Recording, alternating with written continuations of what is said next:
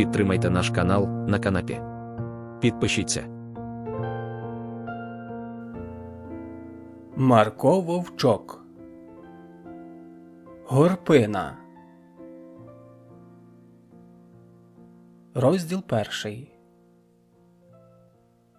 Старий Якименко оженив сина, та таку-то вже невісточку собі взяв, що й не сказати. Білолиця, гарна і весела, а прудка, як зайчик. І в хаті, і на дворі в'ється, порядкує, господарює, і співає, і сміється, аж геть чутно її голосок дзвенячий. Аби на світ благословилось, уже вона і прокинулась, як рання пташка, і клопочеться, і бігає. І свекру догодить услужить, і чоловіка пожалує, і діло не стоїть. Зроблено все. Живуть щасливо, любенько. Старий, на їх глядячи, тільки Бога милосердно дякує. Одно й журило їх, що діток Господь не дає. Вона, було, як де попаде чужу дитинку, то вже й цілує, й милує, а сама зітхне тяжко. Аж ось послав їм Господь, уродилась дівчинка.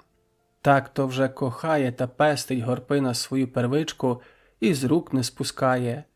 Аби прокинулось, аби поворохнулось, уже вона й коло колиски, і хрестить, і цілує, і колише, і співає над нею.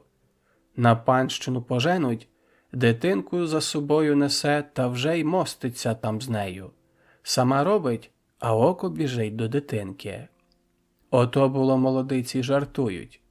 «А що, – кажуть, – ваша дочка Горпино?» Вона й почне. Та вже сміхається, сестриці голубоньки, і рученята до мене простягає. Вже знає мене, ні до кого не йде, тільки до мене. Свекор бубликом манив – не хоче, і в долонечки вже плеще. Вийду я з хати та за дверей і дивлюсь, а воно і водить оченятами, шукає мене. Розумна, розумна зросла, кажуть. Готуй лишень посах та рушники, хутко й свататимуть. А дівчинка справді, як та квіточка розпукується, таке славне дитяточко, веселе і здорове, напречудо. Розділ 2.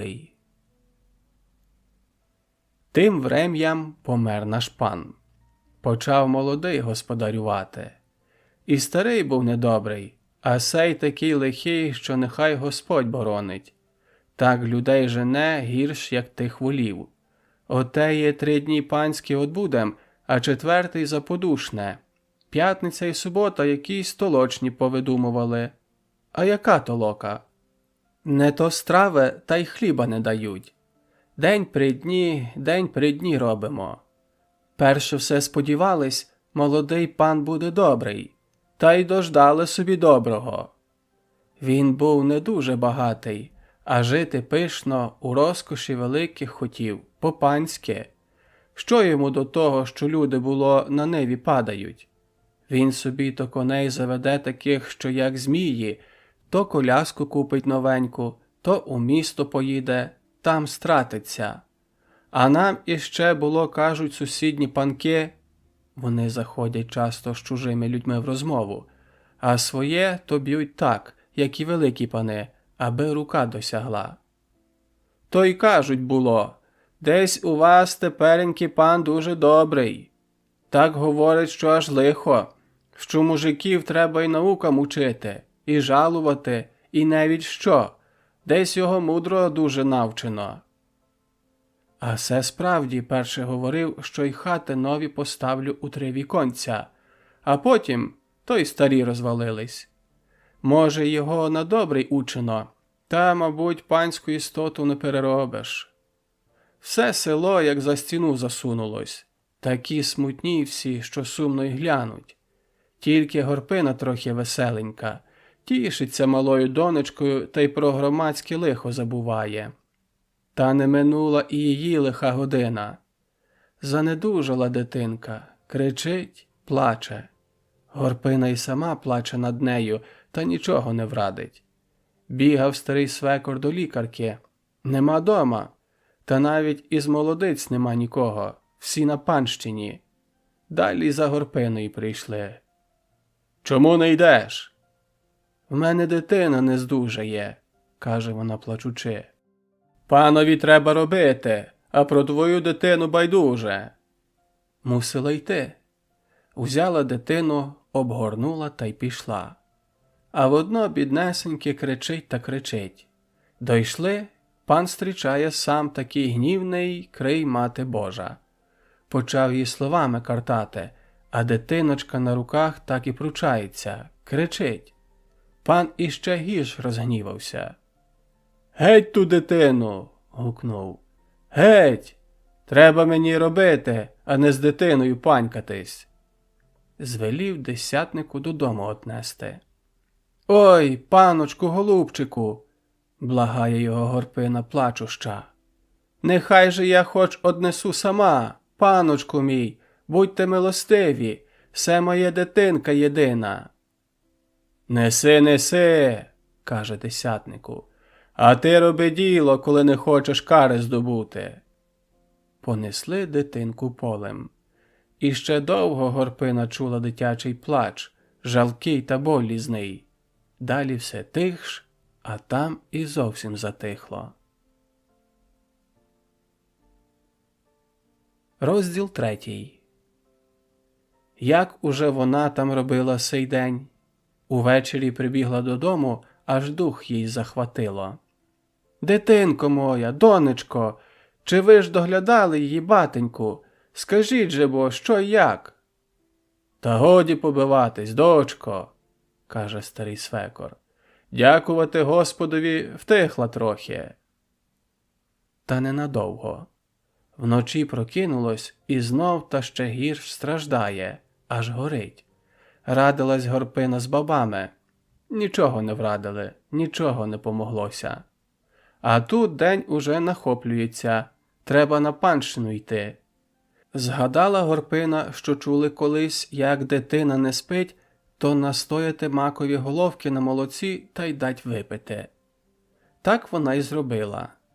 Нехай хоч воно відпочине, не мучиться, думає.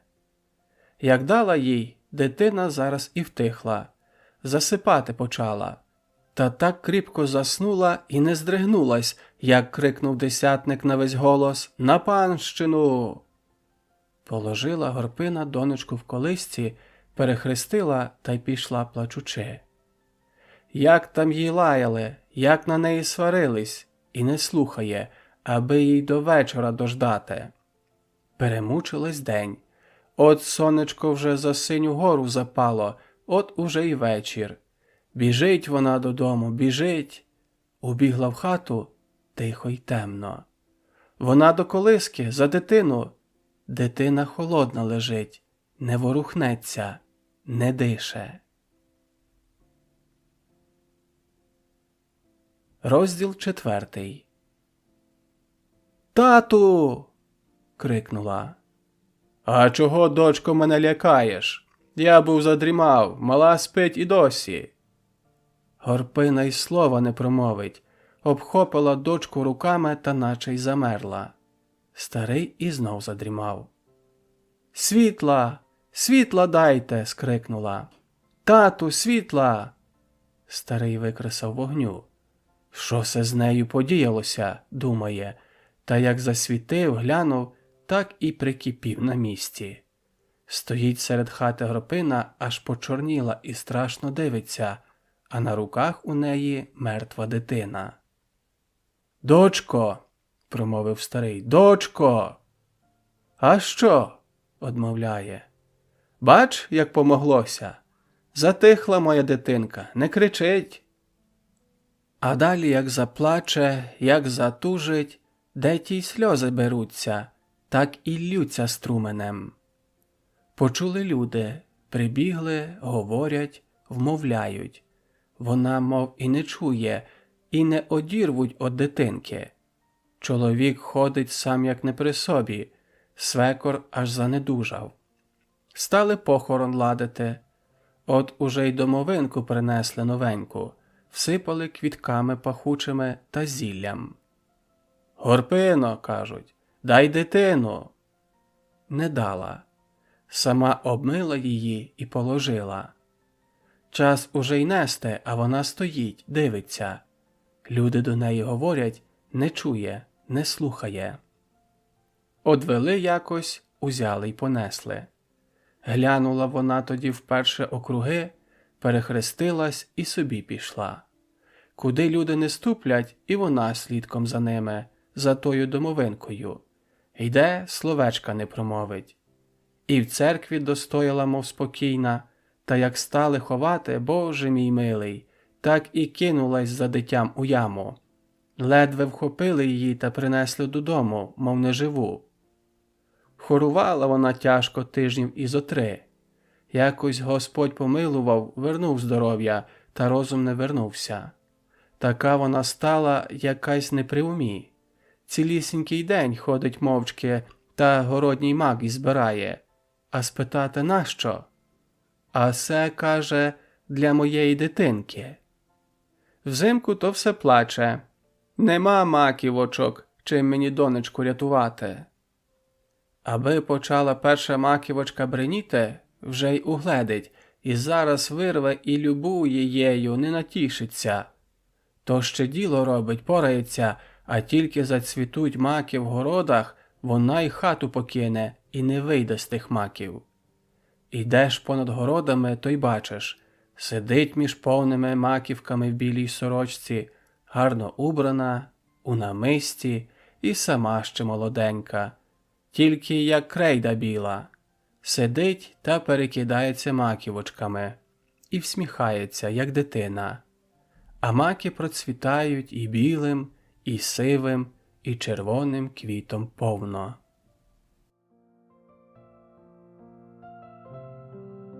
Підтримайте наш канал на канапі. Підпишіться.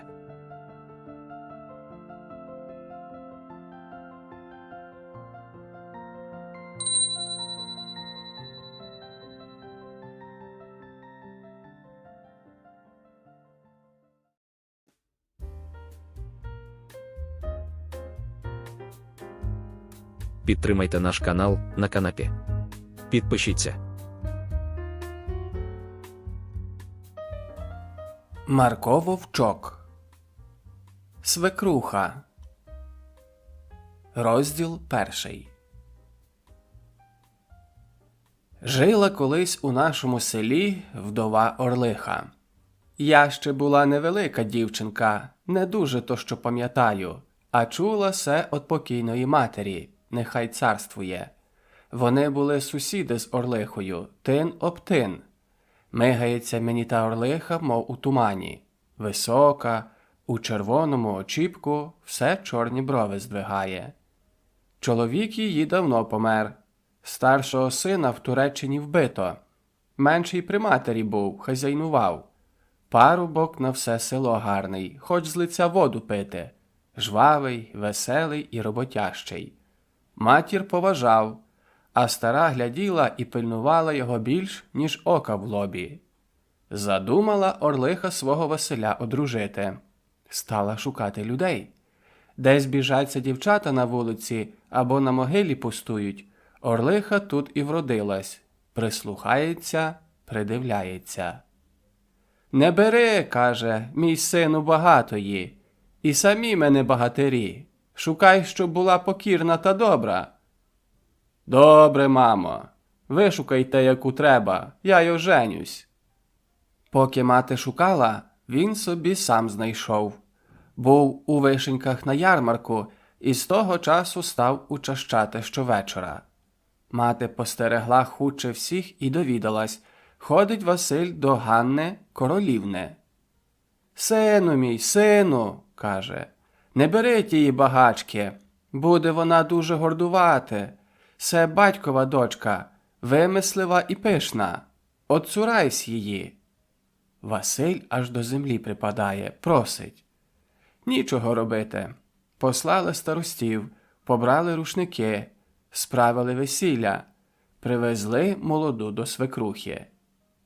А посагу в її було, Боже мій, світе мій, на 9 возах везли, і в кожному возі по 4 воли сивих йшло. запаски шовкові, пояси, як жар, кожухи шовком повишивані. Молода в золотому очіпку, намітка, як дим тонесенька, червоні коралі аж до пояса. Всі задивилися на неї, як повна рожа. Тільки стара орлиха, стрічаючи хлібом сіллю, якось невесело глянула невістці у вічі. Розділ 2. Пожили вони рік. Спершу молода орлиха на вулицю виходила. Було, як заговорить або засміється, і старому веселіше стане. А туди далі й годі, і не побачиш її, все в хаті, у господі. Бачте, вони собі хату збудували надвоє, в одній молоді, а в другій мати. Хто спитає стару орлиху: «А що, ваші дітки, добру собі невісточку маєте?» «Звісно, як батькова дочка», – от каже або й нічого не говорить, наче не чує. Якось моя мати поралася у хаті. Увійшла Ганна. Мати бачить, смутна я дуже. Сіли коло неї та й кажуть: «Що се тобі, моя Галочко, очиці запали? Чого зажурилась?» Ганна сплеснула руками, а сльози покотились, як перлове зерно. «Не любить мене свекруха, обмовляє мене, із світу Божого жене, дорікає, що я батькова дочка. Татуньку мій, якби ти знав, яка моя доля нещаслива буде, ти б мене був іще в сповиточку у глибокій криниці втопив». Мати розпитують, що, як там у їх, за що сварка вийшла. «Вона з першої години мене не злюбила. Запаски мої найкращі шовкові попсувала. Що візьму, вони в руках тліють. Все вона. Я добре знаю. Чогось мені в скриню напорошила, і золоті очіпки мої потемніли, і пояси червоні полиняли. Вона все добро моє переводить. Все до Василя. Продай та продай ті воли, що од мого батька. А я кажу: не хочу. Нащо продавати? Василь, правда, таки і не повів їх у ярмарок, а вона на мене накинулась. А, вража дочко, ти мене осиротила. Мій Василь од мене отцурався. Підожди, я тобі добре одякую. Покорись, Галю, кажуть їй моя мати. Що ж робити? Нащо я маю їй коритись? Крикнула Ганна. Не хочу. Як хто гукає, кажуть, так і одгукується. Розділ 3. Однієї ночі не спиться матері. Чують, у сусідчиному садочку щось шепоче. Відчинили вони віконце, прислухаються. «Галю, моє серце», – каже Василь, – «чого се ти знов заплакана?» «Не кидай мене саму, Василю, я не тямлю, як без тебе я переднювала. Тяжко та сумно мені». «Що ж тобі, моя рибочко, може мати? Я її прохав, як вибирався, щоб тебе не смутила». «Вона мені і словечка не промовила, Василю, цілісінький день у вічі не глянула. Смутно, сумно було в хаті». «Що та орлиха виробляє?» – подумала собі мати. «А здається, і розсудлива людина». Розділ 4. Надійшли жнива. Достигла Василева пшениця. Така гарна, колос у колос. Наша нива коло їх, і мати разом з Ганною в поле виходили. Одного ранку ждали, та й самі пішли. Ганна надійшла вже по обіді і така бліда, хитається. Мати аж злякалась. Що се їй сталося?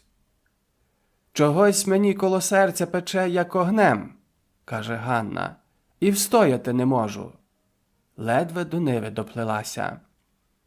«А що свекруха?» – питають мати. «Ой, тіточко моя любенька, сьогодні вночі я її бачила в нашій коморі. Прокинулась, а вона стоїть проти місяця, біла така, розхристана. Я крикнула: Вона з комори. Се тобі так здалося, моя дитино. Чого б то вона вночі прийшла? Ні, ні, бачила я її добре. І Василь бачив?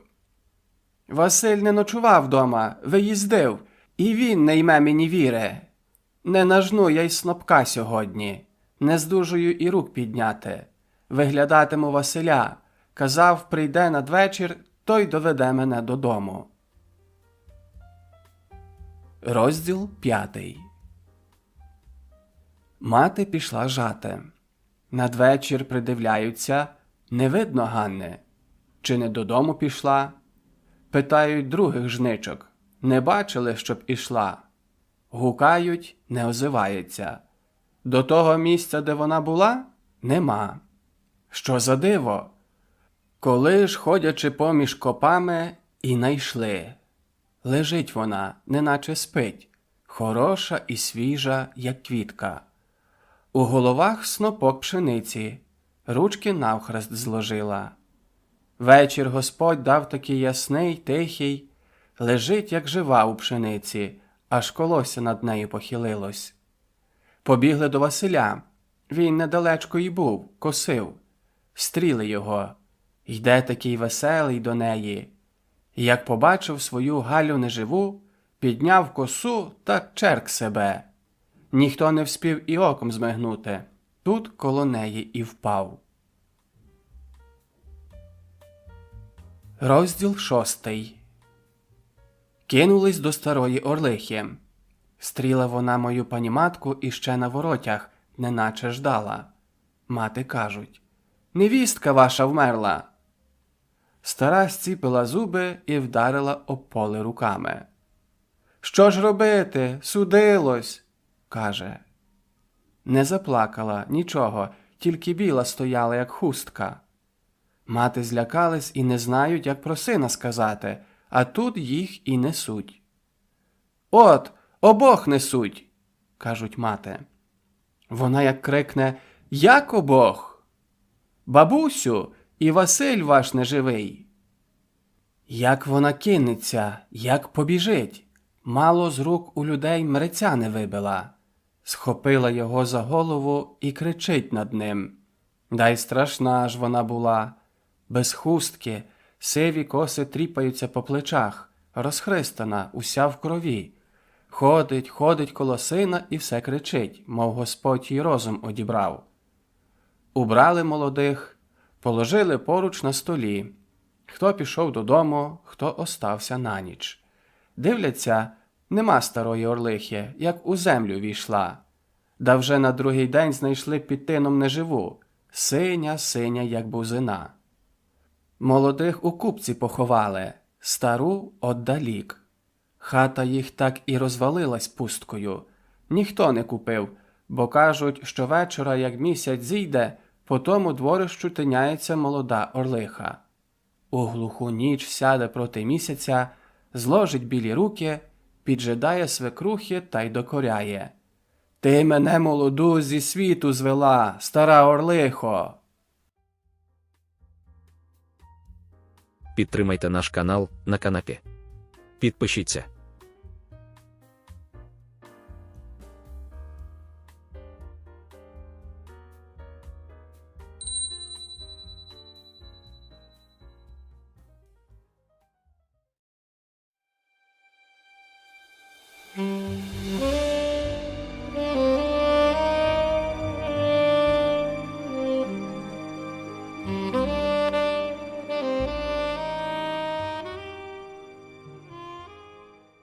Інститутка Тарасу Григоровичу Шевченку.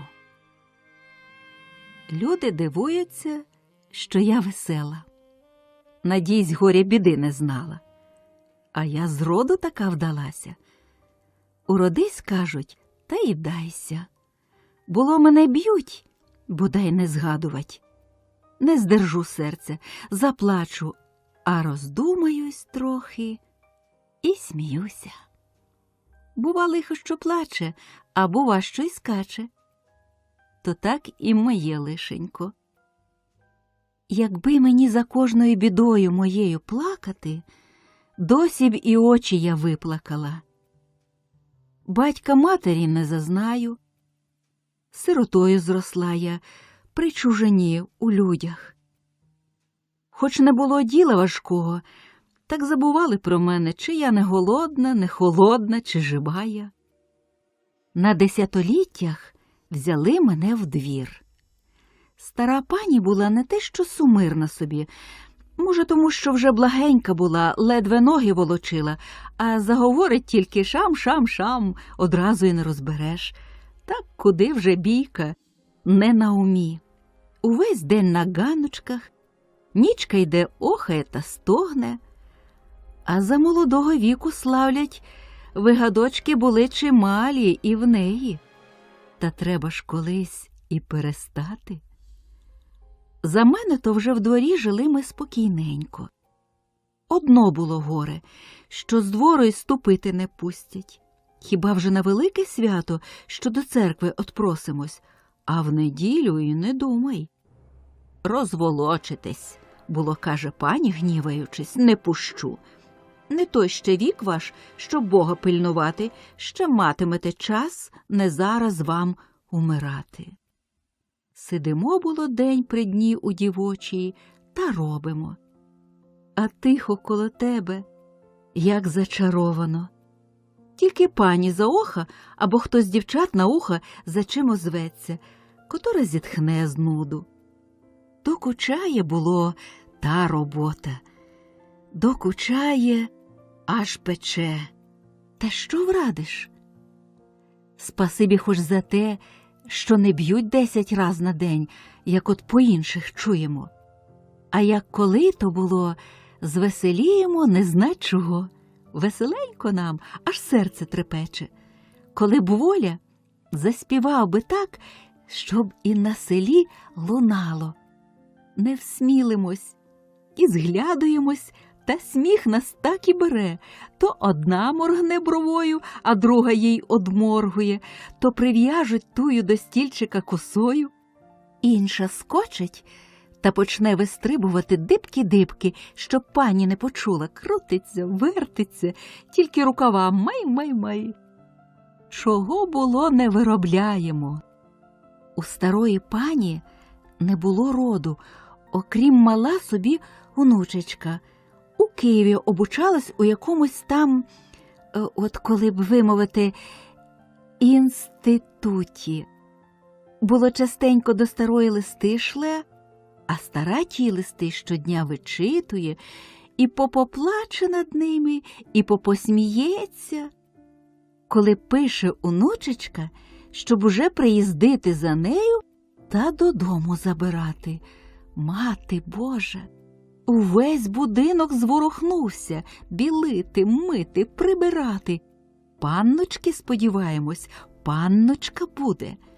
Стара пані немов одужала, коливає з кімнати до кімнати, виглядає у кожне віконце на шлях і нас туряє за село дивитись, чи не їде панночка. А нам того й треба. Ми за той тиждень, що її виглядали, сказать, нажилися. Шлють, то біжимо, летимо. Весело зучити степ, поля красні. Степ зелений, наче втікає в тебе перед очима далеко-далеко кудись.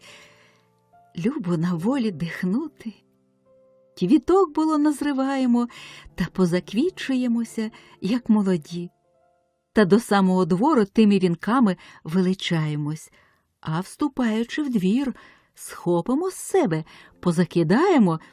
Та так було жалко тих вінків, кидати так жалко. Діждали панночки. Приїхала. І що ж то за хороша з лиця була? І в кого вона така вродилася? Здається, і не змалювати такої кралі. Стара, як обійняла її, то й з рук не випускає, цілує, милує та любує. І по кімнатах водить, усе показує, усе розказує, а панночка тільки обертається туди-сюди, та на все цікавим оком спозирає. Посадовила її стара за стіл і плаче, і радіє, і розпитує, і частує. Може, тобі того з'їсти, може, того спити. Наїдків, напитків понастановлювала, сама сіла коло неї, не надивиться. А панночка усе прибира, наче той горобець, хутенько і чистенько. Ми з-за дверей дивимося на них, слухаємо, що то панночка говоритиме, чи не дійдемо, які там у неї думки, яка вдача звичай.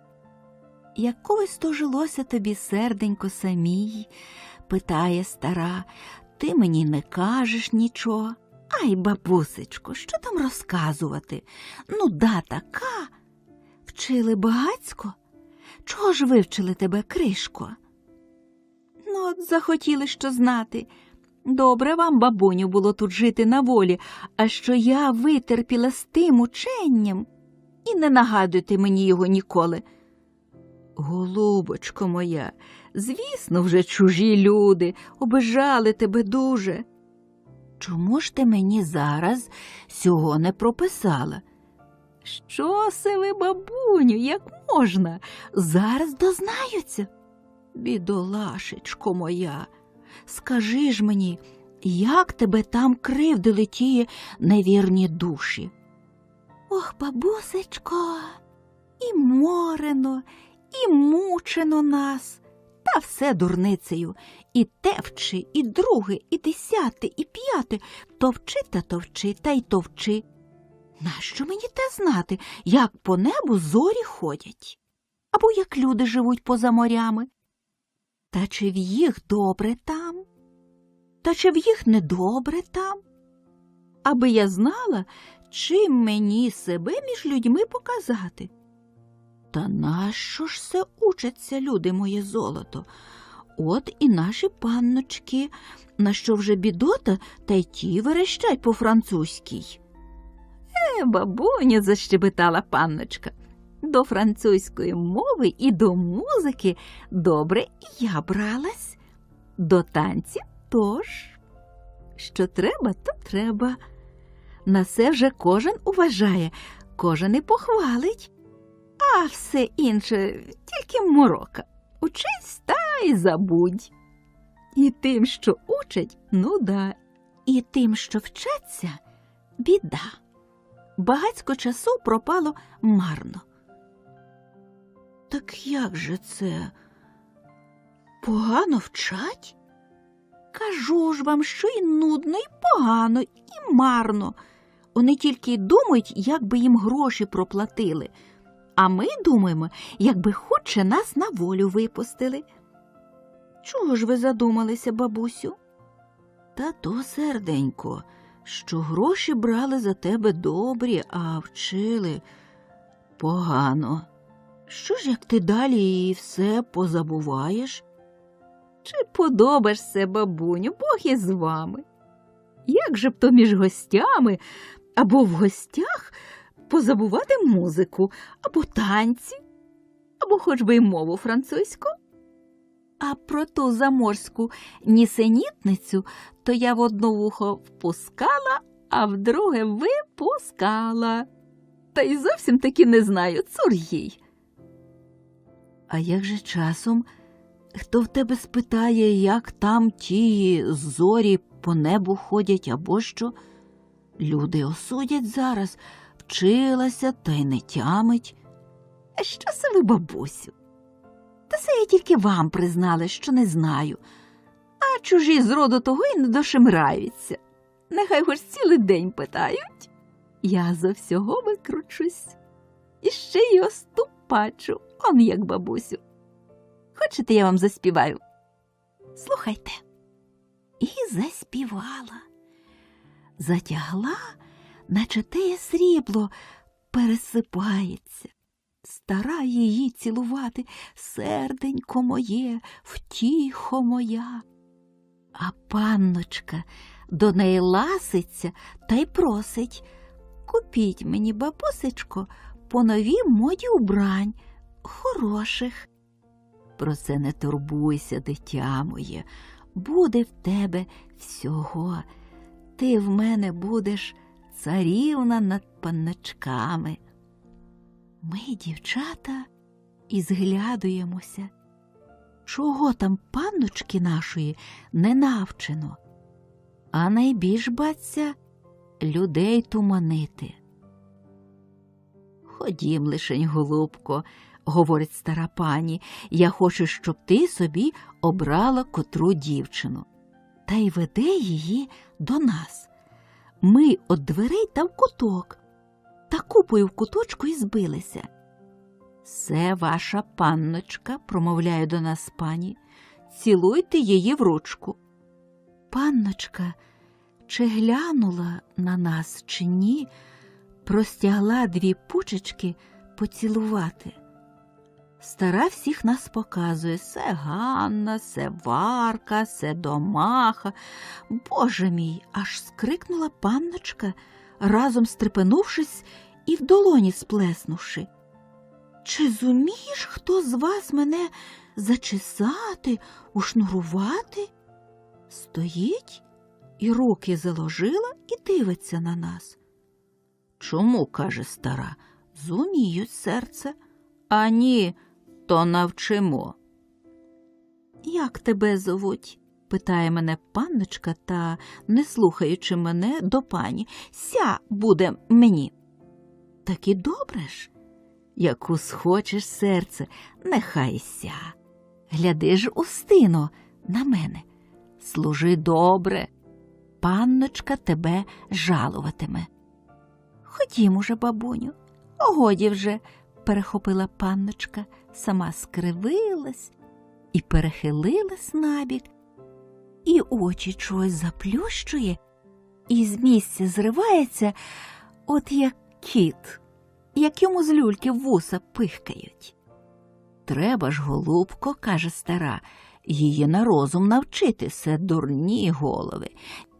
Я скажу те, а ти що друге, то й вийде з неї людина. Шкода, бабуню. Спершу їх не вчено, тепер порайся. Було яку віддати до міста. Та й говорять собі, наче про коней або що. Ой, Устечко, журяться дівчата, яково то буде тобі, що вона така непривітна. А що, кажу, дівчата, журбою поле не перейдеш, то й от долі не втечеш. Яково буде, побачимо. Та й собі задумалась. Увечері кличуть: іди до панночки розбирати. Ввійшла, а панночка стоїть перед дзеркалом і вже усе зриває з себе. Де се ти бігала? Швидше мене розбирай, швидше, я спати хочу. Я розбираю, а вона все покрикує на мене. Та хочеш бо, хоче. Кинулась на ліжко. Роззувай. А вмієш ти волосся звивати, питає. Ні, не вмію. Боже мій, горе моє, яка ж вона дурна, іди собі. Дівчата вже мене дожидають. А що, Усте? Що, сестрице? Яка вона, голубко? Що їм казати? Дурна, я кажу, дівчата, бо не вмію кіс і звивати.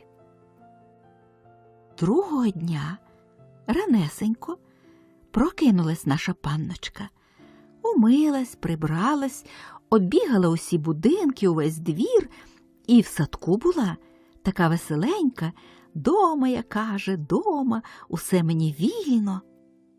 Цілує стару панію та раз у раз питає, чи скоро в гості поїдемо, бабусечко? А коли гості до нас приїдуть? Та нехай же я перша сама тобою натішусь, рибко, нехай на тебе не дивлюся. Та коли ж то вже я діждусь, бабуню? В мене тільки було й думки, що приїду додому, весело буде, людно, музики, танці, бабусенько, мила Люба. Ну, добре, пташко, нехай трошки приберемося, та тоді вже зараз і гостей проситиму. Почалось прибирання теє.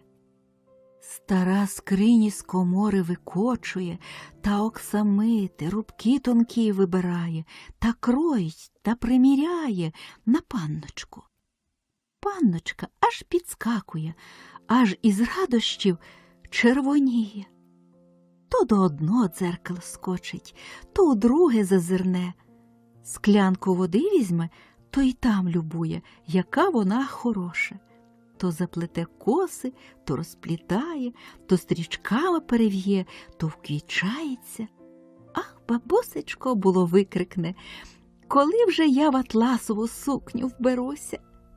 Як заручишся, дитино моя, отказує стара, дам тебе за князя чи за графа, за богатиря всесвітнього. А панночка й голову задерла і виступає так, наче вона вже княгиня великородна. Та тільки в них і мови було, що князі та пани вельможнії. Було і к весіллю зовсім приберуться, і будинки поставляють кам'яні, і коней вороних позапрягають, аж лихо. Пересипають такенькі, пересипають, панночка й зітхне. Що, бабуню, тільки говоримо, і досі ще нікого в нас не було. Та завжди ж бо трохи, наїде такого, що і не потопляться. Та й справді, перхнуло до нас гостей, як на погориджу. Одні з двора, а другі у двір. Нема нам ні сну, ні спочивку, бігаємо, вслуговуємо, клопочемося зранку до вечора. Часом така юрма їх ужене, що дивуємось, яких то вже між ними панів нема. Все те регочеться, танцює, їсть, п'є, все те гуляще, так таке випещене. Інша добродійка у двері не втопиться, а паничів, що то в нас перевернулось, аж роєм коло нашої панночки звиваються, так, як ті джмелі гудуть. Обійшла, либонь, вона їх усіх, кого словами, а кого бровами. Одного на здоров'я любенько питає, другому жалиться, що без його чогось їй смутно та дивно. Которого коло себе садовить, скажи, наче б свого посім'янина. Бідахи розкохалися, аж зовсім подуріли, з лиця спали, схнуть. День у день наїздять до нас, одно одного попереджаючи та зизим оком накриваючи. Чи так вона всім до душі прийшла? Чи не було їм тоді чого іншого розважитись, тільки так комахою налазять і налазять? Бо, бач, їм у світі розважитись? Як свій молодий вік собі скрасити? Солодко з'їсти, п'яно спити, хороше походити, а більше що? Потроху та помалу усе панночка на свій лад перевернула життя і господарство. Покиньте ж, бо покиньте, бабуню, плести. Хіба нікому у вас діло робити? Хто приїде, а ви все за чулкою манячите, наче прислужниця або що. Та нудно без роботи, дитино, отказує стара. Візьміть книжку, почитайте. Що я читатиму? Я вже не бачу читати. То так погуляйте, тільки, голубочко, не плетіть. Ви мені лучше оком викольте тим дротиком. Та добре ж, добре, угамуйся. Поки не плести стара і нудиться. Убрала її панночка у чіпчик стрічками рябеньками та й посадовила на кріслечку серед кімнати. Приїдуть гості, вона напоготові привітає їх. Стара вже світом нудить, а панночка втішається. Як славно, бабусечко, як славно, як у нас велично та пишно. Нас, дівчат, усіх, гаптувати посадовила. Сама й учить, та раз по раз надбіга чи шиємо. І обідати йдемо, то вона хмуриться і свариться. Далі вже щодень, то вона сердитіша, вже й лає, часом щипне або штовхне стиха, та й сама почервоніє, як жар, засоромиться. Поки ж тільки не звичилася, а як оговталась, обжилася, то пізнали ми тоді, де воно в світі лихо живе. Прийду було її вбирати, то вже якої наруги я од неї не натерплюся. Заплітаю коси – не так. Знов розплітаю та заплітаю – знов не так. Та цілий ранок на тому пробавить. Вона мене і щипає, і штирхає, і гребінцем мене скородить, і шпильками коле, і водою зливає. Чого не доказує над моєю головонькою бідною. Одного разу дожидали в нас полкових з міста. Двір замили ще з вечора, у будинку прибрали, як і к Великодню. Сіла панночка зачісуватись. Лишенько моє, лучше б жару червоного у руку набрала, як мені довелось туманіти коло її русої коси. І така, і онака, і геть, і пріч пішла, і знов сюди поступай, і пхати мене, і наскакувати на мене. Аж я злякалась, та репече, та дзвякотить, та тупоче, а далі, як заплаче. Я в двері, а вона за мною в сад. Я тебе на шматки розірву, задушу тебе, гадино. Оглянусь я на неї. Страшна така зробилась, що в мене й ноги захитались. Вона мене як схопить за шию обіруч. Руки холодні, як у гадюки. Хочу скричати, дух мені захопило, так і рухнула коло яблуні, та вже от холодної води прокинулась. Дивлюсь, дівчата коло мене скупчились, білі усі, як крейда. Панночка на стільчику розкинулась, плаче, а стара над моєю головою стоїть і так-то мене лає, така вже люта, аж їй у роті чорно. Що ти накоїла, ледащо? Як ти сміла панночку гнівити? Я тебе на Сибіру зашлю, я тебе з світу зжену. А панночку вмовляє: не плач, янголяточко моє, сліз твоїх вона негодна, ще занедужиш, Боже борони чого. Бач, рученькі холоднісінькі, буде, бо вже буде. Нащо сама берешся? Мені внось, що тобі не вгодно. А тобі, ледащице, знов свариться на мене, а тобі буде. Та й не знаю, як ще другої біди вбігла, що мене не бито. Мабуть, того, що вже дуже була я слаба. Так пані тільки ногою мене совманула, та зараз і звеліла дівчатам до хати отнести. Дівчата підняли мене, понесли, а в хаті так і впали коло мене плачучи. Устино, серденько, оплакана годинонька твоя, мати Божа, за що се над нами таке безголов'ячко? Цілу весну мене теплим молоком напували, поки я трохи оченьпала.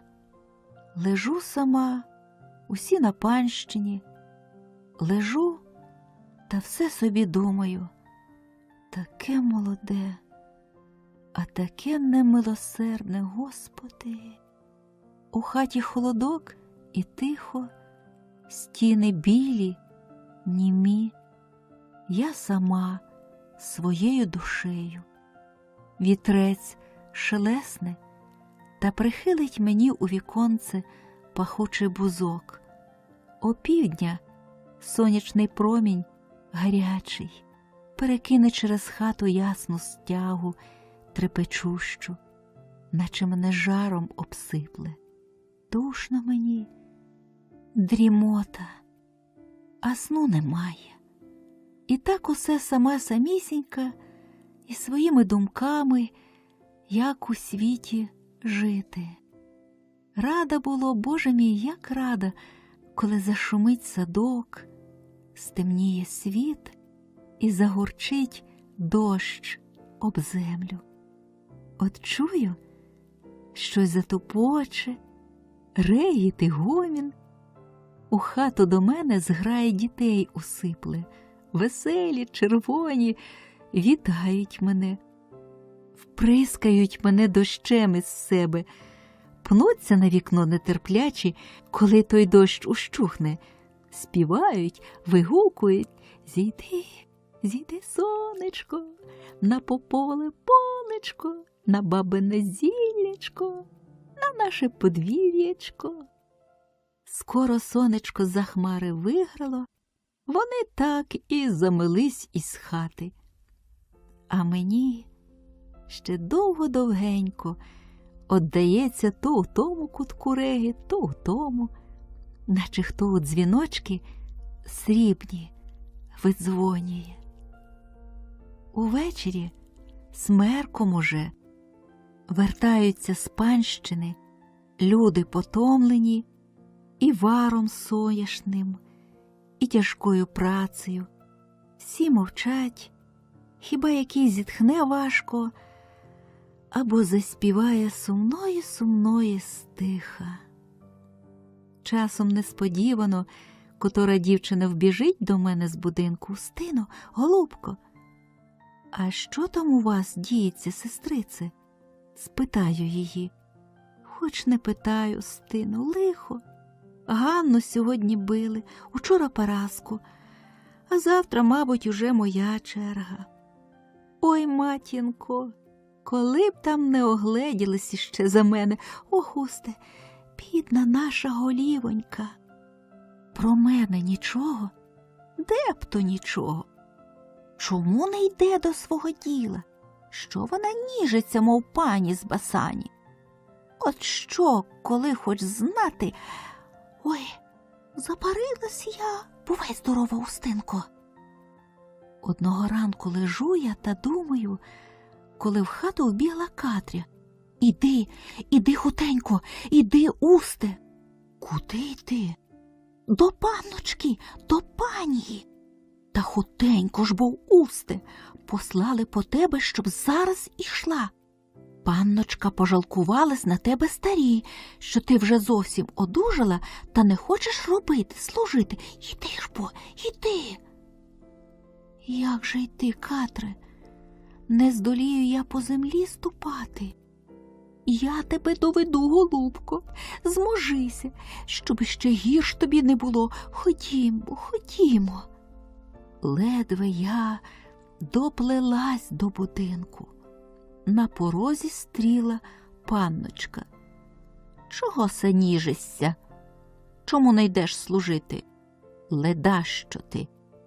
Постривай, я тобі таку кару вимислю, що ти й не бачила, і не чула. Та кричить же то, Боже, аж задихалась, штовхає мене, за рукав смикає. Годинонька ж моя, як вона охижіла, яке страшне зробилося в неї те личко гожеє. На той крик і пані не задлялась прилізти. Давай мене лаяти, ще нахвалялась і бити. А ми, спасибі Богу, того не дознавали однеї, поки не вселилась панночка. Зчалися тоді в нас карності щоденні, щоденний плач. Чи хто всміхнеться, не часто всміхалися. Панночка біжить до старої: бабуню, вони мене не шанують. Чи хто заплаче: бабуню, діла не роблять, та ще й плачуть. Та на всіх такеньки вадить, та й вадить навадниця наша. А стара лютує, нас карає, молодий вік і згадала. Тільки й дишимо було, як наїде гостей паничів, та трохи забуде про нас панночка.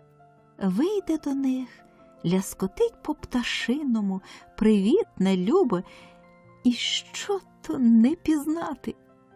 А вже як ті паничі коло неї, той поруч із нею шиється, а той з кутка на неї очима світить, сей за нею у тропу точиться, а той знов збоку поглядом забирає. Вона ж між ними, мов тая перепеличка, звивається. Котрий то з них попадеться, говоримо було, дівчата, дознає неборак, по чим ківш лиха. Спершу стара пані тішилась велико тими гостьми, а далі, як почались між ними сварки, стала думати та гадати, не рада вже їм, да не одбити, наїде їх силичка одна, та кожне же то домагається панночиного привіту собі. Один одного зневажає, та й сваряться, і гризуться. Почала вже їх стара пані собаками за очі взивати. Аж так над осінь доля панночина прийшла, і шарахнули вони усі однеї в розсип, себе самих соромлячися. Спізнався з панночкою полковий лікар, та й почав щодня вчащати. Такий він був тихий, звичайний, до кожного привітний, і на панича не походив. А як з нею спізнався, вже давненько панночки приїжджі переносили, що якийсь то вже там лікар полковий хороший, і брови йому чорні, і уста рум'яні, і станом високий, така вже краса, що й не сказати. Тільки що гордий дуже, на жодну не погляне, не заговорить, хоч там як до його не заходь. Панночка, чуючи таке, було частенько говорить старі: якби ви, бабусечко, того лікаря до нас завітали, нехай побачу, який. А стара було на те: моя дитино, нацокотали ті верхоумки з косерні, а ти віри пойняла? Велике диво, полковий лікар. Все злидні, бідота. Що тобі з такими заходити? Та нехай я тільки його побачу, бабуню, чи справді він такий, як славлять? Цур йому, ще в'яжеться. І так уже багато коло тебе звивається, а жоден не сватає. Один одного перебиває та сваряться. Бодай ви виказались. Отже, як стара одмагалась, а внучечка як на пню стала, лікаря та й лікаря. Першого ж наїзду, як жарнув полковий начал, мусила стара ними переказувати, що лікаря до себе в гостину запрошує. Ті живо погодилися. Привеземо, кажуть. А коли ж ви нас одвідаєте? Питає панночка, сюди-туди обертаючись та в вічі їм заглядаючи, немов як лисеня, чи хутко? Коли ви такі ласкаві, то ми й позавтряму будемо, кажуть гості, як на ногах не підлітаючи. І поїхали, раденькі, що дурненькі. Та вже й убрали з того дня панночка хороше, а стара супиться та все бурчить. Нащо нам та голь нещадима здалася? Панночка наче не чує того слова. Стара тільки тим виміщає, що нас душить. Коли наїхали полкові, а лікаря немає. Дякує, кажуть, за ласку, та нема в його часу ані години. Недужих у його багато лічить. І не силуйте його, каже стара, нехай лічить з Богом. Панночка тільки почервоніла і уста закусила. Та й було ж нам, як гостей випроводили. За все ми оттерпіли. Того ж таки тижня занедужала панночка. Охає, і стогне, і кричить. Стара злякалась, плаче, по лікаря шле. А полковий знающі, кажуть, та живе ближче за всіх, по його. Тим часом панночка вбралась якнайкраще, та й лежить у ліжку, як мальована, дожидає. Приїхав він, подивись, розпитав. А вона ж то вже і головку хилить, і говорить, помість співає. Побув яку годинку, та й прощається, завтра навідаюсь. Стара питав внучечки, внучечка задумалась, тільки їй на питання головою киває. А як стара спитала, що як лікар, показався як, то вона стрепенулась, гордий каже, такий, як пан вельможний. Ніщо він собі думає. Лічив, лічив той бідолаха, та й закохався. Покохала його й панночка. Почули духом паничі, куди потягло, постерегли одразу, що воно є, та й слизли. Стара пані тільки що головою в мур не б'ється, та нічого не врадить. Як ви мені, бабуню, на перешкоді станете, умру. І не гомоніть, не одмовляйте. Змилуйтеся. Стара й годі, тільки охає. Спустіло панське подвір'я, не тупочуть коні, не торохтять коляси, і панночка тихше не лає, не б'є, не обскаржує, все сидить та думає.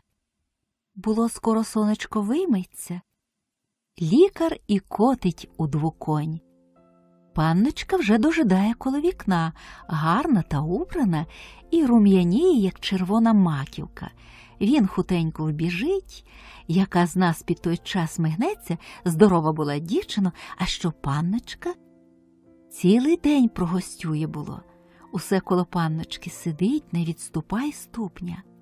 А стара пані то з тих дверей зирк, то з других, та прислухається, що вони там між собою говорять у двійзі.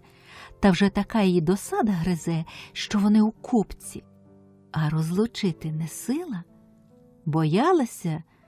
Боялася вона онучечки. Ото вже й сватає він панночку. Плаче стара й журиться тяжко. Я ж сподівалася тебе за князя дати, за багача, за вельможного. Ох, Боже ж мій, крикнула панночка, плачучи. Та коли б він був багатий та вельможний, я б і гадки не мала. Давно б уже була за ним. Та коли ж таке безталання моє? Така мені доля гірка випала. Та хіба ж таки кращих за його нема? Не сміючи вже одмовляти, а тільки ніби питаючи, озветься знов стара. Для мене немає у світі кращого, нема і не буде. Засумувала панночка, аж змарніла, зблідла. Стара зовсім скрутилась, не зна далі на яку ступити. На мене на те, що не йди за його, онучечка у гнів та у плач великий. Хоче втішати, ось поберетесь. Онучечка свою долю проклинає, се Господь мені лихо наслав, каже, і як тому лихові запобігти, не знаю. Молодий став помічати, турбується. Що таке? Чого смутна? Та я не смутная. Скажи мені усю правдоньку, скажи, просить, руку її цілує. Поберемось, говорить вона йому. А як жити з тобою будемо? Вбого? От що тебе журить, серденько. Нащо нам теє панство, багатство, коли буде наше життя красне, наша доля весела? Бач, ти об мені й не думаєш, одмовила йому. А любо ж тобі буде, як приїде хто до нас та буде з нас глумитись, от живуть, бідують. та й заплаче. Серденько моє, що ж мені бідному в світі робити? Де взяти? Я зроду не жадав багатства, а тепер прагну всіх розкошів для тебе, тобі на втіху. Що ж я вдію? Рад би я, каже, небо прихилити, та не хилиться. І почнуть отак обоє собі журитись.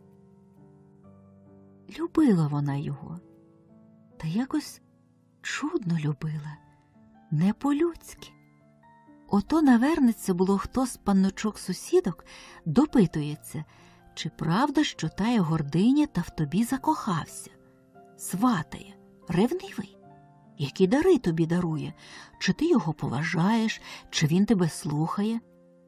Вважайте самі, одказує панночка, всміхаючись. Та й почне перед панночками наругу на його зводити. Слухайте, каже до його, їдьте до міста та купіть мені те й те та хутенько. Поскоріться ж, щоб я не гнівалась. Він зараз їде, купує там, що казано. Боже мій, чого се понакуповували? Я цього не хочу. Їдьте та змініть, мені такого не треба. А добро вишукали. Знов їде він, міняє. Або так. Хоче він води напитись, вона не пийте, не пийте. Чому? Я не хочу, не пийте. Та коли ж я хочу пити, а я не хочу, чуєте? Не хочу. І вже так гляне чи всміхнеться, що він послухає. Коли той розгнівається, одвертається від його, не говорить, він уже і перепрошує, і благає, трохи не плаче. Панночки приїжджі дивуються. Ото! Чи хто сподівався од його такого кохання? І що ти робила? Як ти Бога просила? Наша панночка тільки всміхається. Питають, що він їй подарував. Вона перед ними стеле оксамити та атласи, що від старої панії має, та хвалиться. Це він мене обдарував. Чудне панське кохання. А він на тих сусідочок важким духом дише, бодай їх слід запав. Стара тим часом розпитує про його, як він собі мається, та й напитала, що в його хутір є. Дитино моя, в його хутір є. Справді, покрикне панночка, зірвавшись з місця. Де? Хто казав? Та не дуже далеко, за містом. Недавно, кажуть, од якоїсь тітки у спадку йому достався. Тітка була бездітна, він на її руках і виріс. А Боже ж мій милостивий! Чому ж це він мені не похвалився? Мабуть, невеличкий хуторець, нічим гаразд хвалитися, а все ж хутір, усе ж держава. Стріла його веселенька, привітала любо, а він радіє. Не знає, що то вітають не його, хуторець вітають. Об Різдві їх заручили. Гостей, гостей наїхало. Панночка така весела, балаклива, очі блищать, водиться з ним попід руки. А він і очей з неї не зведе, аж спотикається на ході. Гульба точилась до самого світу. Отже, скоро жених і гості з двора, панночка вплач.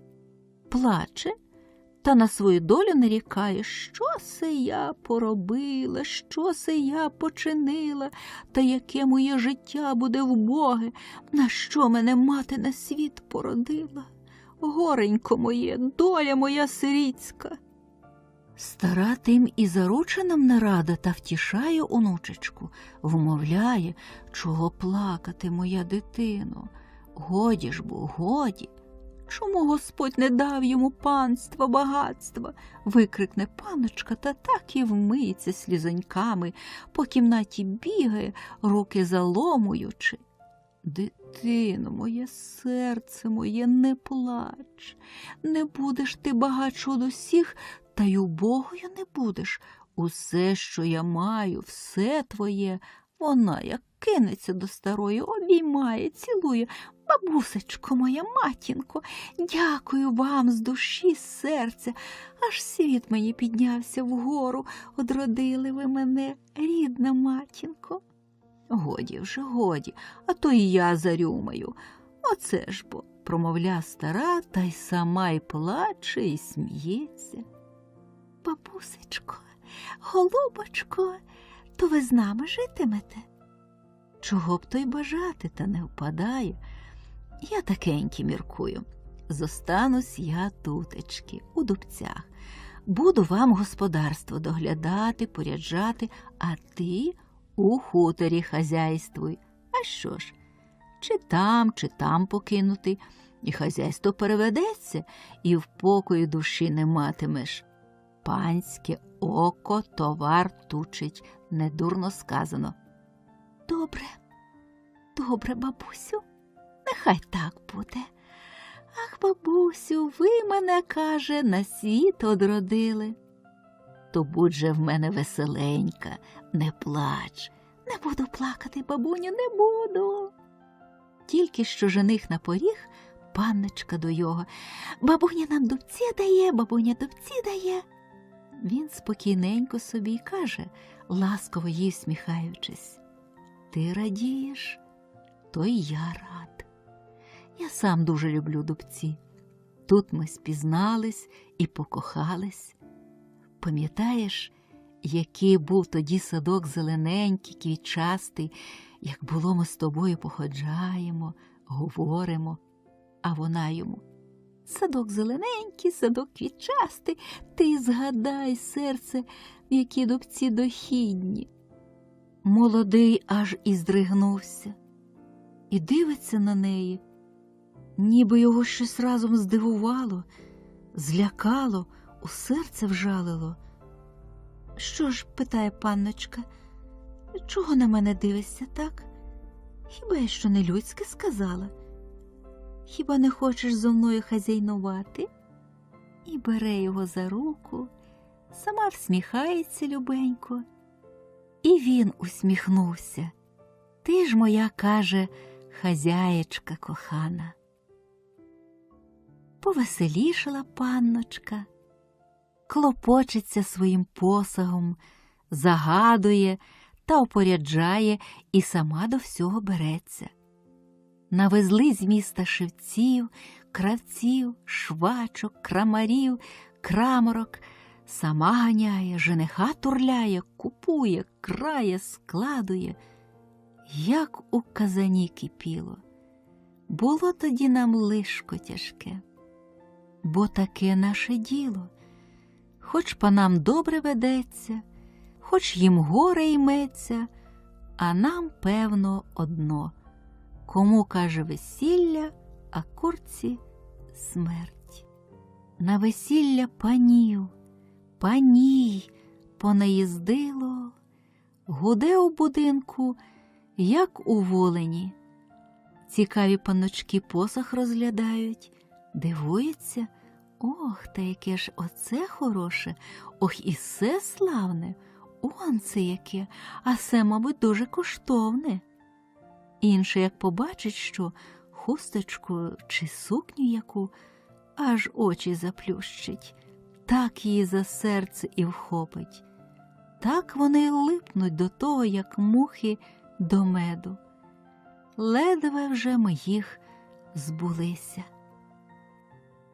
За тим натовпом, клопотом та трусою то я не урвали годинки з людьми попрощатись. Вже коні стоять запряжені, тоді я побігла. Не можу й словечка вимовити, тільки обіймаю старих і малих. Молодий приїхав за нею на четверику. Коні вороні, баскії. вправо візника плечастий, усатий, у високій шапці. З наших таки людей та до вельможної вподоби вивчений. Тут пани прощаються, гомонять, плачуть, а візника той сидить, як викований з заліза, не обернеться, не гляне. Посідали пани у той повіз. Мене причепили позаду, на якомусь височенному причіпку. «З Богом, Назаре!» – покрикнув пан веселенько. Тихого та ясного ранку виїздили ми з села, а мороз аж тріщить. Іній запушив верби, біліли віти і сяли проти сонця. Дівчата висипали на улицю, кланяються мені. Швидко, швиденько бігли коні, тільки в очах усе теє промихтіло. Нема вже села. Дорога й дорога, безлюдна я доріженька попередо мною. Хутко перебігли до міста, наче межи комашню впали. Ідуть, їдуть, продають, купують люди, пани, москалі, перекупки. А жиди довгополі, куди не глянеш, усюди вони, наче ті хрущі, шершавіють. Пан звелів коней зупинити коло заїзного двору і повів свою молоду у кімнати. Візниці грошей дав, пообідай, а про мене й байдуже. Сиджу я собі та дивлюся, усе чуже, усе не наше. Коли хтось як гукне: «Гей, хороша я, вродлива я», я аж здригнулась. Се візника на мене гукає. Придивляюся до нього, то тоже ж чорнявий, матінко, такий чорнявий, як єсть тобі ворон. Засміявся, зубів у його незліченно, а білі ті зуби, білі, як сметана. «А кого вам треба?» – питаю його. «Еге, кого? Як то тебе звати?» «Устина, здається. Ходімо зо мною з Назаром пообідаємо». Дуже я змерзла, а піти, думаю, як його піти? Ще пані бучу зніме. «Спасибі вам, отказую, я не хочу їсти». Візника всміхнувся. «Як собі знаєш, дівчино», та й пішов. Чималу ж я годину пересиділа, поки вийшли пани. Пан тоді зирк на мене. «А що ти сидиш тут, Устинко?» – питає. «Чи обідала ти?» «Гей!» – крикнув на хазяїна бородатого, що тут, на рундуці, гроші в долоні лічив, дзвякуючи. «Дайте дівці пообідати». Хазяїн гроші в кишеню та й побіг. «Що це? Що це?» – жахнулась пані. «Ми її ждатимемо?» «А як же, серденько?» – отказав пан. «Адже вона голодна та й намерзлась добре». «То що?» «Вони до цього звичені. Спізнимось, я боятимусь». «Бігай, дівчинко, та хутенько», – каже мені пан. «Не загайсь, щоб тебе не дожидати».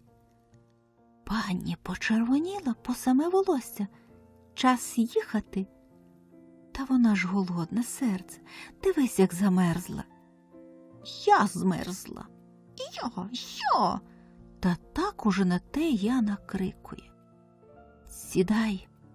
Гримнула далі на мене і сама у повіз ускочила. Пан здивувався, не знає, що його думати, що його казати, стоїть. «Що ж?» – питає пані. «Хутко?» Тоді сердега сідає коло неї, а хазяїн бородатий: «Дівці, обіду не прикажете».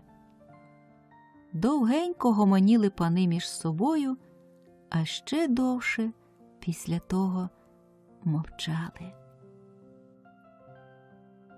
Присмерком дочапали до хутора. В хуторянських хатах де-не-де світилось. Їдемо вулицею. Стали коло будинку. На рундуці купкою стоять люди із світлом, з хлібом святим, кланяються, вітають молодих. «Спасибі, спасибі, дякує пан, приймаючи хліб на свої руки. Привіз я вам панію молоду. Чи вподобаєте?» Сам сміється, радіє. Кому-то вже така краля несподобна буде. А пані як гляне на його, аж іскри із очей скакнули, на лиці міниться, люди до неї, щоб то її по-своєму вітати. А вона вихопила в когось із рук свічку та в двері стриб. Люди так і шугнули от тих дверей.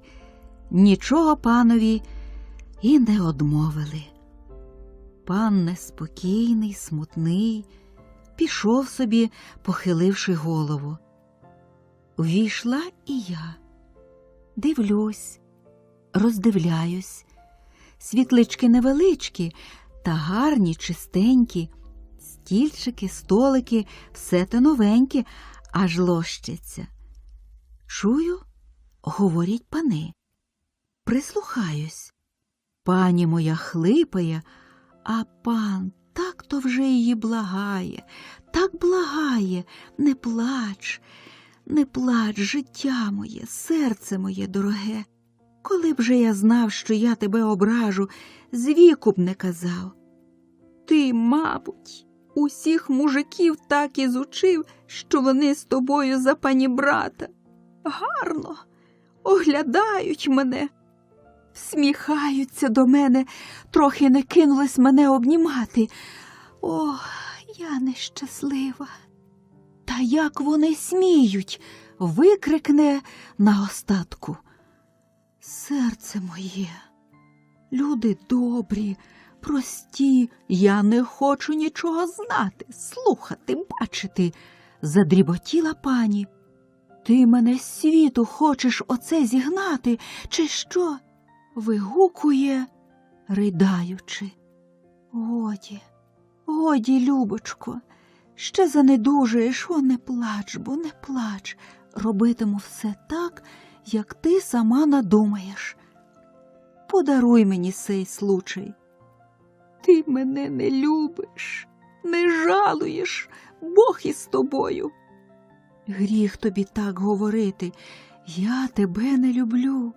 Сама ти знаєш, яка твоя правда. Чую, поцілувались.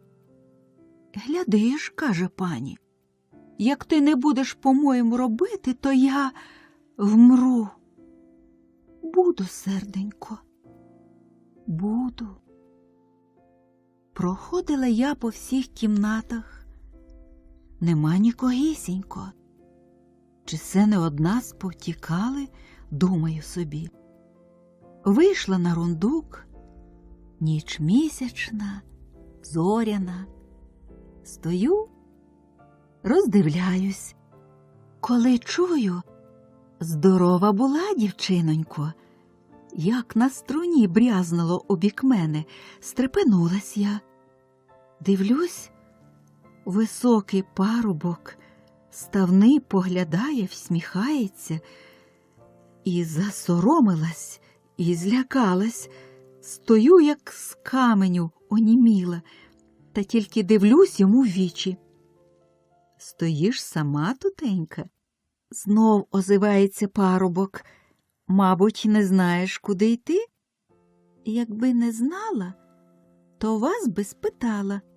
Одмовила йому, схаменувшися трохи. Бувайте здорові.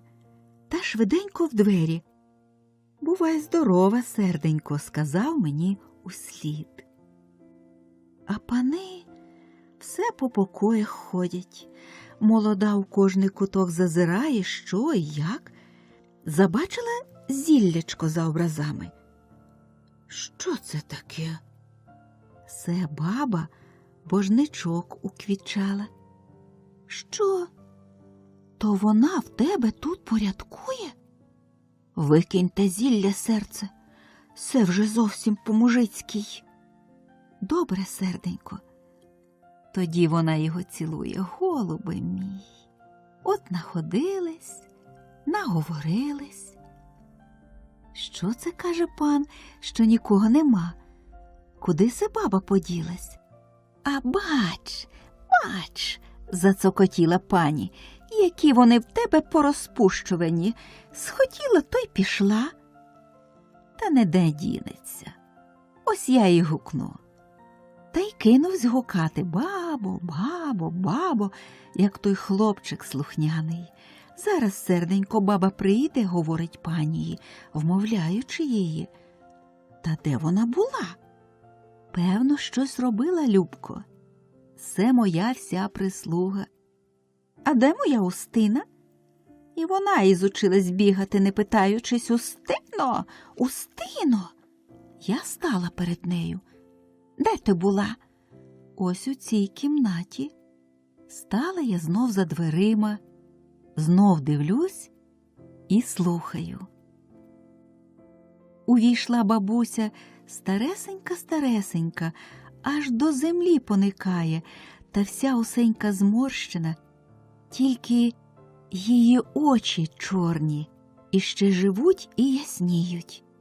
Увійшла, тихенько ступаючи, вклонилась панії та й питає: а що вам треба, пане?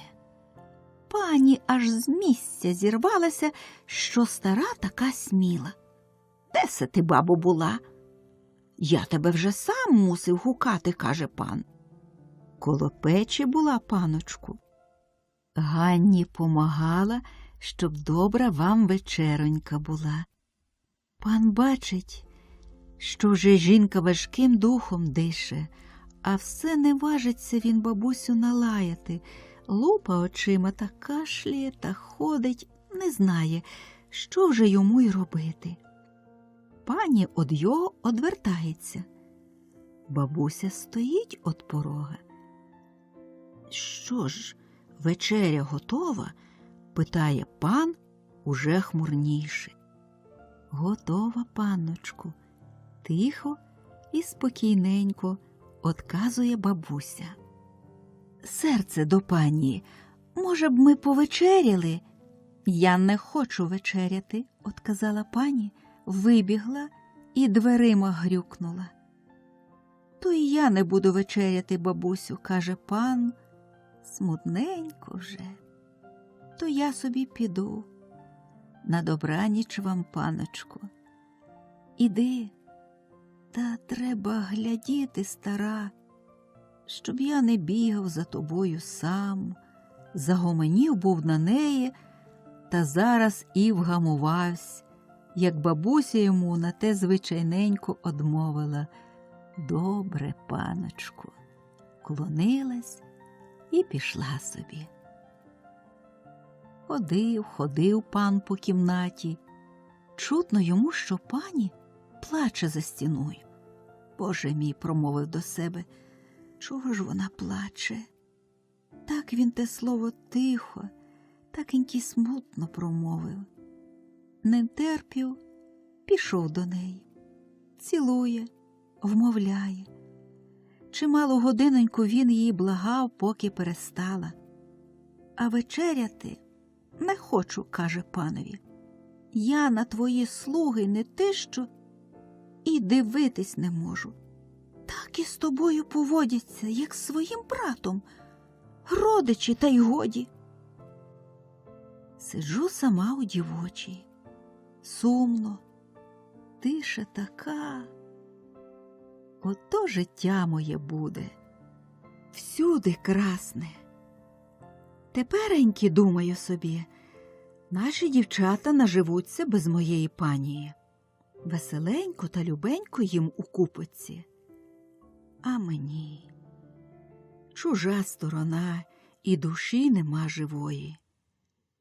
Коли щось у віконце стук-стук, та я і згоріла. Сама вже не знаю як, а догадалась. Сиджу, ніби не чую.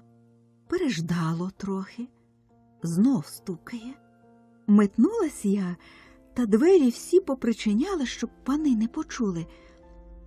А хто се тут, питаю? Я, дівчино, горличко. Мабуть, кажу, чи не помилились? Не в те віконце добуваєтесь? Тож бо й не в теє. Нащо ж і очі в лобі, коли не зучити, кого треба? Не так то конче й треба. Оце найшли розмову крізь подвійне скло. Гетьте, ще пани почують. Та й отхилилась од вікна. А він таки: дівчино, дівчино, чого се ти по підвіконню вкопався, Прокопе? Загомонів хтось потиху.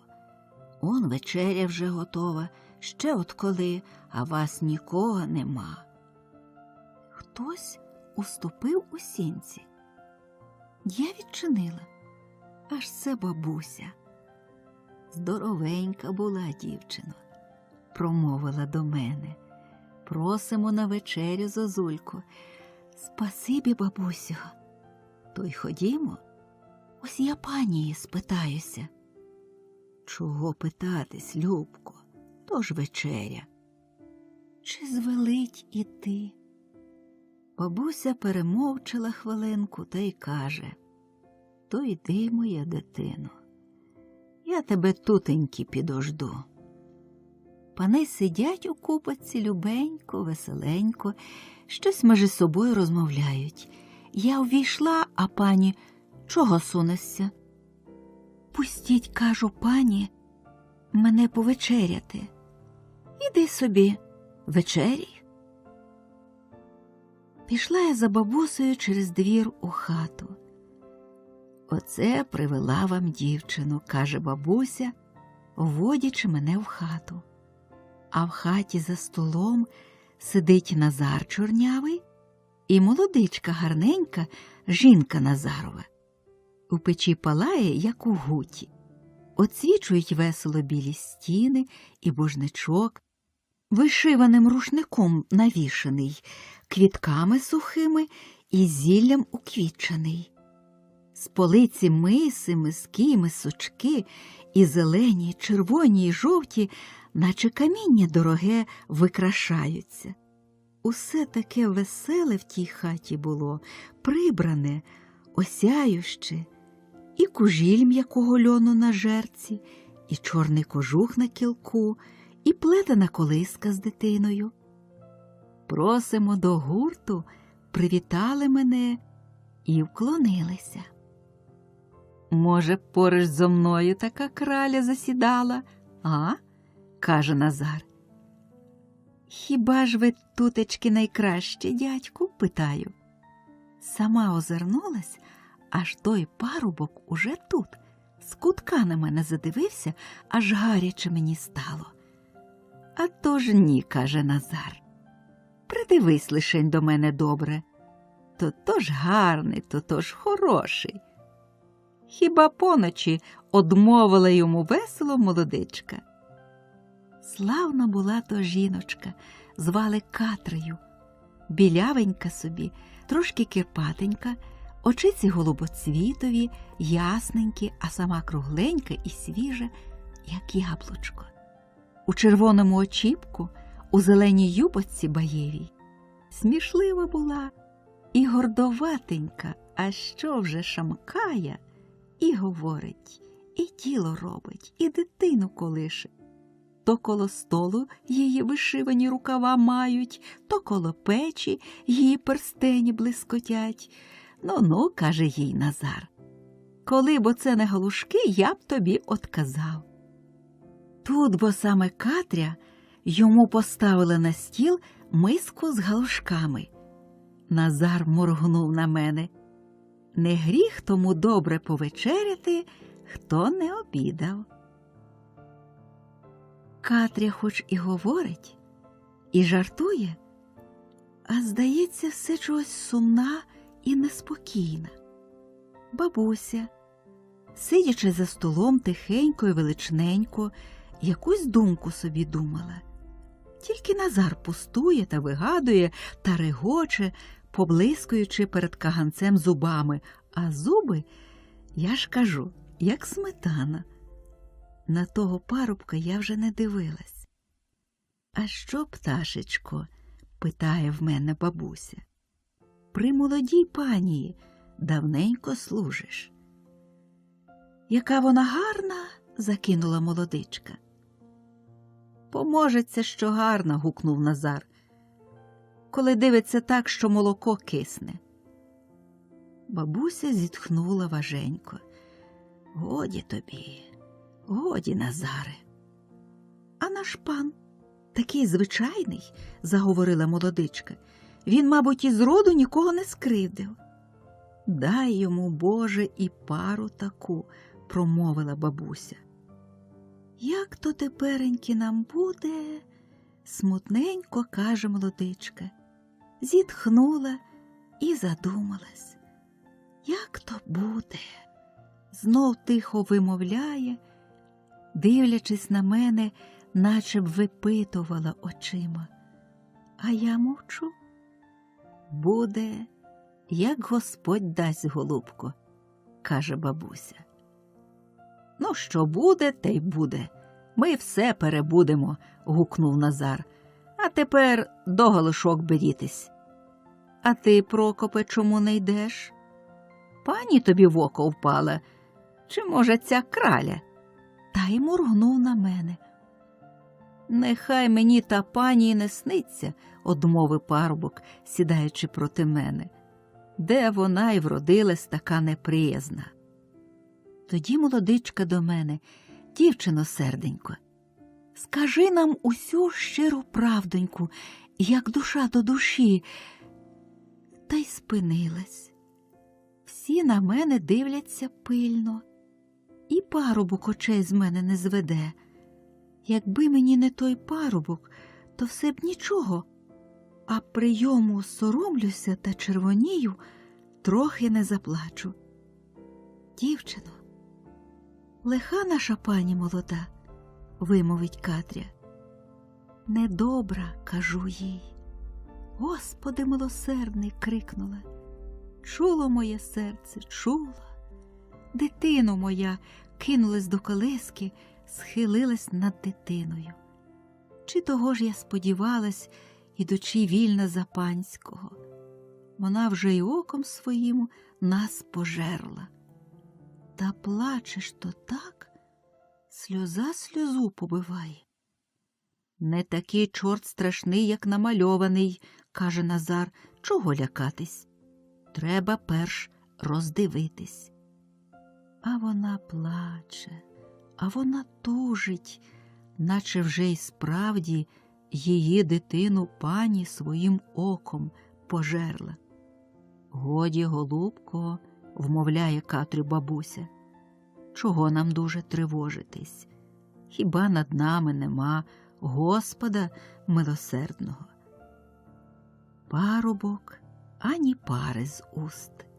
Тільки куди я не гляну, усе на його погляд очима спаду.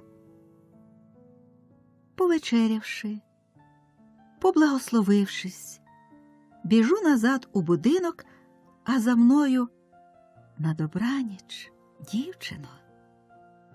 «На добраніч вам», – отказала та й ускочила в сіни. Увійшла в дівочу, серце в мене б'ється. Думаю та й думаю, що як він вдивився в мене очима. І пані моя теж мені на думку навертається. Ледве у двір ступила, вже всіх засмутила. І чого той парубок чіпляється? Бодай же його, який хороший. Місяць стоїть проти мене у повні. Ой, місяцю, місяченько, не світи нікому. Пісня так і підмиває мою душу. Сама не знаю, чого душа моя бажає. Чи щоб він знову озвався під віконцем, чи щоб не приходив. Минає день, тиждень, місяць, і півроку збігло за водою. Здається, що в хуторі тихо і мирно. Цвіте хутір, зеленіє. Коли б же поглянув хто, що там коїлось, що там діялось. Люди прокидались і лягали плачучи, проклинаючи. Усе пригнула по-своєму молода пані, усім роботу тяжку, усім лихо пекуче і знайшла. Каліки нещасливі, діти кришеняточка і ті в неї не гуляли. Діти сади замітали, індиків пасли. Каліки на городі сиділи, горобців, птаство полошили. Та все ж то те якось уміла пані приправляти доріканням та гордуванням, що справді здавалось усяке діло каторгою. Стоока, наче вона була, все бачила, всюди, як та ящерка, по хутору розвивалась, і Бог її знає, що в їй таке було. Тільки погляне, то наче за серце тебе рукою здавить. А пани-сусіди нашу панію похваляють і величають: ото хазяйлива, ото розумна, дарма що молоденька, добре б нам усім у неї вчитись. Спершу люди на пана вповали, та незабаром зреклися надії й думки. Він був добрий душею і милостивий пан, та плохий зовсім. Ніщо з його. Спитувався він жінку вмовляти, та не така то вона. Далі вже і наминути на сю річ боявся, мов не бачить нічого, не чує. Не було в його ні духу, ні сили. Сказано: добрий пан, не б'є, не лає, та нічим і не дбає. Як почне пані обмирати та стогнати та вкрик викрикувати, то він руки і ноги її вицілує і плаче, і сам людей лає: а що б у вас, або дай вас, от уморять мені друга. Не буде з його нічого, каже Назар. Я одразу побачив, що квач, ще тоді, як він Устину обідом нагодував. Якби таку жінку та мені, я б її у комашню втручив, нехай би пихкала, та й зарегоче на всю хату. Такий уже чоловік був той Назар, усе йому жарти. Здається, хоч його на огні печи, він жартуватиме. А що Катря сліз вилила, то де вже тії сльози брались? Візьме свою дитину на руки та плаче, а далі й заридає у голос. І Прокіп дуже зажурився, усе щось собі думає і зо мною вже не пожартує. Оце ж бо, які ви смутні, кажу йому одного разу, це було ввечері, присмерком. Чого ви такі смутнії? А він мене за руку пригорнув і поцілував.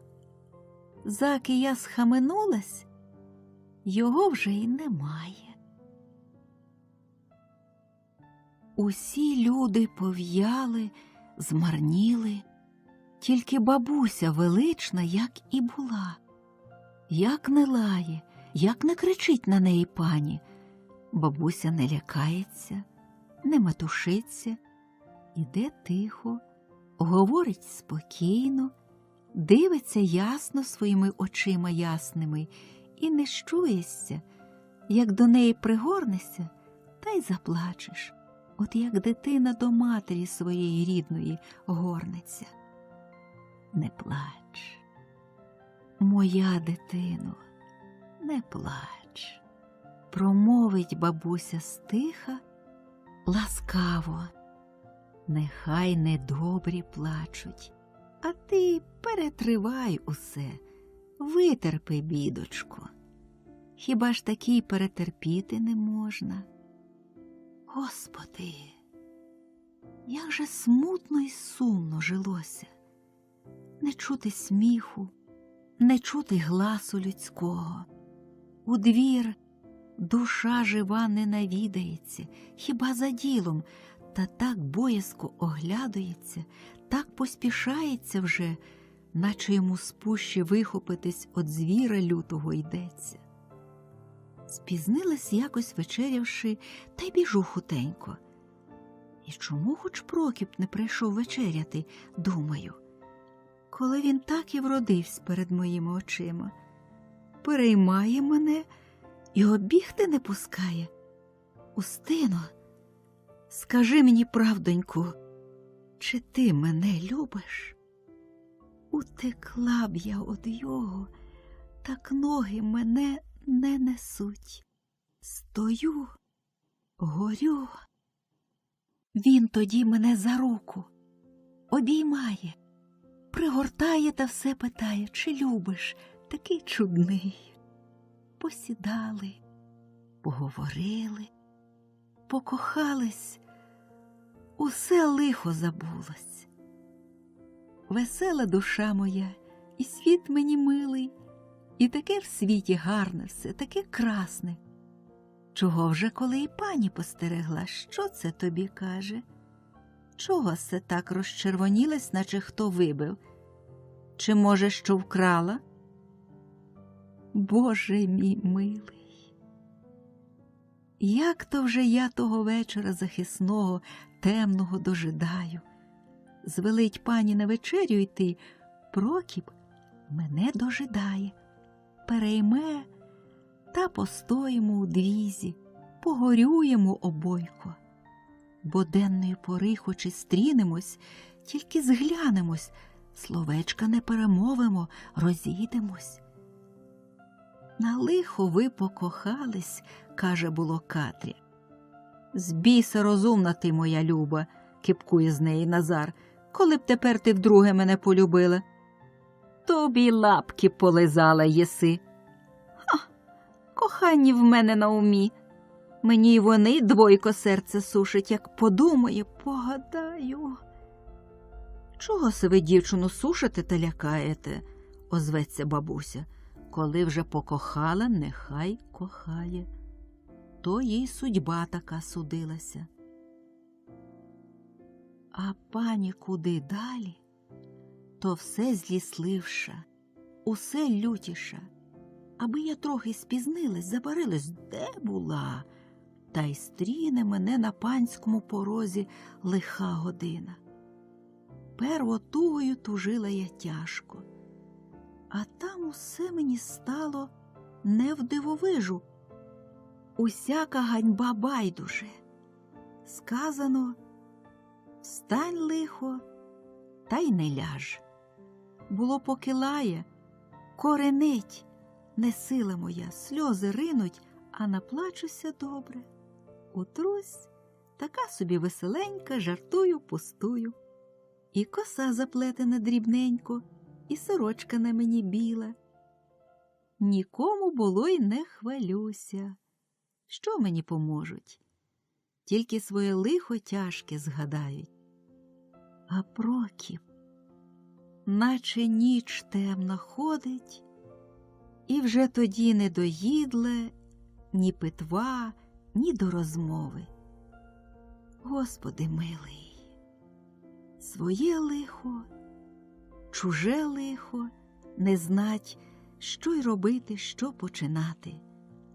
У Катрі дитинка занедужала, а тут обід панам звари, вечерю звари, та город скопай, обсій, та ще пані гримає: нічого не робиш, ледащо, дурно хліб мій їси, ось я тебе навчу робити. Цілу ніч Катря не спить над дитиною. На день благословиться до роботи. Бабуся тоді пильнує малої, розважає Катрю, то дитинку до неї винесе, то сама вийде та розкаже: стихла мала або спить мала. І такеньки, наче благодать Божа, допомагає, невтомлива, невсипуща. Чого се ви, Катре, так падкаєтеся без спочинку, кажу їй. Робитиму, поки сили, а очі в неї так і горять, позападавши. Може, вгоджу, може, вмилосерджу. Отже, не вгодила і не вмилосердила. Робила і не спала, поки аж нечувственний сон її обняв коло колиски.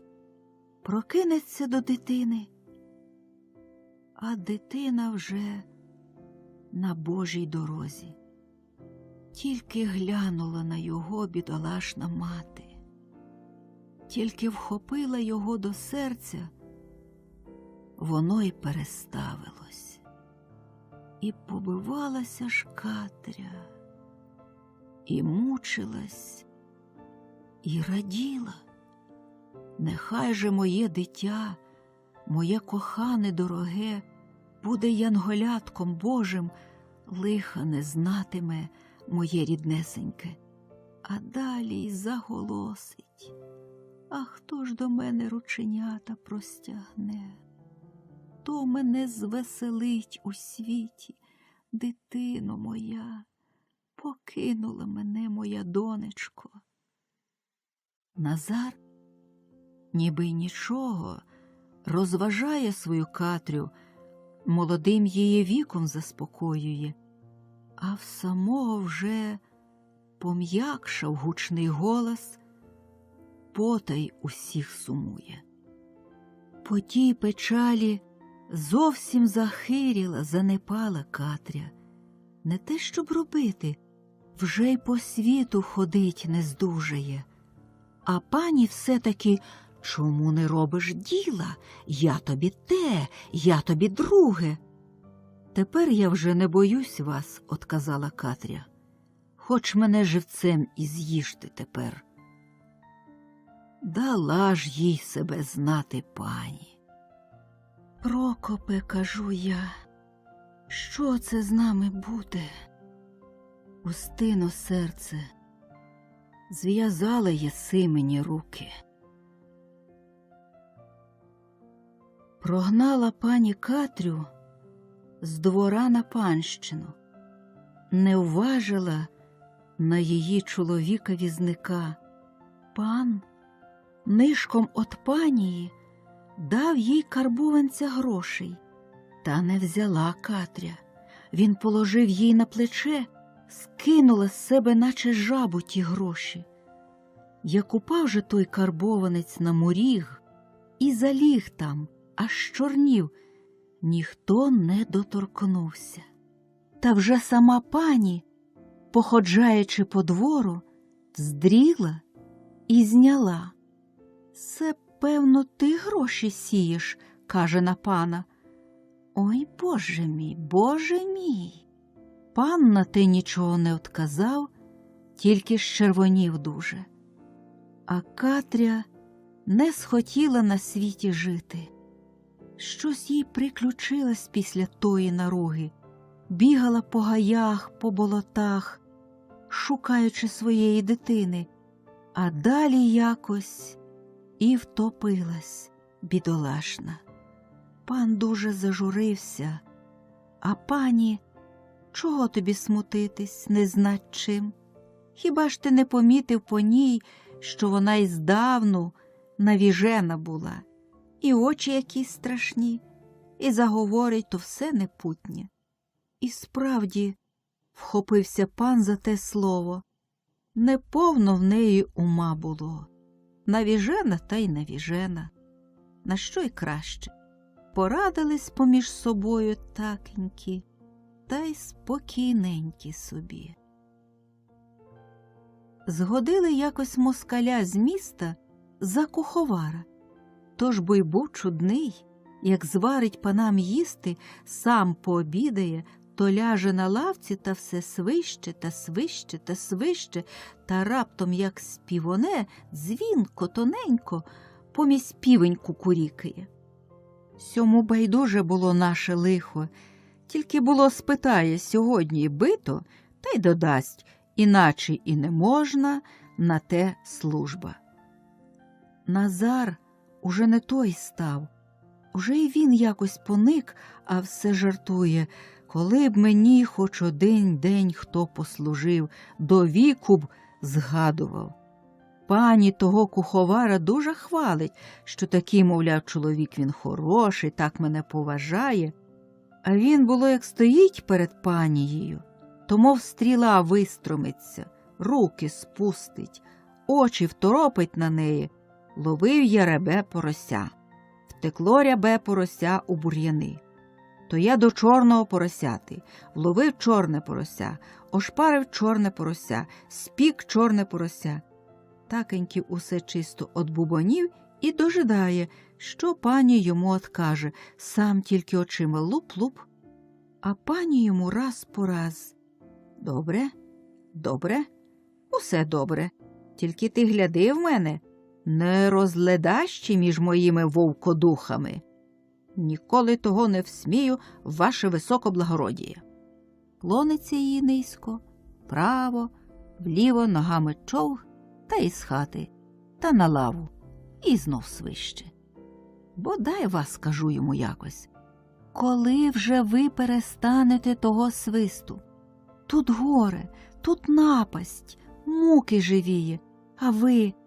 Не горюй, не горюй, дівко, на те вона служба називається. Он бач, скільки в мене зубів зосталось. На службі втеряв, був у нас капітан. Ух! Та тільки ухнув. А ти що думала? Як у світі жити? Як служити? Як вислужитись? Тебе б'ють, тебе рвуть, морочать тебе, порочать, а ти стій, не моргни, крий Боже. Зговоривши теє, знов свистіти. А Прокіп з серця аж люльку об землю гепнув. Воли в ярмі та й ті ревуть, а то, щоб душа християнська всяку догану, всяку кривду терпіла і не озвалась, гримнув на москаля, аж той свистати перестав. Дивиться на його, як козел на нові ворота. Не така в мене вдача, каже Прокіп. Я так, або вирятуйся, або пропади. А в мене така знову дача. Утечи, зареготав Назар. Мандрівочка, рідна тіточка. Піймають, скрикнув москаль, схопившись. Піймають, пропав. Що там у кого було на серці, а всі засміялись. Не кожний капітан швидкий удасться, каже Назар. Інший побіжить, та й спіткнеться. А ти ось що лучше скажи, куди втікати? Од якої втік, таку і здибав. Із дранки та вберешся в переперанку. Та все пани, та все дуки заспівав, як у дзвін ударив. У рік стара пані вмерла. Не хотілось дуже їй умирати. Усе молитви, святе письмо читала, по церквах молебни правила, свічки перед богами невгасимі палали. Якось дівчинка не допильнувала, та погасла свічечка. Веліла дівчинку ту висікти: ти, грішнице, і моєму спасінню шкодиш. Наша пані журилась і плакала за старою дуже. Вже тепереньки сама я в світі зосталась. Обдеруть мене тепереньки, як тую липку. Моє око всього не догледить, а на тебе, каже панові, яка мені надія. Ти мені не придбаєш, хіба рознесеш і те, що маємо. Ти й не думаєш, що хутко вже нам Бог дитину дасть. Для дитини, коли не для мене, схаменись, мій друже. Хазяйнуй, доглядай усього, а найперва річ – не псуй мені людей. Що се ти, Любко, Бог з тобою? Оце знов усім турбуєшся. Та я все зроблю, що хочеш, усе. Такеньки було, вмовляє її. Одного разу Хотів він її розважити, та й каже: годі тобі, голубко, клопотатись. Ось послухай лишень, що я тобі скажу. Я вже кума пригласив. Кого ж ти пригласив? Перехопила його пані. Свого товариша. Такий славний чоловік, добрий. Боже мій! Я одразу догадалась. Запросив якесь убожество. Та я не хочу сього чути. Не буде сього. Не буде. А сама у плач ревний. Серденько, не плач, благає пан, серденько, занедужаєш. Не буде того кума, я його перепрошу. Та й кінець, скажи тільки мені, кого ти хочеш, того й завітаю. Полковника треба прохати, от кого. Полковника, то й полковника. Завтра я поїду до його. Ну і збач мені, любонько, що я тебе засмутив. Ото то й єсть, що ти мене зовсім не жалуєш, усе мене журиш. Голубко моя, промовив пан стиха, пожалуй і ти мене. Ти знай сердишся, кричиш, сваришся. А я сподівався, та як заридає. Пані до його: чого се ти? Чого? За руки його хоче брати, а він затулився обома та ридає, ридає. Ледве вже його розговорила, і цілувала вже, і обнімала, на силу стишився. Ти скажи ж мені, чого се ти заплакав? Ну скажи, просить його. І сам не знаю. Моя любо, одказує пан, ніби всміхаючись, так чогось. Не здужаю трохи.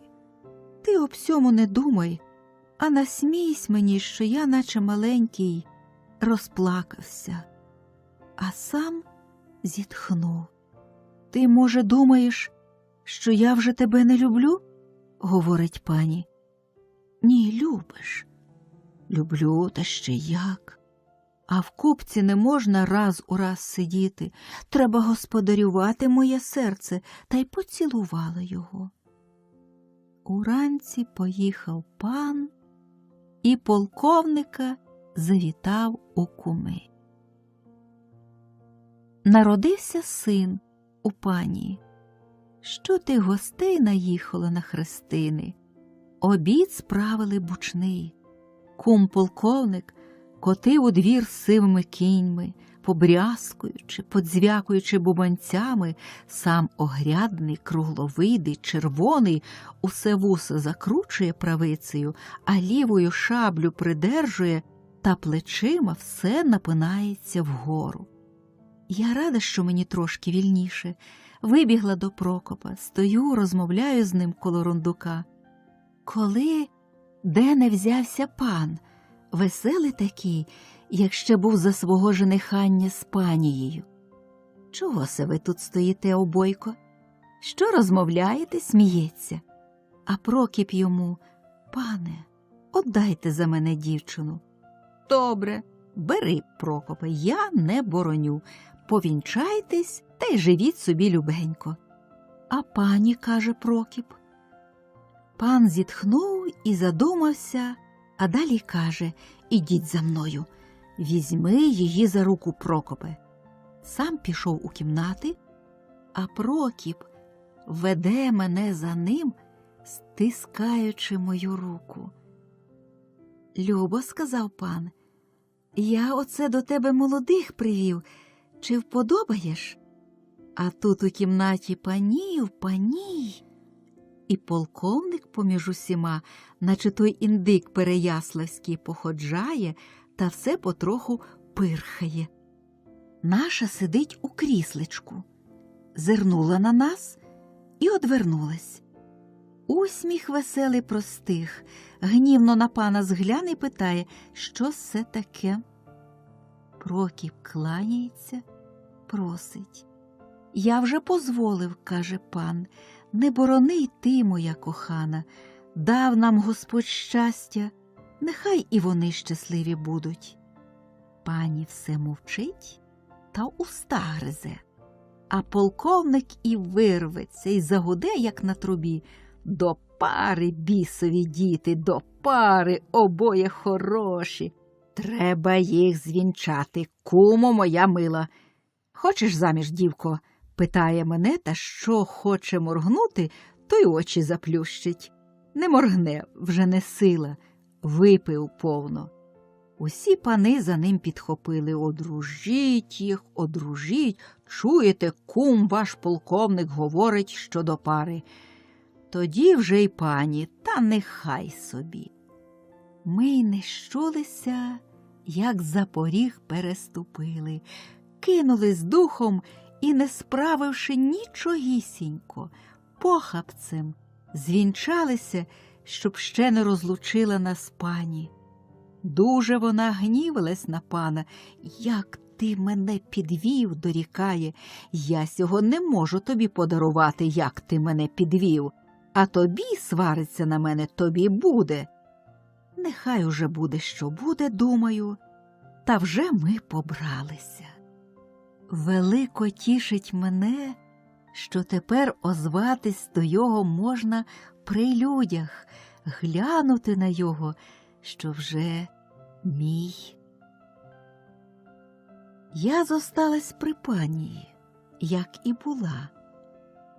Ще гірш надо мною коверзує вона, ще гірш варить з мене воду та все примовляє. А що? Яково тобі у замужжі? Покращило?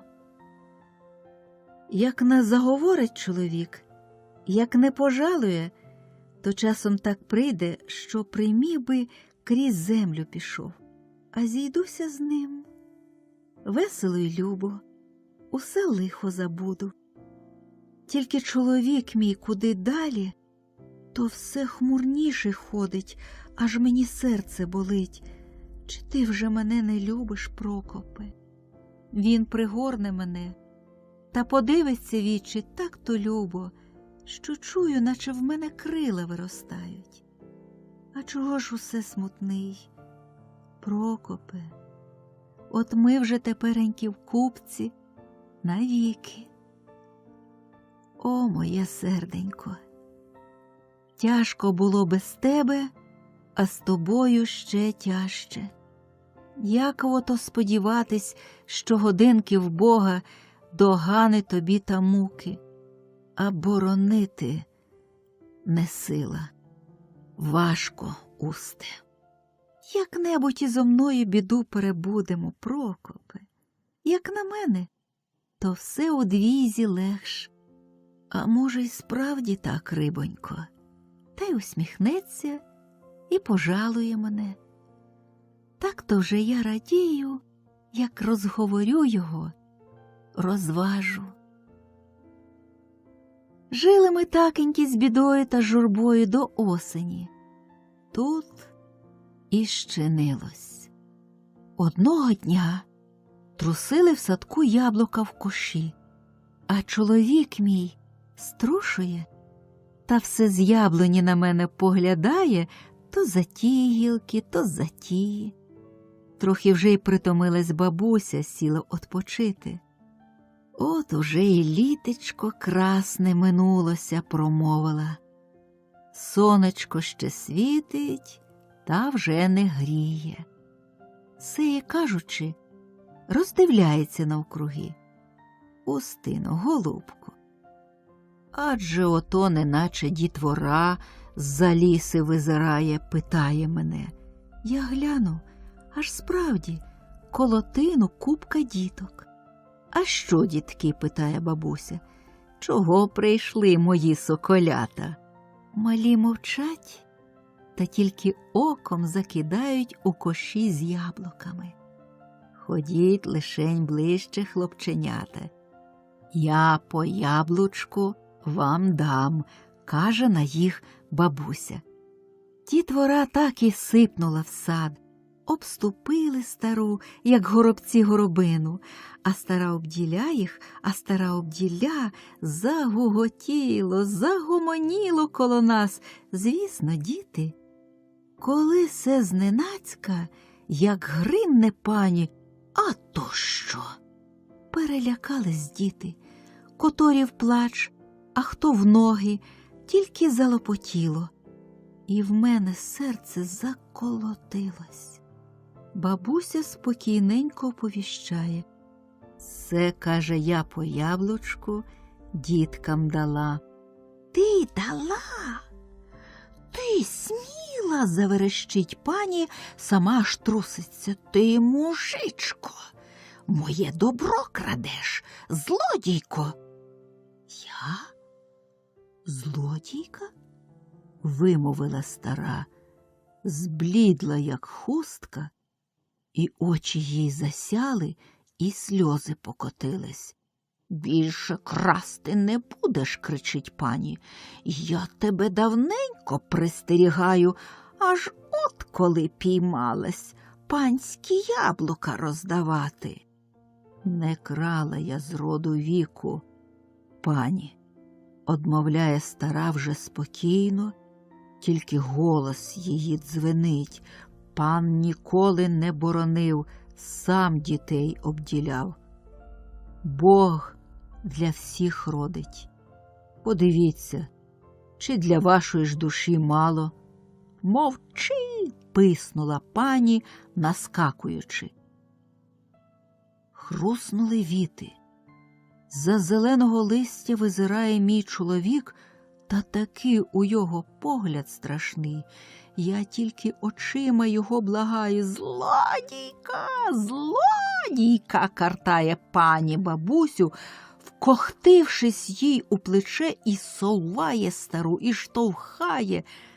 Не по правді мене обмовляєте, я не злодійка, пані. Я вік ізвікувала чесно, пані. Ти ще зо мною заходиш, та з усього маху, як сокирою, стару по обличчю.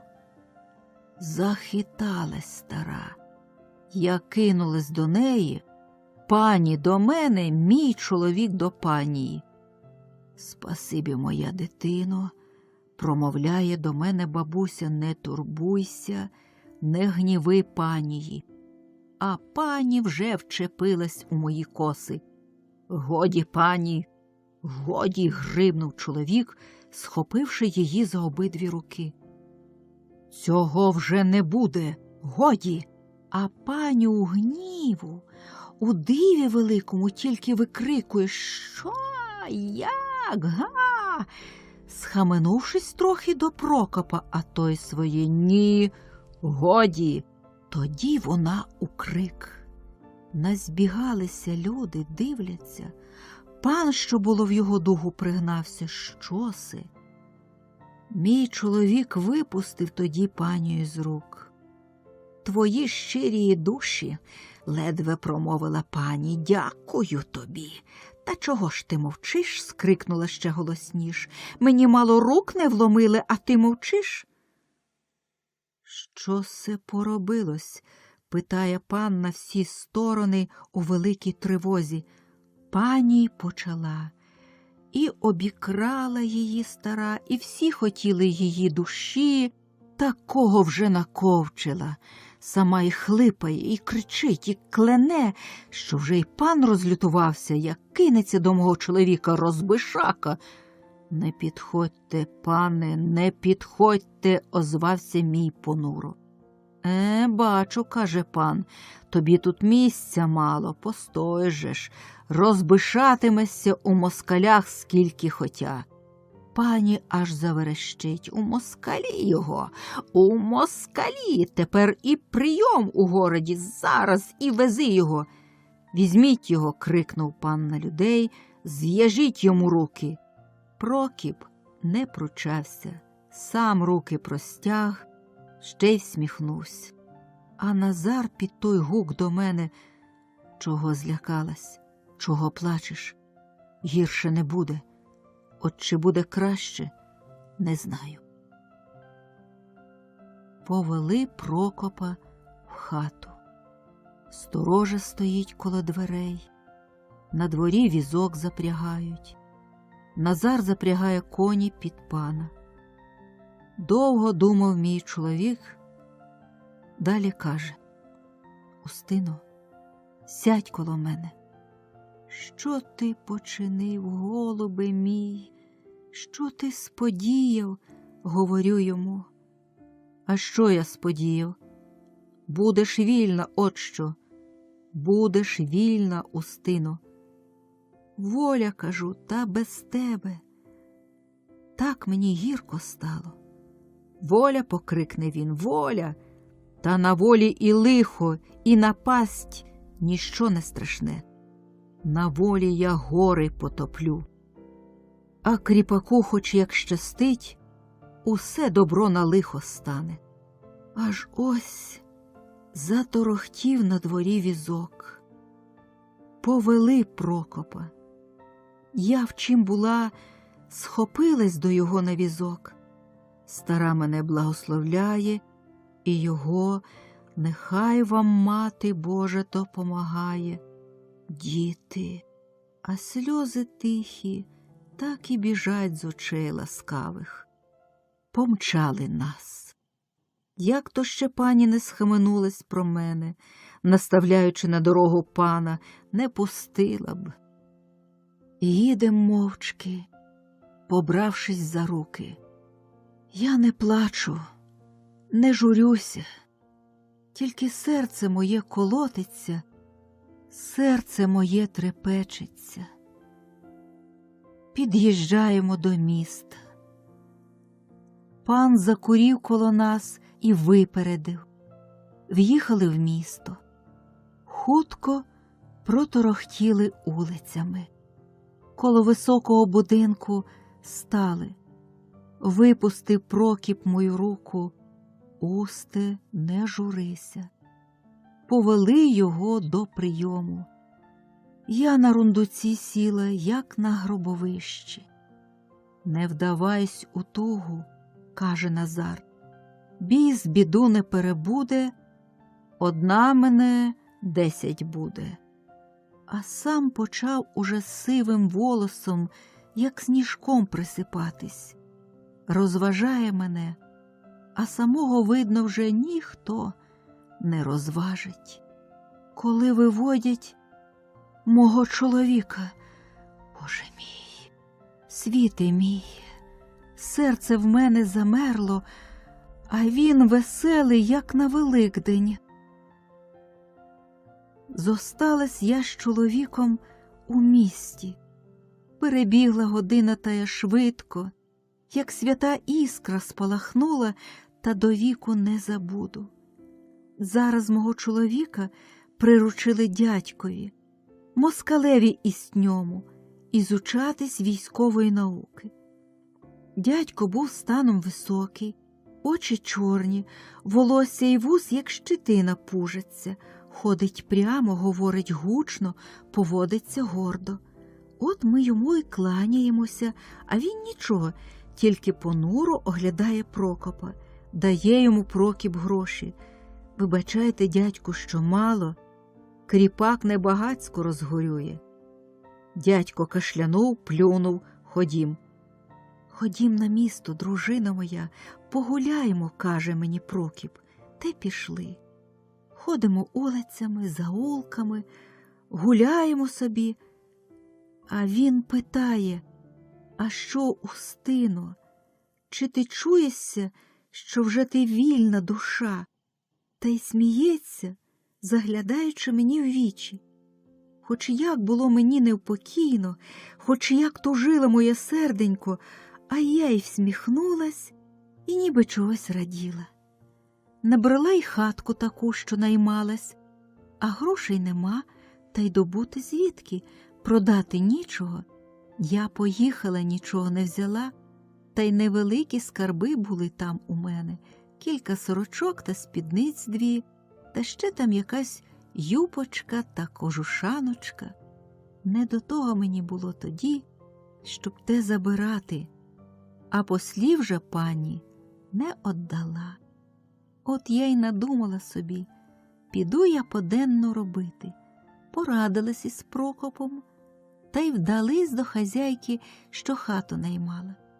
Своє лихо оповістили, питаємо, чи буде її рада на те, щоб ми поденно за хату їй сплачували.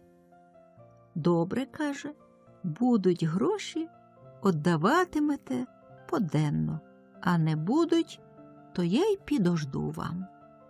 Ми й перебрались до неї в хату. Хазяйка наша була удовиця старенька, привітна й ласкава, а що говірка, розказує та й розказує, та все про своє лихо, що весь рід їх і звівся, що сама вона в світі зосталась, як билина в полі. Зітхає раз у раз, частенько було й сплакне. Та й за нами чимало вона сліз вилила.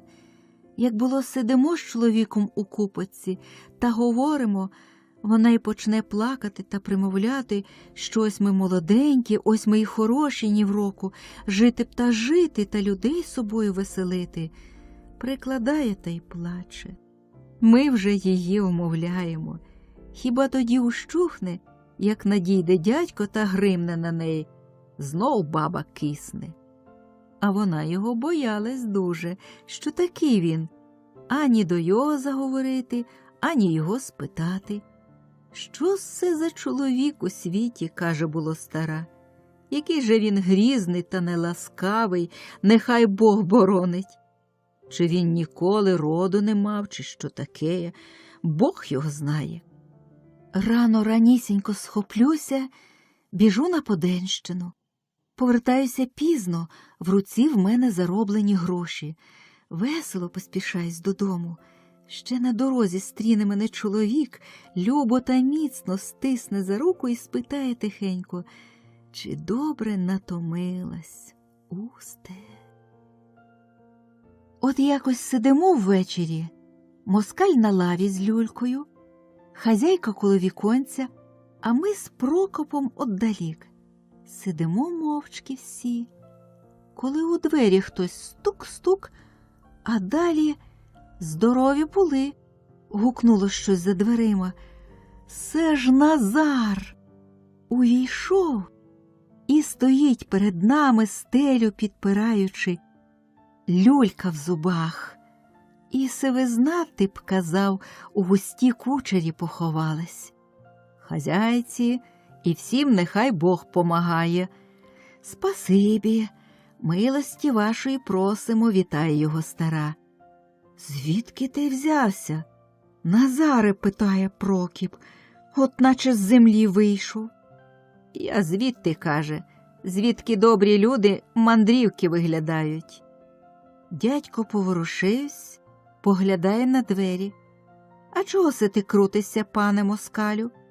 Однії віри не цурайся.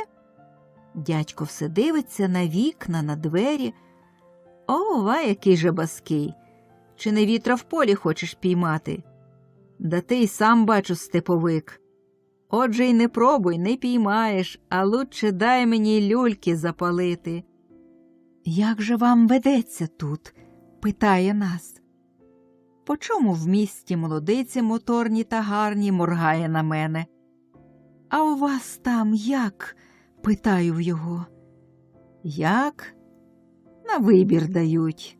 На людську волю. Хоч утопись, хоч так загинь. Ох, мені лишечко, годино моя, зажурилась хазяйка. Дядько тільки вуса покрутив. А стара, питаю. Живе, стара все перетерпить, кланяється вам. Питаю за себе, що там пані казала. Еге, було за вас обох, панові, на горішки. Через твій, каже, розпуск 2 робітників утеряли. Хто ж дурним зостався? Це все пані. А я скажу, дурень не дурень, а стоячи перед нею, на розумного і трошки не походив. Хазяйка тим часом вечеряти просить. А Назар достав із-за пазухи пляшку горілки і поставив на столі.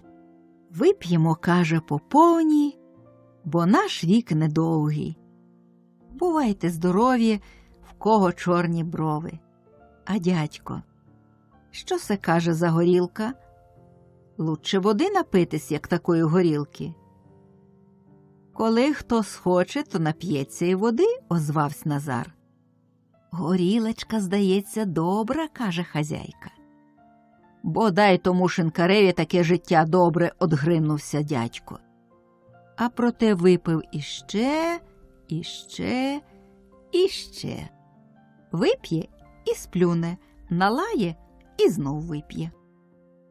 Стара дивується та головою хитає, а далі вже не стерпіла. Що ж ви так її гудите? Не твоє діло, бабо, гукнув дядько. Для приятелів п'ємо всяку. Та на здоров'ячко ж. Знайте нашу московську добрість, додав Назар. Вечеряємо, говоримо, а дядько п'є та й п'є та й п'є. Зблід на лиці і на стіл схилився. Дивиться на нас із чоловіком та й каже: «Ой ви, молодята, молодята, недовго житимете в купці. Та годі, не журіться, пожили, порозкошували і буде з вас. Бувай таке, що з повиточку ласки добра не знаєш. Вік звікуєш під палкою, о, так і живи. Без роду, без плем'я, без привіту, без совіту, на всіх розкошах». А стара тоді до його: «А де ж ваш рід, дядечку, звідки ви самі?» «З кантанистів», – отказав похмуро москаль. «З тих, коли чули, що нас у холеру поменшало. Роду нема, не знав і не знаю». «А матуся ваша?» «Казав, не знаю. Чого дурно розпитувати?» «Отакенькі. І я тепер безрідна», – каже хазяйка, хлипаючи. «І ще й вона між люди», – гукнув москаль. «Що твоє лихо, плюнуть? Он лихо то лихо, що нікого тобі згадати. Ніхто й тебе не згадає, нікуди піти і ніде зостатись. Усі тобі чужі, усе чуже, і хата, і люди, і одежа. Степовик», – мовляв до Назара. «Так, брате, мене з степів узято. Ну і славні, мабуть, ті степи були. Дай, бабо, горілки, вип'ємо до дна, бо на дні молодії дні». А в самого сльози котяться, котяться. І сміється він разом, і горілку п'є. Далі вже як упав на лаву, так і заснув. «Ну, по сій же мові, так будьмо здорові», – каже Назар. «Прощай, Прокопе, брате. Та ось трохи не забув. Приніс я тобі грошенят крихту, 5 карбованців. Поживай здоров». «Спасибі, брате. Не знаю, коли вже я приможуся тобі вернути. Гай-га, аби живі були. Це не панські гроші, братерські, ними не зажуришся. Я собі зароблю, тепер я вільний хоч на півроку. З собаками не піймають». Та й пішов, попрощавшись. Тільки його й бачили. Господи милий, яке ж то життя тоді наше було, хоч і з бідою, хоч і з лихом, а таке ж то любе, таке благодатне. Легко зітхнути, весело глянути й думати, що зароблю, то все на себе, що й посиджу і поговорю, нікого не боюся. Робитиму чи ні, ніхто мене не присилує, ніхто не займе. Чуюся на душі й на тілі, що я живу. Коли так навесні чутка, москалі виходять у поход. Неправда сьому, вмовляю себе, А серце моє одразу почуло, що правда, а тут і наказ у поход лагодитись. Прокіп мене розважає, доводить мені, що це лихо дочасне, що повернусь, каже, будемо вільні. Так, кажу, так, мій голубе, а серце моє болить. Сльози ринуть. Вже й день походу намічений. Пішли ми в хутір попрощатись. Панів не було дома, тільки бабуся сама на господарстві. Бабусечко ж моя люба. А я її здалеку на вздвір'ї пізнала, а пізнавши, заплакала. Душею живою вона тільки жива була. Прибіжу до неї, обіймаю, як матір рідну. Чого ти плачеш, моя голубко, питає мене стиха. Оце ви тут зостаєтесь у сьому пеклі. Та вже тут, пташко, тут я родилась, тут я хрестилась, тут сиротіла, тут і вмру, моя дитино. Та до смерті терпітимете? І терпітиму, пташко. Поблагословила вона нас, як дітей рідних обділила, чим мала. Попрощалися ми, пішли. Та й не раз, не два обертались, дивились. На порозі стоїть бабуся.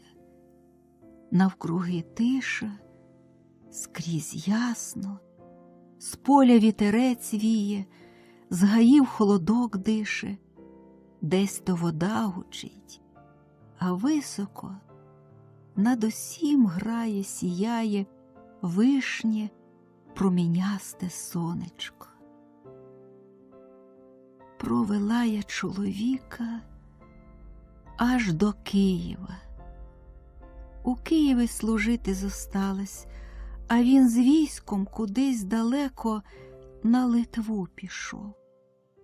Не суши себе слізьми, серденько, приказував, я вернусь, сподіваюся, сподівайся й ти, дожидай мене. Дожидаю, що яка ти служба довга. Уже 7 год, як він пішов, чи то ж побачу коли. У своєму селі не була. Перечула через люди, що всі живі.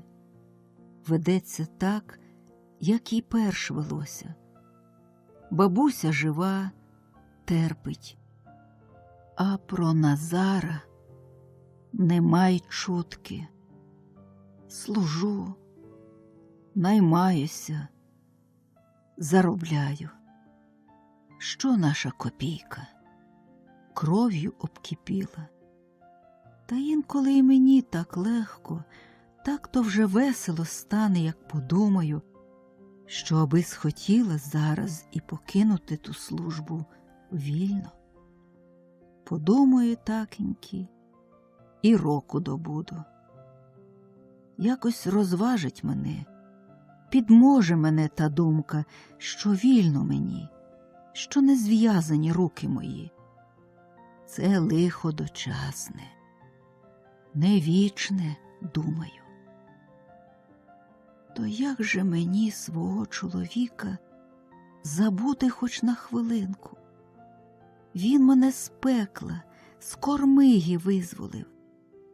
Та мене й Бог забути. Він чоловік мій і добродій мій. Поздоров його, Мати Божа, я вільна. І ходжу, і говорю, і дивлюсь. Байдуже мені, що й є ті пани у світі.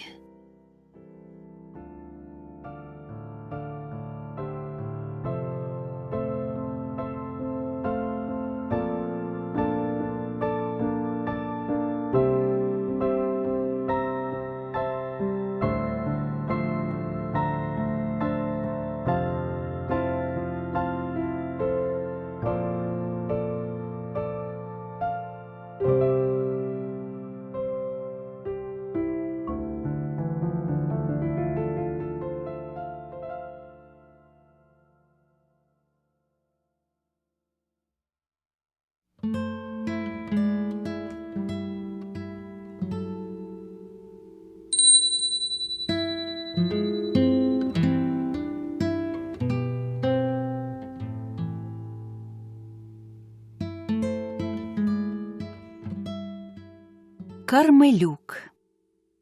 Хто бував на Україні? Хто знав Україну? Хто бував і знає, той нехай згадає, а хто не бував і не знає, той нехай собі уявить, що там, скрізь білі хати, у вишневих садках, і весною там дуже гарно, як усі садочки зацвітуть і усі соловейки защебечуть. Скільки соловейків тоді щебече, і злічити, здається, не можна. Одного разу у дорозі вилучилося мені заночувати на селі у маленькій такій хатці у вишневім садочку. Приїхали ми пізно ввечері і зараз спати полягали. На селі хутенько, як сонечко закотилось, помовкли голоси, і рух усякий позмер. Усе округи дуже тихо було. Чутно тільки порошать листя під віконечком, та леління води річкової коло млина, та десь недалечко хтось потихесечку дитину люляв, і очі стулялися. І вже почало снить і марить, що бистра річка, що як минали в очі лиснула, приливає все ближче та ближче, що дерева ростуть і шелестять не під віконечком, а над самісіньким узголов'ячком. І дитинка небачена, колисана узяла на себе лик прудкого, змореного хлопчика, а та, що його колисала, лик молодої, ставної, задумливої козачки. Коли під віконечком соловейко у вишнях свиснув, трохи отдалік другий, третій, і вже не знаю, скільки їх почало посвистувати, наче вони б перегукувались, та потім, як усі разом укупі, защебетали, усе поглушили, ні шороху листя, ні леління води, ні колисання, і весь сон одігнали, усю дрему й мару.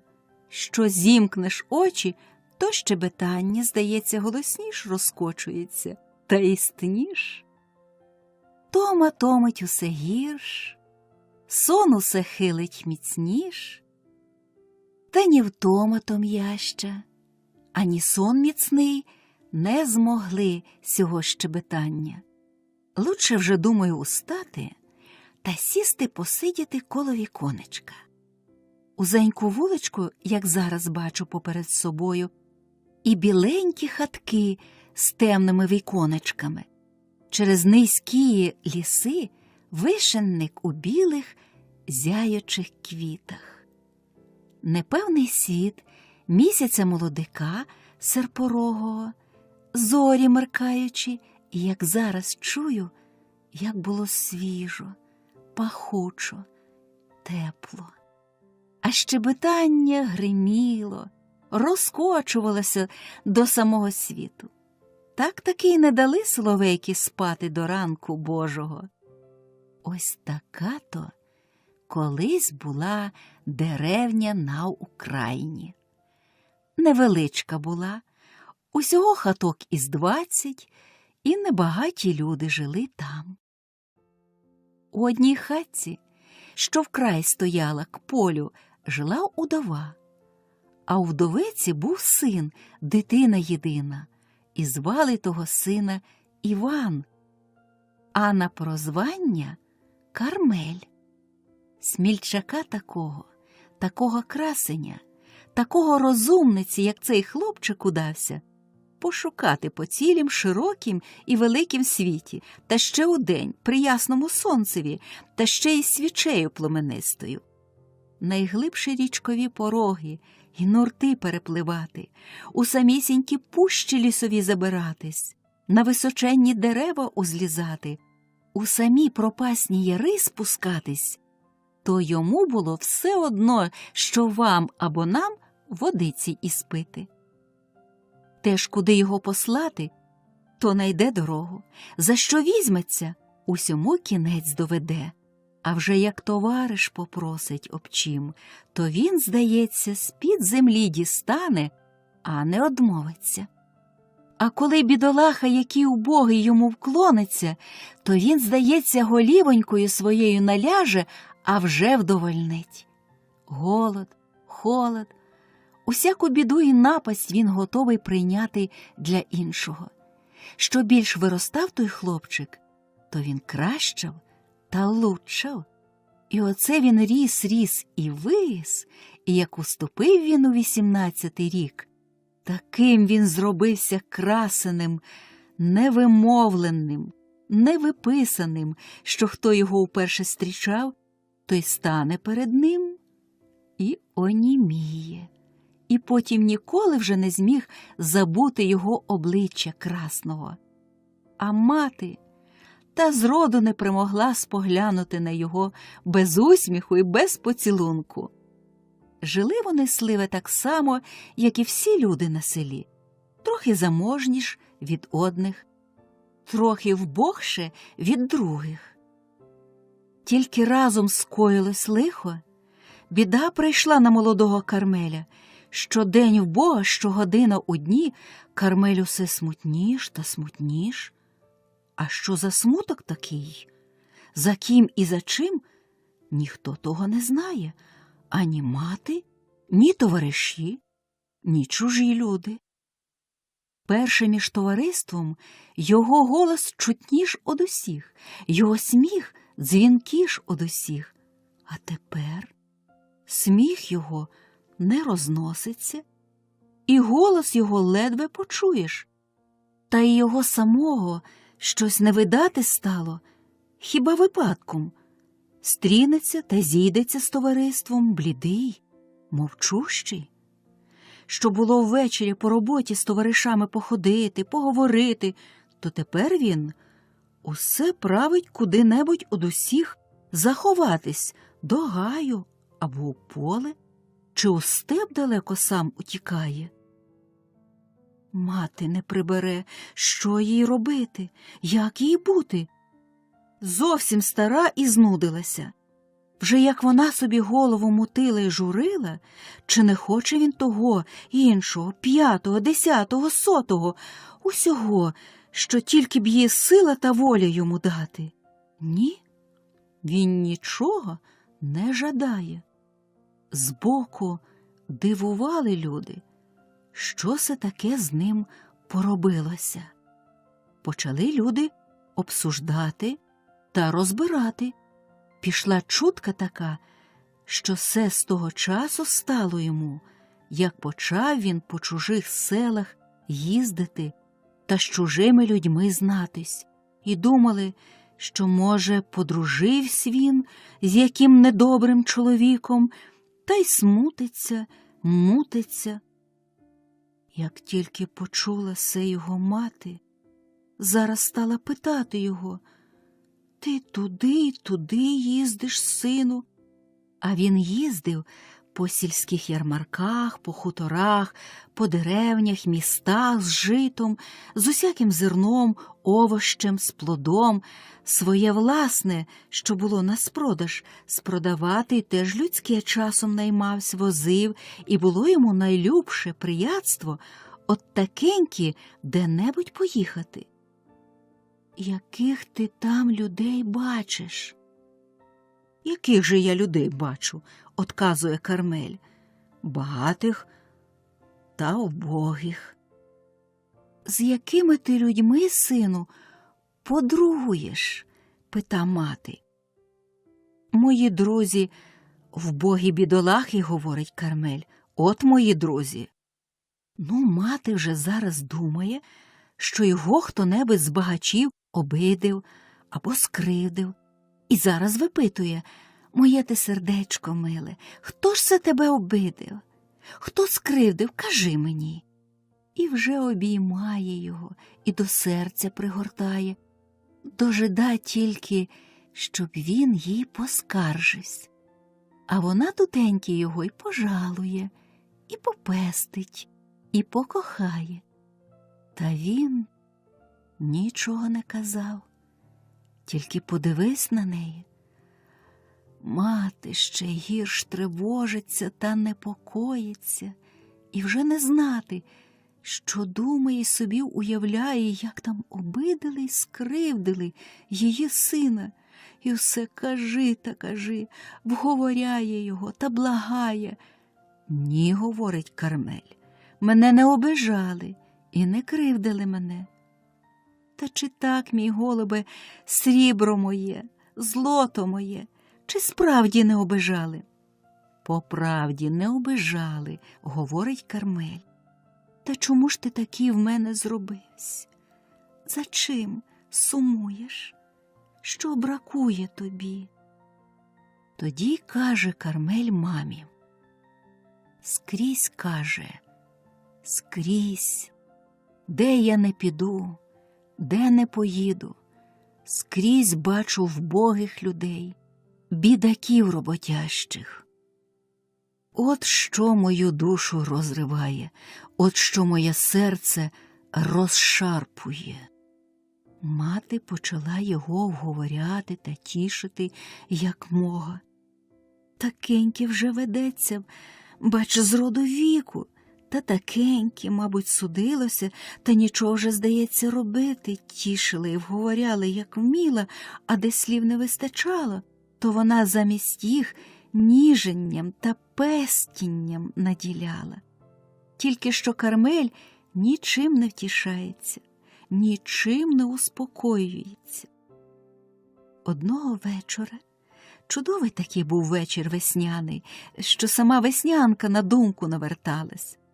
Одного вечора удова Кармелиха прилягла у своїй хатці і, лежачи, думала та горювала, що то за біда така з її Івасем. Сонечко вже закотилось, і зорі меркали у хатнє віконце. Здалека заносилися дівочі голоси й співали веснянку. Невповні розквітші квітки ледве пахли, соловейки тільки ще своє щебетання наладжували, як почулася хода тиха. Двері хатні розчинилися, і увійшов Кармель у хату, оглянувся по хаті, не побачив неньку і сів коло віконця. Може, то від непевного світла вечірнього здалося удові, що він такий блідий. Тільки здалося їй, що він страх блідий і вимучений, і серце в неї такеньке стиснулось тісно, і такечки жалко їй стало своє дитя коханеє, що й голосу не найшлося слова вимовити до його. Мовчки, нишком тихенько вона лежала і на його дивилася. А він дивився у віконце, дивився і заспівав. Ах, що то яка пісня була! Смутна та сумна, з певного та щирого серця виходила. Ой, ідуть дні за днями, часи за часами, а я щастя не зазнаю, горе мені з вами, нещасливим уродився, нещасливим згину. Мене мати породила в нещасну годину, і, здається, молодому нічого журиться, а прийдеться молодому стуги утопиться. Болить моя головонька, оченьками мружу, сам не знаю, не відаю, за чим же я тужу. Вбогі люди, скрізь вас, всюди бачу, як згадаю вашу муку, сам не раз заплачу. Весно моя, весняночко, усім несеш дари, тільки мені безщасному жодної відради. Скрізь дивляться ті очі, що меркнуть від муки, скрізь, усюди потомлені, простягають руки. Із-за квіту пахучого, як сонце злотиться, з-за дерева веселого, як місяць ясниться, вдень, і вночі, і ввечері, і всяку годину. Я ж не маю порадоньки, я од журби згину. Проспівав він, та й замовк. І тоді ледве схаменулася стара мати й каже: «Кармелю, де? В кого ти навчився такої пісні?» Кармель і здригнувся, почувши голос, пізнав неньку, одказує їй: «Самася пісня в мене склалась». І вже які він пісні складував, і як їх співав, Господи, милий Боже. Чарівничі се були чисто пісні. Іншому трапилося підслухати, як він співав, дещо перейняти. Тільки що не на веселі радощі сі пісні були складені, і хто їх перейняв, хто почув, кожен голову схилить і задумається.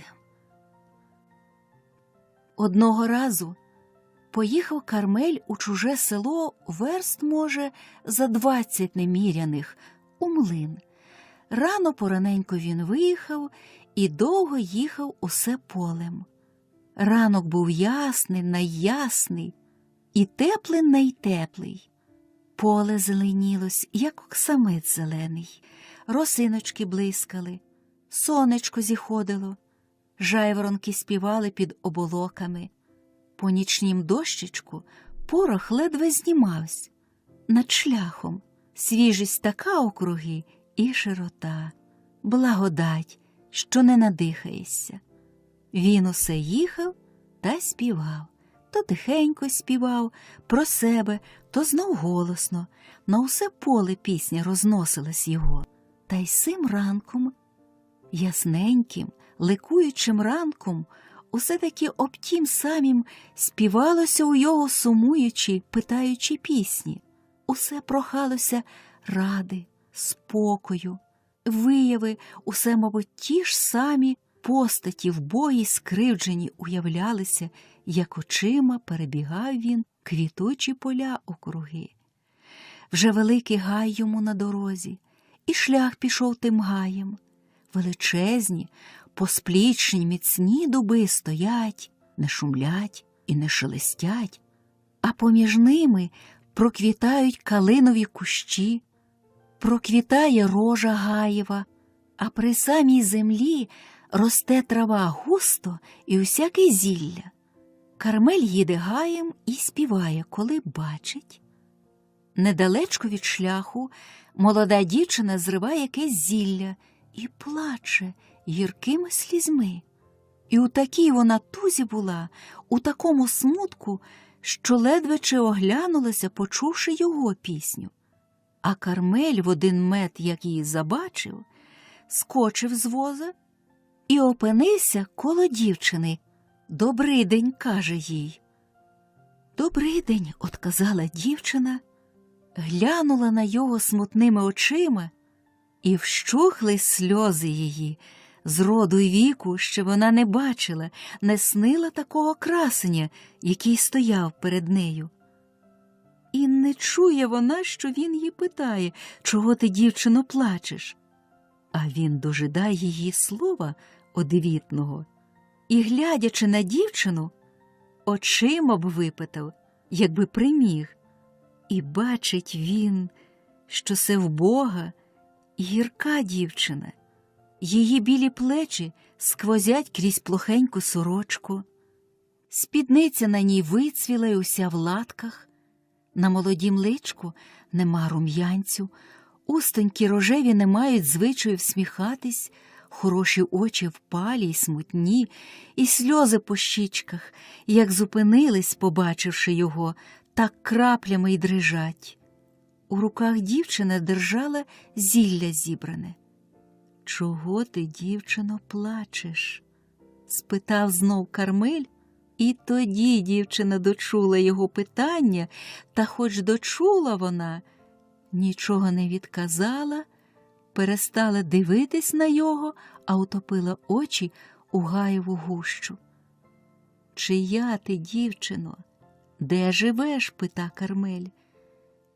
Я наймичка з Ланів. Служу там у хазяю, у книшів, отказала йому дівчина. Лихі, мабуть, люди ці книші, каже Кармель. Дівчина на сеє не отказала, почала зривати та збирати зілля. Кармель теж, поруч з нею йдучи, зілля зриває та дівчині подає, а дівчина бере.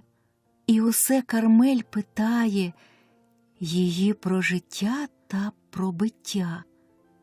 Та як став він говорити, якого важко у чужих людей жити, та якого сумно, почала тоді дівчина знов сильно й гірко плакати. Так сльози й ллються, так і котяться по личеньку біленькому.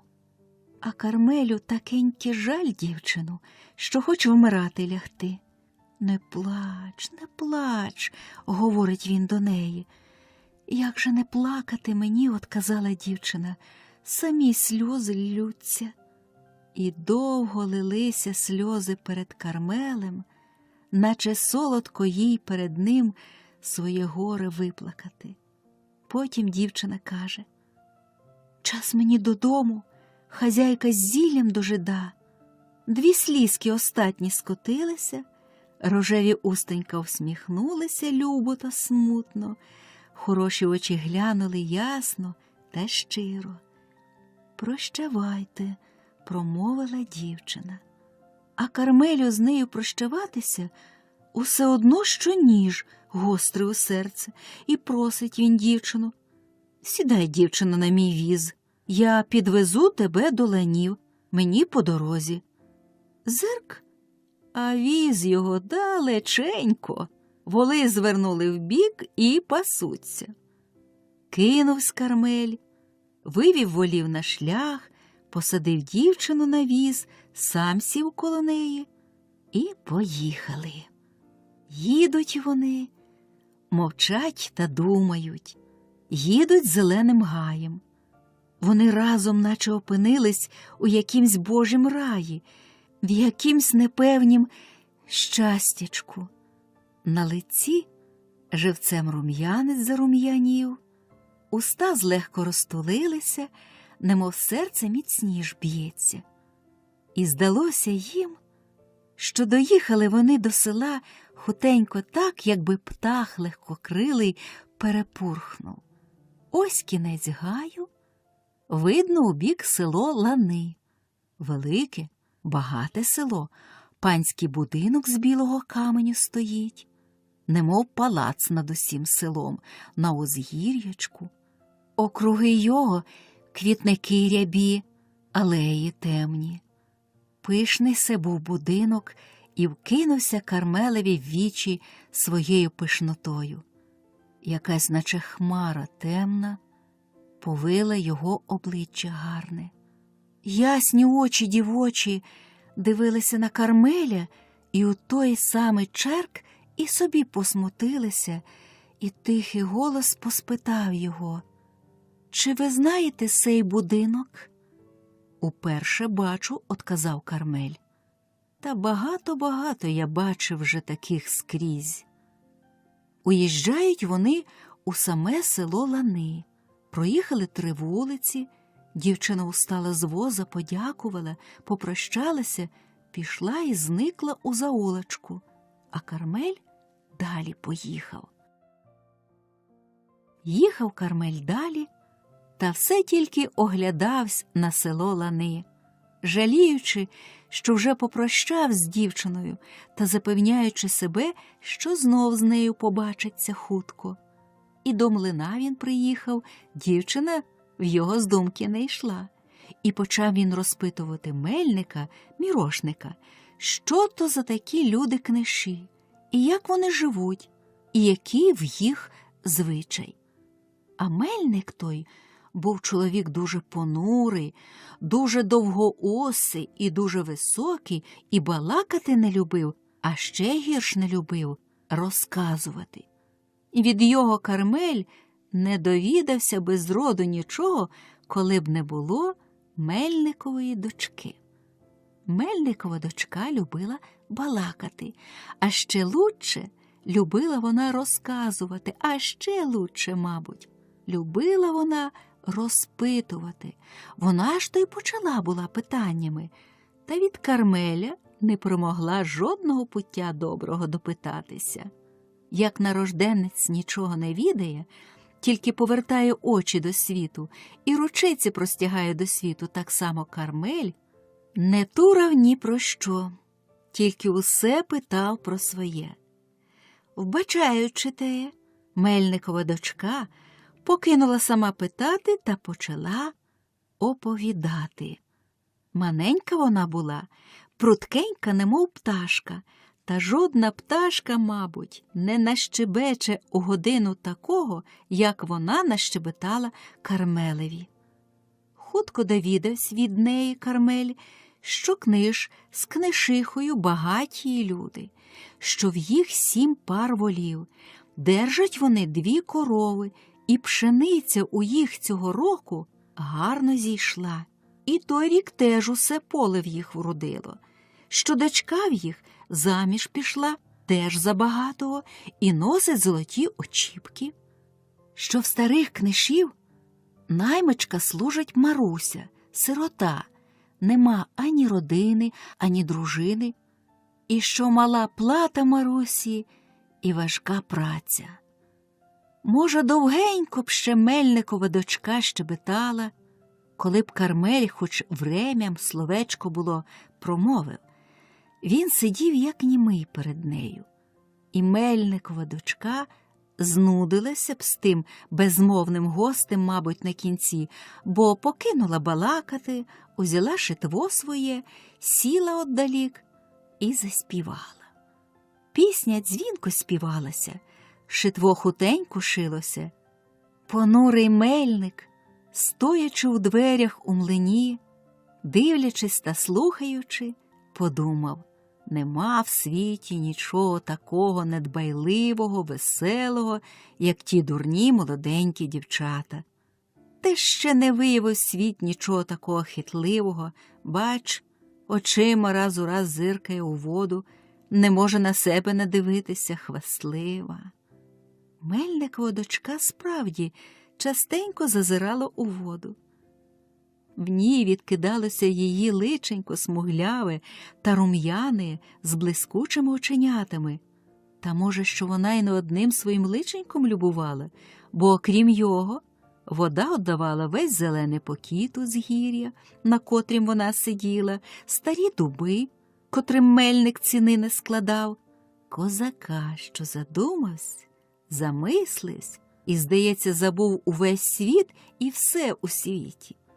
Так, може, не одним своїм личеньком любувала Мельникова дочка? Та Мельник був, як вже сказано, чоловік понурий. Не можна його було нічим урезонити, і з того часу, як він, поховавши жінку, отшукав у неї 7 дзеркальців.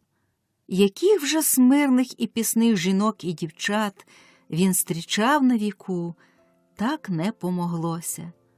Зосталося таке в його переконання, що кожнісінька вдивляється у 7 аж дзеркальців. І зосталося те переконання, немов гвоздем вбите. А Мельникова дочка... Та Мельникова дочка буває здорова. Не будемо вже тут знати, як ти заспіваєш далі і що зробиш далі. Мельник кличе Кармеля, от складають муку на віз, іде розплата, і Кармель їде додому. Їде Кармель додому, та все дума про дівчину, про наймичку. Мина село Лани вже так потихеньку, наче б не дуже овіз, а очі то як розбігаються на всі боки. Та ніхто не показався на улиці, і аж до самого ранку до Господи зітхав Кармель. Дівчина з ума не йде. Перебув день Кармель своїми думками важко і солодко. Перебув другий день ще важче, ще солодше. Перебув третій день, зовсім вже не сила. Голова горить, серденько кипить, тіло болить. Ще ледве перемігся він до півдня, а там запріг та й поїхав у село Лани. Він не знав, не бачив, як переїхав чистим полем, як проминув темним гаєм, тільки все поганяв та й поганяв, бо поле, здавалось йому, розбігалося усе ширше та далі. Гай усе розроставсь довший та непроглядній. Приїхав таки у Лани. Приїхав. Тихий вечір, сонце низенько. На селі пусто, ще люди з роботи не повернулися, тільки зустрічалися на вулиці діти, що бавились та грались. Та й наймички дві пішли по воду. Вийде і вона, подумав собі Кармель, і повернув коня до ріки і став на березі дожидати. І вона уявилася з відрами, і вона прийшла. Кармель охнути б тоді не зміг, такечки дух йому зайняло. А дівчина, побачивши його, узялась рожевим рум'янцем, мов огнем і полум'ям. Нікого не було над рікою, тільки вони самі, двойко. «Ти підеш за мене, дівчино кохана?» – питає Кармель. А вона йому отказала: «Я твоя». Посідали вони поруч над рікою на зеленім низенькім березі. І просиділи вони так укупі аж до зірок ясненьких. І не чула того вечора Маруся, наймичка, як хазяйка сварилася на неї за гаяння, як дорікала й докоряла. І не доходило їй аніщо гірке до серденька, що трепехалося з розкоші любої та нової. Як полягали усі спати, сиділа Маруся край віконця, дивилася на зорі блискучі, на небо прозоре. І їхав Кармель додому помалу, і теж дивився на зорі блискучі, на небо прозоре. Такенькі дивляться у небо ті люди, що вони дуже кохають на землі. Говорить Кармель до своєї неньки: «Хочу я, нене, одружитися, хочу взяти за себе наймичку, Марусю». Мати почала його вговоряти і прохати: «Не женися ти, мій соколе, на тій Марусі, не бери, мій сину, наймичку, візьми ти краще багату жінку». «Нене», промовив Кармель, а сам так увесь і затрусивсь, і затрепехавсь. «Чи ж ти мені не рідна мати?» Старенька злякалась його обличчя й виду. «Оженися, любенький, оженися з нею. Коли вже вона тобі така мила, то й мені буде дорогою невісткою». І оженивсь Кармель з наймичкою Марусею. Перший рік, одружившись, Кармель був зовсім поправився. Суму того не було й віди. Жінка в його пишнілась, як пишна роза, а жили вони з нею, як риба з водою. Народилася дочка в їх, усе в Господі велося добре, і стара Кармелиха казала, дякуючи Господові, що кращої вже долі ні діткам, ані собі не жадає вона. Коли оце знов засумував Кармель. Засумував та й засумував. Знов почав з хати втікати, блукати на самоті, знов почав блідніти, зітхати. З чого те лихо повернулося? Звідки нагналося? Чи ж не був він щасливий, коханий і на все довольний. До чого ще гнати? Чого жадати? Отож, власне, одного разу сиділи вони усі вкупі ввечері, по роботі. Ну, тоді, знаєте, як вже усе стихне, сонечко вже запало за зелений гай, і от нахватиться перва зірочка. Тоді, як чоловік, потомлений денною потомою, odpoczywає і обіймають його думки та гадки, і чує він і сніж свою кривду чи правду, вживає лучше своє щастя або безталання. Тоді сиділи оце вони усі вкупі і дивилися такенькі, наче б справді не прибирали вже собі чого пожадати. Навіть дитинка маленька нічого, здається, не жадала собі у забавку, бо, сидячи тихесенько між ними, тільки всміхалося рожевими устеньками та блискотіло ясними віченьками.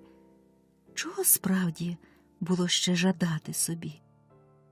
Коли ж разом якась думка замутила і засмутила Кармеля, наче злякала, наче світ йому зав'язала. Весь він змінився, наче переродився, і вийшов з хати, каже: «Душно мені щось, піду трохи». Мати стара потурбувалася, чи не хворість яка викидається. Він її заспокоїв: «Ні, ненько, я здужаю». Вірна дружина очима любими питалася його. Він на одвід пригорнув її міцненько. Пізно повернувся він до хати своєї. Вже й місяць, і зорі сяяли в небі, усе село поснуло. Спала дочка його маленька, спала стара мати. Не заснула тільки молодая його дружина. Вона стояла на хатньому порозі і дожидала, виглядала його. Стріла, пригорнулася, наче б запиталася, чи не треба її життя або смерті, її напасті чи розкоші. «Марусе, кохана», – каже він, пригортаючи її, «Марусе, кохана, я не зношу людського лиха й вбожества. Я мушу тому запобігти, я хочу поправити се биття».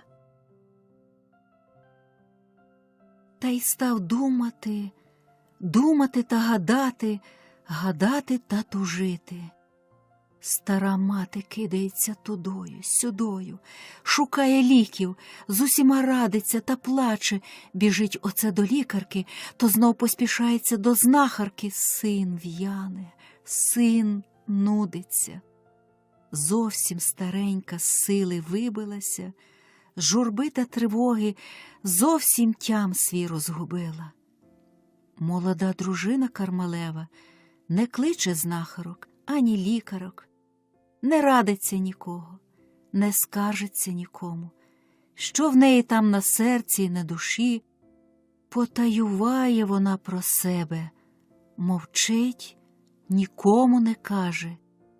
Тільки рум'янці зникли в неї з личенька, пісні її змовкли, і очі хороші осмутніли. Подумати б людям, що в Кармеля з жінкою щось негаразд, так ні ж бо, глянути на їх, то й сліпі ж зобачать, яке вірне, незмінне тут кохання, яка поради і приязнь добра. Господарство в їх теж у гаразді. І балакали люди добрі про Кармеля, що зовсім він щасливий чоловік. Чого б то ще йому треба? Усім його Бог втішив, усім одарив. Чого б то справді ще треба? Зовсім він щасливий. Свого щастячка попсувавсь, вередує, да от себе дурить і людей дивить. Інші то й в вічі Кармелеві дорікали тими словами. Кармель нічого не одказував, Ходив він тим часом дні цілісінькі, не промовляючи ні до кого словечка, скорбіючи та сумуючи. А часом несподівано чувсь його голос, пісня, немов клич який.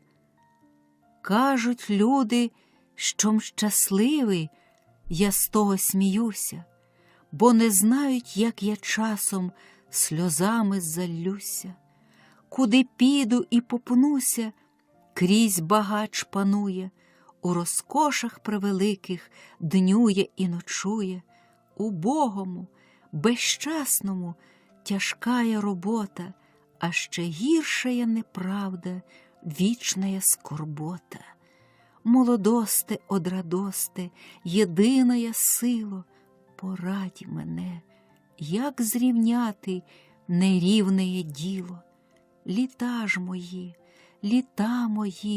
літа молоденькі, ой, коли ж ви так даремні, будьте коротенькі.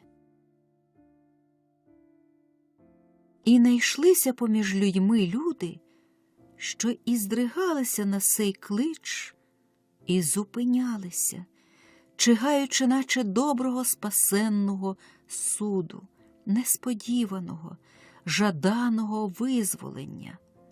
Може, не один наймит гіркий, котрий, поганяючи чужу худобу та співаючи свою давню гірку пісню, що немає гірше так нікому, як бурлаці молодому, почувши Кармелеву пісню, вмовкнув і повернувся до хазяйської хати задуманий, і того вечора не чув лайки, не потурав ганьбі, не вважав на хліб.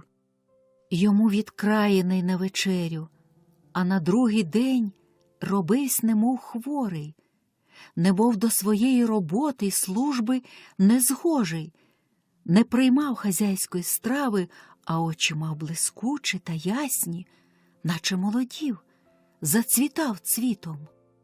Може, не один багач, почувши ту Кармелеву пісню, покидав співати теж свою недбалу та потішну і обертав свій погляд здивований у всі боки, йшов оглядати свої вжитки усі і був прискорбен, як той колишній цнотливий багач, що усі його знають.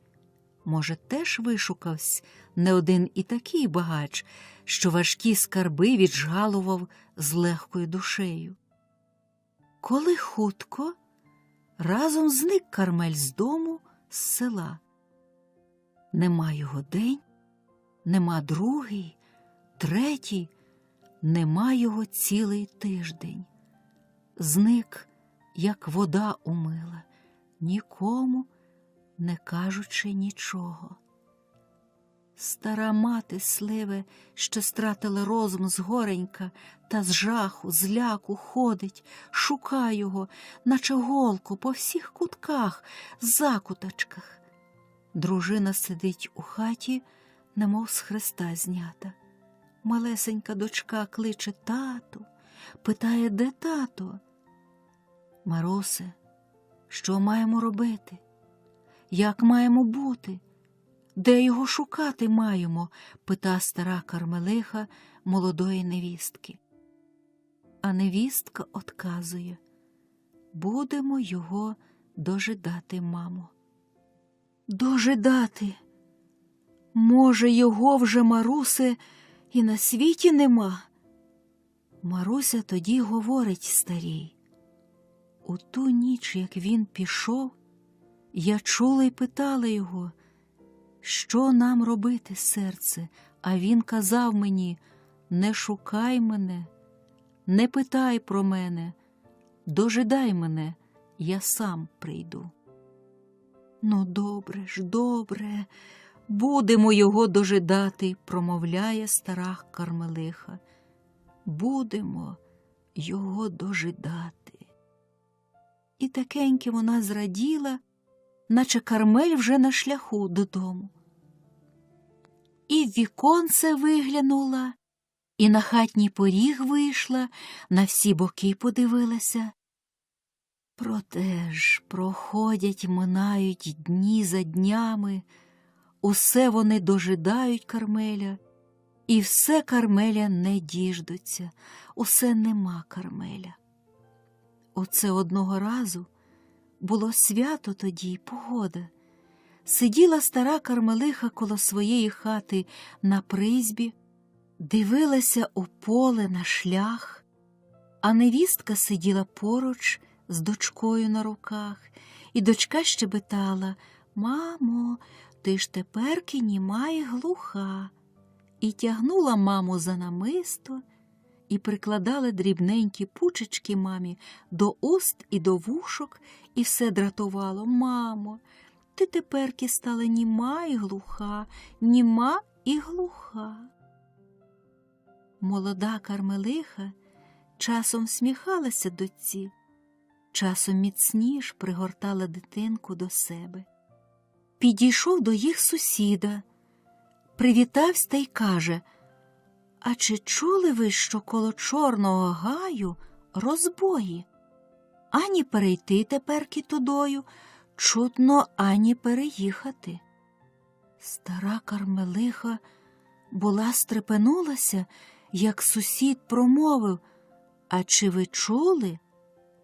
Та як почула, що це річ про Чорний гай, то й перестала вважати.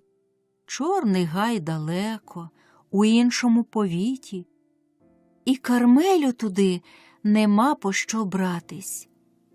Хоч би не сказала і того стара, чого йому і в своєму повіті зникнути, і по чому вона порішала, що він близько десь, а недалеко, перестала вона слухати сусідову мову і знов задивилася на шлях. Смутні ж хороші очі молодої Кармелихи не однімалися, не відривалися від сусіди, і пильно-пильненько вона його мову прислухала. А сусіда розказує,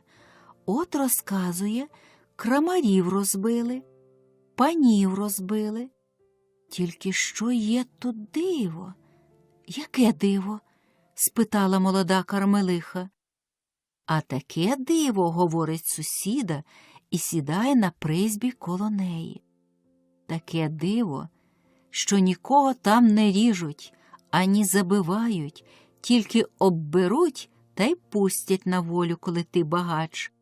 А забачать ти вбогий, бідний чоловік, так іди собі цілий, як був, і пучкою до тебе не доторкнуться. От, кажуть, їхав один бідолаха, стрівся з ними, молодцями, та й засміявсь. «Не боюсь я вас, – каже, – пани мої молодці. Голому розбій не страшний, і життя не дуже його дороге, оцінне. Коли забить, то бийте, а ні, то пускайте. Мені нема часу стоять, треба їхать. Хазяїн дожидає, буде лаяти». Тоді, кажуть, виявився старший, їх отаман, і кинув йому капшук грошей, і промовив: «Їдь собі, друже». І сам, і усі його молодці зникли у пущі. А той бідолаха зовсім оторопів від такого доброго дива. І додому приїхав сам не при собі, і привіз капшук грошей, саме що найчистіше срібло. Нічого не промовила на се молода Кармелиха, тільки збіліла, наче біла хустка, поцілувала свою дочку маленьку, що вона втихла в її на руках, і теж слухала, наставивши ушечка. Знов ідуть дні за днями, часи за часами, і щодень, щогодина, то більш усе вісток, більш та більш чуток про розбійників у Чорному лісі. Справді, чудні та небувалі Все розбійники уявилися, і чудний, і небували вони теж розбій правили. Що попадавсь їм багач у руки, вони його оббирали. Попадався вбогий, вони його наділяли, нікого не забивали, не різали. Теж чудний та дивний в їх отаман був. Ішла чутка, що така була краса його невиписана, невималювана, невимовлена, що не можна словом розказати, ані пером описати. Та славили, що не можна й очима було надивитися, бо сліпила вона, як те сонечко пломенисте. Їхала, кажуть, одна скупа пані і везла з собою усі свої скарби великі. Така вона скупа була, що ніколи зроду не розлучалася з тими скарбами своїми ні вдень, ні вночі. Їхала вона чорним гаєм і попалася розбійникам. Оступили її коляску, возниць її слух у бік, говорять до неї: «Пані, гроші віддавай». А пані страшно закричала, та несамовито на весь гай темний, і учепилась руками, немов залізними кігтями у своє добро, не дає. Хотіли в неї відняти, відібрати, так тільки хрумають її старі пучки, а не відриваються, і очі хижі блискають у світі місяцевому, наче в хижої голодної вовчиці.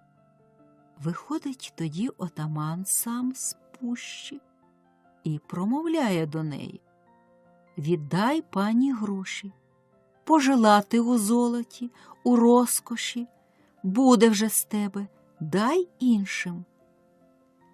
Як глянула пані на отамана, то навіть скарби свої з рук випустила.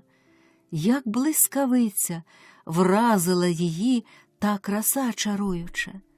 Впала пані без пам'яті, бо скупощі її аж за серце вхопили, а та краса збавила силу всю. І їхала теж молода дівчина, багата, з братом своїм, і теж попалися розбійникам. Брат був чоловік хоробрий, оглянувсь округи. Гай стоїть стіною чорною одусюди. Одусюди обступили люди високі, кріпкі, міцні. Бачить він негарне діло, а таки дума собі: спробую одбитися.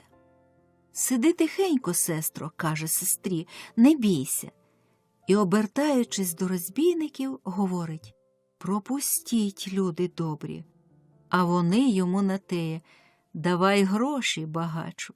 Сестра вже чи жива, чи мертва сидить». «Нема в мене про вас грошей», – отказує брат.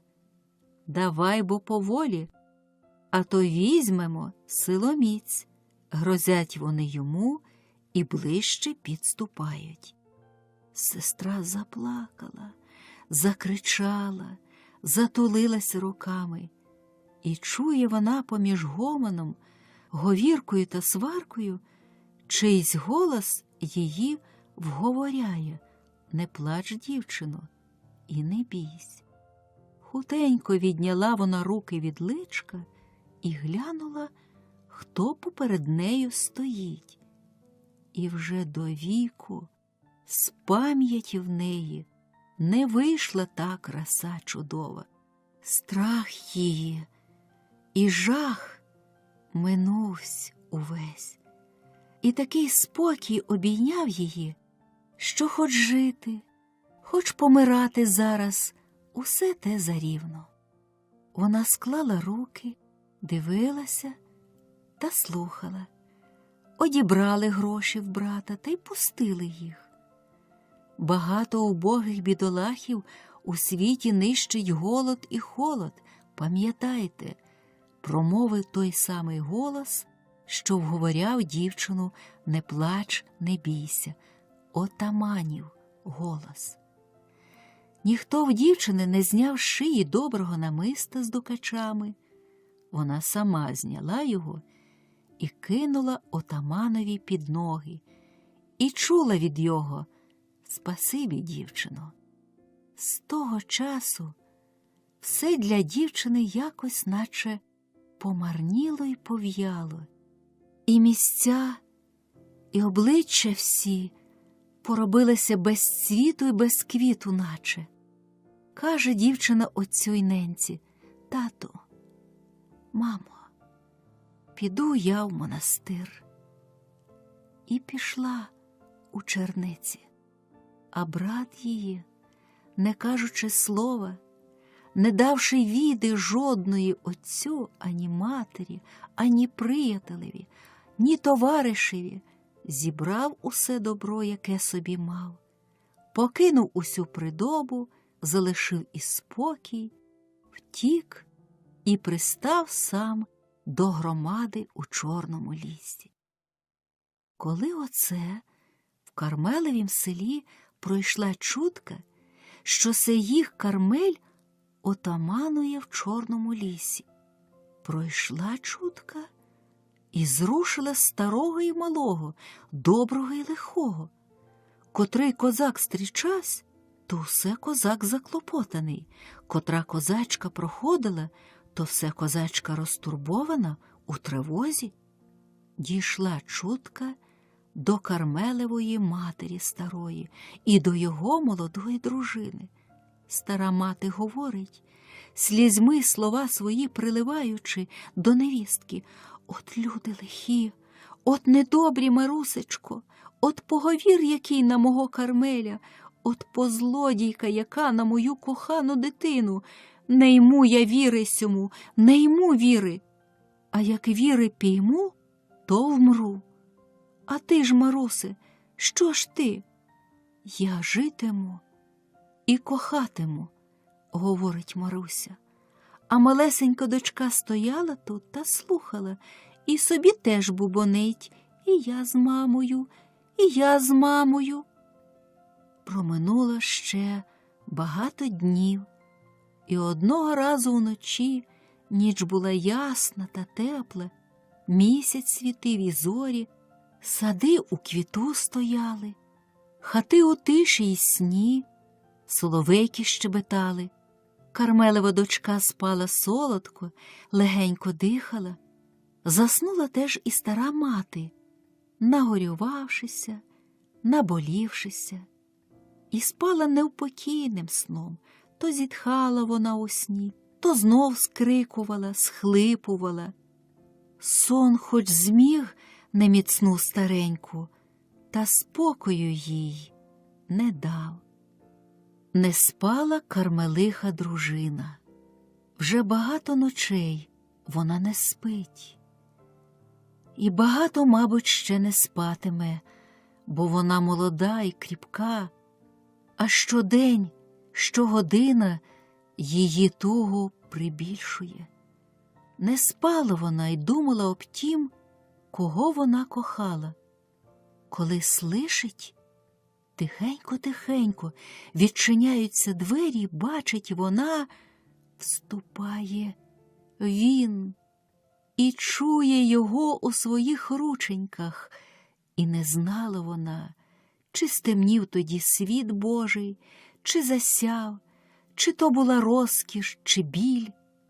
І як вже схаменулася вона у садку і бачила округи себе пахучі квіти, ясний місяць і зорі, і тоді ще довго-довго вона нічого не розуміла, не знала тільки теє, що вона у його на руках, що він тут, коло неї.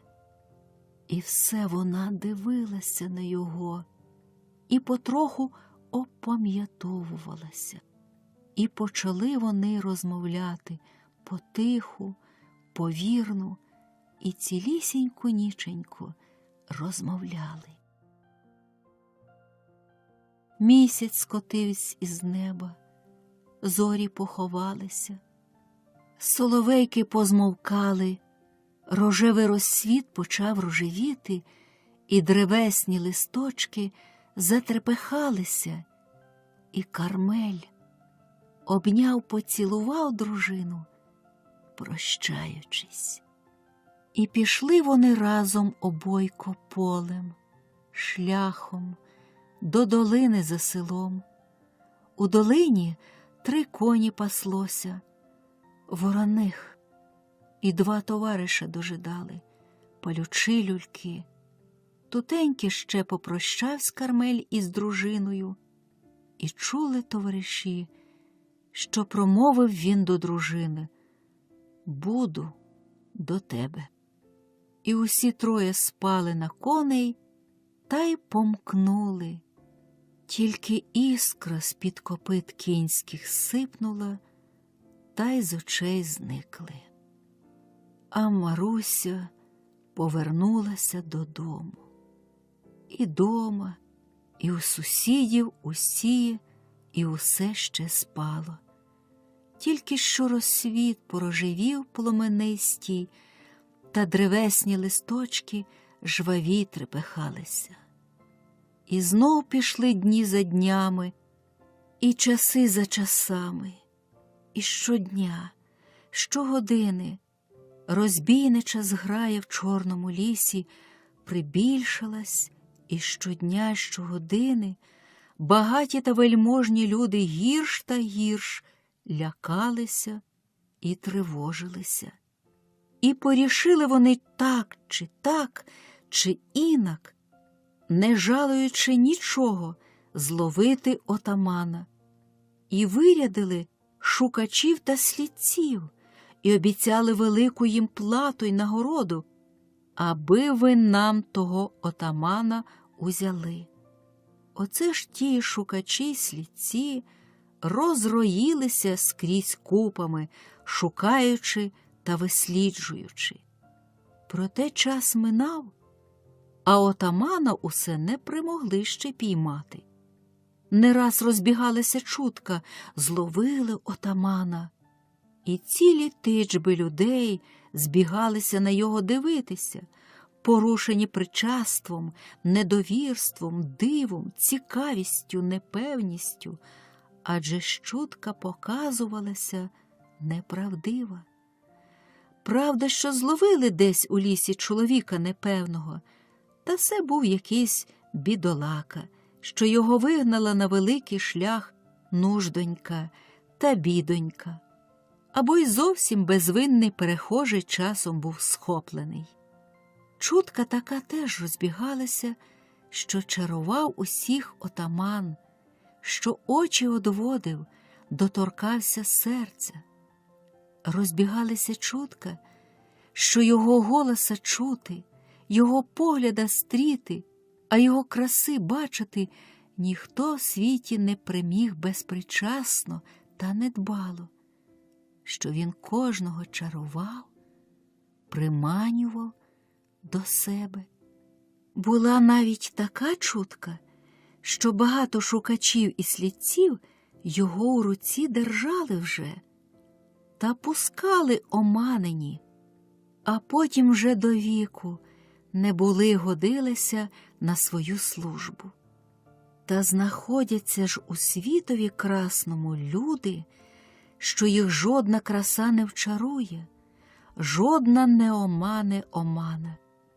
І от знайшлися такі на отамана, і узялися його слідити та висліджувати безотпочинно, безусипливо, так як безотпочинно і безусипливо він утікав від них удень і вночі, і ввечері, і ранком темними гаями, широкими полями, безкраїми степами, низькими долинами та лугами, високими горами. Одної темної ночі, як усі спали, Кармелева дружина стояла в своєму садочку під вишнею, немов і змурована, поки не виявилася висока постать від долинки. Тоді вона кинулася назустріч, як душа до раю, до свого Кармеля. Він задиханий, зморений, потомлений, помучений, пригорнувши її, не зміг довгенько придержати у своїх зомлілих руках, ледве зміг слова промовляти. «Гонять мене, як хижого звіра, Марусе», – промовив Кармель. «Вже 3 дні і 3 ночі никаю, не зупиняючись, товаришів розпустив».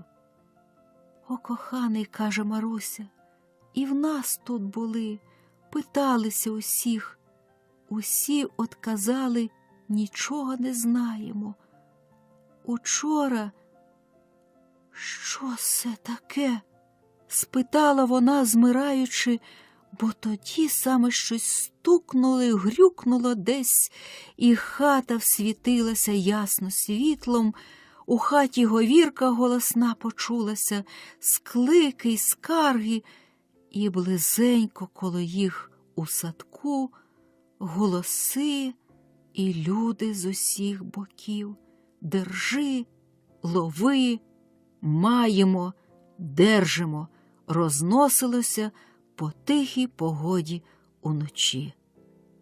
Схопили Кармеля.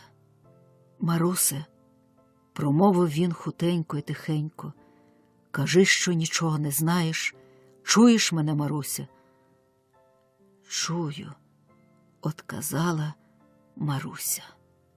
Стара мати прибігла з плачем, питаючи, чи цьому правда, благаючи, щоб відпустили сина її єдиного, побиваючись, що беруть.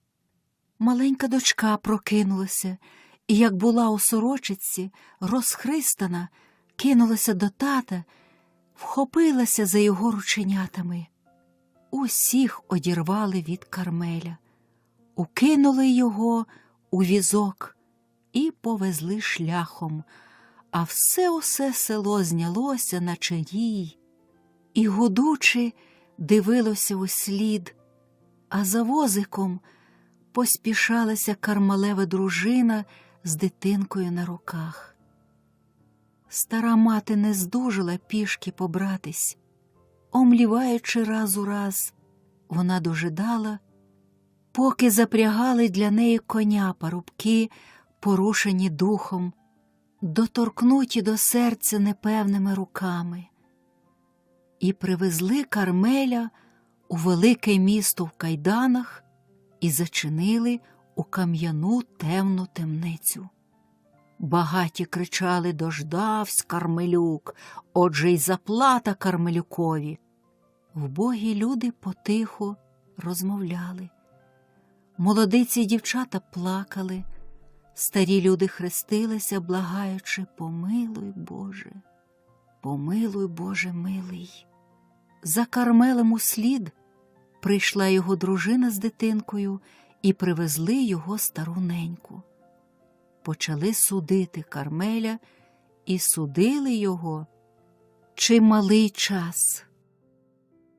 Чи хто йшов тоді, чи хто їхав минаючи, кожен бачив по всяку годину на плацу проти німої зачиненої темниці стару, прибиту на останній своїй літній силі, що тут сиділа на великому камені та плакала. Як хто до неї підійде, своє лихо розказувала, побиваючись.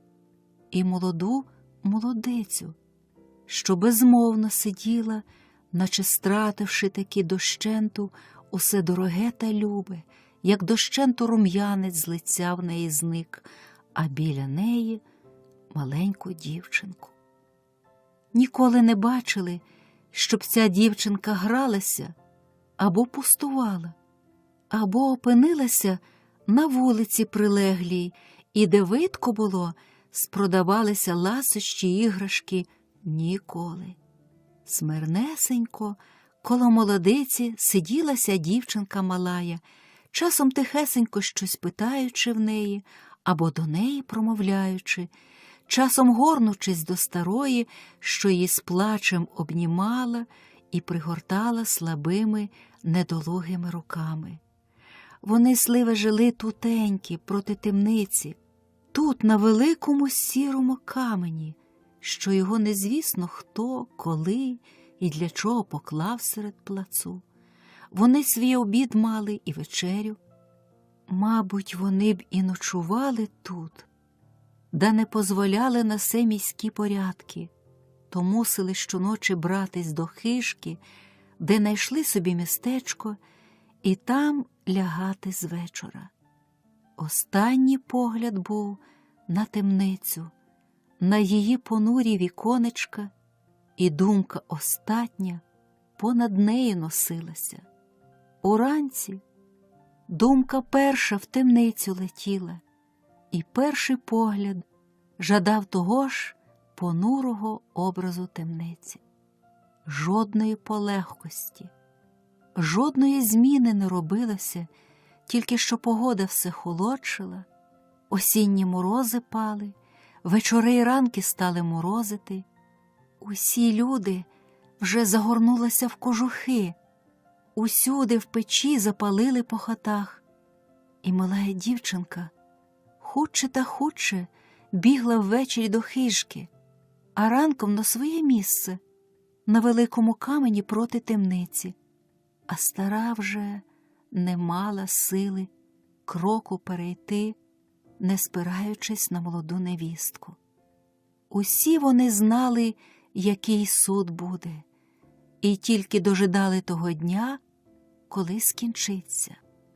Прийшов день той, ясний, холодний, сніжок потроху порошив, коли відчинилася темниця, і глухо брязкаючи кайданами, почали виходити злочинці пара по парі. На плацу зібралась купка людей, дві якісь жінки плакали, виглядаючи своїх поміж парами в кайданах. Якого лихих, розпачливих голів пройшло поміж тими парами. От Кармель! Хто має з ким попрощатися, позволили попрощати. Кармелева мати впала, побачивши його. Жінка його з дочкою були коло його зовсім напоготові за ним іти в далеку дорогу, та Кармель, попрощавшися з ненькою, став прощатися з жінкою і з дочкою і щось тихенько промовляти. Жінка спахнула на лиці, почувши його слово, як від непривіденного жалю. А дочка скликнула: «Ми тебе не хочемо кидати». «Тату!» двічі чи тричі, а далі, обхопивши батька, закованого ручечками, заплакала. Тим часом пронеслося поміж купою: «Кармелюк! Кармелюк! Це Кармелюк! Де він? От він!» І ціла купа, наче хвиля морська, порушилася і колисалася. Казано рушати з сильним, і рушили. Купа людей бігла за ними, проводила їх за місто, далеко на шлях, і купа усе прибільшилася, усе голосніше чулася: «Кармелюк! Кармелюк!» Кидано гроші з усіх боків, посилано услід: «Помагай, біг!» Вели мати за Кармелем, йшла жінка з дочкою коло його. Коли ж казано, усій купі завернутися. «Умру я, хутенько вмру», – промовила стара мати, ледве дихаючи, а дочка мала, цілуючи, милуючи тата, скликнула: «Коли б же із тобою йти? Усе буде, як кажеш», – промовила вірна, віддана дружина. «Сподіваємося на ліпші часи», – промовив Кармель. «Рушать, Рушать! І рушили. Усе далій та далій. Вже не чути глухого брязкання від кайданів, ледве вже постаті мріють. От і зовсім зникли. Тільки дерева при шляху вирізувалися на ясному небові з того краю, кудоє зникли. Стару матір вели люди. Молода жінка несла дочку плачучу. Купа уся посувала, жалкуючи, судячи та радячи. Того ж дня виїхав возик з міста у Кармелеве село і повіз туди додому його сім'ю. Знов засвітилося в його хаті ввечері, і всі там, сумуючи, не розлучалися з ним у думці. Проводили його душею незнакомим шляхом у незнану ссилку. Минув рік потому. Стара мати, як пообіцяла хутенько вмерти, так і вмерла. І навесні її могилка вже травою заросла густо й високо. У хаті жила Кармелева дружина з дочкою.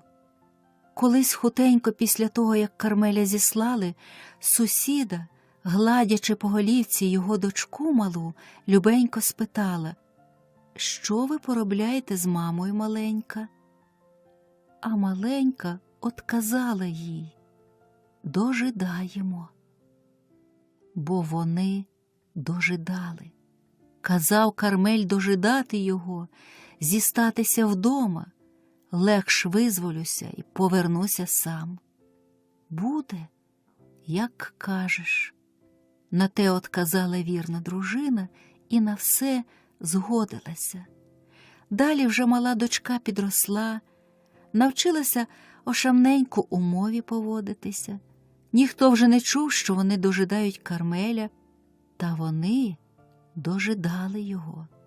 Дожидали щодня, кожної ночі, кожної години.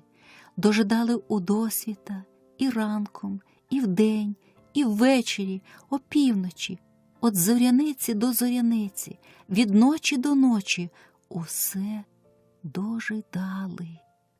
І минали їм такечки години, дні, тижні, місяці. Удень праця, робота, клопіт, і все тая сподіванка й дожидання. Ввечері відпочинок, і все тая сподіванка і дожидання. Удень часом сусіда увіходила до їх, і денний гук, і гомін, і клопіт, і їх трохи поїдав собою, а ввечері, як усе втихало, і не знімалося жодного округи пороху, мати з дочкою тихенько сиділи, засвітивши в хаті, наче на привітання. Дочка мала й не бралась до іграшок. Любила вона з ненькою розмовляти та часом співала маленьким голосочком батькові пісні. І як вже старалася мала виспівувати краще, так старалася маленька, що личенько починало палати, сердечко колотитися, і вся сама маленька трепехалася. Мамині очі дивились на неї, і руки простягалися, брали її до себе, пригортала. Маленькі рученятко обіймалися коло маминої шиї, і такенькі довгенько-довгенько вони зоставалися довгенько, часом до глухої ночі. Пізно-пізно. Ніч вже минає, світло згасає. Дитинку, що не радилася лягти у постільку, зможе сон колоненький, і молода Кармелиха у досмертній тузі та печалі затулить личенько білими руками. І такенький час минав та минав та минав. А вони дожидали та дожидали та дожидали. Одного вечора сиділи вони у хаті, засвітивши світло, як завсіди, і думали усе тієї ж думки, і сподівалися усе тими ж сподіванками. Котрого вже то вечора, у котрий то вже раз дочка мала промовляла: «Може, сьогодні, доненьки?» Обойко вони сиділи тутеньки. Коли ж хатні двері відчинилися, і він, дожиданий, уявився поперед ними. Боже світе, Боже світе! На другий день у селі усе прокидалося і сповнялося, село спокійним щоденним гомоном, і сонечко ясненько зіходило, і як перш виходила уранці на роботу Кармелиха молода, так і тепер вийшла вона, вийшла, подивилася округи, подивилась, наче б усе округи змінилося, та як заплаче сильненько, як заридає, не з жалю, бо як дочка мала кинулася до неї, вона ж благенько-такеньки всміхнулася, як споглянула. Так же бо променіло з очей хороших, відрада сама. Хутенько потім Кармелиха спродала хату свою, попрощалася з усіма і покинула село з дочкою. Чули від неї люди, що, може, побереться вона до блигомого міста і там оселиться, теж, може, й дочапає аж до самого Києва. Напевне, ніхто не знав, кудою вона побралася, а ніде вона пристала на життя. Правда, плескав хтось десь щось, нібито бачили молоду Кармелиху з малою дочкою у хуторі далекому, глухому, де вона заробляла. Друга знов віда така була, що вона у місті ходила на Поденщину.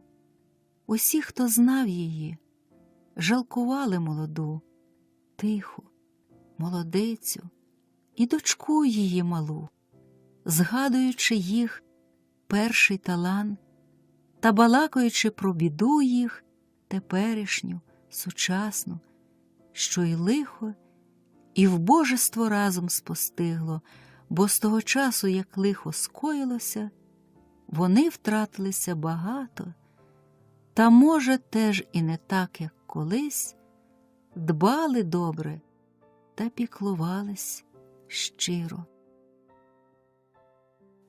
А тим часом Кармелеві вороги не всипляли. Казано взброїти шукачів і слідців, повелено стріляти, якщо не можна буде живцем взяти.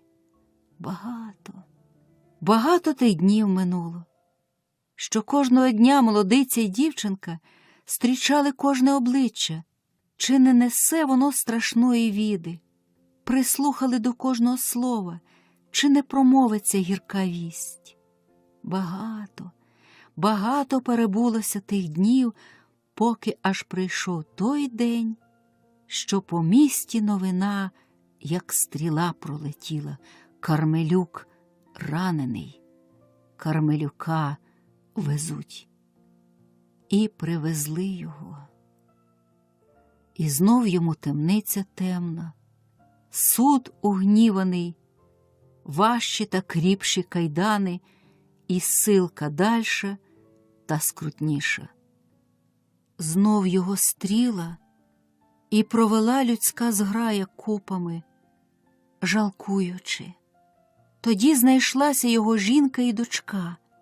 Як першого разу вони тепер його проводжали, як першого разу вірна дружина знов промовила до його: «Буде, як кажеш». А дитина плакала, цілувала його, а він, як перш, сподівався на ліпші часи. Знов казано з сильним рушати. І рушили. І зник він знов з очей, як і перш, тільки дерева при шляху вирізувалися на ясному небові з того краю. Його гнали все далі та далі, а вони, зоставшися, тяжче та тяжче заробляли та дожидали. І зникли вони усі. Востаннє бачили люди молодицю з дівчинкою тоді, як востаннє чутка була розбіглася, що Кармелюк визволився, повернувся. Чутка та пропала. І Кармелюка, ані дружини його, ані дитини вже не знайшлося повік. Де вони поділися? Як загинули? Не зна ніхто й досі. Зникли вони і згинули, як багато дечого зникає та страчується доброго і лихого, благого і злого, кохання й ненависть, сила і слава. Тільки де-не-де зостається пам'ять живлюща.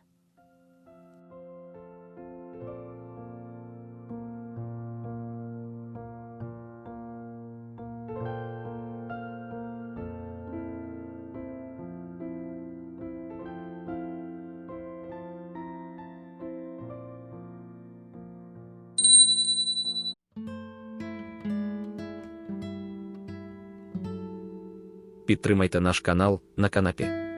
Підпишіться. Марко Вовчок. Максим Гримач. Не за вас се діялось давно колись, як панувала на Україні у двізі Польща і Московщина. Московщина обладувала Україною сьогобочною. Застави хоч стояли, та не густо. Сторожа не пильнувала так, як тепер по Збручеві чи що. То Дніпром ручіші людці перевозили всяке добро, не оплачуючи. Шовки, оксамити, парчі суто золоті, пахучі шафрани і крами дорогі, в барильцях щире золото і срібло. Саме проти Черкас, нижче до Монтова, сидів хутором над Дніпром Максим Гримач. То сей і довгенько кохався в тому. Такий-то богатир ходив у жупанах та в сап'янцях та в атласах, і хороший був, повновидий, чорнобривий, чорноусий, а веселий, а жартовливий. Було, як вийде в неділю поміж люди, та так його й обступлять. Дуже його любили. От, каже, було хто з громади, ти, брате Максиме, зовсім у пана вбрався. Еге ж, братику, вбрався, вбирайтесь лишені ви, добрі люди, добре по нам жити, кат їх не взяв. Уже тепер годі за вас підставляти шию, годі. Буду їсти та пити та хороше ходити. Звісно, так, як панові вельможному годиться. А такий був. Нехай тільки станеться кому з нашого села пригода, головою ляже, а вирятує.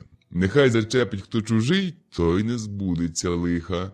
Налетить, як той вихор нагальний, дощенту викручує.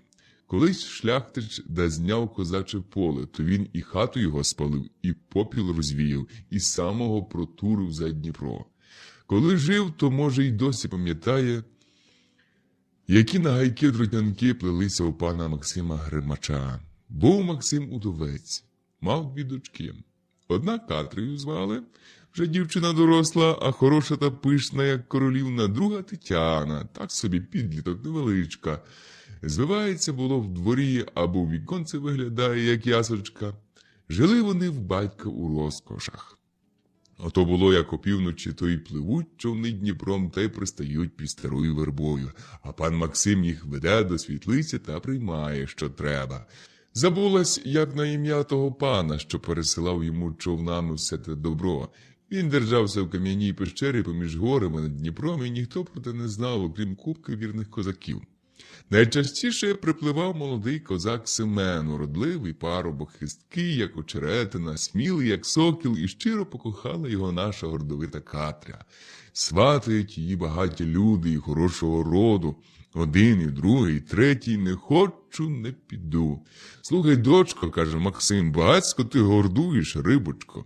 Сватають тебе перші люди в селі, парубки все молоді й хороші. Чому не йдеш?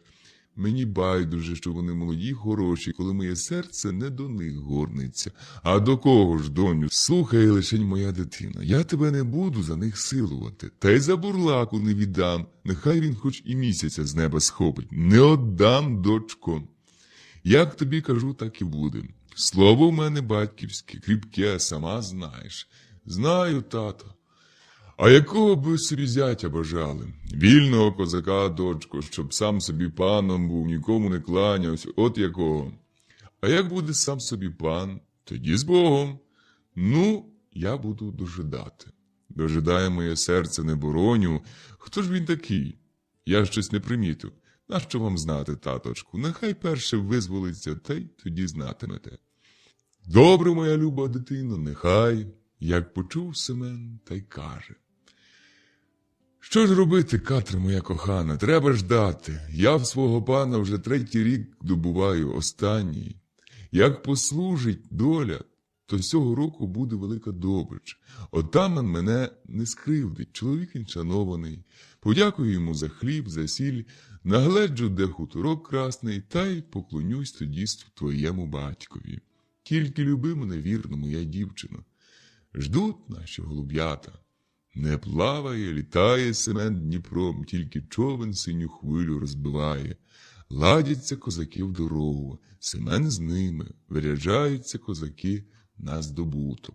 Соколе мій козаче, каже Катря, пригортаючись до його, коли ж ти вернешся? Чи хутко? Хутко, моя рибчино, хутко, зацвіте перша вишня в твоєму садочку. Закує сива зозуля, я припливу до тебе, припливу ненаймитом, вільним козаком, Катре. Рушили козаки восени, казали дожидати на весну. Сидить Катря в світлиці, вишиває шовком рукава та рушники, та все в віконце поглядає, чи крутить завірюха, чи вже сніг тане, чи хутко то теплом повійне. Скресла крига прийшла, шумить Дніпро, сиві, чорніє, плескає в береги, розвивається верба, зеленіють комиші, весела наша Катря ходить собі та поглядає.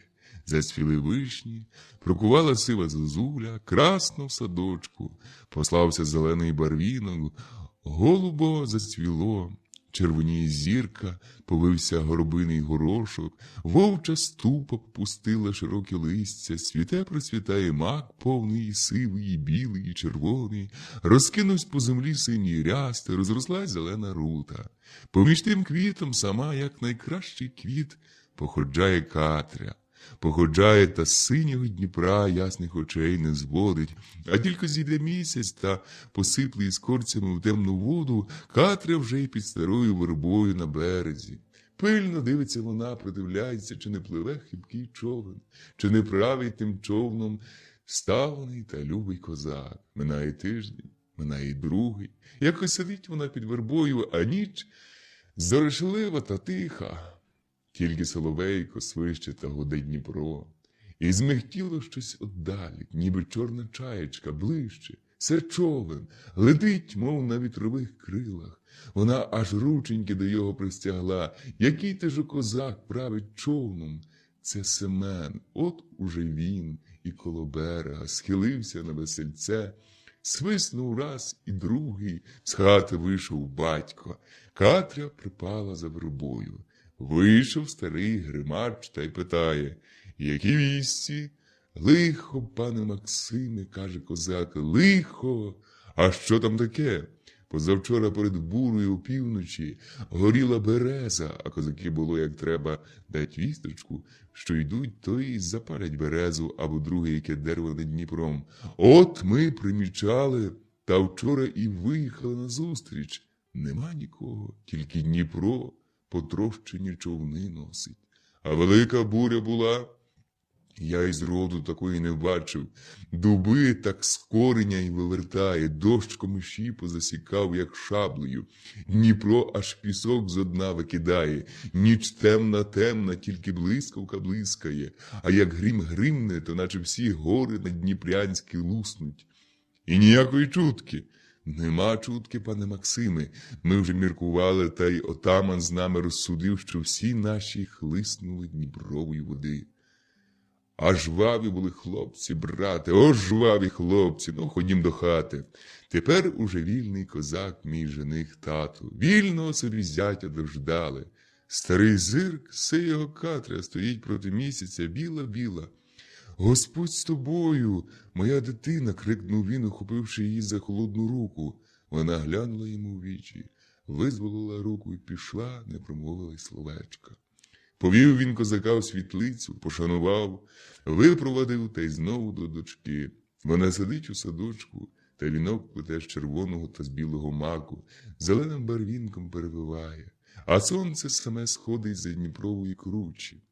Дитино моя, Катрусю, каже старий, сідаючи коло неї, послав тобі Господь великою тугу на серці. Піднімеш бо голівку, доню, та глянь на старого батька. Вона підняла голівку і глянула на його. О, доню, яка ж ти стара стала.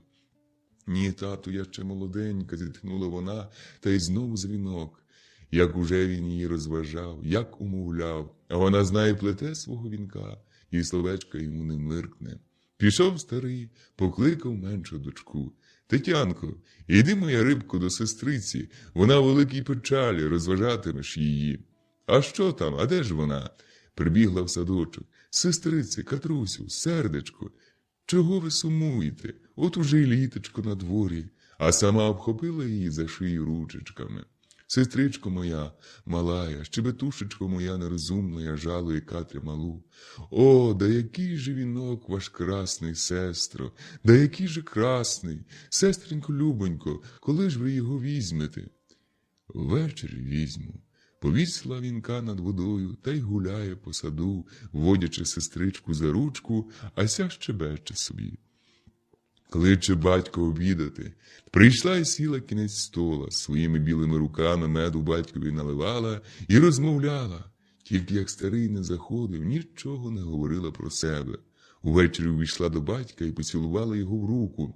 Старий схопив її за голову. Катре, дочко моя нещаслива, нехай тебе мати Божа помилує. І малу сестру прийшла, обняла і пригорнула до серця. Вийшла знову в садочок. Так-то гарно вбралась, сорочка тоненька і плахта шовкова, пояс сріблом сіткований, черевички високі, дрібно-дрібнесеньку русу косу заплела, і золотий перстень блищить на правій руці. Прийшла над воду і зняла свого вінка, що сплела ранком, зняла та й каже: «Не зов'яв ти, мій маковий вінку», і наложила той вінок собі на голівку. А на самому березі верба аж геть попустила віти на воду. Вона й сіла коло вербового кореня, дублинастого, схилила голівку на білу ручку. Взяли її думки та гадки. Там, під кучерявою вербою, і освітив її місяць, хорошу й смутну, у маковому вінку.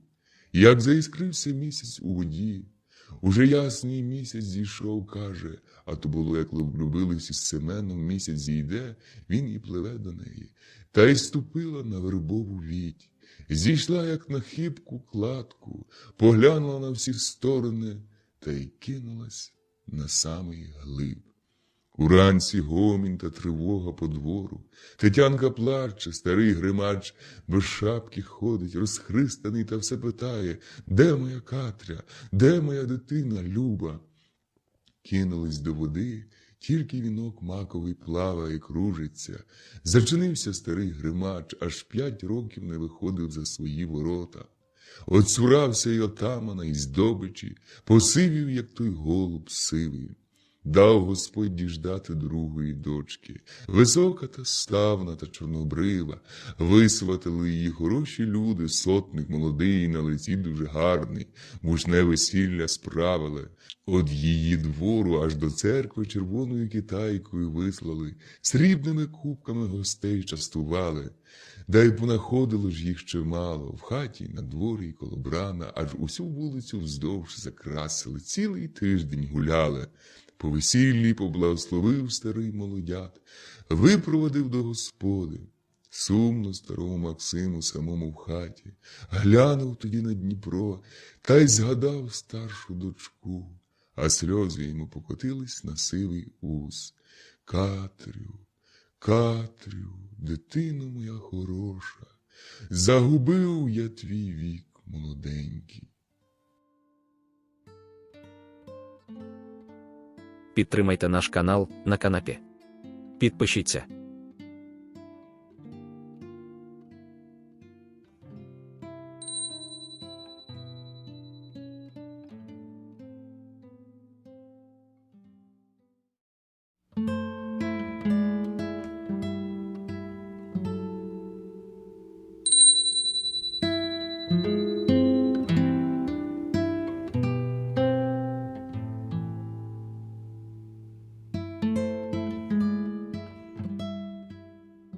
Не до пари. Як не живи, а лихо не мине. Так уже нам Бог дав, така вже доля наша. Була в мене небога. При мені вона й зросла, бо сиротою зосталась змалечку. Я й батька, і матір її поховала, і оплакала. Я її розуму навчала, і добра її гляділа. У неї була й хата славна, і селидьба, і скрині такі на колесах, що було перехилися, та й дна рукою не достанеш. Живе вона в мене, веселенька собі, а хороша. Така чорнобрива, та ясноока, та уста рум'яні, та станочок стрункий. А що весела була, жартівлива, і хазяйка з неї добра, роботяща.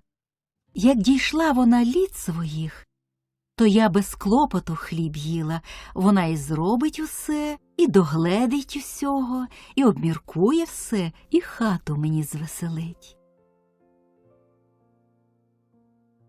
Живемо ми отакенькі приязненько собі та любо. Коли разом я помічати стала, що Парася щось сама собі думає та думає. Голосно словця не скаже, весело не засміється, не гляне і змарніла трохи. Мені вона не признається, а я й не питаю. Ходила вона і на вулицю, і на вечорниці. Іде було й скаже: «Тіточко, голубочко, я піду до дівчат, або там куди, а тепер уже випорхне з хати, не питаючи мене».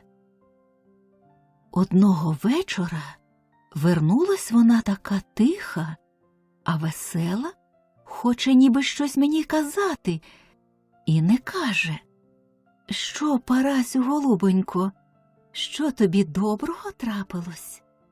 А вона все варується мені сказати, тільки гляне та щервоніє. А я все наполягаю: «Скажи та скажи». Вона встала і говорить тоді: «Я, тіточко мила, я вже хутко заміж піду. Боже тобі поможи, нехай мати Божа щастя талант дає». Питаю, за кого вона думає. За Семена Палія. О, дитино моя, чи то ж до пари кажу? До пари, до любої вподоби, от каже мені гордо. А Семен Палій той був на все село чудний та дивний. Багатир був, а жив, як убогі люди живуть. Він було не придбає, а втеряє ярмаркуючи. Чи він продає, чи він купує, то все не на користь собі. Усякий його шукає, аби хто схотів. Не те, щоб він був так собі, розумна в його голова була, і словом він було впоїть тебе, як медом, а проте дивний, якийсь дивний з його чоловік був. Таких людей я й не бачила.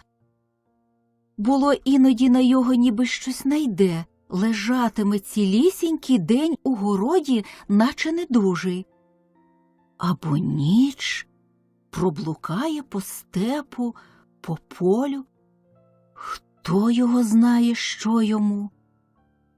От я й викладаю все теє небозі, а вона, звісно вже, що дівчина не вважає ні на що, полюбивши.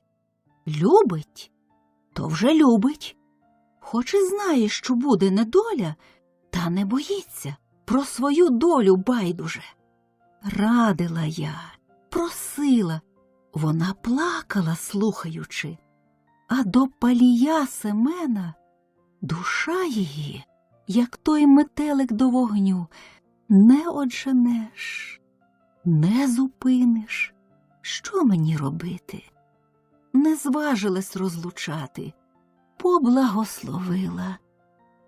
Та й сама радувалась, дивлячись на життя їх, миле та любе. Прийду було до них у гостину, сидять у купці. Що ж то за щасливі, що ж то за хороші? Як я до його придивилась, прилюбилась, моя матінко, то він мені за дитину рідну став. Такий у його погляд був, така мова, така краса, що рідне тобі та й годі. Прибіжить було Парася до мене на хвилиночку. Господи, яка весела, яка щаслива. А що, Парасю? Та добре мені, тіточко, сердечко, добре мені. Любить він мене дуже. І кроку від себе не відпускає, все просить співати. Сідай коло мене, співай мені, пташко, співай. От я й співаю. А він слухає та дивиться мені в вічі. Що то за очі Господь йому дав? А хазяйствечко як, питаю? Та й хазяйствечко нічого тепер. Добре, все добре. Я вже так порядкую, так годжу йому. А він, тіточко, він усе не дає діло робити, їй же Богу. Пораюсь там коло печі або що. А він чого се так довго, Парасю? Та я для тебе, голубе, щоб ти смачніше з'їв. Байдуже, каже мені про те, серденько. Ось іди, сядь коло мене та обійми, та будемо говорити, як у світі жити, як люди живуть у світі. І як почне він, тіточко, розмовляти, то я й позабуваю все, що там розпочала робити і що до чого. Схаменусь, то аж сором, яка з мене господиня. Тепереньки я вже розумніша стала. Пораюсь, мию, шию, а він, дивлюсь, і осмутніє, і похмурий такий стане, і не їсть, і не п'є нічого. А я прошу, та хоч покуштуй, та хоч губою приторкнись. Воно добре, неабияке. Де ж не добре, коли ти своїх ручок доложила, та ще й думок, ніби сміючись із мене говорить. А я його цілувати. Тоді він і знов веселий. Я було радію, слухаючи того її щебетання. Не було й гадки, щоб усе те щастя у велике лихо перевернулося. Хоч Парася вже не вчащає до мене, як перше, та я все думаю, все того, що вона там собі у щасті та в розкоші. Сказано, добре дядькові, то й Бога забув. От якось я зібралась та й пішла до них у неділю. Хата зачинена. Я тоді в садок. І бачу, сидять вони в купці, тільки чогось обойко невеселі. Сидять собі мовчки. А садок у них по горі зеленів аж до самісінької води. Попід садком річка широка в берегах іде, по тім боці жита половіють, чутко млин меле, і чуєш, і бачиш, шумлять і хиляться верби на греблі, і на все благий вітерець тягне. Вони під грушею сидять. Він дивиться кудись далеко, а вона на його. Підходжу, обоє жахнулись. Боже, поможи! Здорові були? Просимо. Вітають. Говорять, а все мені здається, щось не так воно, як перше було. Посиділа я в них, та й додому беруся. Проведи ж мене, Парасю, говорю їй. Вона й пішла мене проводити. Парасю, кажу, чого се ви такі сьогодні? Що вам таке? А вона, нічого, тіточко, їй же Богу нічого. І не сказала. Так ми й попрощалися. Іду я собі, та все думаю, чого вона така неспокійна стала? Що там у них коїться? А може, думаю, посварилися трохи, то й помиряться мої голуб'ята. І жду я її, жду, а її нема. Хоч коли на роботі й побачу, то на хвилиночку, чому не прийдеш, не одвідаєш? Прийду, тіточко. А сама все не йде, і вбачаю, марніє та й марніє Парася моя. Іду я знов до неї, а зима вже морозами кріпкими укріпила. Приходжу, вона в печі розпалила, а сама сидить на долівці, і голову схилила, і руки опустила. Чи жива, чи не жива? О, побила мою Парасю лихая година, думаю. Парасю, кажу. Тоді вона звелася і стала, блідая й понурая. Скажи мені, дитя моє, скажи свою пригоду. Вона мовчить, та на полум'я дивиться. А я прошу й плачу. Вона все тільки на те полум'я дивиться. І довго я просила, а вона дивилась. А далі, обертаючи до мене голову, чоловік не любить, промовила. Як не любить, Парасю? Бог із тобою. Не любить. Вимовила, та так з душі якось вимовила, що одразу я віри пойняла.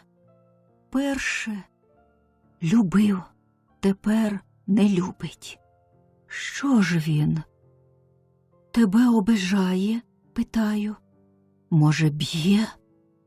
Ні, не б'є, не обижає, тільки не любить, не гляне, не пожалує, не всміхнеться. Що це вам сталося, говорю? І сама не знаю, каже, я годила йому, я любила його, та доля моя такая. Може, за що угнівався на тебе? За що? Хіба я не слухаю? Ото було у літі, як сидимо в садку, він мені показує, дивись, яка вода чиста, як очерета гуде, слухай. То я спершу було не дивлюся, не слухаю, не хочу, лучше я тебе поцілую було, кажу йому.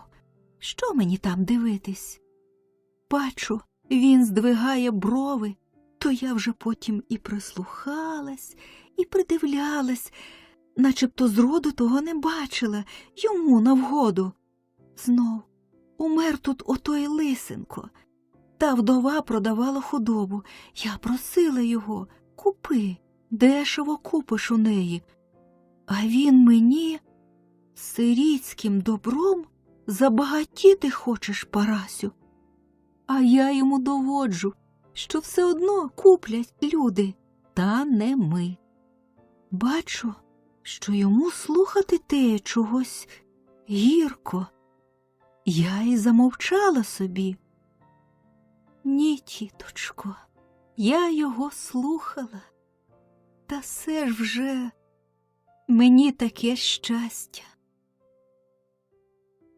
А тут саме він увійшов у хату, зняв шапку, привітався, а сам гордий та похмурий. Змерз, каже, як схопиться Парася, домухає на огонь, і кожух його струшує, і в'ється, як горлиця коло його. А він такий хороший. Я й не бачила його, здається, таким. Простяг, гріє руки над полум'ям червоним. А як Парася навернеться на його очі горді та смутні, одвертає од неї очі. Хотіла я щось порадити, сказати, та не сказала нічого. Пішла собі додому. І скільки вже я раз хотіла до них піти, та як згадаю, не піду. Як згадаю, що стояв він, гордий та спокійний такий, матінко, ні, не піду, вже не поможе.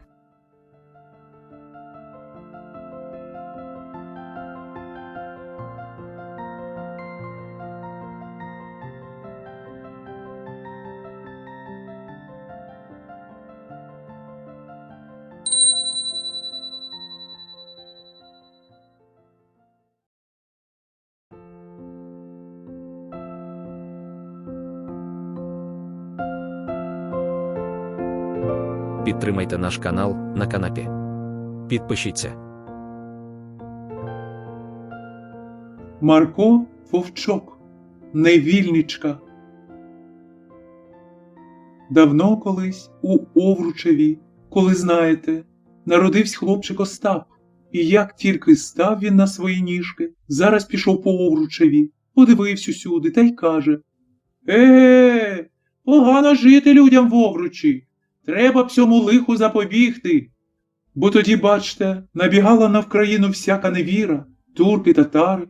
Не так, як тепер, що хоч бува теж подія, та вже інша, християнська. Чогось не так, мабуть, обідно, чи що? Тож, кажу, тоді набігала всяка невіра, турки й татари. Нищено міста красні, чимало козацтва зведено з світу, багато дівчат і жінок у полон забрато. Приходить Остап додому, а батько й мати його питають, бо сказано: одинець, дитина, то вічі її дивляться, і зараз вже постережуть усе. Питають: чого се ти, синку, задумався? Від того я, каже Остап, задумався, що погано людям в місті Овручі жити. Каже батько, а мати тільки зітхнула важенько. Треба сьому запобігти, каже Остап. Знов вимовив батько. Рад би в рай, та. А мати ще важче зітхнула. Та й на тім розмова й скінчилася на цей раз. Ще батько й мати зажурилися, кожне по-своєму. Батько охмурнів, повісивши голову, а мати, голівоньку схиливши, осмутніла. А Остап знов пішов по місті Овручі походжати та оглядати, та свою думу думати, свою раду радити. А потім час сплив своїм пливом, як завсіди, й Остап ріс своїм ростом, як звичайно. Тільки що як впало йому у думку і в душу, що в Овручі погано людям жити, то як наче зернятко, яке прийнялося, розвелося, розкорінилося. Він вже не заспокоївся з тієї години і все тільки думав та гадав та замишляв. Тим часом як інші хлопці билися із собою, немов півні, за яку свою погану, або як ведмеді посідали одного за які цяцьки, або гралися та пустували хорошенько. Остап тим часом усе походжав та поглядав та замишляв, як усі ті, що дуже собі головоньку жують чи клопочуть, або дуже в чимсь кохаються. Остап часом як піде ходити, то й далеко зайде, поки його що схаменить. Оце одного разу дуже він далеко зайшов у своїй такій журбонці. Коли ж ось шурхнуло, наче птиця шурхнула, брязнуло, наче стріла за стрілою пролетіла. Ледве його не скинула з місця, ледве він встиг забачити взброєного Турчина на легкім коні, а в Турчина дівчину з русою косою, що простягала руки до його і вимовила: «Рятуй, козаче!» І все зникло, як не було ніколи. «Коли б же сила моя та літа мої», – промовив Остап, і дуже гірко йому стало, що не міцна ще сила його, невеликі ще літа. Оце якби нам з вами, вам та мені таке трапилось, то б ми, я та ви, ахнули й зітхнули. Чого поминати маємо, що теж дуже перелякалися. Прийшли додому, поговорили з сусідами та й забули. А Остап ні, не забував. Знов одного разу послав батько Остапа в ліс по дрова. Самі, мабуть, знаєте, як то веселенько їхати веселеньким ранком до гаю. Сам гай наче сміється, шумлячи назустріч вам. Усяке, здається, серце радується, усяке око тішиться. А Остап, що погляне, то око його гірш засмутиться, серденько більш принудиться. Коли от ярок попід самим гаєм, і тільки що в ярок кінь як шарахне вбік. Бачить Остап, лежить при дорозі козак вбитий, молодий, у самому квіті своєму, міцний, у самій силі своїй лежить, згублений навіки. Остап прихилявся і склонявся до його, прислухаючи, не дише? Ні. Якби таке нам, вам та мені, то що ж робити? Чи ж це перший випадок лихий? Ми б, ви та я, попотужили, може, й поплакали, та й дали собі покій. А Остап ні, собі покою не давав. Третього разу випало йому проступити аж у саму Україну, от схід до захід сонця, від півдня від півночі. І така скрізь країна поруйнована, поневолена показувалася, що Остап аж за голову взявся. Коли б це ми, ви та я, то б ми пожалкували звичайненько, та, загородивши собі якусь придобоньку, у куточку за нею сиділи тихо. А Остап ні, не занедбав.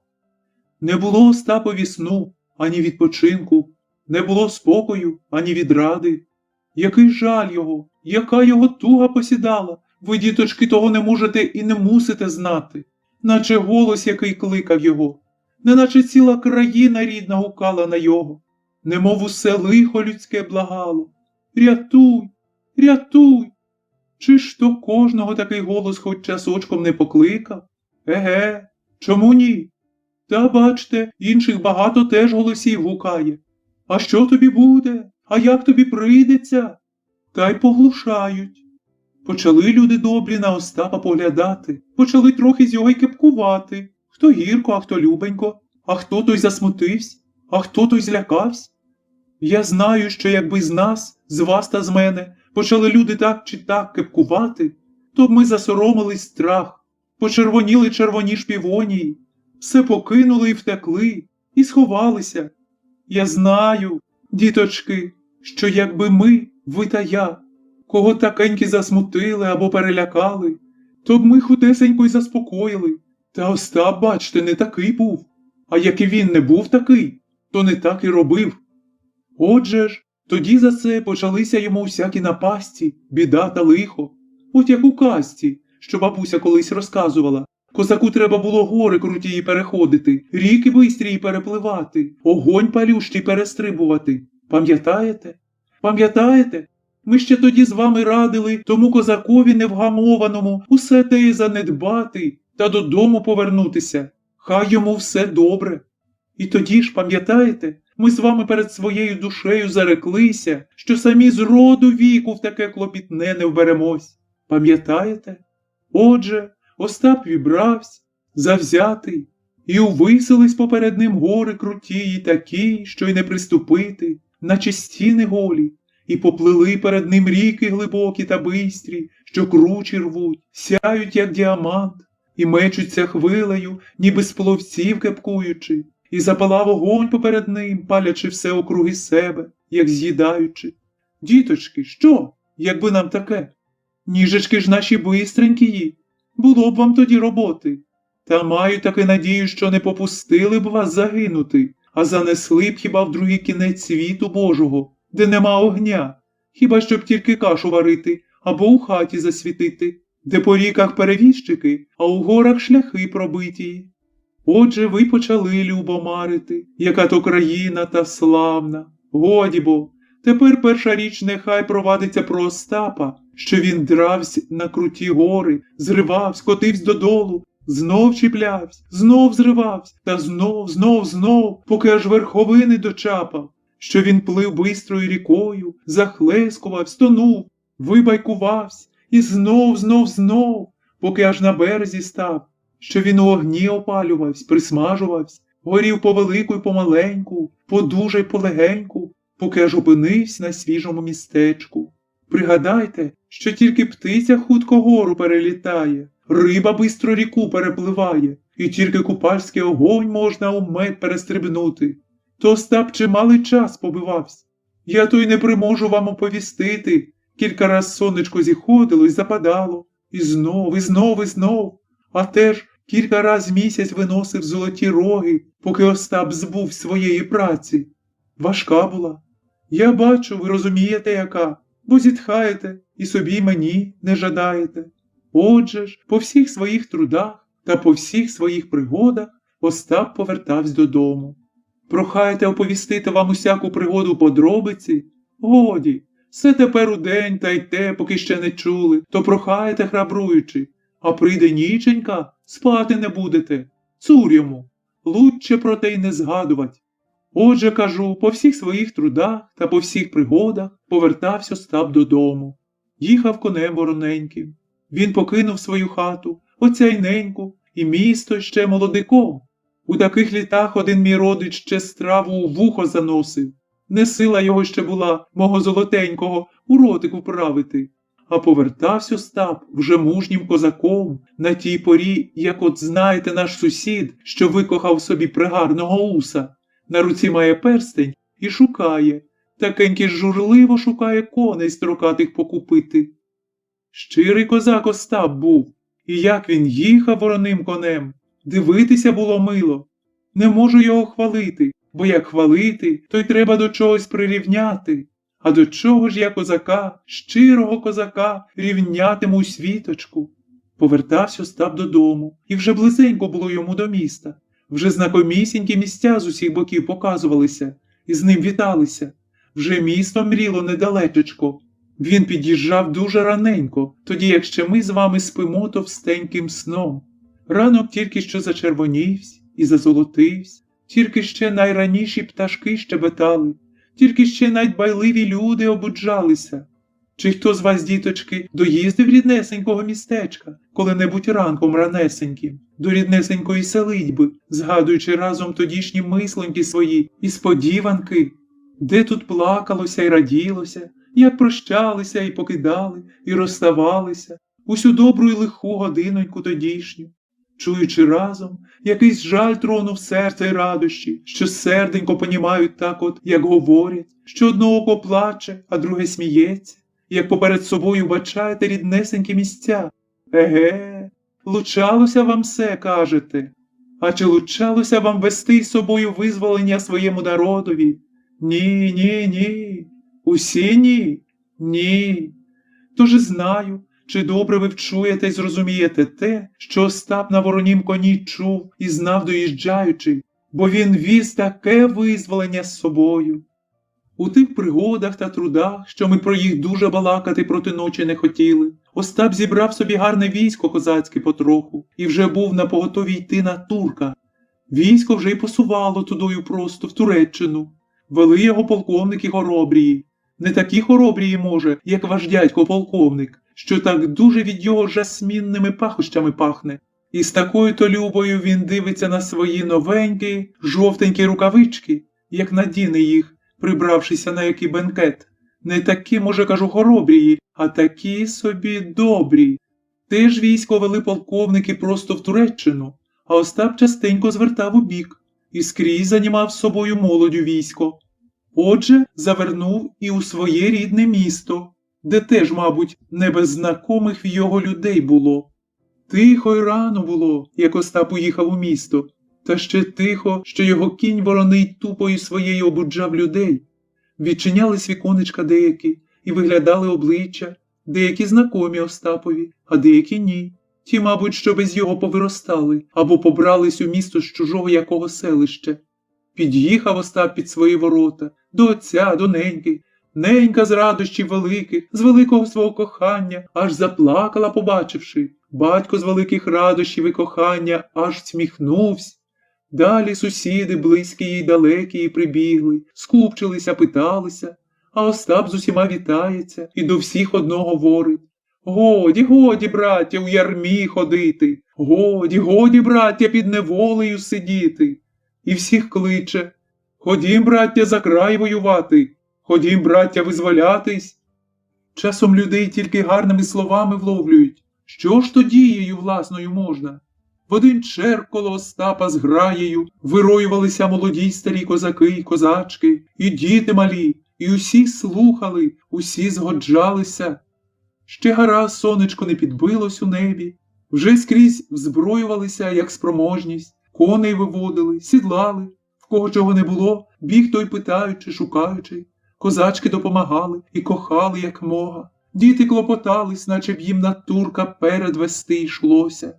Остапів батько, що все колись казав тільки рад би в рай, та. Теперки прибравсь, наче справді до раю, обмолодів, одвеселів.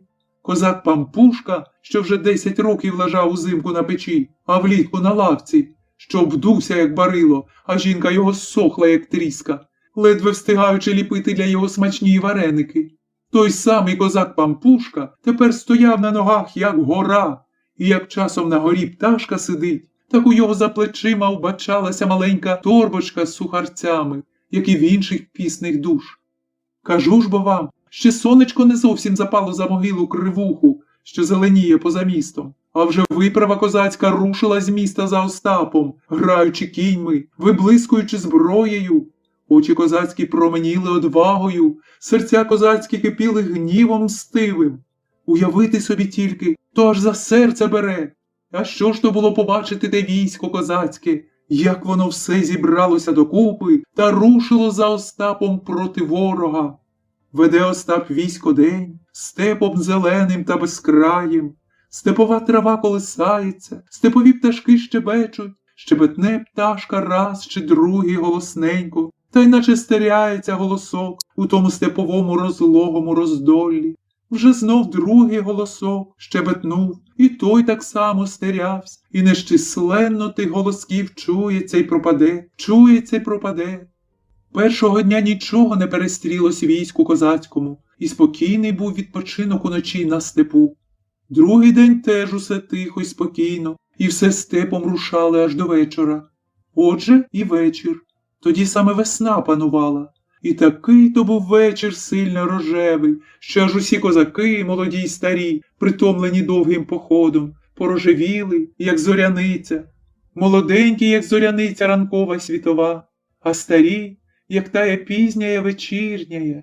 І вже сонечко заховалося, а мгла у степу не темніла, тільки рожевіла та рожевіла, аж зорі, висипавшися на чистім небі прозорім, показувалися тоді, наче з серебра променистого. Стало військо відпочивати, і такеньки тихо зробилося, як військова хода стала, і військовий рух щухнув, що, може, кожен козак помислив, що все за вечір тихий, хоч ніхто не казав, усі сливе люльки запалили. Дехто придивлявся вдалину, як отаман, дехто ще коло коня свого поравсь, неподалечку десь у степу, де коні паслися. Коли ж прочувся Остапів голос, і усі козацькі голови піднеслися, усі козаки насторожилися. Панове молодці, промовляв Остап. Щось від сходу, наче хмара наступає. Усі очі козацькі вже в той бік вдивлялися. Справді, наче хмарило звідтіль. Це Турчин, отамане, каже старий козак і йде свого коня з попаса брати. Оце як часом, бачаючи отару овець, кажуть, все наші і вівці, та йдуть по шапку та по батіг заганяти. А молоді одного черку опинилися на конях. Вже військо зрівнялося, стало, полковники розказ свій давали. Отаман уперед війська виїхав, став. Турчин ближче наближався. І вже добрі очі то й розгледіли у рожевій мглі при тих срібристих пломенистих зорях чалми турецькі й корогви і місяцеві ріжки на корогвах. І козаків вгледено. Оце виклик, вигук розкотився, і полетів Турчин легкими кіньми на козаків, немов сарана на квіти пишнії. Козаки теж пустили коней, і почалося. Інший б'ється, рубається, не відступаючи, як мур, поки або впаде, або чисто коло себе вирубає і двине далі. Інший, немов птах, і одлетить, і налетить знов, і знов одлетить, і налетить, і знов рубаючи.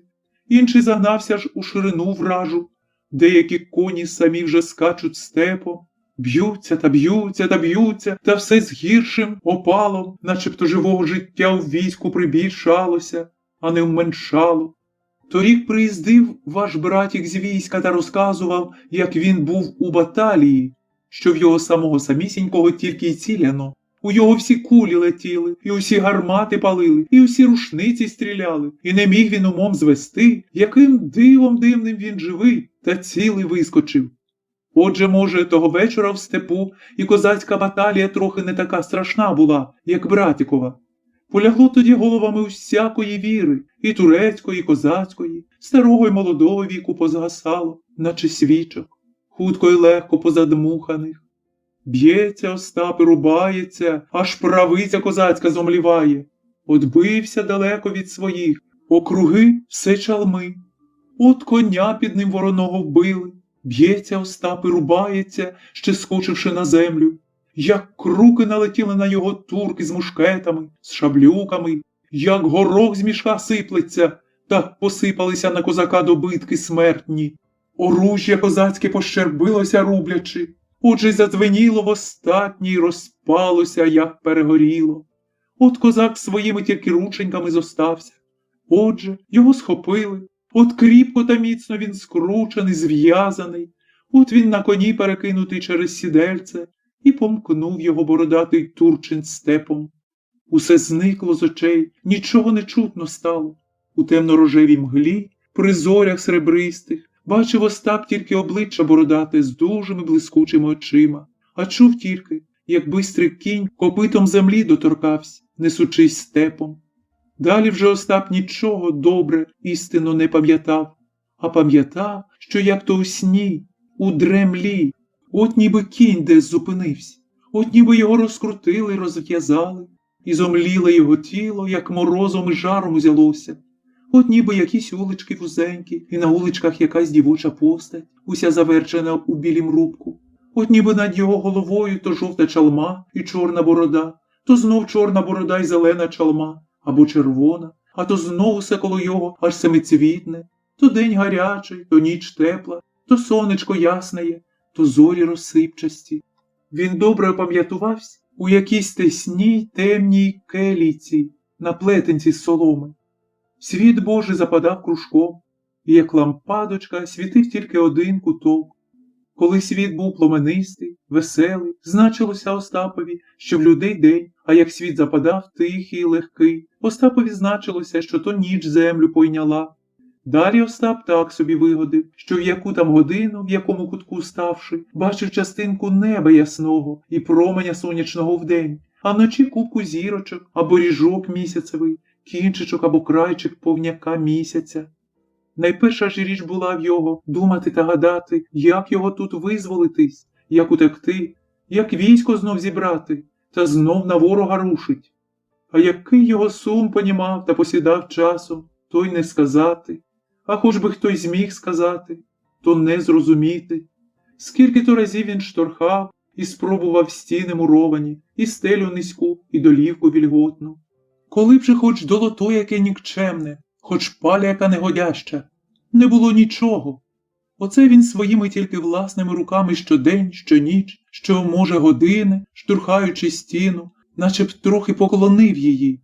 Оце ж діждав і того часу він, що вже з муру приміг вибрати 2 чи 3 камені. Оце 6, 10, оце вже він і на волі. Ся, бачте, не віра, а то й темниці до ладу не вміє змурувати. Не те, що ми, християни. Отже, Остап на волі. Ніч. Бачить мури округи та дерева темні. Чує, дзюрчить десь близенько, як би струмочків без ліку. Попід мурами він тихенько крадеться, ще й сам недобре розбираючи, кудою себе проводить. Все мур, усе темне дерево, усе водне дзюрчанячко. Часом він зупинявся, прислухаючи, придивляючись. Коли ж от місяць, всвічна йому постать жіночу, що поспішається тудою, звідки він йде. І вона його забачила. Спершу наче злякалась, далі ніби пізнала, і оце вже коло його, і откида рубок з лиця, і чує Остап любі слова, і пізнає козачку дівчину з русою косою, невільничку турецьку. «Кудою, дівчино?» – пита Остап. «Втікаємо зо мною». «Я йшла тебе рятувати. Ось ніж, пила, ось гроші, ось намисто. Тікай, тікай хутенько». І вона все давала йому. І ніж, і пилу, і гроші, і намисто з шиї. «Тікаємо разом», – говорить Остап. «Ні, ні», – каже козачка. «Ні, дівчина тобі руки й ноги зв'яже. Втікай сам, втікай, а мене приходь визволяти. Втікай». «Тільки кажи мені, дівчино, чи давно ти в неволі?» – пита Остап. «О, давно, давненько, дівчинкою заполонена. Досі служу невірному туркові». «Я згадав тебе, дівчино», – каже Остап. «Це ти до мене колись руки простягла, просячи рятуй». «Це ти? А я не забувала тебе, козаче», – промовила дівчина. «І не забуду, і ждатиму. Приходь рятувати». «Прийду, дівчино, вирятую моє серце», – говорить козак. Тудою тобі лучче», – вчила дівчина. Я проведу тебе, козаче». І разом обойко перебігали вони темні сади, де рожеві квіти пахли і вода дзюрчала, і разом никали попід селидьбами турецькими, аж от шлях самий далеченько селидьби, і сади позоставалися. «Тудою, козаче», – показала дівчина вдалекості, та аж похитнулася сама з жалю. «Дівчино, ходім», – каже Остап, – «на руках тебе занесу на Україну». «Ні», – одмовила дівчина, – «дожидатиму, приходь рятувати, дожидатиму». Та й легко й хутко зникла з його очей.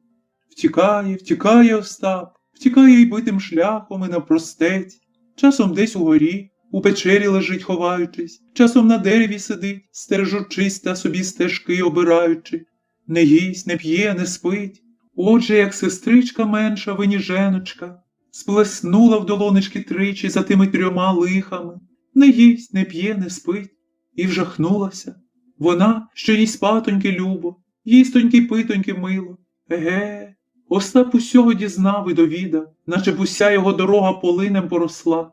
Знаєте полинь, діточки? Гіркий такий дуже. Усього ж, кажу, дознав Остап, поки аж Україна рідна й кохана, свіжа й зелена, прийняла його до себе. Мабуть, зітхнув він легенько, як уступив на рідну землю свою. Тихо в турецькому місті, вечір пізній, місяць ясний. Хто відпочив, а хто розкошує. Невільничка козачка не спочивала, ані розкошувала. Стоїть вона край віконечка та дивиться, очей не зводячи, все туди, в той бік, звідки султан бородатий стережеться козаків молодців. Ні з ким розмовляти невільниці молоді, і не промовлять нічого устоньки рожеві, та й без мови вичитуються на дівочому личеньку всі дівочі мислоньки й думоньки, вся туга й смуток, і сподіванка, і непевна надія, і любий жаль. Козаче, коли ж до тебе дівчина пригорнеться? Де ти? Дівчина в неволі дожила, та сумує, а невірний пан з дівочої туги глузує. Ой, козаче, де ж ти забарився? Чи тебе Господь допровадив на Вкраїну? Де ти, козаче? Де забарився? Де пробуваєш? Чи дівчину пам'ятаєш?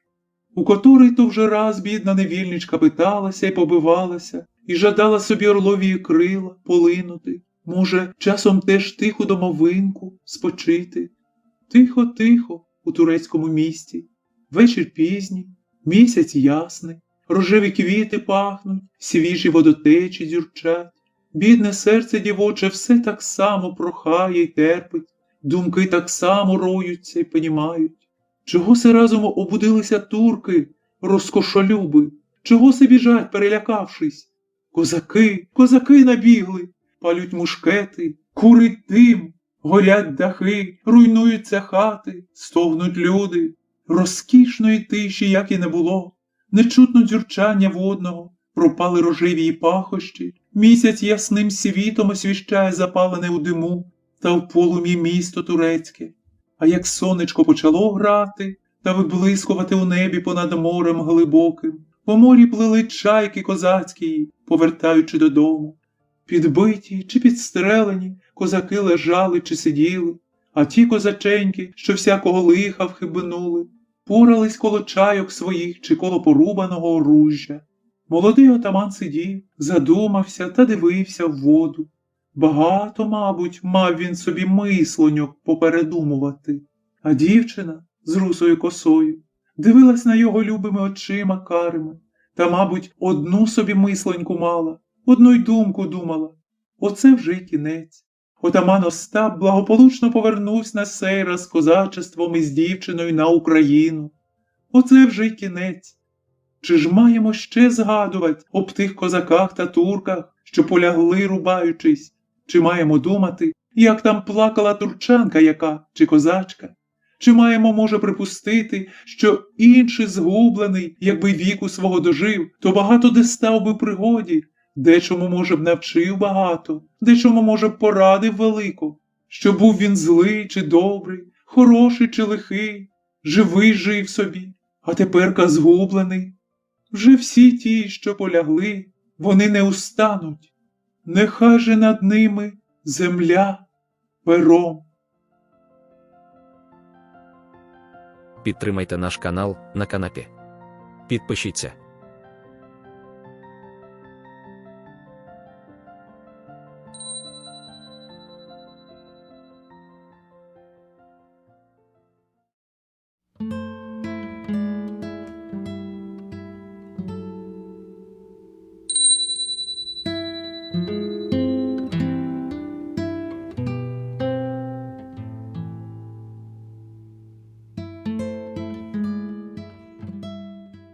Павло Чорнокрил. Був у нашому селі чоловік. Чорнокрил Павло звали, а в його жінка Ганна. Обоє вони були сироти, побралися і жили собі двойко. Він був чоловік поважний і ходив усе понурою, а серцем був палкий навіки. Не многомовний, а коли вже розговориться, то паше його кожне слово полум'ям. Був в себе чорнявий і хороший дуже.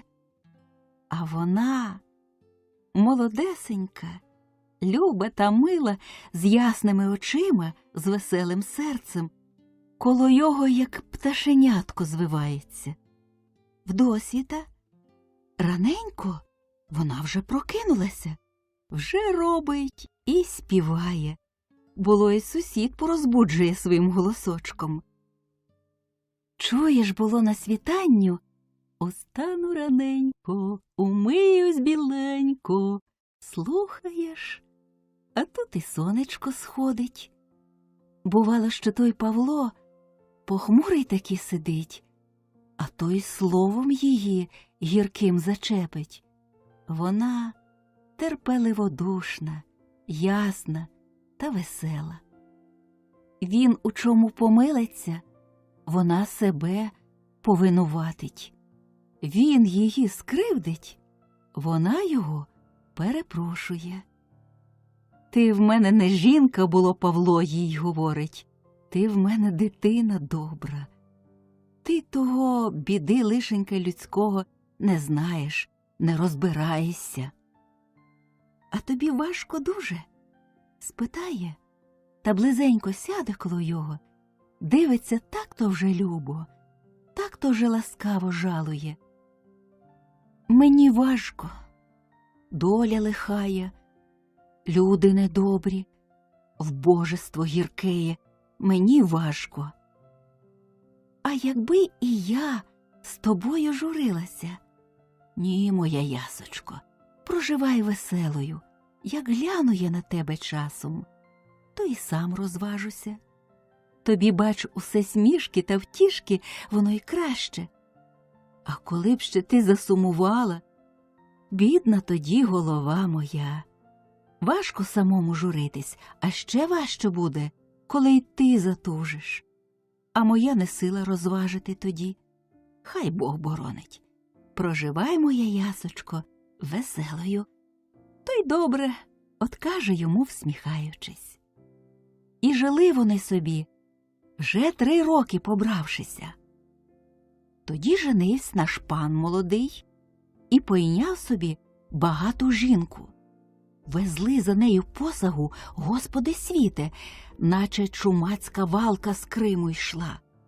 Наїхала за нею хлопців, і дівчат кімнатних, і шевців, і кравців, і прачок, і швачок. У дворі панському, наче рій, вироївся людей. Почалися пири, бенкети, музика, танці, гуде будинок.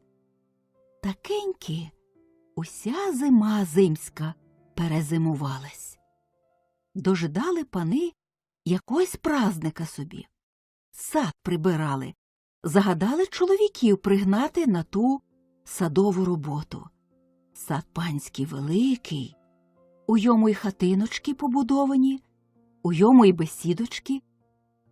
Одна ще була така, що на версі, на даху, місяцеві роги стриміли. Не те, щоб цього треба, для чого було, ні до чого воно, а так-то вже, аби було. Звісно, пани, що хотять, те й роблять.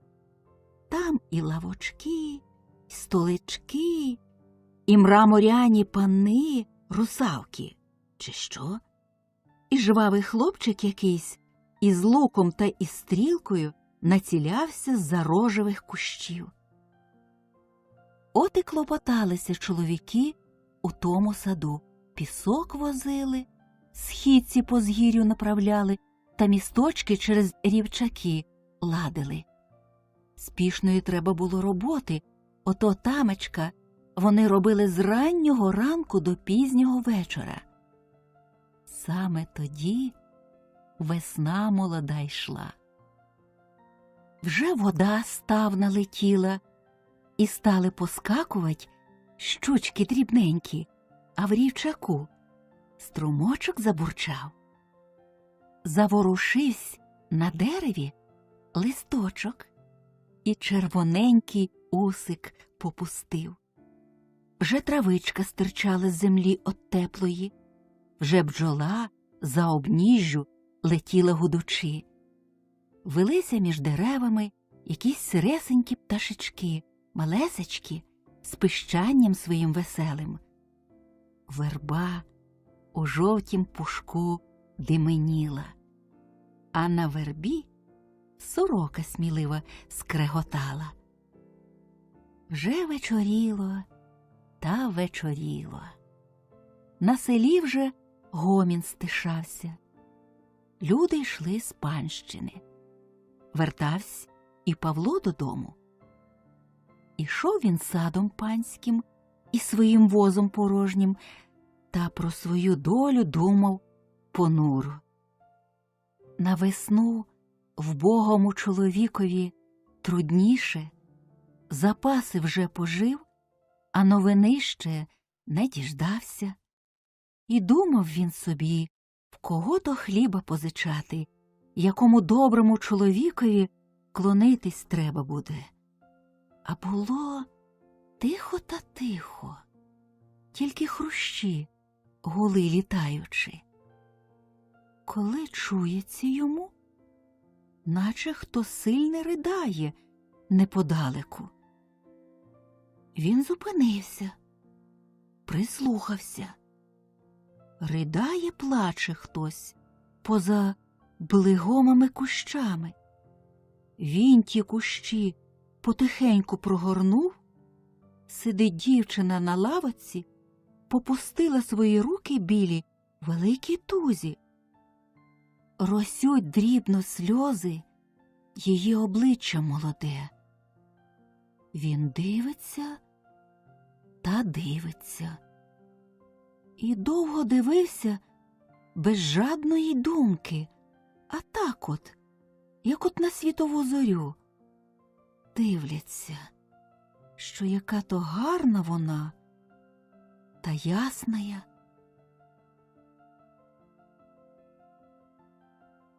Скинула дівчина очима, як побачила, стрепенулася, здивувалася, злякалася. «Звідки ви? До кого? Чого ви?» – запитує. «Як сильне ви ридали», – отказав. Нічого не прибрав більш їй одмовити. Вона, як заридає знову, «Боже мій милий!» – скрикнула. «Це вже не перший, отак я вечір ридаю. Світ вже мені не милий, а Господь смерті не посила. Ви за молодою панією, мабуть, придані?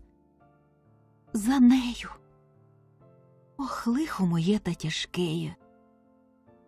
Завезли ж мене на чужу сторону, нещаслива головонька моя.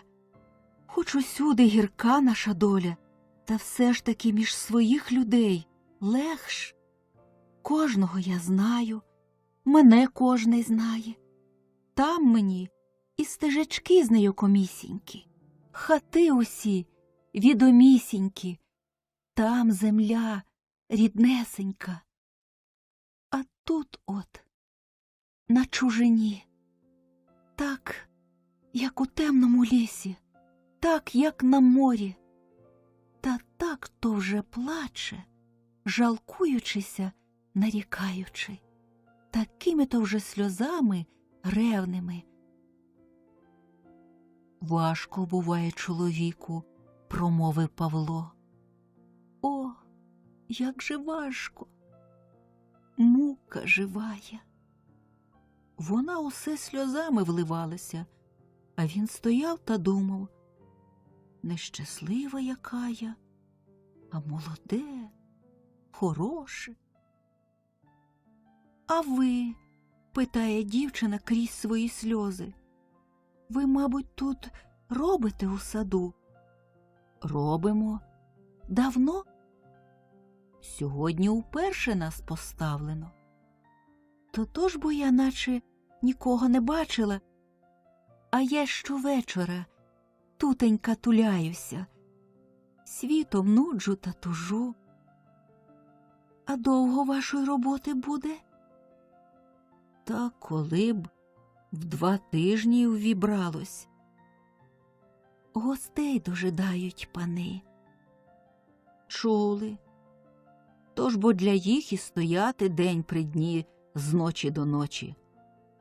Та озирнеться, округи темнісінько зовсім, воза свого не бачить. Схаменувся тоді: «Бувайте здорові», – промовив дівчині та хутко похопився. Отшукав воза на полянці, воли пасуться панським зіллячком викоханим. З'їхав на дорогу, тоді оглянеться назад. Нічого не забачив. Усе застеляла мла вечірня, пахучая. Дотягнув він додому потиху, усе думаючи про пригоди людські. На порозі його Галя стріла, веселим своїм голосочком питає. Сумно він їй одмовляє своє слово. Вона у хату веде, засвітила світло, стіл вже застелений, буханчик хліба на столі лежить та ніж. Сів Павло біля столу, схилив голову на руки. Ось і вечеря наша, промовляє до його Галя, сідаючи поруч. Позичений, каже Павло, краючи хліб. Отдамо серце, отдамо новиною. Сей рік зарідливий буде. Подивитись на ру на польові, жита такі, що й вуж не пролізе. Ти в мене і торік пророкувала, гарне поліття так саме. Ти куди глянеш, то всюди тобі золота верба росте. Люди сподіваються. Сподіванки людські. У кого це ти хліба позичила? У Микити, у Румая. Довго, мабуть, гнувся, не давав. О, де ж там? І трошки ні. Зараз, таки зараз дав. І з милою хіттю все добрий чоловік, Румай. Ох, добрі люди, промовив Павло. Тихенько його Галя обійняла і тихесенько до його пригорнулася. Почала розмову. Сміхнулася. Не дивиться. Припала до його. Не пригорнув. Скажи мені словечечко, серце, просить його. Нема в мене слів хороших. Тобі гірких не треба. Чого ти такий, голубе мій? Ти мені скажи, яка нам біда? Хіба ми давньою бідою не вдовольнимось? Та й свіжа не забариться. Чого, а сього уповні буде. На що такенькі говорити, моє кохання? Перейметься і добро нам, як Бог дасть. Отже, дожидай того добра, що не прийде, а терпи лихо, що вселилося. Випростався з її рук та й сів собі отдалік.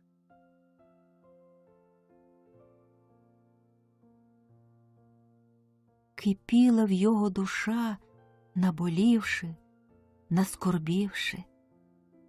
Невиносливо йому слухати було про сподіване добро, надію веселу. Миліш би йому було почути гіркої скарги, нарікання жалкеє. Рідніше б йому та душа була, що нидіє в самогризоті, весливіше те серце, що ворушиться од жалю гнівного та от туги важливої. Глянув він на Галю. Вона на його дивилась ясними очима своїми. Тихі сльози, одна по другій, бігли по обличчю, а уста все наче всміхалися. Не пожалував він її, а стало йому якось уразливо, негарно. Вона чого плаче, дитина нерозумна? А все ж добре. Чого плакати заходилася, каже їй. Ти смутний такий, мій голубе. Не плачся на моє горе, не тобі його оплакати, годі ж бо. Вона обтерла сльози і до його знов прийшла, пригорнулася. І добре, як ущухла, промовив гірко. Вона тихо коло його сиділа, як коло недужого. А йому важко було, тяжко. Хотів би він отхитнутися од неї, так вона такеньки пригорнулась, біднесенька, що слово гіркого уста не вимовили. Було все в його прийому добра дитина й мила, та йому чужа чужісінька. І пригадалася йому та дівчина плачуча. Став він дивитися у віконце у той вечір темний, вдивлятись, задумався. Що таке йому Галя його невсипуща щебетала, як його розважала, він не чув. Він мовчки до її голосочка дослухався, як до леління води тихої, та думав собі. Добре йому впали в пам'яті ті очі сяючі, ті сльози блискучі, слова ті жалкі та жаркі. І той вечір весни молодої, і навіть та квіточка бускова, що пахуча, розгорталася в темному вечорі. На другий день робив Павло у саду, не знімаючи голови похилої. Робив, як тії люди роблять, що хочуть свою журбу втомою поневірять. Придався й сей вечір темний та пахучий, як учорашній. Після всіх побрався Павло додому. Ішов він та думав, дівчину згадував, чи то ж сьогодні плаче вона. Як то вона журиться, журно, яка то віком молода, яка вродою хороша. Чи жив її батько матуся, які собі люди? І як вона спершу там жила у своєму селі, і кого краще од усіх сподобала тамечки? І як розлучилася? Думу в його було, як того шуму на морі, та все об дівчині, усе об неї. А ось я її, либонь, і побачу, подумав, коли вона йому назустріч за соснини уявляє. Добрий вечір, промовила. Він і здригнувся, мов нахідка йому несподівана. Добрий вечір, откаже їй, та наче ще й славний вечір, сказав. Вона його пита, чи дуже втомився на роботі. Ні, одвістив. Пита, чи трудна в їх панщина.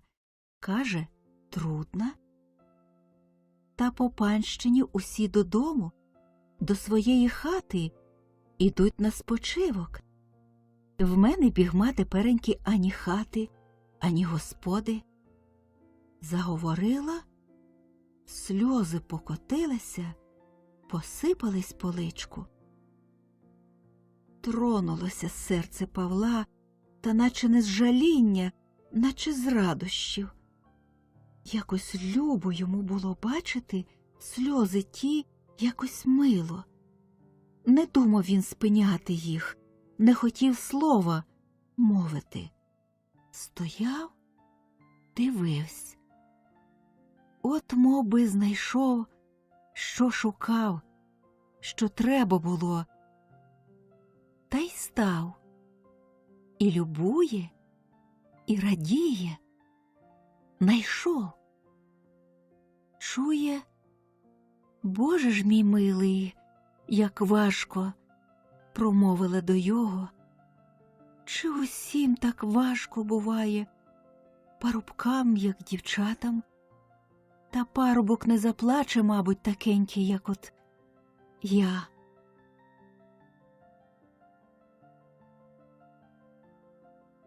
А Павлу чулося, що вже в самого око застила сльозою. От каже: чому? Кремезні люди славлють. Як вас зовуть? Спитала.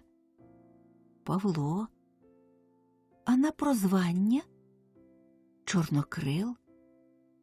А мене звуть Варкою. По батькові я Ленівна. Сумуєте ви дуже у нашій стороні, їй каже. Стиснула вона білими руками, влилася знов слізьми. Він неначе того й жадав. І змовк. Ходіть, промовляє вона крізь сльози, ходіть за мною, подивіться. Веде його на згірочок та й показує. Простягає руку вдалину, у присмерку, ледве на ледве, по степу росяному шлях мрівся. Се, каже, це шлях на мою сторону. Поглянув він на той шлях, та й в його серце розжалілося, як наче от свого власного смутку. Стояли собі, забувшися, що час не стоїть. Вона питала, чи є в його мати, чи батько живий. Нема в мене ні батька, ні матері. Як і у мене, каже, і я сирота. Любо йому було те слово почути. Як же любо! Коли б родина була в його, сам би відцурався тоді. А жінка? А Галя його? І промигнула вона в його по душі, як холодний вітер. І вже ніяк не зміг він ані мислі одігнать, ані занедбать думки тієї, наче холодний вітер, кажу, віяв по душі з тією думкою. А дівчина пита, де його хата стоїть, які в його сусіди. Він розказав, де його хата стоїть, поіменував сусід своїх. Не наминув тільки про Галю. Йому все чогось здавалося, що ось-ось поспитає дівчина в його, а жінка ваша, і серце йому омирало. Півні заспівали по селі. Та вже пізненько, промовили обоє разом, це вже перші півні співають. Прощайте, каже Павло. На добраніч, привітала його дівчина, зникаючи у темноті. Бачилися і на третій вечір. Бачилися і на четвертий. Стали сходитись щодня. Смеркає, вечір, вони й зустрічаються. Він не просив виходити, не казала вона «вийду». А якось сам він дожидав, вона сама вийшла. Розмовляють, розпитуються, розказують. Він і згадав, як служив колись у лихих людей наймитом. Ніхто ще такечки не нарікав на його долю недобру, ніхто ще такими сльозами бідування його не оплакав, жаркими та гіркими. Так-то йому здавалося, як ся дівчина, чужостороння. Вона знов йому вимовляла свій жаль, свою тугу на серці. Як же жалував, як спочував, адже й на світі йому не було ще такої другої безщасної, такої любої дівчини. День по дню минає, вечір по вечорі, а вони собі усе сходяться та говорять, та усе лучше звичаюється. Скаржиться дівчина на тугу, а вже в самої серце дуже весело чогось стрепехається. Туга та й розпадається, наче. Жалує він її сльози журливії, а ще лучше любує поглядом ласкавим. Спершу дожидали побачиться так, як дня сонячного, що його дожидає чоловік і радіє, одживіє, дождавшися. А далі вже стали дожидати з тугою пекучою, смутком нетерплячим, як кохання того дожидають. А вже ж покохалися. А ті любощі немощі, гірш вони над усі болещі у світі. Не одходить від їх ні жодна воріжка-знатниця. Вже й літечко красне розповнилося, цвіло, а Варка все ще не знала, що він жонатий. Чи то ж село маленьке, чи то ж усіх назнаться? А вона ж із двору панського не виходила. За його ніколи не говорила нікому і ніколи не питала нікого. А Павлу все важче та важче ужитися. Те кохання, що його одживило, живу муку йому собою завдавало. Часто, сидячи поруч із дівчиною, роздумувався він про свою жінку. Слухаючи дівчину, чувся йому голосок із його хати. А прийде додому і нудно, і трудно, і уразливо, і соромно. Шукає, питає, якого діла, робота рук не йметься. Заговорить, гірка його розмова, ущіпливі слова. А Галя все так, як і була, привітна та ясна. Як же він не вирадує? Вона догоджа. Бувало, чого вже вона не почує, чого він не скаже, як не зневажить, а вона: голубе мій, серце моє. Обніме свою голову він, та й з хати тікає. Душно було йому коло Галі. Від жалю, від суму, від її погляду люблячого ще скрутніш. Біг він до дівчини, чорна туга за ним. Давно вже хотів він признатись, що жонатий, та не признавався. Далі одважився, треба. З тією думкою прийшов він до неї. Вона його дожидає, кинулася до його, своїм питаннячком хвитким не дала йому слова вимовити. Чого ти такий, жалує його? Чи не здужаєш? Боже мій добрий, не здужаєш? Скажи, чому не говориш? Говори, бо. А сама так і припадає до його.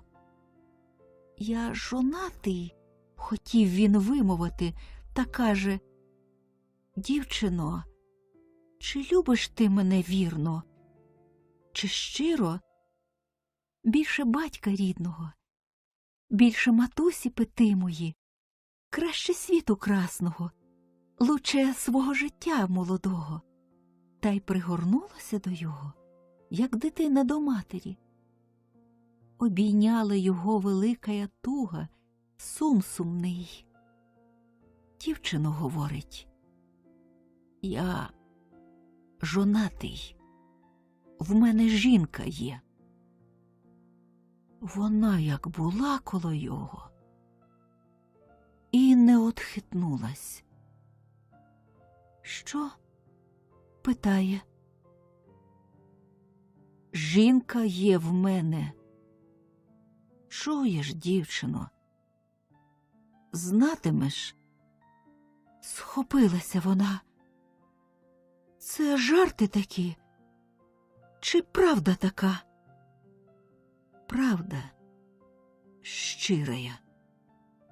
Стенулась од його бігти, сама себе не пам'ятаючи. Він не пустив, за руку держить, прихиляє до себе. Годі, погукнула на весь голос свій, аж загуло у темноті. Чого тобі треба? Де ж твоя жінка? Веди мене до неї, нехай побачимося. Пусти мене, я тебе не хочу. Я жити не хочу у світі, як я тебе покохала, лихого чоловіка. Серце моє, не плач. Постривай, промовляю до неї. Наче б справді мав чим втішити, порадити. Не кидай ти мене, просить, не втікай од мене, не кидай. Не кидати? Як же мені бути з тобою, з чужим чоловіком? Чужий, на всі віки чужий. У тебе Бога немає. Нехай же так важко тобі, як ти занапастив мене. Тебе і себе, дівчино, іди від мене геть, іди, щоб не бачити тебе, щоб тебе не чути. Лучше б ти вмер. Що мені робити? Що мені діяти? Не кидай мене при лихій годині, пожалуй. І обіймає його, і ридає, і благає. Не покину. Вже пізно нам розлучатись. Я тебе кохаю. Я тебе, поки життя мого, не покину. Сперву вже повівало лихо над тим коханням, а це прям пойняло, як вода. Як не бачиться гіркий світ, а побачиться ще гірший. Сидять було, просиджують ніч темну рука з рукою, а в серці горенить, мов отрутою. Розкажи мені, будь ласка, яка твоя жінка? Промовила Варка. Як же мені розказувати? Спитав. І нащо питати? Розкажи мені. Розкажи, чого одвертаєшся? Як в мене нічим хвалитись перед тобою, ти мені похвалися. Яка ж вона? Яка краса її? Вона хороша. Спасибі Богу. Любить тебе? Любить. І жалує? Жалує. І добра, і люба? Добра і люба. Чого ж тобі ще треба? Чого коло мене ти шукаєш? Погукнула. Іди до своєї хати, до милої жінки. Годі, дівчино, годі. Нащо розпитувать? Не так було б мені свою праву руку одрубати важко, як тую правду визнати, вимовити. Пожалуй ти лучше моєї бідної голови. Вона вирвалась із його рук. Де ти з нею пізнався, пита? Тут, у селі. І дуже вподобав одразу? Вона мені до вподоби була. А за що ти мені муки завдаєш, дівчино? І хутко її посватав? У півроку. Мав час на роздуму. Півроку зналися. І часто бачився тоді з нею? Щодня? Щодня. І от, мов устала перед очима його, та вісень, тепла та ясна, коли він побрався з Галею. Як тоді на полі серпи блискали, а на ланах широких коси дзвеніли зрана, а ввечері до села тягнули важкі вози, хитаючись. Викладалися стіжки коло кожної хати, по усіх дворах чулися голоси веселі, як червоніли рясні яблука, черкаючи крильцями, пурхали в гілках пташенята. Згадалося, як вів він Галю з церкви у рутяному віночку, як у його вбогенькій хатині веселіш стало, і як запахло свіжими квітками за бужничком. Гірко йому все те пригадалося, як гірко згадується добро, що було колись тобі навіки миле, і тебе не зрадило воно, не перейшло. А от біг його сам чоловік невситимий. Нікого було йому винуватить, нічого осуждати, тільки хіба себе самого. А в його на руках дівчина його улюблена ридала. Плакав і він того вечора сльозами. Занедужила Галя. Йшла якось по роботі з поля. Удень душно було, а тут, де взявся вітер, буря, дощ ливний. Захолодилася вона та й занедужила. Лежала собі сама душею. Доходили молодиці знакомі навідати, нашвидку пожуряться, пожалкують, та й до свого діла поспинаються кожне. Павла вона слива й не бачила. Удосвіта йде на роботу, а вертається трохи не опівночі. Де він буває? Думалося їй. Коли б він ходив межи люди, чула б од молодиць. А молодиці питалися, чому се її чоловіка не видко ніде. Де ж він буває? Десь на самоті тужить, як колись. Згадала вона, що колись ще, як зазнавалася з ним, вона його очікувала в лузі, де понад річкою, або у гаю, з журбою своєю. Чи ж тепер такенька? Тоді він зрадіє було її забачивши. Тепереньки тікає. Чи ж розлюбив? І як це розлюбляють? І за що? І чому? І нащо? Думаючи, і почує, що влита сльозами. Оце, говорить сама до себе, мов дитина плачу, оце. А сльози таки ллються невпинимі. Томиться, роздрімається, все округи мішатись починає в очах, що до слуха, наче крізь воду проточну. Тільки чує добре серце своє, що болить воно рівно, однаково, болем болющим.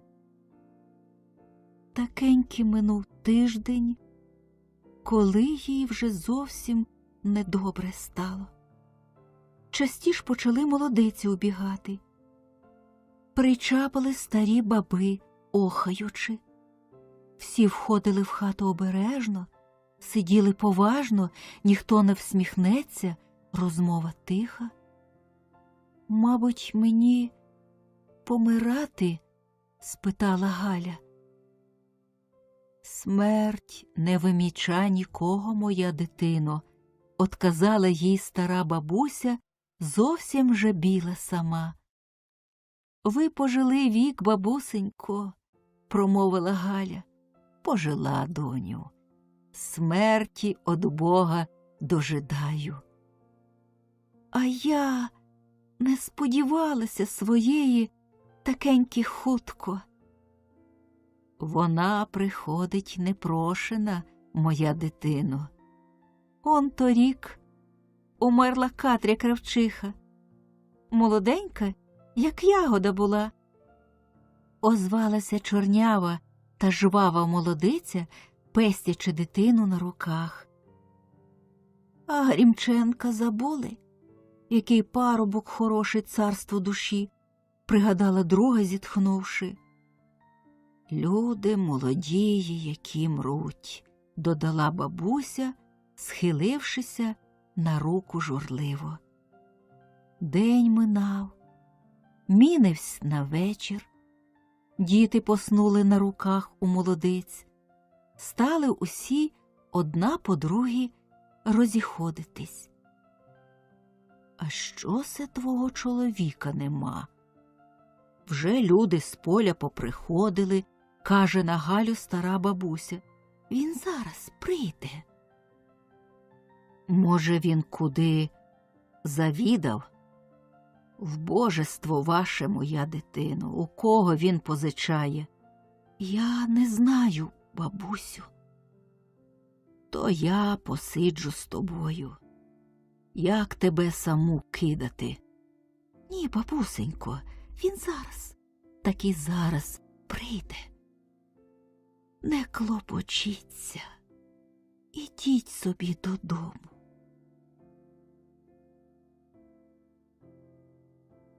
«Моя голубко, я при тобі побуду. При такій недузі самі не можна. Хто віченьки затулить, як твоя смерть прийде? Смерть не вість несе». «Ні, бабусенько, ні. Зозуленько, він прийде, не забариться. Я вже й одужала трохи, здоровіш мені. А ви не турбуйтесь, вас дома діти дожидають, онучечки за ворітьми повибігали. Вас дома виглядають, не спатимуть». «Не спатимуть, таки правда. Дожидають мої голуб'ята. Оце як побачать, з ніг мене звалять, тая пустота. А тобі ж полегшало, доню? То й добре. Спасибі Богу. Прощавай, дитино». І пішла собі старенька додому. Галі наче легко зітхнулася. Усі їй мішали. Здавалося, що швидше вона його діждеться, як усі порозходяться, що хутше тоді його побачить. А його нема. Нема та й нема. І довго не було. Говірка на вулиці, тупання, ворота рипали, віконця стукали, усе чула Галя. Все його не було. Далі вже стихло село, стемніло, темно, ніч. Тоді він прийшов. Вона руки до його простягла у радощах. «Павло, ходи сюди до мене, серце». Він до неї доступив і став. схились до мене. Підведи мене трохи. Він схилився, підвів її, слова не мовлячи. Павло, кажуть, я вмру. Мені тебе кидати жалко. Він весь затрусився. Голубе мій, коли б же моя сила, я б тебе над усім постановила. Я буду Бога прохать, щоб тобі розкоші, щоб тобі добре все. Я люблю тебе, рідненько.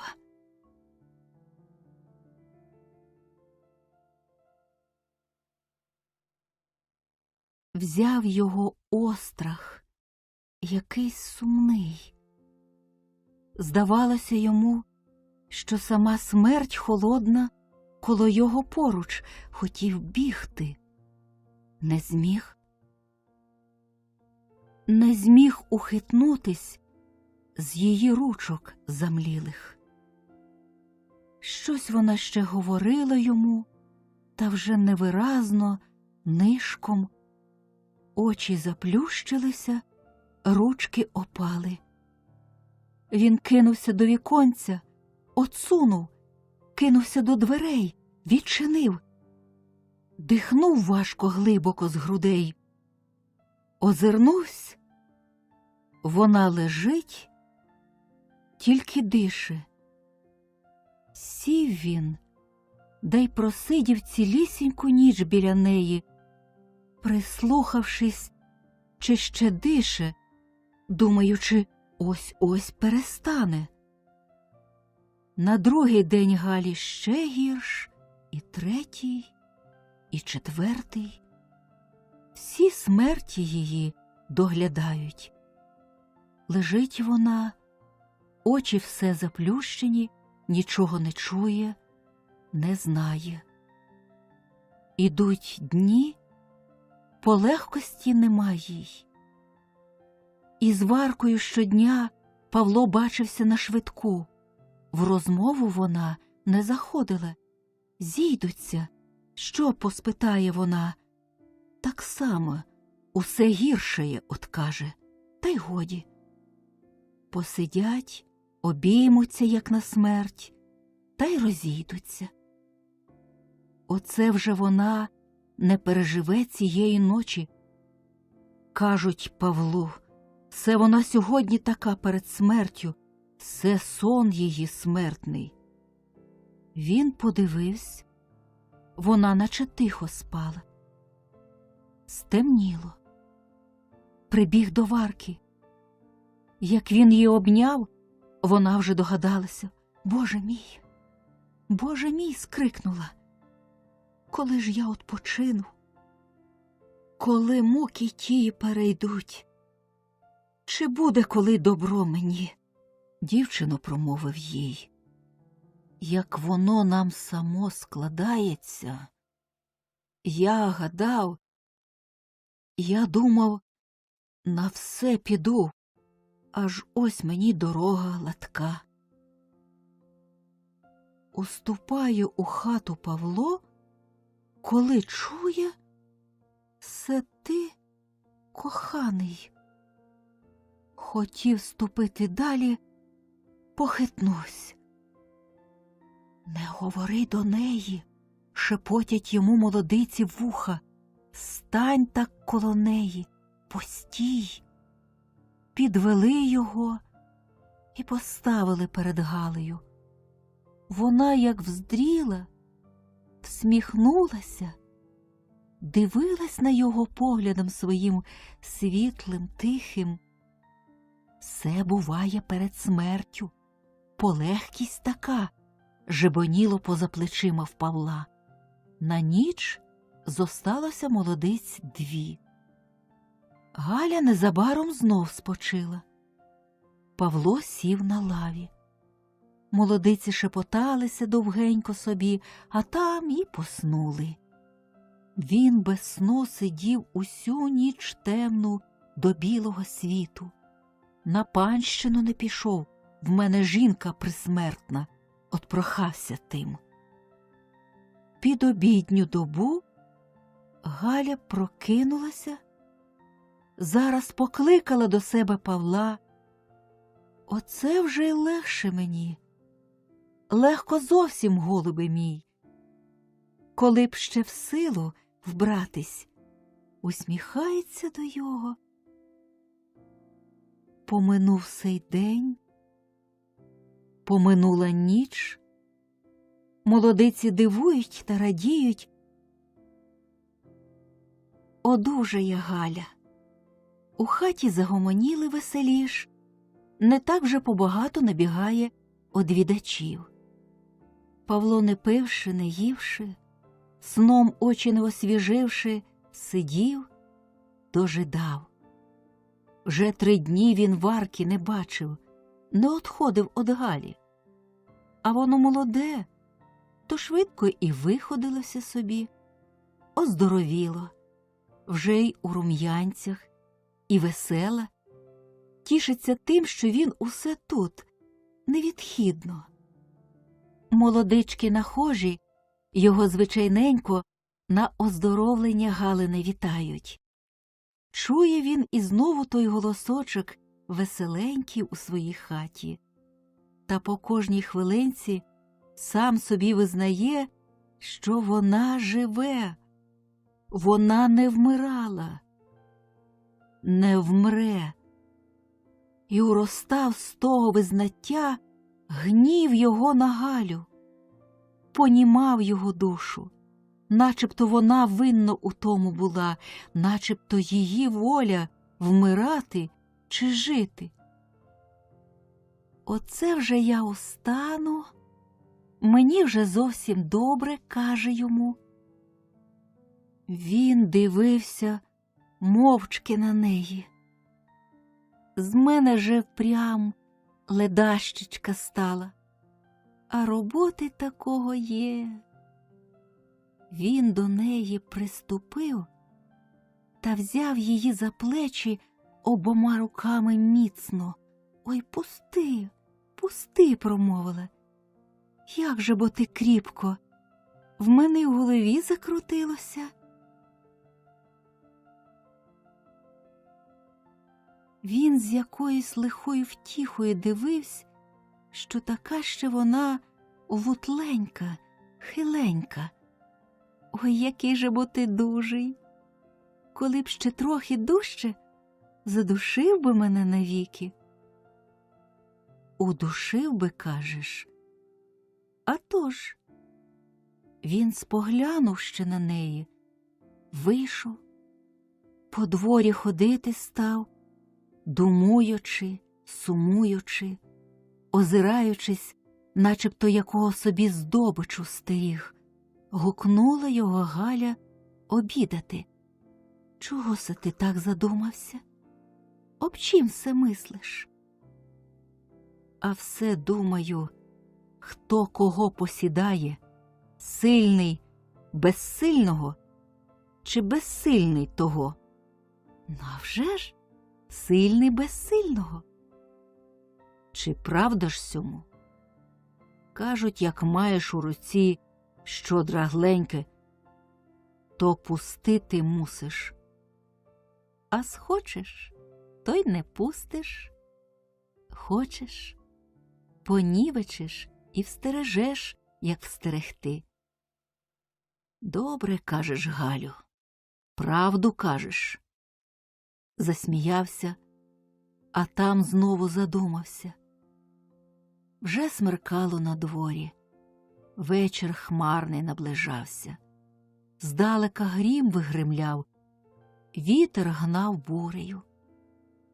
Друже мій, чого все думаєш? Скажи мені. Знов Галя озвалася до його. Що дужиш од усього на світі? А нема над кохання, промовила, горнучись до нього. Добре кажеш, Галю. Правду кажеш. Так їй знов одказує і знов засміявся. Щось грюкнуло так по хаті, що аж шибки забрящали. Галя вжахнулась. Що це таке? Хто це так стукає, Господи? Наче хату обворушило. Здригнувся й Павло. Отсунув віконце, у тьмі щось мріло, кидаючись, бігаючи, наче з землі хапало-збирало. Все так щось, каже Галі. Може, ворітьми вітер. Ні-ні, піди ти, подивись, друже мій, що це таке? Я бачу, що нічого нема. Оце як я налякалася. Відчинила двері, вітер, як дмухне, аж засвистів. Вона випустила двері з рук. «Куди ти?» – спитав Павло. «Не ходи». «Я хотіла до відничка у сіни. Води унести в хату». «Я сам внесу. Не ходи». Вийшов у сіни з кохликом, кинувся до дверей сінешніх, розчинив, виглядає, а йому просто 2 камені один по другому летять, один камінь повз голову дзизнув, а один у праве плече дав. Він аж застогнав від болю. «Варко! Варко!» – кличе стиха. Ніхто не обізвась, побігло щось вулицею. Він уніс води Галі і бере шапку. «Куди се ти, Павло?» – пита Галя. «Треба мені». І пішов хутко. Зосталася Галя сама. Сіла вона шити, шила та думала собі при тихому смутку. Відчиняла із часу до часу віконце, вдивлялася, прислухала. Нічого не видко, нічого не чуть, крім вітру бушуючого. Наздогнав Павло дівчину коло двору вже панського. «Варко, тривай, завжди!» – ледве промовляє вже, дух у бігу однявсь. Схопив її обіруч. «А що?» – вигукнула дівчина. «Одужала?» «Нащо ж ти дурив мене, заводив? Чому не прийшов до мене, не сказав мені? Я дні й ночі спожидала, я гинула, пропадала, а ти коло неї упадав там. Чому ж не говориш до мене? Промов, заговори». «Видужала», – откаже їй. «Все я знаю. А скажи, що робити мені? Скажи та навчи. Ти мене з розуму звів, тепер навчи, як мені бути. Я сама не знаю. Я собі смерті хочу». «Підожди, дівчино, надумаємо». «Думати? Це ти думатимеш, коли в мене серце тліє. Я вже думала днями, ночами. Чи знаєш ти, що я переплакала? Мені було жалко її. Було мені страшно, я сумувала сумом об їй. От і виплакала, що одужала втіха моя.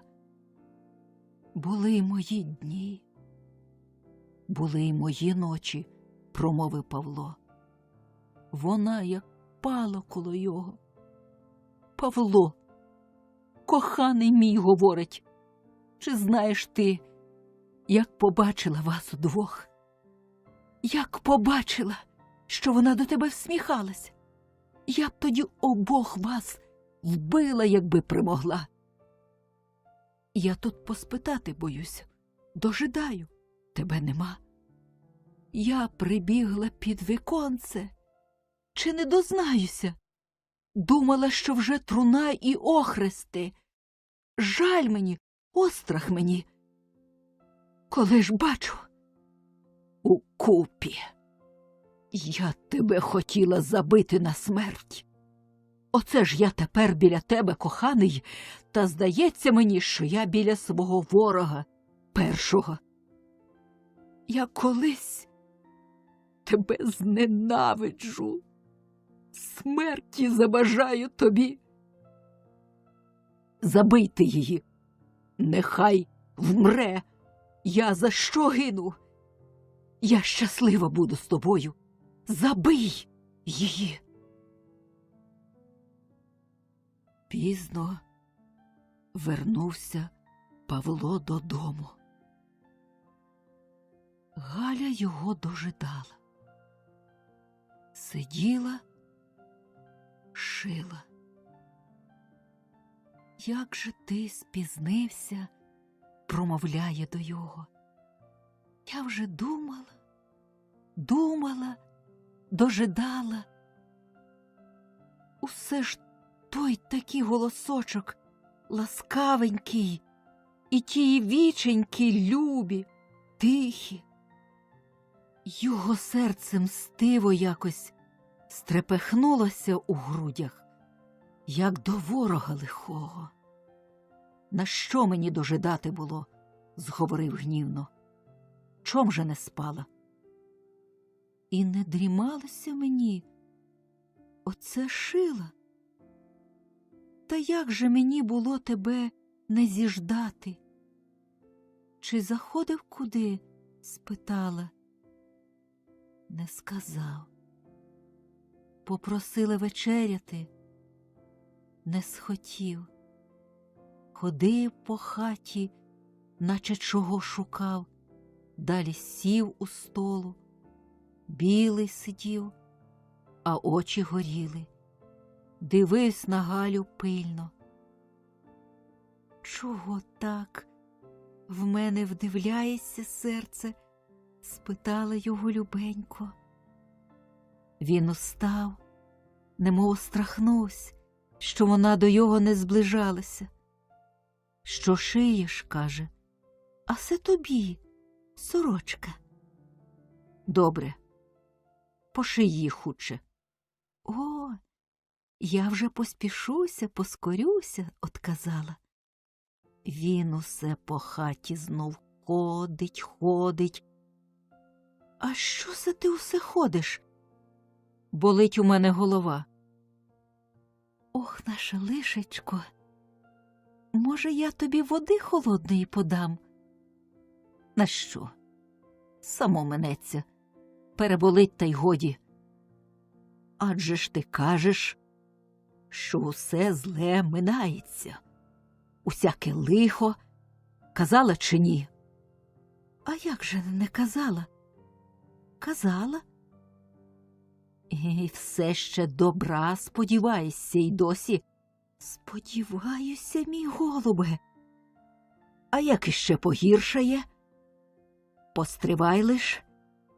Я не хочу сподіванок тих чути, а ти мені отказуй. Я питаю тебе, як усе гірш буде. Що тобі, моє кохання? Чого ти питаєш так мене? Ти мені одмовляй, як буде гірше. Терпітиму, каже, дивлячись на його обличчя збіліле, хмуре, із жалем та неспокоєм. Терпітимеш? Вимовив гірко. Ти скажи, тобі, мабуть, здається, солодко терпіти? Легко? На голову здорову чи що? Тяженько терпіти, та я з тобою забуваю, що воно важко, і не чую того, їже Богу моєму. Дякувать тобі, гукнув, дякувать. Що тобі, Павло? Спитала вона, жалуючи його голоском своїм тихим. Нічого, ший собі, ший. А тобі не бажалося ніколи кращої долі, життя веселішого, Галю? А я, мій друже, Я ніколи не мислила, не гадала об тому. Яке ж мені життя інше, яка друга доля, як не з тобою, не при тобі? Це найлюбіше? То й не жадаєш собі нічого у світі. Маєш добра усякого досхочу, нічого собі не жадаєш. Коли б ти спокійніший та веселіший став, того я жадаю, коханий. Лучше ти мені смерті попроси, її вивіщуй, жалібнице моя. Борони, мати Божа! Сохрани, крикнула журливо. Що се ти ізговорив? А вмирати, чи воно не гарно? Тобі десь не хочеться помирати? Не хочу вмирати, одмовила. Чому не хочеш? Як се ти питаєш, Павло? Тебе покинути, і світ красний, і я молода. Та як тебе покинути? Як не дуже лежала я, та об сьому подумала, Господи світе, як жалко стало. Я не хочу тебе кидати. Я не хочу вмирати. А як вмреш? Я вже здужаю, я молода, я Бога проситиму, щоб у світі жити з тобою. Спасибі, спасибі, глухо їй промовив, сам усе по хаті ходячи, усе чогось шукаючи, по всіх кутках заглядаючи. Чого ти шукаєш? Пита Галя. Нічого. Ший мою сорочку. Поспішайся. Та шию ж. Чого це так тобі треба, сорочки тії? Обнови заманулось. Вона озирнулась на його з усміхом. Та як глянула, пустила і шитво з рук. Такий він стояв у неї за плечима, як з того світу. Що тобі? Схопилася, скричала. Що мені? Нічого отказав, придержавши її рукою міцною. Голова болить. Ший. Вже, мабуть, пізно дуже. Ні, ще не пізно. А сам дивиться їй в обличчя, у вічі, які ж тихі, які люблячі. Почала знов Галя шити. Павло на ході узяв сокиру, що з-під лави насталюванням блищала. Знов зайшов от покуття перед Галині очі, знов на її дивиться пильно. Вона підняла очитва голівоньку, глянула любо, всміхнулася. Він увесь затрепетавсь, став ходити, носячи сокиру, ховаючи. Ший, ший, промовля Галі. А я шию, коханий. Зайшов він от полу, та з-за плечей як ударив її по голівці сокирою, ручкою. Тільки блисканула сокира, улучивши їй у голівоньку, а вона й не скричала. Тільки зітхнула тихо, скотилася з лавки, як сиділа, з тими шитками у ручках збілілих. Павло її зняв і поклав на лаві, і сів сам біля тіла. Ніч ішла. Хмари розривалися, зорі блищали. Світло у хаті світилося. Він сидів біля тіла, дивився у личко, біліло і мертвіло. Схилився до серця, не чулося, брав за праву, брав за ліву ручку. Вона лежала мертва та холодна. Тоді він пішов, замкнув хату за собою. Ніч після дощу свіжа була, тепла. Увійшов він у сад панський, ходив по саду, озираючися, виглядаючи. Нікого не було.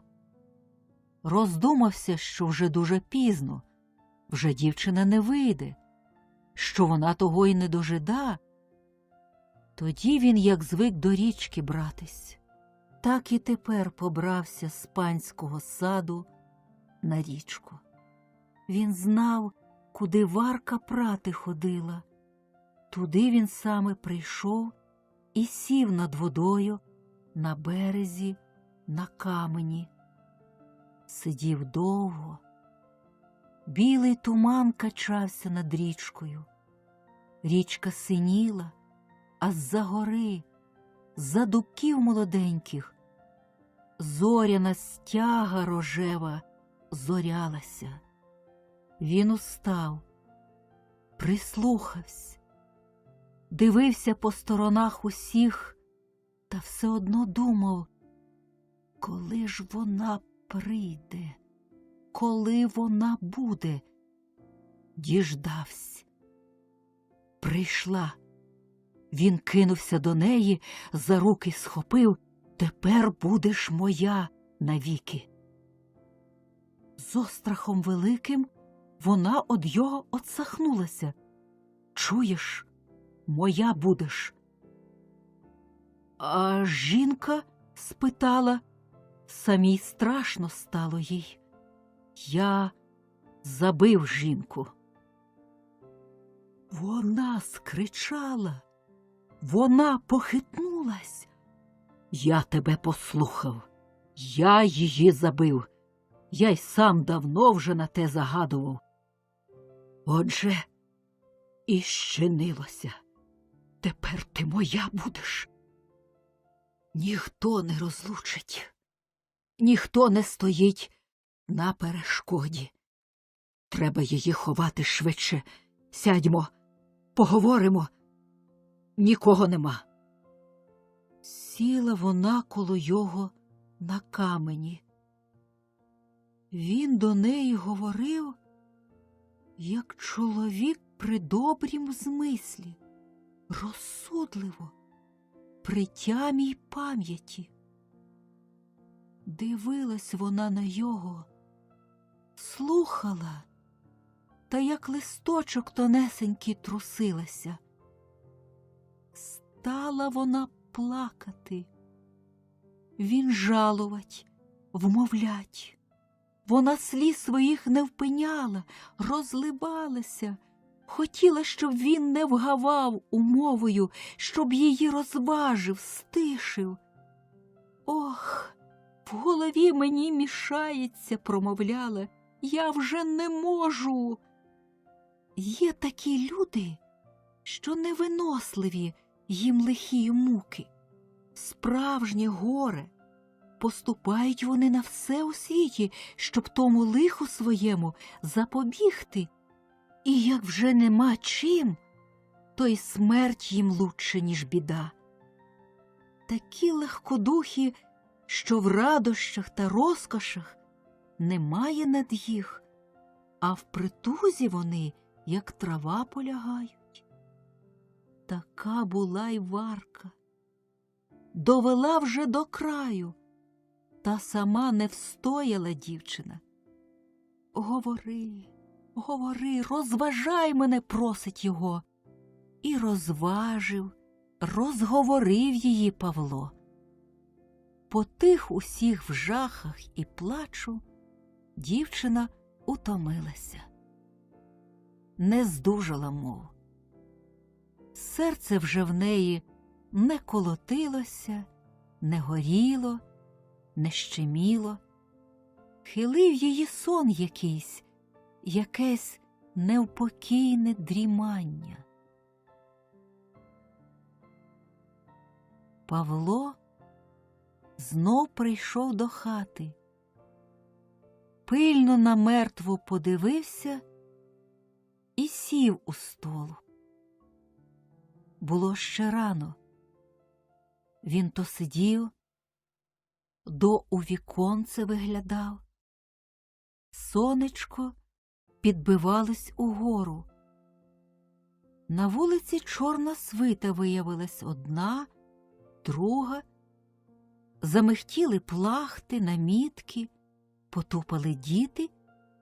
Припало свято у той день. Йшли люди до церкви. Тоді устав Павло й собі, вбрався у нову кірею, червоним поясом підперезавсь, надів чорну шапку високу, ще оглянув мерлу, подумав та й пішов у комору. Приніс він з комори нову скриньку, ковану залізом, постановив коло тієї лавки, де лежало Галине тіло, і відчинив. У скрині були плахти, намітки, очіпки, усе жіноче вбрання. Він дещо вибрав, покидав на лавці, а потім зняв мертву з лавки, зложив долі, головою на скриню нахилив, встромив їй у руку синю запаску, подивився, чи добре, чи гаразд усе, і вийшов. Побрався до церкви, отстояв службу. От люди вироїлися з церкви, ідуть, гудуть, інші до його обзиваються, питають, чого він такий смутний. «Жінка в мене не здужає тяжко», – отказує усім Павло. А тут вже зараз молодиці. Одна почула, усі приступили. Знов не здужа? Знов лежить? Жалкування та розпитування од їх. Ціла купа проводить Павла до хати. А Павло, йшовши, одвід держав на всі питання, слухав, які ради йому радили. Очиняє він хату, уступив, молодиці за ним всипали, а вона лежить. Порох великий щинився, плачі зняли, крик. Узяли Галю, поклали на лавці і зливали водою. Далі на руках сказали: мертва.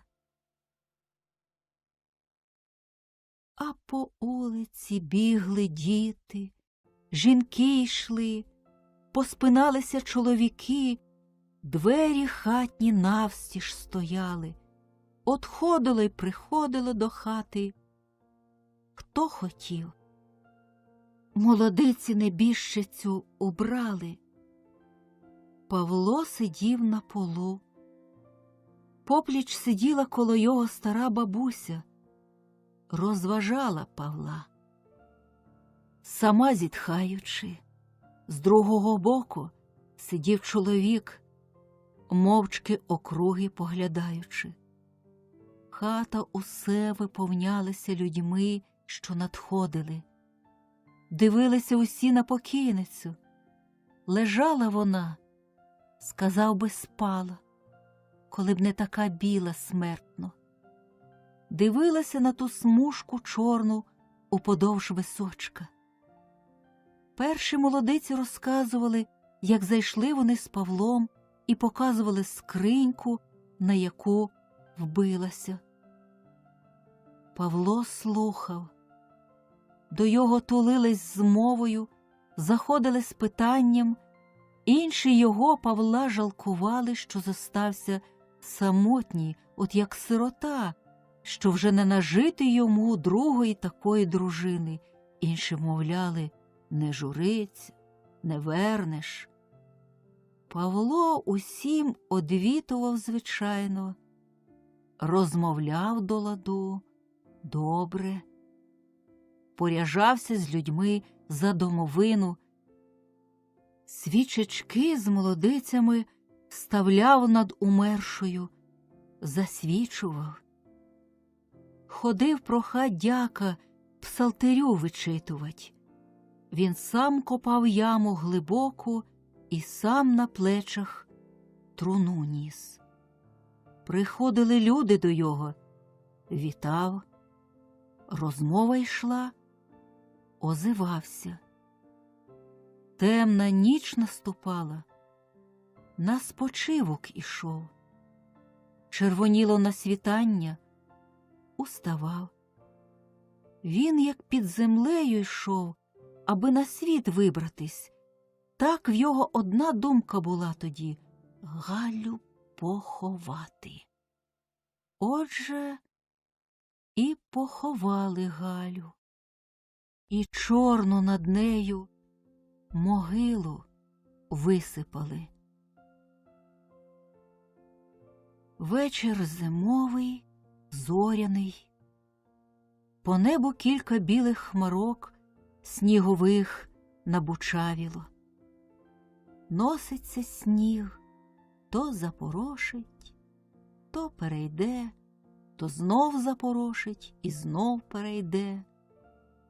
Тихо усюди, біло, морозно. Отдалеки блимає огник на селі з двох оболонок.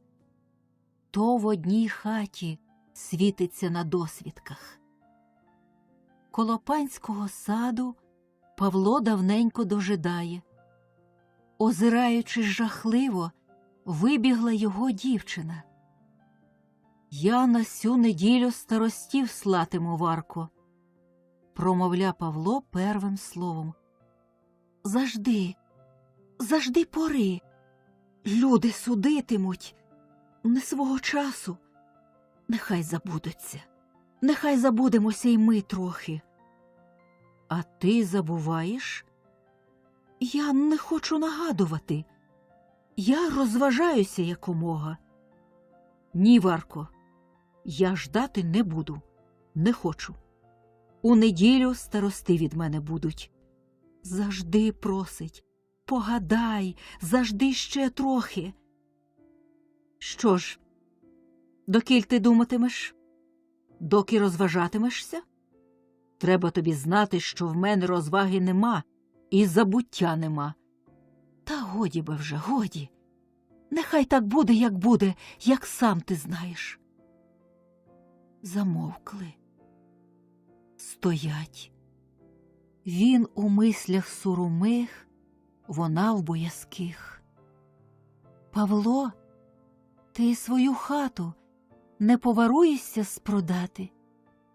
Ми собі нову купимо», – каже дівчина. «Добре», – подає отказ Павло.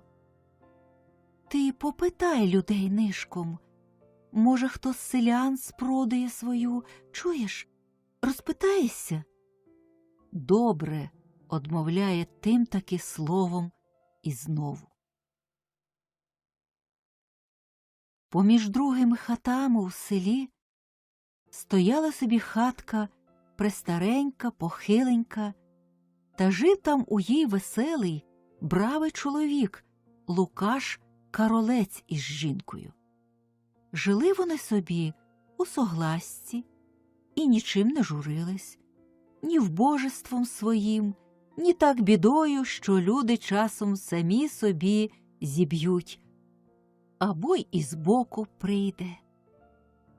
Він поневіряв усяке лихо словом веселим, вона розсудливим. Нема хліба, бувало, того не помалу. То Лукаш і каже: а що, жінко, нема хліба? Нема, чоловіче. А в тебе нема копієчки про смерть? Нема й про смерть. То розійдеться, а нема, то обійдеться. А вже ж, як нема де взяти, то нема, обійдеться. Хіба зажуримось? А що по журінню? Не що воно порадить, не лад і журитись. Хіба людей попросимо? Убогі не мають самі, а заможні скривляться. Не впада і людей прохать. Так води напиємось. Все можна. Спити водички. То й напиємося собі на здоров'ячко. Так вони і жили собі, своєї біди не спотворюючи. Та такі ж то обоє рум'яні та повновиді, коли б ви бачили, завсіди в їх для кожного слово привітне, жваве, погляд веселий. Він ходив старостою по весіллях у добрих людей, а вона сважкою запрошалася. Увійшов Павло у їх хату. Лукаш сидів на печі, точив веретено, а жінка коло вікна шила. Жваво та весело розмова у їх йшла. «Милості просимо, садовіться», – вітає Лукашиха Павла. «Вашої милості просимо», – крикнув Лукаш із печі. «Яка доля добра до нас занесла? Сідайте ж. От, як бачите, в нас любо та мило. І бити нікого, і взяти нічого». Павло сів. «Я до вас, дядьку, – каже Лукашеві, – я до вас діло маю». «Вже я довіжуюся, прочуваю, добродію мій. Якесь хороше та веселе діло маємо?» «Хочу оженитись. Прошу вас за старосту, коли ваша ласка».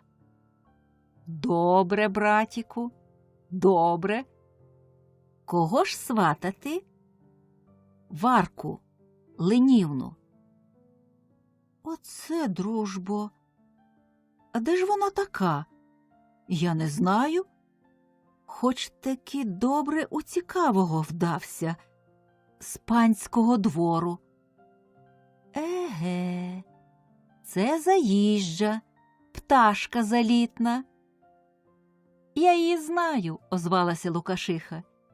«Їй хоч би за гетьмана, то не страшно». «Чи я її коли бачив? Не пізнаю, яка, бо вони із двору усе юрмою ходять. От хоч і на вечорниці ціла юрма прискочить». «Вона од усіх найкраща». Та отже була вона на весіллі у Совлука, висока дівчина, чорнява, у коралях. Ого-го, тепер вже я знаю, яка краля. Коли ж се ви зізналися, брате, що ніхто й не зміркував з добрих людей? «Вона, славлють, заможна», – каже Лукашиха. «Вбоїться за небагатим бути небога, чи що? Ті багатирі усього лякаються. Побіденні душі їй же Богу». «Чому ж не піти, коли вподобала?» – каже Лукашиха. «А ось він, мабуть, зна, чи вподобала», – отказав Лукаш, моргаючи на Павла. «Наше діло із Богом та з доброю долею поберемось у хорошу годину». Засватав Павло Варку. Пани не боронили, весілля одбулося. Вповалося Павлу, що зітхне він легш у сім'ї. Прагнув він. Треба йому було конче когось при собі мати, душу жваву, голос живий чути. Як же одгуло весілля, зосталися молоді самі у хаті. Жінко, каже Павло, люба моя кохана, подивись на мене, розмовся зо мною. Бере її за руки, обіймає. Ніколи ще й разу вона його не бачила, щоб був він такий щасливий та веселий. А вона була смутна й неспокійна. Павло каже до його, тобі не страшно? Нічого? Не нагадуй про страхи. Поминулися вони. Я тебе кохаю, тепер мені життя з тобою. Я боюся, Павло. Як же боюся, що люди дізнаються. Так мені й бачиться, і чується, що найдуть купою у хату, покличуть нас голосами, не дізнаються люди. Байдуже мені за люди. Добре тобі. Я сохну від думок та гадок з того часу ще. Ой, Боже мій, Боже мій. Що ж як довідаються? Яка ганьба, який суд? Я не боюся. Зашлють нас, я не боюся. Вона тоді заплакала слізьми. Ти, мабуть, нічого у світі не боїшся, промовила докірливо до його. Я своєї душі, сам себе боюся, отказав їй на те тихо, повагом, що аж їй самій страх у серце вкинувся, наче до неї який дух, мара несвітня озивається.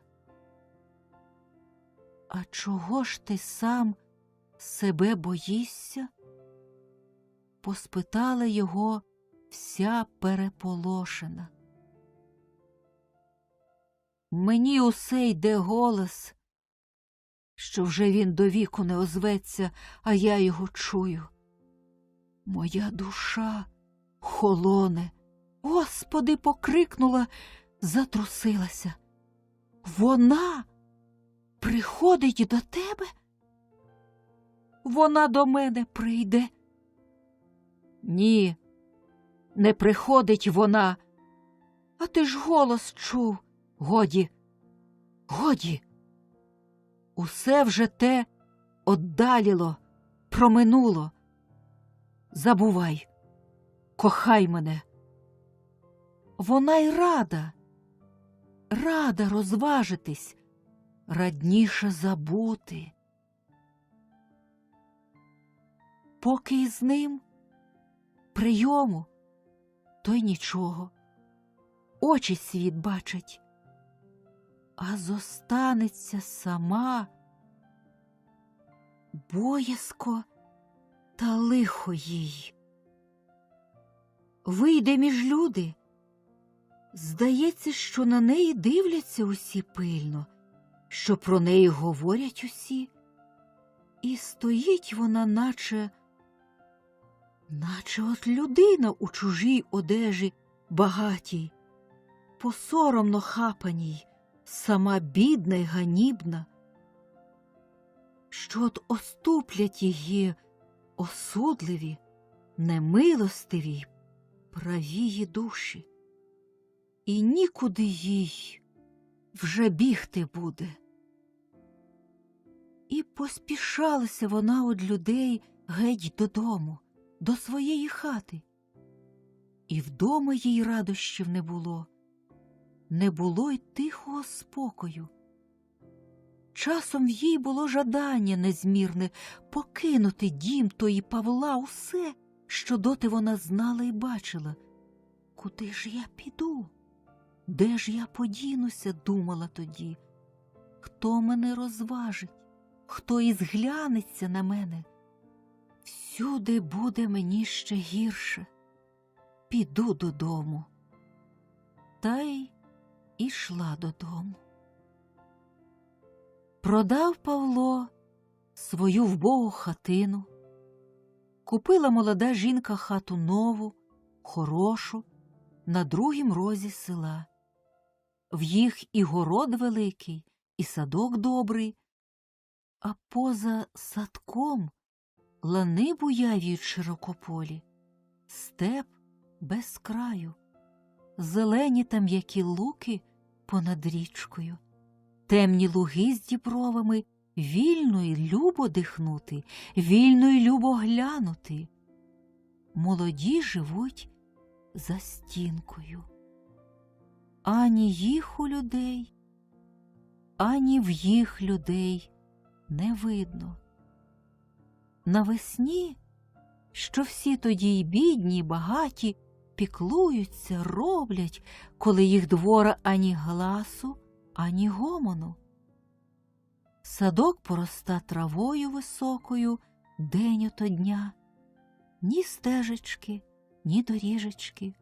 Город глушіє, бур'яном понімається земля родюча. Не дбає ні на що молода господиня. Одна скопана грядочка в городі, та й покинута. Лежить і заступ кинутий. Сумно чорніє город між зеленими вербами. Не летять горобці, та й сварливо цвірчучи, угору шугнуть з пустого городу.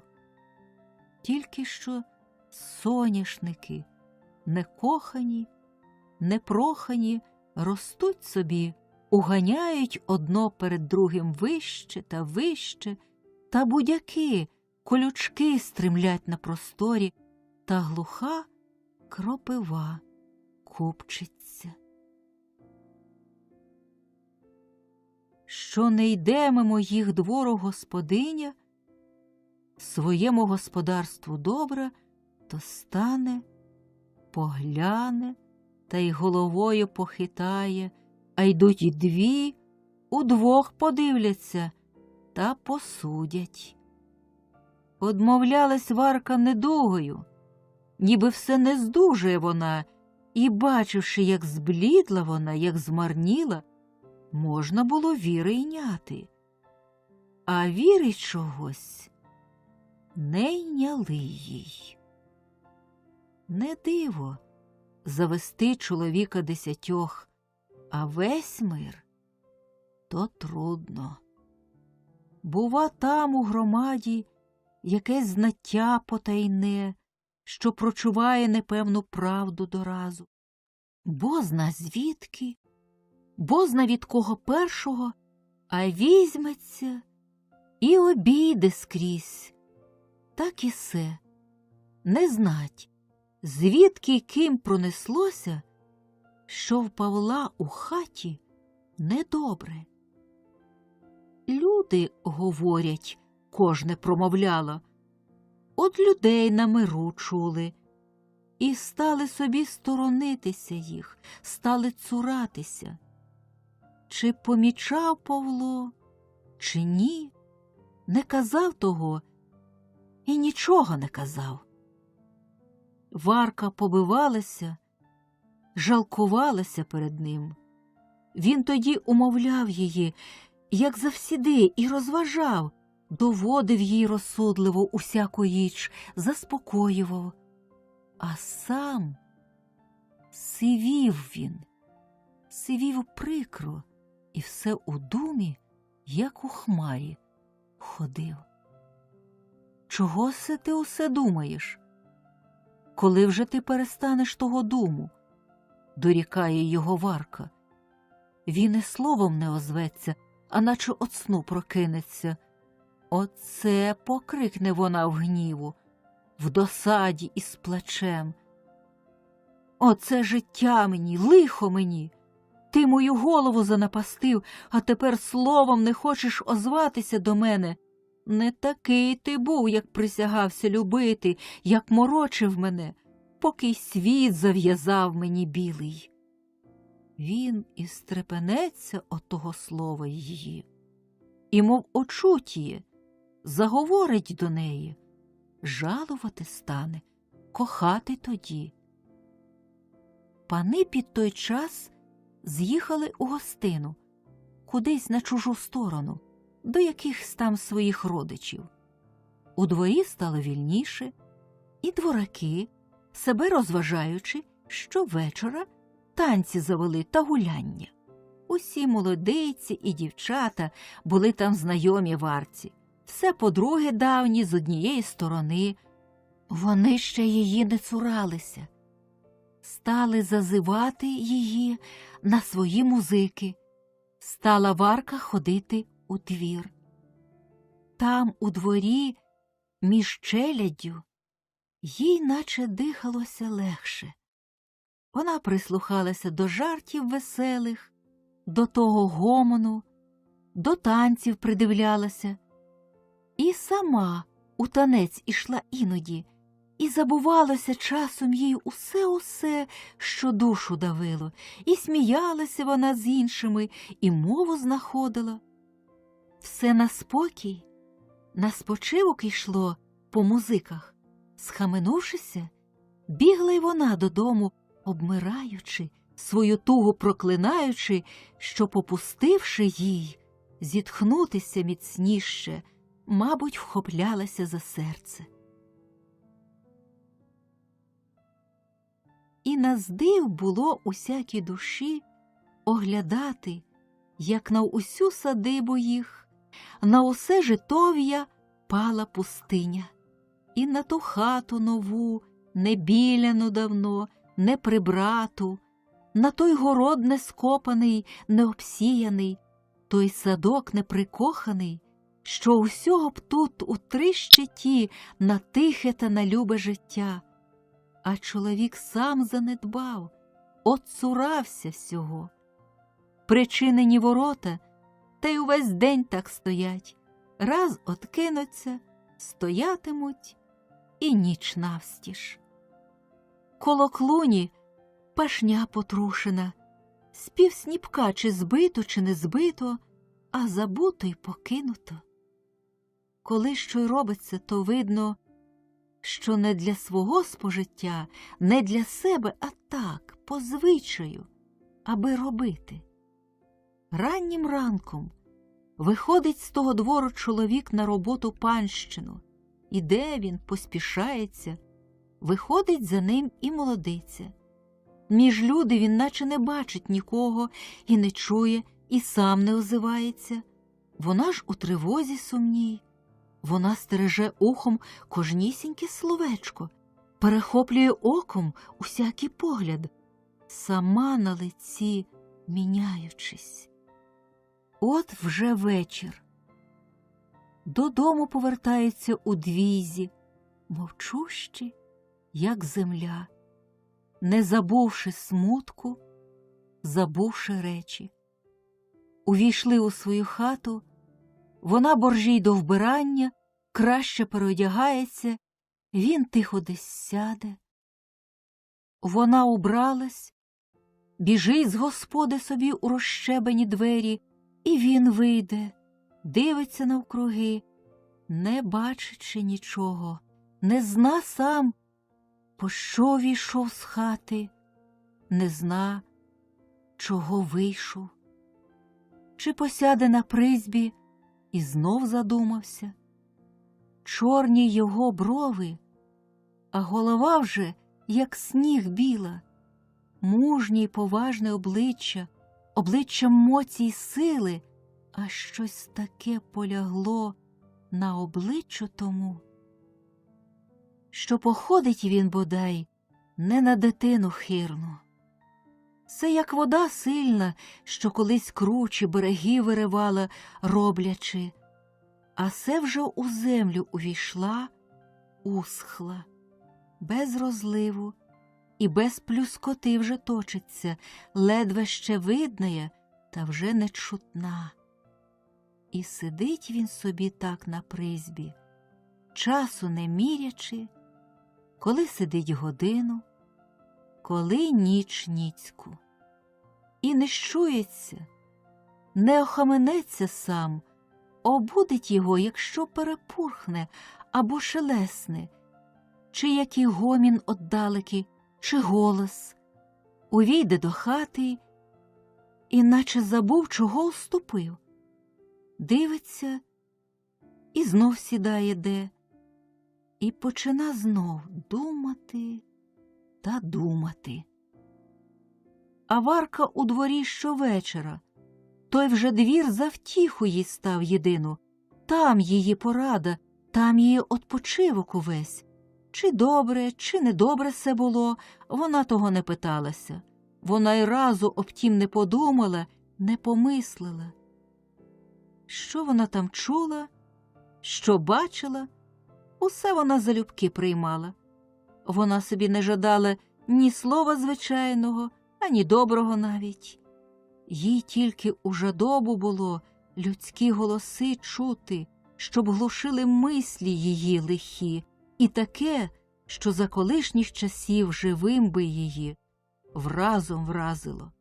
Тепер таке її тішило, і сміялася вона на одвіт. Їй не зачувалось, що вона йде усе нижче та нижче. А хоч коли й шаснула їй по душі така думка, вона на неї рукою навіки махнула. Легше їй було у безодню углебати неуважно, ніж на кручі висіти, обмираючи. Перейшло місяців зо два таких, що вона більш у дворі прожила, як удома. Повернулись пани на державу, і усі музики ті, танці, як вода умила. Варка все-таки ще ходила туди із вечора, та вже там не так її прийняли.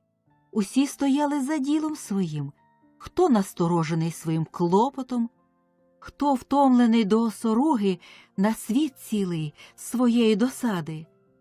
Стали чудуватися з неї непомалу. Чого б то отак притягнутись їй у двір?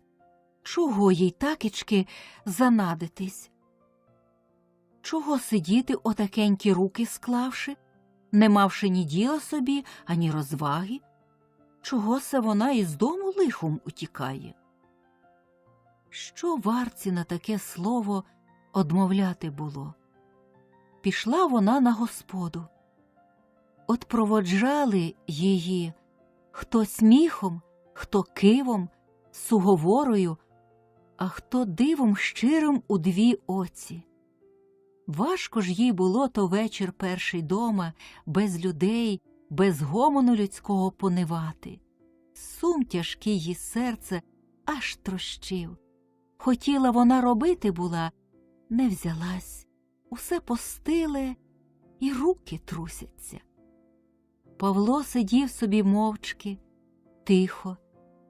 Пильно вона на його зирнула і пита: «Павло, чого се ти сидиш, як заворожений? Ти не втомився?» «Ні, я не втомився», – отказав їй. «Чи ти здужаєш?» «Здужаю». «Павло!» – скричала у тривозі несамовито. «Може, люди дізнались? Ти не боїшся?» «Не боюся». Вона у куток закуталась, очі заплющила, болем їй голова боліла, у стук серце стукало. Недовго ж засиділась, знов схопилася до Павла. «Кажи мені слово, слухай бо, ти не здужаєш, не здужаєш, боїшся». «Не здужаю, боюся», – отказав так само без уваги, як перше. Вона побивалася перед ним, вона ридала. Він дивився, як дивляться на те, на що нема вже ради. Вона йому дорікала, вона його кляла, проклинала. Він чув, мабуть, і розумів. До серця ж те все не доходило йому. Слухав її уважно і дивився на неї пильно, а чув наче і бачив щось інше душею. До світу плач її по хаті, до світу каяння й допріки. Тоді вже вона сном знемоглася, а йому все сну не було. Він сидів так і перед світом, як і звечора, поки аж день забілів. На панщину пішов. Страшне життя почалося варці. Нікуди на сторони одбавитись і нічим лиха втушить. І він, що на його сподівалася, що уповала, він став тихий та плохий, як сирітська дитина непорятована. Даром вона картала його, дорікала, сварилася, даром насміхалася йому тим. Він слухав і одмовляв, наче б так про кого говорилося, невісного, невідомого, що все однаковісінько йому, чи так, чи, може, ін'як. Нащо ж ти вбив її? Нащо, коли так гинеш за нею? Погукнула на його Варка. Він увесь затрусився і сльозами влився. Плакав дуже, плакав сильне, як дівча молодесеньке. Варка і злякалась сліз тих більше усього на світі. В неї серце упало, гнів розпався увесь. Острах душу пойняв. Не щуваючи сама, що робить, кинулася до дверей, защепнула двері, кинулася сльози йому втирати, говоряє, благає не плакати. Він усе плакав, не вгавав довго, до втоми. Варка вже ходила, як чоловік той, що всі шляхи, всі дороги загубив, що вже нікуди йти, де й сам не шукає, годі. Інколи нападав її якийсь гнів немочний, що розшибалася вона та плакалася необрадливо собі. Павло ж усе становився пліхший. Їй було важко на його й подивитись, бігала від його на другий кінець хати. Все те їй забулося, як колись вона його кохала, як сподівалася собі милого щастя від його. Тепер же він їй перед очима, як усього її лиха, непогамовного зачіпка. «Іди бо, іди геть!» – гукне на його. «Іди собі з очей!» Він зараз отходить собі у куток, сідає. «Чого такий сидиш? Ой, я нещаслива, чого ти мені лихо моє нагадуєш?» «Я не нагадую нічого», – промовить він. «Та не словами нагадуєш, ще гірше сам собою». «Я не нагадую, ні, не нагадую», – отказує тихо. «Чого такий?» – причепилася одного ранку. «Люди вже й так кивають. Чи ти вже мене узяв нароком занапастити, людям на суд подати?» Він береться за шапку. Схопила його за рукав, не пускає з хати. «Пусти», – проситься, «вже мені на панщину йти. Ти скажи, скажи, за що ти мене занапастити хочеш? Який ти між челядь йдеш? Там усього приглядають, усе примічають». Йому наче яка порада свінула світом. Стрепенувся він. «А чи не порадять мені люди?» – прорік. «Як? У чому? Що таке замислив ти? Гукала, питала. Він міцно стенувся з її рук, зірвався, побіг улицею. Вона була за їм кинулася та заздріла, що виходять інші люди із хат.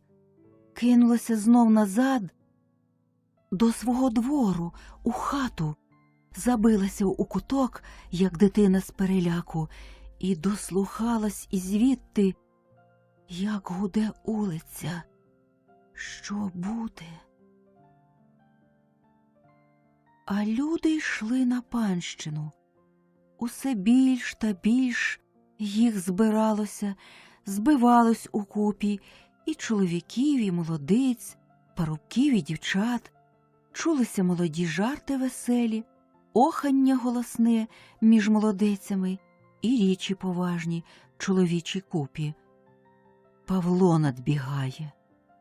Люди, люди, громадо, гукнув ще отдалік. Усі його обступили, усі дожидають. Тихо стало, як у темнім лісі. Я забив свою жінку, промовляє Павло до кожного. Я свою жінку забив. Ой, лихо, ой, біда, покрикнули жіночі голоси. Чоловіки, парубки присунули до Павла ближче. На той гомін явилися діди сиві. Громада уся зібралася незабаром. Улиця упродовж людьми заступилася.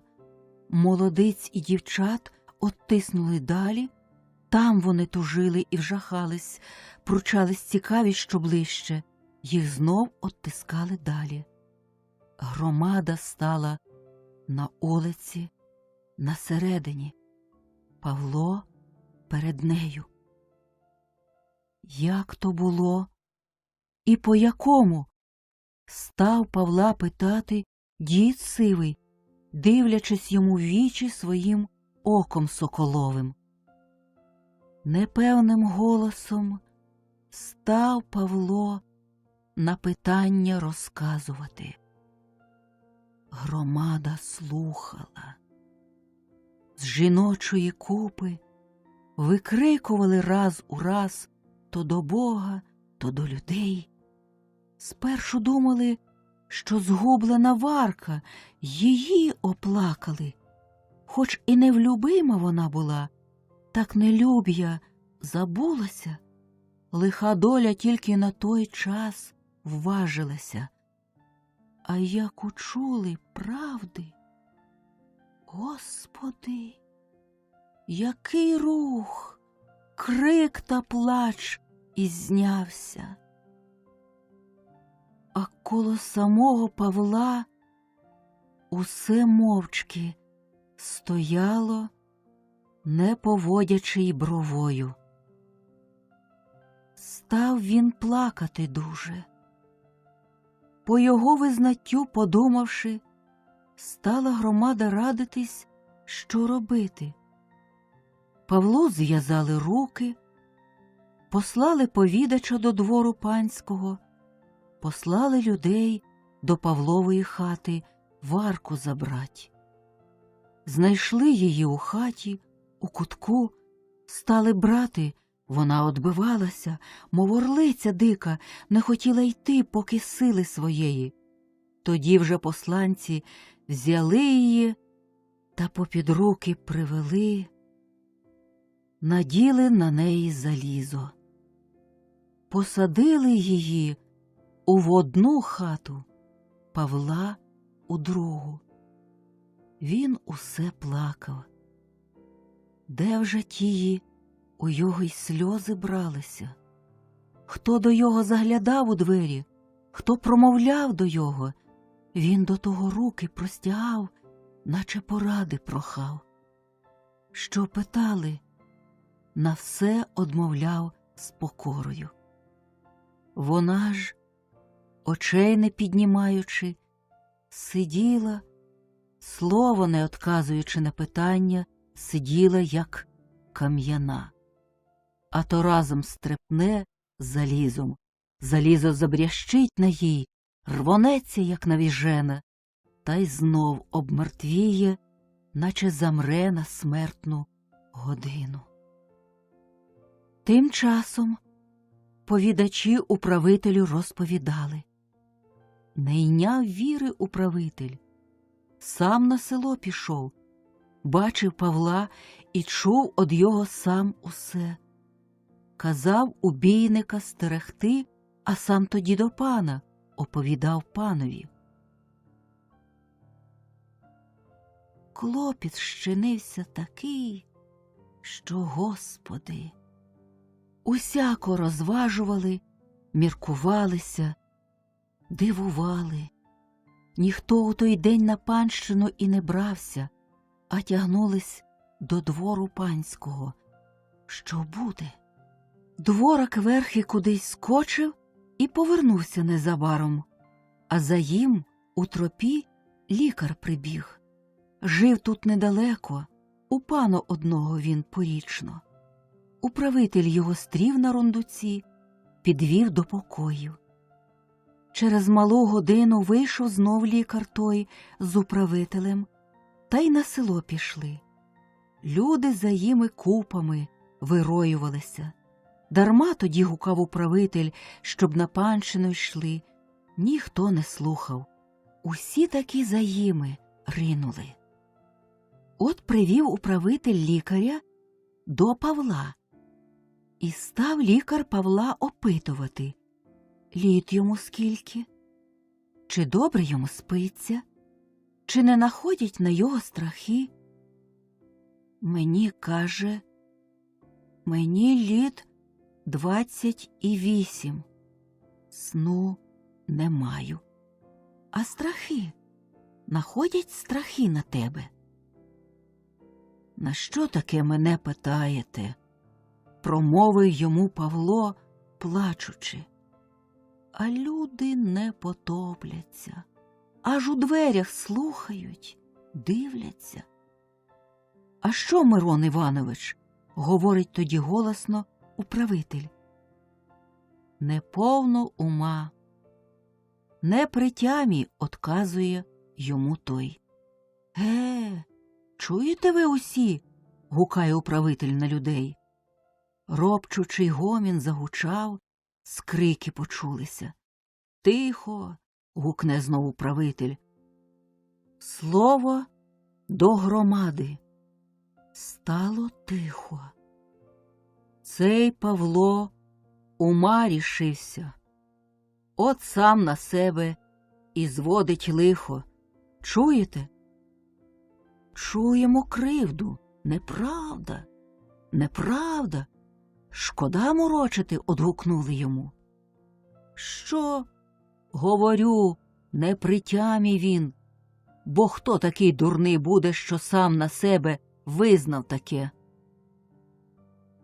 Ти розумний чоловік, вирвався з купи чийсь молодий голос, як у дзвін.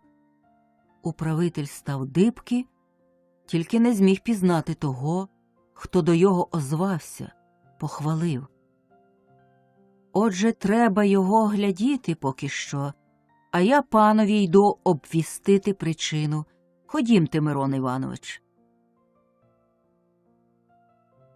Мирон Іванович до дверей та й назад. Люди стіною перед ним стояли. Управитель, поглядаючи скоса, усе бачив та й каже: ану ж бо, отступіться. Чи ви добрі, чи цікаві люди? Не отступимось. Нехай пан лікар по правді говорить, нехай правда буде, загуло звідусіль. А що се ви, пану лікарю, віри не ймете? А що се ви, суперечити схотіли? А як суд наїде, то кому лихо буде, чи пану лікарю, чи вам? Вам би радіти, що так виходить ручно, а ви крякаєте, як ворони. А справника хочете? Усі будете повинувачені до одного. Не вбоїмось того. Нехай таки правда буде, покрикували люди. А пан лікар стриб вікном та, як той заєць, улицею. Тільки підскакує. Добре бігав. Парубки були за ним кинулися, так він, схопивши у руки, по каменюці став на відборону. Парубки собі стали, а він знову, як припустив бігти, і утік. Обступили тоді ближче управителя. «Чого се ви до мене налазите?» – говорить він. «Я не буду втікати, не бійтесь. Чого світите на мене очима? Може, ви мене забити хочете? Бридка мені смерть. Ну, та все колись вмирати треба. Я ж до того хворію усе на боки. Кажуть, що недовго ряс топтатиму і так. Коли допадає вам, загубіть мою душу. Я погину один, а ви за мене усі. А діточкам моїм пан щось приділить за мою смерть. Іди, іди, до смерті ще не готуйся, загомоніли, розступаючись люди. Слухайте ж моєї поради. Покиньте того Павла навіженого, нехай йому всячина. Нехай він буде в нас скажений, все безпечніше, а то всіх засудять, погинемо, як гуси. А Павло, не слухаючи, тільки сльозами вмивався.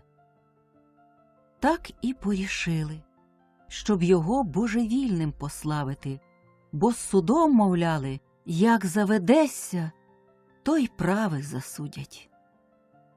Управитель велів Павла до хати одвести і наймав, хто схоче, з села, за сторожу прийому стати, і плату давав добру. Тільки що ніхто не схотів. Довго управитель і сварився і умовляв людей. Вони далі слухати його не стали, пішли геть. Варку тож зараз випустили. Як побачила вона, що вже на волю її пускають, бігти кинулася, куди очі спали, на силу її зловили. Став їй управитель розказувати. Вона наче не розбирала, не розуміла, усе рвалася бігти від його. А як вже утямила гаразд, що її не закують, що її і не винять, то, Господи світе, що їй тоді поробилося? Руками обхопила тин коло хати, цілує та плаче, та кричить, Бога хвалить, людям дякує, усім до ніг упадає. Казали її завести десь у інше, в далеке село. «Добре, добре», – промовляла, «везіть, їдьмо, добре». Хапалася їхати так, їй кажуть забрати своє збіжжя, а вона «добре, добре», як же і нічого не забрала, та тільки все порозкидала. Не вважала, що всі люди коло неї понурі, осудливі. Не спом'янула про Павла і разу. Та й не казала іншого слова, як добре, добре, коли ж повезете. Як вже віз під хатою став, скрикнула радісно, кинулася швидко у віз той. Поїхала. Люди вийшли дивитися, як її селом везли. Звісно вже, які цікаві вони і на добре, і на лихе, і на миле, і на страшне. Діти манесенькі кричали їй услід «Бувай здорова!», поки не пригорнули їх матері, спиняючи. Вона ж їхала, у велику хустку завернувшися, кивала головою бистренько, невважливо, як ті, що дуже кудись поспішаються. Дивилася, дивилася вперед себе. А Павло сам зостався. Він вже з Варкою не бачився і не прощався. Як почув, що вже поїхали, тільки голову підвів та й знов схилив, слова не промовив. Як схотіли, кажу, так і спорядили. Він сидів у своїй хаті за божевільного. Десь вишукали, найняли парубка, за їм ходити нібито, що жалко бідного чоловіка.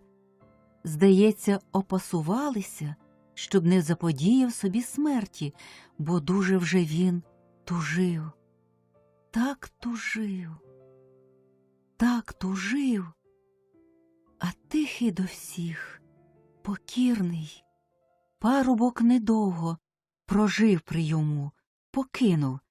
Се казав, се нещасливий зовсім чоловік.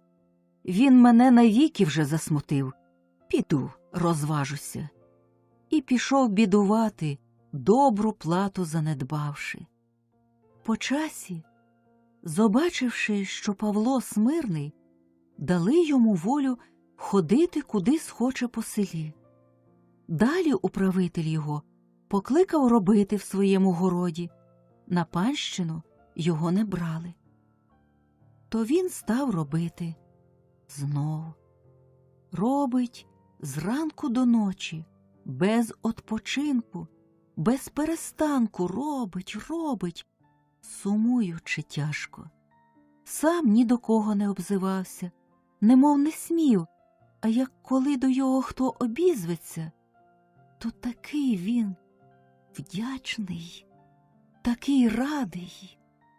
Сам на самоті ніколи не хотів зоставатися, а все туди рветься, де люди, хоч здалека стане, дивиться, як ходять, прислухає, як гомонять. Нещасливий чоловік частенько було, приходить, як хто до його добрий, та й проситься: нехай я у вас заночую. Пускають його заночувати добрі люди. Тішиться. Було, дітей до себе прикликає, пташок приманює. Тішиться, як до його біжать, як линуть. Одного разу Павло робив у дворі в управителя, і управительська дочка, маленька, гралася з утятком, жалуючи та пестячи, поки аж утятко не вдушилося. Тоді вона побиватися та оплакувати дзвінким голосочком. Павло зблизився, та як побачив, втікати. Стріли його люди спинили, білий, зрошений сльозами ревними, труситься весь. Опісля, як було побачить тую дівчину, біліє, тікає геть. Жив він так роки, поки його туга не звалила. Зліг вмирати. Як тужив він, як він плакав, усе просив: живі люди, ходіть на мої гробки, будьте милостиві, ходіть на мою могилку, гомоніть, як я там лежатиму. Тяжко і сумно вмирав, плачучи. Перечулося в нас об Варці, що жива й хороша, що забула лихо, забула страхи усі свої, що красується на вечорницях, що збирається заміж.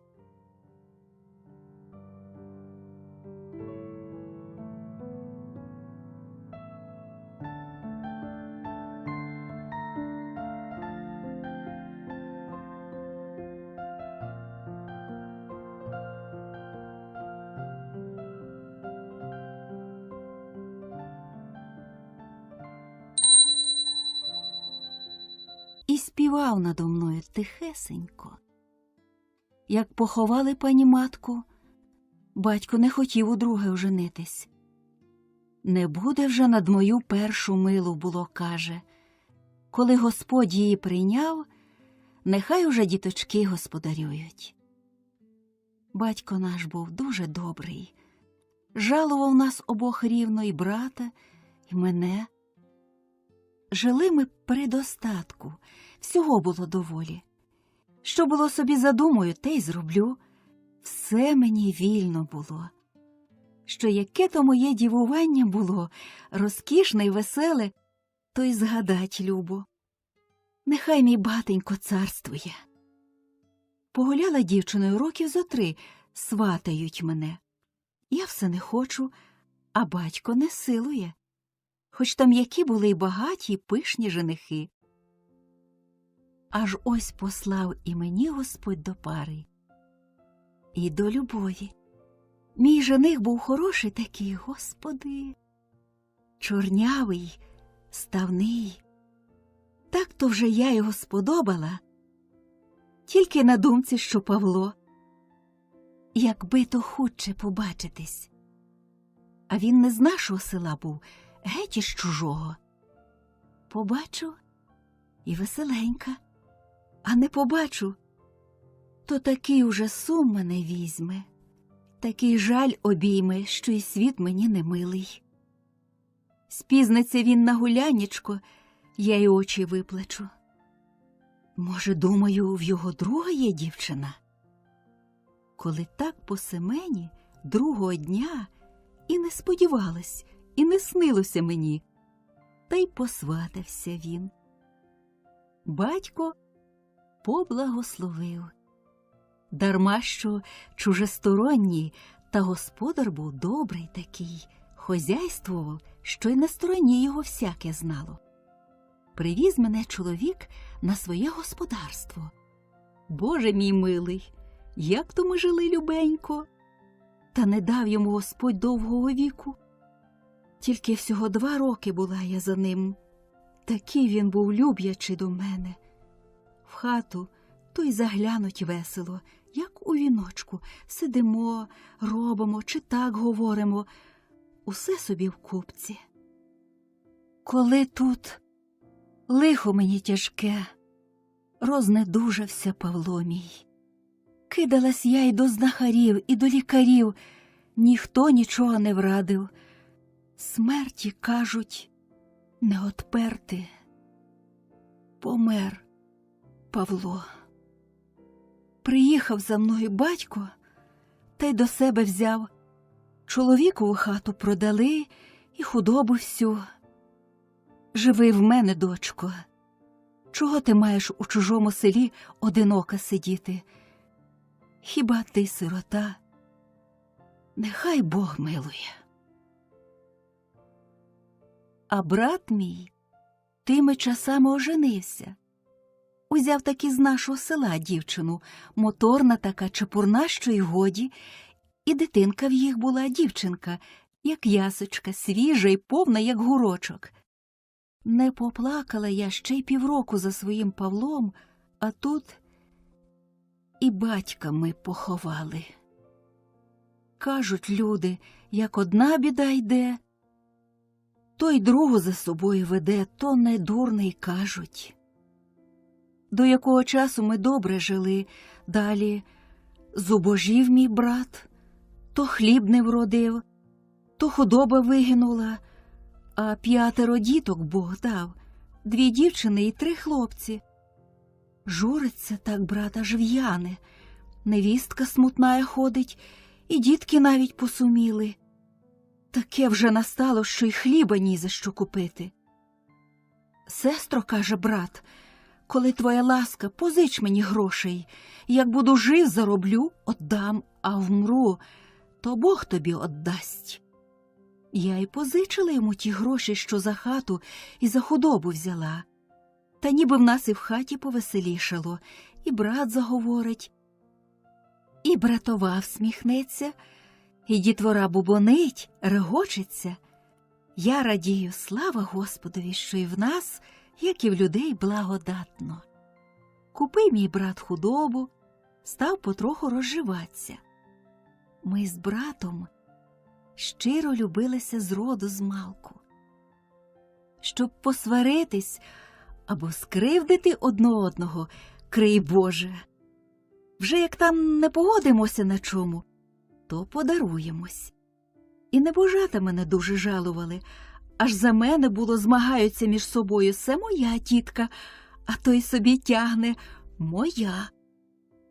Та як учепляться цілувати, то було й роботу з рук вихоплять, і хустка з голови спаде.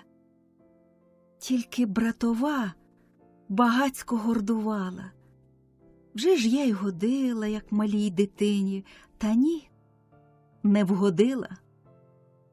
Братова серце було раджу їй: «Зробімо так, да отак, то добре буде». Там чи купити що, чи продати, зроду віку не послухає. Хоч шкода, з того видима буде, вона свого докаже. Перед нею затихну, поплачу нишком, та й годі. Не хотіла брата турбувати, знов до неї з ласкавою мовою підійду. Якось розсаду з нею садимо в городі, я говорю до неї, вона мов не чує, одійшла собі геть. Важко мені на серці, заспівала собі, співаю, а сльози так з очей ллються. Коли чую: «Боже, помагай і день вам добрий», дивлюсь, це наша сусіда. Перехилилася через тин та й кланяється. Я хутенько втерла сльози. «Добрий день», кажу, сестрице. «А я оце до вас іду. Та милості ж вашої просимо. Чи не продали б ви мені розсади трошечки?» То вже для чужого продати, а для сусіди й так треба дати. Коли ваша ласка, серце, і простягає мені глечечка. Я набрала скільки там у глечечок та й дала їй. Подякувала та жінка та й пішла собі. Братова на мене накинулась. «Се, каже, як усі господарюватимуть, то й господарство моє рознесуть чисто. Такі й Золоту гору розімчать». Як почала, Мати Божа милостива, я тільки слізьми вмиваюсь. Братова, кажу, не жалувала я для вас нічого, поки що мала. Гріх вам буде, що ви мене хліба куском тепер дорікаєте. Покинула робити і вийшла з городу. Тяжко і важко мені. Узяла собі таку думку: покину їх, піду служити. Зібрала своє добро, що в тлумачок склала, а що покликала братових дівчаток та їх обділила. У мене було всякої одежини і не злічити, а все добра, нова. Скільки полотна було, хусток, плахот, юпок. Діти радіють. Зараз дівчатки почали вбиратись. «А чи мені гарно, тітусю, а мені, як отдамся, то зав'яжу оцю червону хустку», говорить, а сама ще така, як узлик. Джергочуть коло мене, а мені вже так жалко, що й словечка не скажу. За слізоньками світу Божого не бачу. І діти помітили. Жалують мене: «Тіточко, Любочко, чого ви журитеся? Може, хто вас налаяв? Може, ви не здужаєте?» Обсіли мене, як дрібні пташенята. «Не плачте», вмовляють, та мені рученятами очі затуляють. Чую, так надвечір брат іде. Я уступилася та й сіла в кутку. Він веселий увійшов: «Здорові діточки, й ти, сестро». За ним і братова в хату. Посідали вечеряти вони й діти. «А ти чому не йдеш, сестро?»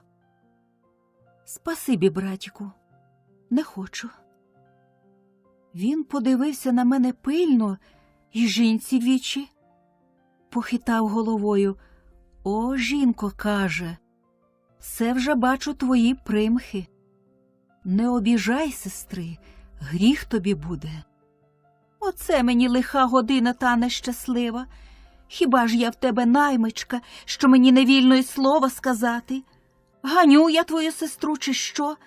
Я тільки правду щиру сказала. Покинула вечеряти і з хати пішла. А старшенька дівчинка до батька: чого се, тату, тітка все плаче? Так плаче, що, Господи. Що мати їй сказала? Брат змовчав, тільки по голівці дівчинку погладив. По вечері зблизився до мене, сів поруч зо мною та: сестро моя, каже, не журись, голубко. Досі жили з тобою любенько, треба б так і звікувати. Нас тільки двойко на світі. Подаруй моїй жінці яке там незвичайне слово, зроби мені таку велику ласку, сестро моя рідненька. Братіку мій, голубчику, нехай же мене Господь милосердний боронить, щоб я з тобою в сварку заходила. Кажу, що твоя жінка мене обідала, я їй те дарую. Тільки важко мені на серці, братіку мій. Нехай поплачу, полегшає. Не плач, сестронько, годі. Я, брате, хочу вас покинути.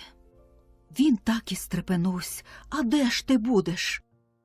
Піду служити. Що це в тебе за думки такі, сестро? Зглянься на Бога.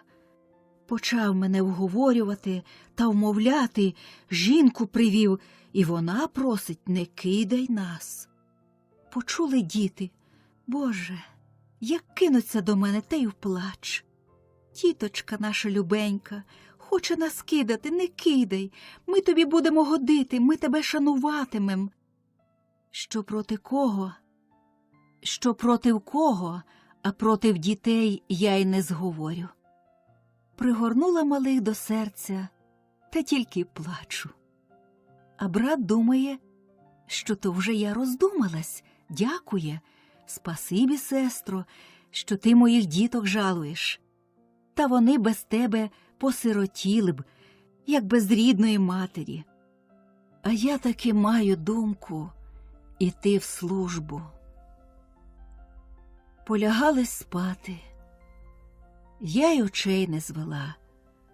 Обняли мене думки та гадки, та журба пекуча. Трудно було й здумати, що десь наймичкою маятимусь. Мали й худобу, і господарство своє. Зросла в розкоші, а доводиться служити за хліба шматок, та годити може і лихому, і ледачому кому. Треба й правду, і неправду терпіти, треба привикати. Зазнаю чужої сторони, яка вона є. Перебуду всякого горя й лиха.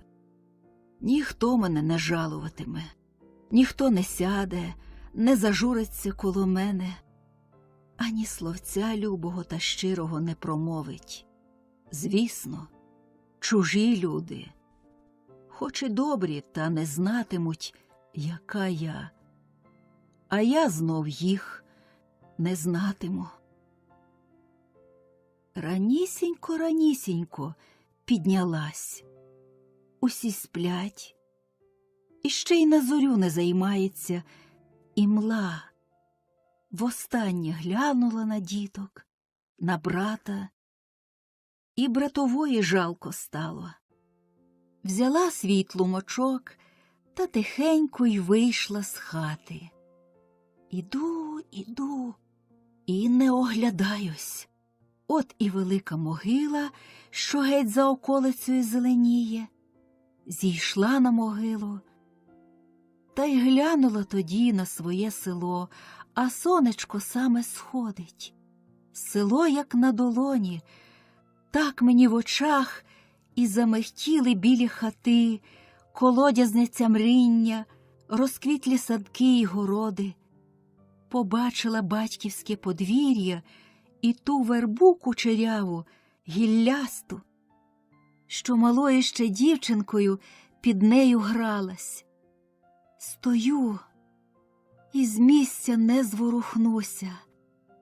Задивилася, що мені там кожна стежечка, кожний кущик знайомісінькі. Дивлюсь туди, та дітство і дівування своє розкішне, і заміжжя щасливе, і вдівство гірке, все, мов по писаному, вичитую. Куди мені йти? Нікого, нічого не знаю. І сум, і неспокій мене обіймає.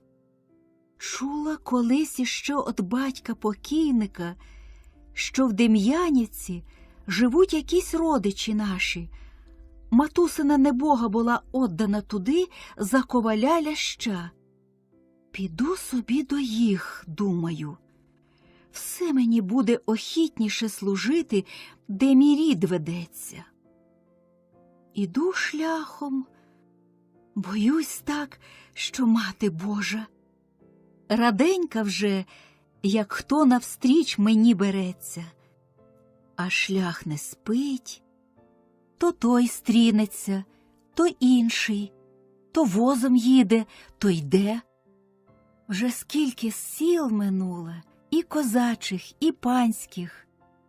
Не забарююсь і не дуже в речі заходжу. Розпитую з дороги в Дем'янівку, подякую за хліб-сіль, та й далі. Другого дня притомилась я дуже та й сіла спочити в холодку під вербою. Округи мене то жито половіє, а в житі купка льону голубо цвіте, то ячмінь колоситься, отдалеки гайок синіє, пісочаний шлях угору закручується, як золота нитка. День був дав жаркий, і вітерець не дмухне. Тихо. Тільки якась пташка сама собі щебече, наче моя душа бідолашна. Та гудуть бджоли понад пахучою гречкою. Коли дивлюсь, ідуть якісь люди гурбою, і старі, і молоді, і дітвора. Зблизились до мене і на добрий день дали. Добрий день, кажу й собі, садовіться, та odpoczynьмо трохи. Бачу, що дуже вони потомлені. Звідки вас Господь несе? Питаю чорноброву хорошу молодицю, що дитинку на руках тішила. На прощу ходили, у Києві були, каже. А вас куди, мати Божа, та добра доля веде? У Дем'янівку, коли знаєте. Оце б то не знати, коли самі з Дем'янівки. Все нам один шляшок із вами, то разом і підемо. А чи не знаєте там коваля ляща? Ляща? Який же то коваль лящ? Ні, серце, не знаю і не чула.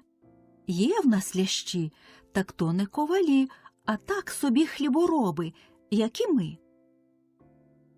Спитай мене, молодичко, озвалася стара бабуся, обділяючи діток, що обсіли її хлібом і поглядаючи на мене ласкаво.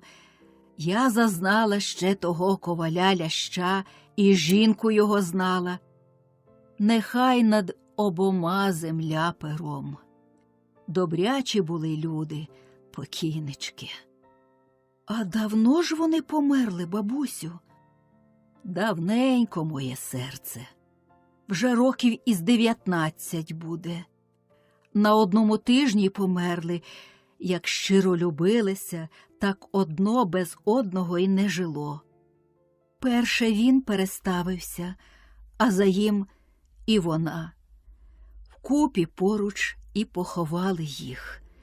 Хата спустіла, бо не було в їх ні роду, ні плоду. Це, мабуть, чи не до них ішла? Може, родичка? Бо вона була здалека взята. До їх, бабусю, та лиха моя доля. Нехай Господь милує. Що ж тобі за пригода така, серце? Іду служби шукати. То думала, що родичі, то службу мені нарадять, а тепереньки. Головка моя бідна, не знаю, що й робитиму. Шкода журитись, молодечко. Журбою поля не перейдеш. Ось я тобі службу нараджу. Йди до нашого отця Івана служити. Я в його і хрестилась, і вінчалась, і досі живу, та, мабуть, і умру в нього. Що то за добрячі люди старосвітні, прості, їх тільки двойко, обоє старенькі вельми, була дочка, отдали заміж, та недовго і погосподарювала, вмерла. Дівчинка зосталась, то старі при собі держать онучечко. Славно таке дитятко, що й годі. Отець Іван уже дуже старий і темний, років із 9, а служби Божої не кидає. Дознався був владика, що сліпий старець чинить у Божому домі отправу, і заборонив. Так люди виходили усенькою громадою просити за його, щоб оставлено. Люди добрі, рече їм владика, коли він вам такий любий, то я не бороню йому стояти при престолові Божому й до кончини його віку. Треба тільки мені вивірити на свої очі, що темний сліпець благоподобну службу Божу отправляє. Наїхав владика й хвалу Богові отдав, що так твердо і непомилешно темний править службу Божу, і хрестом його благословив. Іди до їх, молодичко, роботи буде небагацько. Здужатиму, то й я поможу. Спасибі вам, бабусю моя ласкавая. Нехай же Господь дає вам усе добре. Ну, тепереньки полуднуємо та й поберімось далі. Сьогодні й дома заночуємо, коли Бог дасть.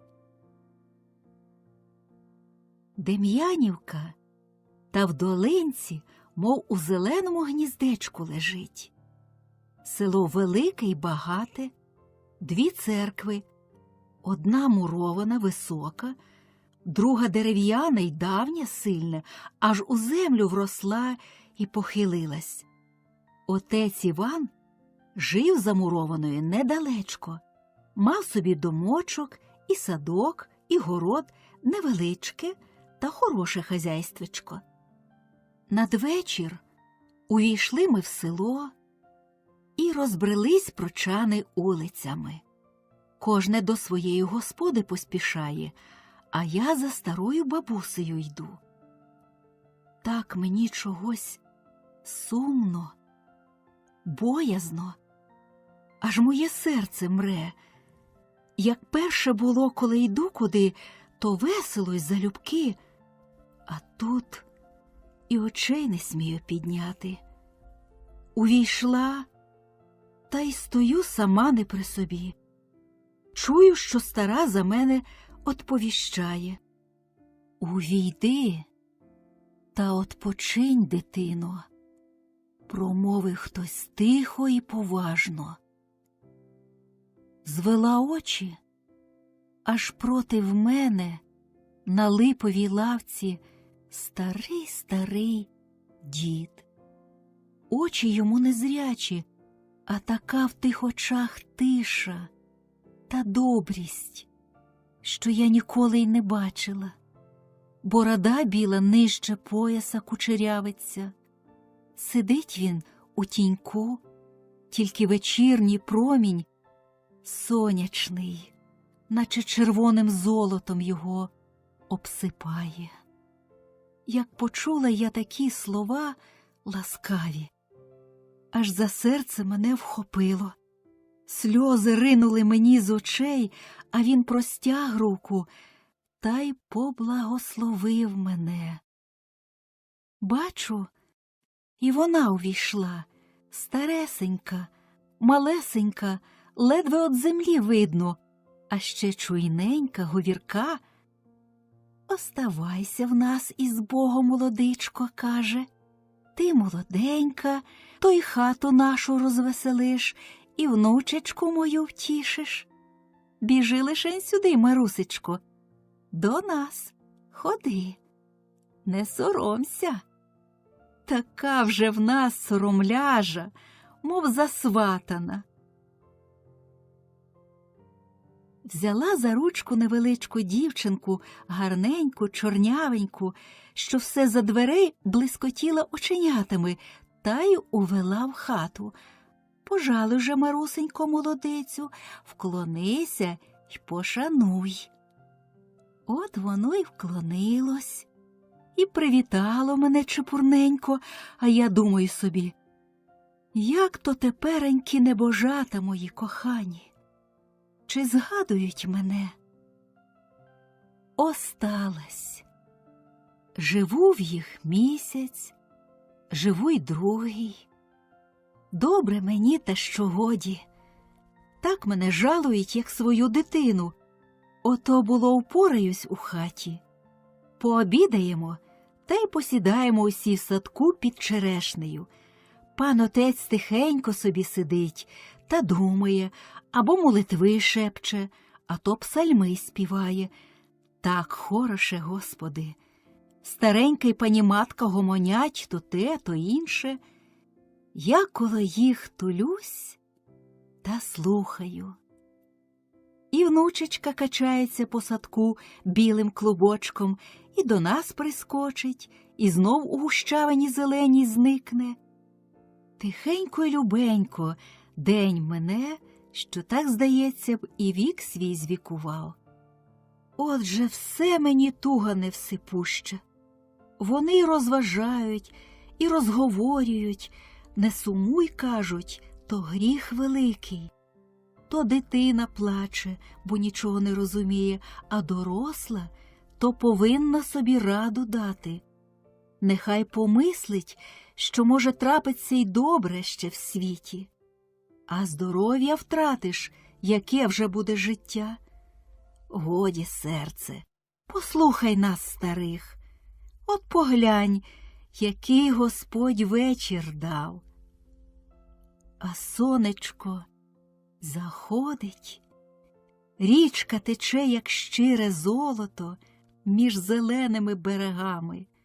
Кучеряві верби купають у воді віти, цвітуть, процвітають маки городні, і високоверхі коноплі зеленіють. Де коло білої хатки червонів рясне вишення чи високий кущ калини стріху підпирає, закриваючи всю білу стіну. А хатина ж у розквітлому городі, як у віночку, ховається. І зелено, і червоно, і голубо, і біло, і синьо, і рожево коло тої хатки. І скрізь червоно, і на небі, і на згір'ях, і на воді. Господи, сей світ, як маків цвіт, як то на тім буде, каже, було стара, похитуючи головою. Боже мій Боже, промовить пані матка стиха, а пан отець підведе темні очі вгору. Слава Господові, рече. Одного дня, раненько, іду за водою, коли назустріч мені чоловік. Глянула, та все ж Трохим Рибець із нашого села. Боже мій, Мало коромисла не впустила, і слова не промовлю, зраділа. А він: так все справді ви тут. Ми чули, та віри не йняли. Брат ваш дуже за вами журиться.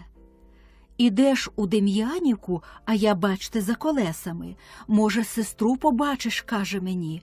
То скажи, що засмутила вона мене сильне. І прошу я її милою просьбою, щоб до нас вернулась. Та чи здорові ж вони там, питаю, плачучи. А діточки як? Мабуть, забули мене? Де вже забули? І досі плачуть, що ви їх покинули. Що ж маю вашому братові казати? Кажіть йому, що дуже мені жалко і його, і діток, і серце моє в'яне, а вже до його не вернусь. Шкода мене умовляти, а силувати, тож не знаю, хто мене присилує. А тут же вам добре? Так то добре, що й сказати не можна, та й розповідаю йому, де я служу. Зайдіть лишень, кажу, то я небожатам якого гостинця дам. Скажете, тітка прислала. От там узяла кілька грошенят, то те купила, то те, шлю їм. Проводжу того чоловіка за село. Та плачу. Скажіть, що я їх до самої смерті кохатиму, а згадую, що години, що хвилини, куди не гляну, що не заговорю, то все їх згадаю. Та добре, чому не сказати, скажу. Прощавайте. Нехай вам Господь помагає із вашими господарями. Які то люди добрячі. Привітали мене заїжджого, як сім'янина. От люди. Так то вже їм Бог дав, що всі їм любі і милі, кажу йому. То вже правда, що Божі люди, отказує чоловік, радіючи. Провела його за село того чоловіка, поплакала. Минуло з тиждень. У суботу, білю хату, коли біжить моя Марусенька, до вас гості наїхали. Які, питаю, а саму як огнем обхопило.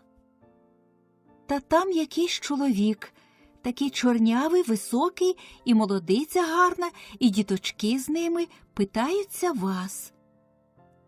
Я й не схаменусь. Стою. Коли бачу, брат у хату з жінкою і з дітьми. Боже мій, світе мій, так я й зомліла. Одно, що радість велика побачила, а друге — згадала своє горе й лихо. Почали мене всі просити: їдь та їдь із нами. Не послухаєш нас із жінкою, і вона просить, тільки сама невесела. То діток наших послухай, вони за тобою щодня плачуть. А дітки, як очепились за шию мені, то й не вступаються, цілують та просять: їдьте з нами, тіточко наша кохана, їдьте. Ні, не поїду. Вони й заплакали, мої голуб'ята, так слізочки з очей і капотять. Як припали вони, то не можна й отхилити од мене. Одмовлялась я, та й мусила послухатись. Пішла, попрощалась із господарями, подякувала їм за милість і ласку. Вони радіють, хоч і жалко, що одходжу од їх, та за мене радіють. що Бог мені дав, і знов до брата йду у свою хату. Проводили мене хлібом сіллю, поблагословили, а Марусечка то й плакала за мною, що покидаю її саму. Увійшла я знов у ту хату, що в ній і росла, і дівувала. Здається, що кожний куточок веселенько мені всміхається, і я наче помолодшала, з дітворою кручусь по дворищу та бігаю, то на вулицю вигляну, то в садок кинусь. Все ж бо я й дома. Та недовго радувалась. Почала братова мене знов допікати. Вже тепер і ступити мені не дасть. Уже нема мені й промитої води. Та те недобре, та се не гаразд. Та на свою голову прикликали собі біду, як почне, Боже, твоя воля, що я й об'їла їх, і обпила, та якось і про гроші мої згадала, що я їм позичила. Ти думаєш, ми тобі гроші винні? І ще з тебе треба б узяти. Ти вже більше хліба в нас з'їла, ніж тих грошей було. А я позичила братові всі до копієчки, що взяла за худобу. А в мене були й воли хороші, і не одна пара, і корови, і овечок отара велася, і хату продала. То всі йому отдала. Ну, кажу, коли вже я з'їла свої гроші, то Бог із вами. На що ж ви мене вмовляли вернутися? Та мені було добре, як у рідного батька.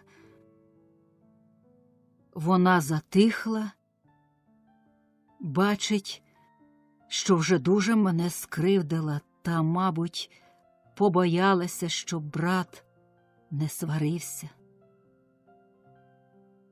Я таки того ж дня й пішла одних, не прощаючись. Брата й дома тоді не було. Вже як там тяжко не буде, думаю, а вдруге не вернусь. Піду світ за очі, щоб мене й не знайшли, і не просили. Бо таке в мене серце хибке, що й не встою, як знов проситимуть та молитимуть. І надумалась іти Київ. Заходила в Дем'янівку, хоч і в стороні, та дуже жадалось мені побачити своїх перших господарів. Поплакала там, і вони зо мною посумували. Піду до Києва, кажу їм. Як далеко буду, то про мене забудуть. Та чи не забуду і я свого лиха? Нехай Господь помагає, іди з Богом. А коли схочеш до нас вернутись, вертайся. Ми раді тобі будемо, приймемо тебе, аби живі були. Вийшла я одних, веселіш теплим ранком, пішла собі дорогою. Перехожий, проїжджаючий, що їх там на шляху не кидалося в вічі, ніхто мене не зайняв, спасибі Богу. І москаль пройде, мине, і крамарський віз простугонить, і пан четвернею пробіжить. Тільки тебе курявою обнесе, та й знов з поля вітрець повійне, і зазеленіють тобі гаї й степи. Деколи озеро заблищить, чи річка розливається, а що ходка чумаків не одна наверталась на очі, то втішно мені було добре слово почути «Магайб'є» або дороги розпитаться. Тож усе з наших, простих людей, що горя зазнало і дома, і в дорозі, то й душі живої не цурається. За тиждень прийшла я Київ. Красний, Боже, який! А що вже святі церкви, то й не сказати, а людей, людей, без ліку, та все чужі, минають і не глянуть на тебе. Спочила коло Святої Лаври та й пішла собі місця питати. Ходжу, ходжу, тільки вулиці й заулки перехрещую. Увійшла в базар, сей такий точок подольський. Стоїть купочок молодиць і дівчат. Боже, помагай, кажу. Спасибі. А самі оглядають мене, яка й звідки. Чи не знаєте, кажу, де б тут службу можна знайти? Еге, ми й самі ждемо, молодичко. А се вони, бач, вийшли, чи не найме хто. Так вже тут заведено. Коли ваша ласка, кажу, то і я й собі коло вас стану. Становіться, ми не боронимо. Стою, дивлюсь. Люд, як та комашня копошиться, одно на одного наступає, зіходяться, розіходяться, гомонять, кричать і люди, і пани, і міщани. Стукотить, гуркотить, той своє продає, той прицінюється до чужого. Дві молодички гарненько цокотять у двозі, а тут дітвора змагається, чогось не поділили. Перекупка, як жар червонолиця, стала проти сонця, брящить коралями та вигукує: «Ей, коралі добрі, дивіться ж бо, молодичко, ось, купи, моя любочко, купи, приміряй до лиця, ну ж бо, ну, не соромся». Звивається вона коло повновидої, гарної молодиці у білій сорочці і в зеленій хустці. Молодиця не хоче, а вона таки зачепила їй за шию намисто та й кричить: «Дивіться, дивіться, добрі люди, що в мене молодиця, як калина, як яблучка, як дівочка, як паняночка. Та пустіть мене, Бог із вами», — одбивається молодиця, «я й ваше намисто порву, оце справді, чого це ви на мене напались?» А сама засоромилась, почервоніла, як вишенька, і досадно їй, а очиці блищать, і сміється. Москаль, що яке старе залізо продавав, задивився, стоїть і всміхається, і не чує, що жвавий міщанин штовхає його: «Москва, Москва, чи продаєш залізо?» Постояли ми там годину, а може й більш. Якась пристаркувата пані до нас іде. А чи нема тут такої молодиці, щоб помісячно згодилась? Чому нема, кажуть усі, можна й на місяць згодитись. Та й почали договорятись. Каже та пані: «Роби мені й те, і друге, і третє, і все, і біли, і вари, і ший, і мий, дам тобі на місяць карбованця». «Шукайте собі де-інде», — кажуть їй, отступаючи од неї. А вона до мене: «Чи не згоджуся я?» «Добре, пані». Та й пішла за нею. Все, думаю, що-небудь запрацюю собі, роботи не боюсь, треба жити, треба робити, щоб не було од Бога гріха, а од людей сорома.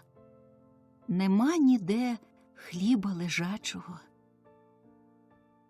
Привела мене пані до своєї господи. Невеличкий будиночок, кімнатки низенькі, похилі, а проте стольчики всякі, коло стіни рядочком, і завіси на оконцях, і дзеркальце висить, хоч там таке, що як подивитись у його, то й себе не пізнаєш, так тобі перекривить обличчя. Стріла нас панночка, вже доросла, огрядненька собі ні в року. «Що, мамінько?» — питає. «Найняли?» «Ось, іде за мною». якась селючка нагодилась.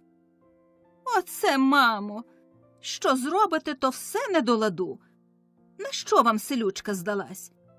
Вона нічого не вміє, ані плаття вигладить, ані вслужити догодне. Хіба будемо на неї дивитись, як намальовану? Стукнула дверима, аж стольчики всі скакнули, як живі, і вийшла. Бачу, мені недобре тут буде. Де ж таки хто чував, щоб дитина так незвичайно з питимою своєю матінкою поводилась?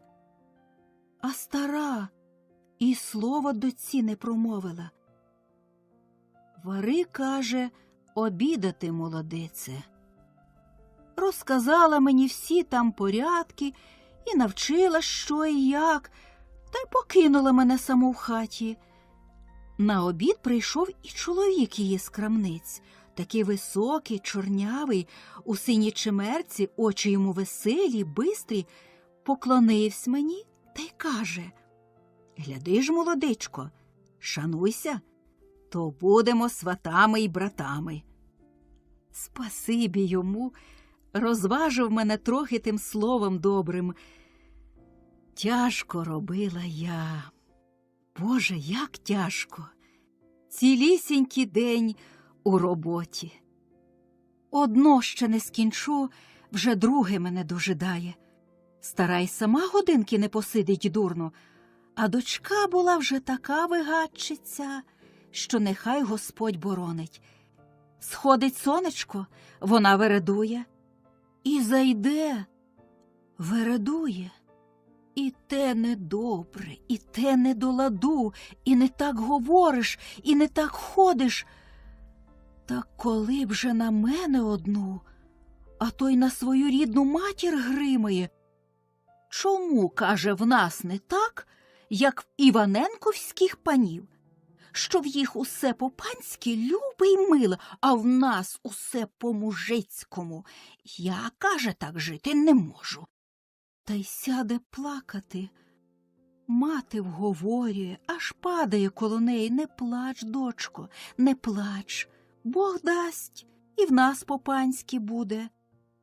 А батько таки просто було каже: «Ой, дочко, не дурій.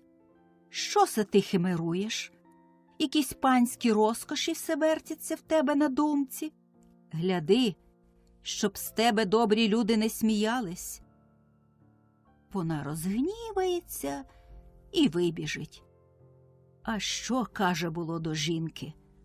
Бог нас покарає, що ми так дитину розпустили. Не буде їй добра у світі, коли такою вередницею зостанеться. Не потурай їй, жінко, каятися будеш. Чому ти її на розум не навчиш? Ти ж мати, ти перша порадниця. Вона в тебе увесь день Божий сидить та гави ловить, і за холодну воду не візьметься. Ти все за багатшими пнешся. Придивись лишень, то й побачиш, що ні за чим гнатись. Так повелось тепер, щоби на передніх колесах добре, а на задніх і не віть що. Коли жалуєш дитину, то навчай грозьбою, коли не можна – просьбою. А дочка не дуже то й слухає матері, загне голову, як муштровий кінь, та й вийде з кімнати. Послав Бог їм лихо, захорував господар, та хутко й вмер. Як умирав, покликав дочку та й каже: «Доню моя мила, доню моя люба, багацько ти мене журила, та нехай тобі Господь подарує. Послухайся мене хоч тепер, не пнися в пани, не гордуй своїм родом. Твій рід хороший, величний, не плодив ні злодіїв, ні душогубців, як інші багатії роди. Живи, доню, як Бог тобі дав. шануй стару неньку. Нехай би ти коло неї впадала, а не вона на старості літах коло вередливої дівчати. Послухайся, доню. Вона тільки плаче та в руку його цілує. Поблагословив її та знов питає: а що, доню, пам'ятатимеш мій завіт тобі? Пам'ятатиму, татоньку милий. Поховали його на скавиці. Народу зійшлося, міщан, що ніде було й орішку впасти. І не чула, щоб хто лихим словом обніс нашого покійника. Всі царства Божого йому жадають. Такий добрячий був чоловік. От дівчина й схаменулась була трохи. І матері поможе в чому, і до мене по-людськи заговорить. А там, як почали вчащати якісь приятельки, верхоглядки та верхоумки, то й звели її ні на що. І дома не сидиться, і робити вже годі. Все б у гостину, та щоб убрання все нове та хороше на її було. Як дома, то до півдня буде вбиратись та начіпляє на себе всього, що треба, а чого й зовсім не треба, як на кілок у коморі. Аби трохи в матері забрящало в калиточці, зараз і почне вимагати. А мати така, що й послухає, і отдасть. Та потім нікому так гірко, як мені, бо стара хоче те у хазяйстві навернути, що дочка витратила, та й тхнути мені не дає.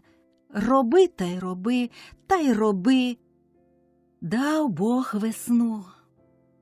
Віє теплом, із стріх вода капле, сонечко веселенько світить, тане сніг, задзюрчали по вулицях струмочки, садки зазеленіли.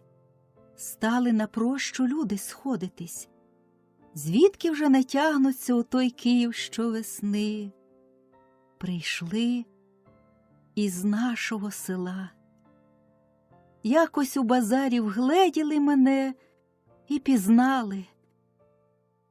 Як же Господь милує, питаються, а твій брат дуже на тебе гнівається. Їздив за тобою у Дем'янівку, та там дознавсь, що ти аж у Києві. Коли вона така каже, що мене кидає, як лихого пана, що їй не жалко, то й я отцураюсь її. А як вони живуть, кажу? Чи здорові? Чи живі всі діточки? Чи гаразд у їх Господі? Де там? Такі стали голі, як турецькі святі. Чогось не ведеться їм. Господь їх святих знає, що таке.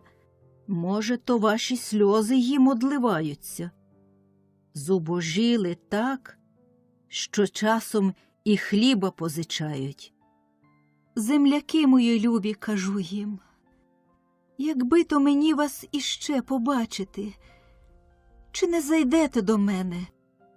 Я маю дещо братові переслати, то будьте ласкаві, візьміть. Добре, кажуть, на ранок наготуй, то візьмемо. Я вже 5 карбованців грошима загорювала, та ще скриньку, то хустку купила, то сорочок справила кілька. От узяла я ті гроші в калиточку, 4 карбованці послала брату, за 5-го купила то намистечка дівчаткам, то сережки, то хрестики хлопцям, то персники, і стрічок, і спідничку старшенькій небозі. Нехай мене згадують кохані діточки. Провела земляків, та й з думки мені не йде братня біда.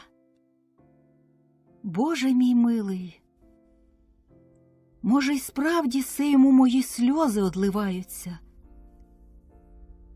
Нехай же мати Божа прощає мене грішну, що я своєму рідному братіку лихо наплакала.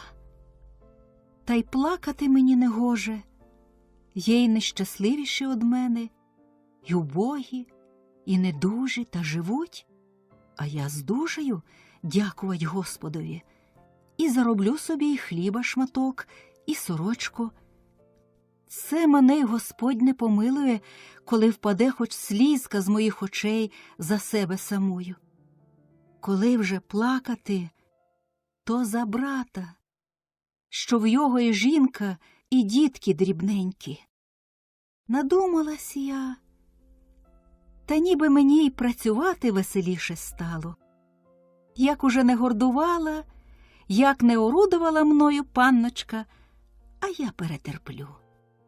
Може, ласкавістю своєю та покірливістю втихомирю її, було думаю. Та не така то вона вдалась. Бачить, що корюся, та ще гірш мене зневажає, а далі бити вже поривалась. Бог із вами, кажу, нехай хто інший вам служить, а я не хочу. Мене зроду ніхто ще не бив, та Бог мені дасть, що й не буде бити ніхто, поки віку мого.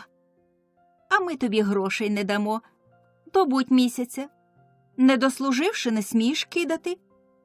Ми грошей не дамо. Та ви з моїх грошей не збагатієте, а я бідна не буду. Не отдасте, то мені Бог отдасть.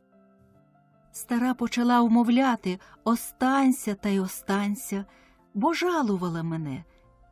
Я щиро робила, не лінувалась і слухняна була, як отой товкач. Що мені загадають, те й зроблю. Коли ми тут сваримось і миримось, у ворота хтось возом уїжджає. Глянула, та й очам своїм віроньки не йму. Се ж мій братічок ріднесенький. Вибігла до його: братіку мій, соколе, а мені казали, що ти дуже гніваєшся на мене. Ні, сестро моя рідна, говорить, так уже я звівся, що ані гніватися, ані жалкувати ні на кого не маю. Нужда мене старила і звіялила. Бачу я з першого погляду, що він зовсім із лиця спав, аж почорнів. А який же то парубок був, і веселий, і повновидий, як місяць. Так мене й облили сльози. Чого тебе Господь приніс, брате? Здумав собі, та й поїхав. Дуже вже сум великий на мене напав. Хотів тебе побачити і світу Божого повидати. Сіли ми в брамі, та й говоримо собі, журимось. І час нам не змигнеться. Він мені оповідає, яке в його убожество настало, і як жінка хоч і любить, та неспокійна дуже, і як діточки ростуть, і мене згадують. Почули од людей, де я і що, як проживаю, то раділи так, що, Господи. Я й кажу йому: братіку мій коханий, ти в мене один у світі. Ти в мене й батько, і дитина, і родина. Поки здужую я працювати, працюватиму для тебе та для твоїх діток. Нема в мене тепер нічого, тільки 2 карбованці, зароблені в панів. Та не знаю, чи отдадуть, а хочу я згодитись на рік. Вони в мене вмовляють остаться, то нехай дадуть мені наперед гроші. От візьмеш, та й справиш собі, що там найхудше тобі треба. Спасибі, сестро, а сам аж гнеться. Я пішла до панів. Тільки на поріг, а стара й питає, чи останешся? Що та лихо згадувати? Каже, моя дочка ніколи тебе обіжати не буде, все вона так щось із нездоров'я. Та коли ти обіжаєшся, промовила дочка, то я й не доторкнусь до тебе. А як же мені, панночко, не обіжатись? Хіба се ви мене пожалували, чи що, щоб я вам дякувала? Та вже годі, перебиває стара, годись на рік, що схочеш? А я хочу 20 карбованців, кажу. Дасте, то зостанусь, а ні, то піду де в друге місце служити. І гроші хочу всі наперед. Вони почали торгуватись і дорого, і гроші не можна разом. А я, як сказала, то й не відступаюсь від свого слова. Ну, кажуть, нічого з тобою робити. Дамо 20 рублів, тільки не всі разом. Дай свою бумагу, а тобі ось 15 карбованців. Візьму, думає собі, хоч 15. Йому тепереньки дуже потрібно. Отдала ту бумагу, що пан отець мені дав. Узяла гроші, подякувала та й до брата. На, кажу, братіку мій, нехай тобі на добре поживання буде. Побув він зо мною 2 дні. Весело було й прокинутись, що побачу його, поговорю. Що то рідне та своє. Служу таки в тих самих панів. І ще 2 місяці мені до року осталось. Важко, Боже, як ледачому годити. Та вже найнялась, як продалась. Треба служити. А добуду року, то, може, дасть мені Господь, що добре місце натраплю собі. Аби схотів, то знайдеш на свої руки муки.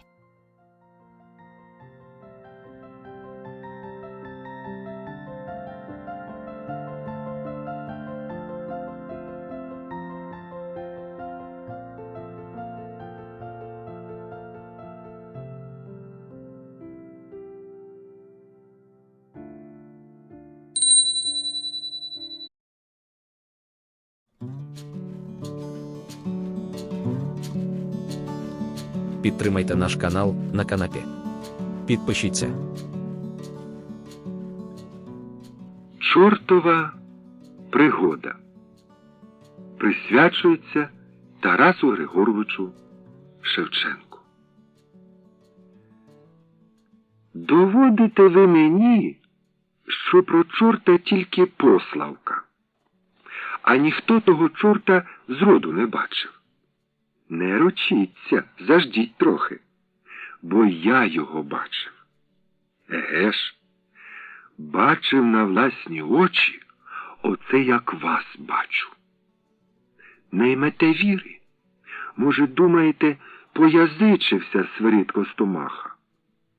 Коли така ваша, братки, думка, то дуже ви помиляєтесь. Що й казать, на Божому світі усього досхочу. Не бракує теж і молодців-брехунців, що збрехати їм за превеликі ласощі, а забожитись, як сірку муху з'їсти. Знав я й таких, що в живії очі тобі бреше, як шовком шиє, хоч би моргнув вражий син. Та Свирид Костомаха не того тіста книж. Мій батько, хай над ним земля пером, не брехав і синові не звелів. Та й скажіть мені, будь ласка, яке там добро з тієї брехні? Чували, може, і ви, що брехнею світ перейдеш, а назад не вернешся. А йди правдою, то скрізь тобі шляшок битий. Чи тудою, ти, чи сюдою, чи на схід сонця, чи на захід. Я, щоб ви знали, провідав того світу. Був, як то кажуть, у бувальцях. Чого то я не чув, чого то я не бачив. Чого не траплялось, чого не доводилось. І не сказати, і не змалювати. Що вам оце вдивовижу, то мені в обидень. Що вам чудно та дивно, то мені воно так, як в борщі сало або у літочку травиця, а на водохрещі мороз. Приміром кажучи, якби вам той чорт пострічався, то у вас з переляку, мабуть, от шкур би луснув. А я стрів, то мені і за ухом не засвербіло. Чортяка, то нехай чортяка. Страшний, та нехай страшний. Не в такому горщику наварювали, та, дякувати Богу, ошамненько виїдали. Еге ж, бачив я його добре. Не назирком, а так, як оцю чарку, що переді мною. Якби приміг малювати, то намалював би вам і ріжки, і копитце. Щоб то мені його не розгледіти, попліч з ним, сидючи та слухаючи, як він на своє лихо нарікає. І добре я його бачив, і дізнав, яка йому сталася пригода. Може б, йому й раду дав, якби не дурна його голова. Та, мабуть, нікуди вже дітись. Треба усе ззачала і до ладу вам розказати. Слухайте ж, як було діло. Може, чули ви, як позаторік весною я в неділю вранці опинився в проваллі попід греблею. Під тую неділю я присмерком гуляв коло своєї хати. Гапка, бачте, заходилась хату білити, та не лізь, каже, попід руки, гуляю туточки, поки впораюсь. Я й гуляв. Отака гулянка, та ще як чоловікові на думку яка-небудь прикрость навертається, не розважай. Покружив коло хати, та й натапив на стежку до греблі. Оце, думаю, одвідаю кума Демка Пилипаса. Гапка, мабуть, плескала вам, ніби я нишком втік, та це її жіноча брехенька. Звісно, жінка. Як нема чого їй треба, то видума та й скаже, ось воно є. І не втікав я, і як вона кликала, не вдавав глухого, а побрався собі спокійненько. Сонечко вже запало за гору, річка ледве блискоче, віє весняний благий вітерець. А я йду та думаю, чи дома кум Демко, чи, може, подався до дядини. У дядини були колеса на спродаж, і хвалився Демко, роздивлюсь, мовляв, як вподобаю, то буде поцінно, то треба неодмінно ті колеса купити. Кум Демко, хай царствує, був мій давній трохи несповиточки приятель. То він до мене, а я до його і на пораду, і на розвагу. Приходжу. Кум дома. Рад, вітає. А, Свириде, друже. Вітає й кумова жінка. Вітає, а кирпонька вгору. Ні, конечно, вона влюбляла, як до чоловіка трапиться гість. Такі чепурусі в жадібку попащекувать та побарашкувать, а поважна розмова їй смакує, як кошеняті редька. Я чув, Свириде, каже Демко, що у Глушка коней викрали, та не вночі, а вранці. А ти, Одарко, господине, до жінки-то, чого стоїш, як мальована? Ворушись та справляйся, бо послав нам Бог любого гостя, і треба його гарненько почастувати, чуєш?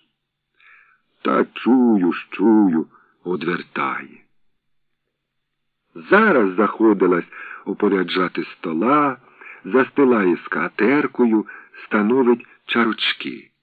Може, й не рада та мусить, бо хоч Демко був плохенький, жіночим витребенькам потурав, і жінка у його в хаті верховодила, а проте, як припаде приятеля почастувать, то літай, як муха, коли не хочеш, щоб тобі очіпок злетів.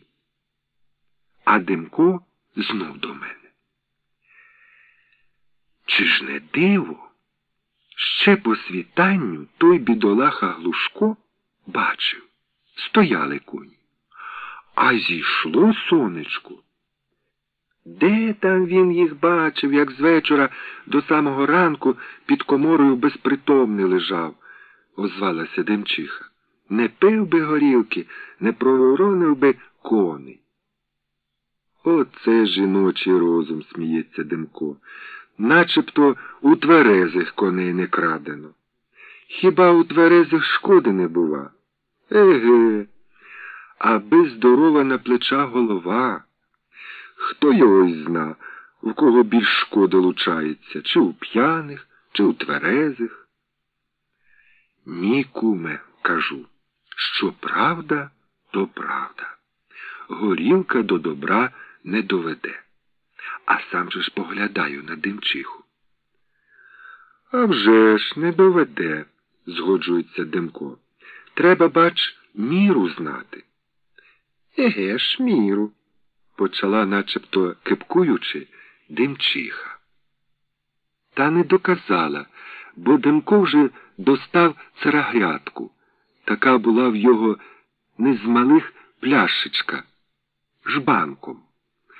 От якогось турчина, чи що собі придбав, і дає їй в руки. Оковитої мені, та хутенько. Вона метнулась до шинку, а ми, дожидаючи, знов дивуємо та міркуємо. Звідки навернулись ті сквапні молодці, що Глушкових коней запопали. Коли ось і Демчиха з оковитою.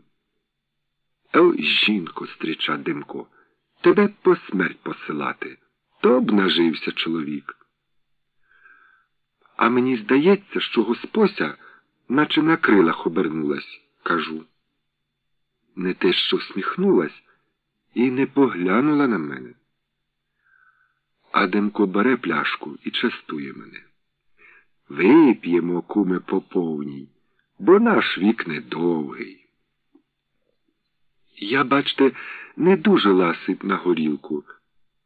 То трохи осталось у чарці, а Демко зараз підповня. Пий, куме, до дна, бо на дні молодії дні. Нікуди дітись, випиваю, бо як тебе частують, то треба ж не по-песьки, а по-чеськи. Випиваю, а проте таки доводжу, що та горілка невірна дівка. А, невірна, знов згоджується Демко. Та до жінки. Не покоштуєш, одарцю. Ой, добра. Дякувати. Одвертає. Сіла отдалік, руки склала, сидить нерухома та пасе нас очима. Аж мені ніякого. А кумові байдуже одну випиває, другу наливає. Не покуштуєш, одарцю. Та Бог з тобою, серденько. Пішла, як то кажуть, баба пішки, не буде замішки. До тебе, Свериде. А тим часом розмова точиться та точиться.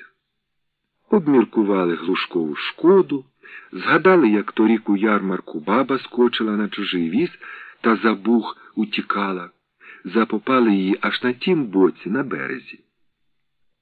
І каже Демко: а славно там, поза бугом. Якби то спроможність, якби то кудою схотів, тудою й полетів. Давно б я поза бугом гуляв. Ех, неспроможність гіркая. А таки я за Буг виберусь. Треба вам знати, що кум Демко, аби запорошив трохи око, зараз ладиться в мандрівку. Пам'ятаючи таке, я з ним дуже і не змагаюся, тільки звичайненько ніби питаю.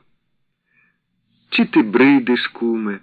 Оце б ти мав кидати жінку, хазяйствочку. А на біса мені та жінка отказує.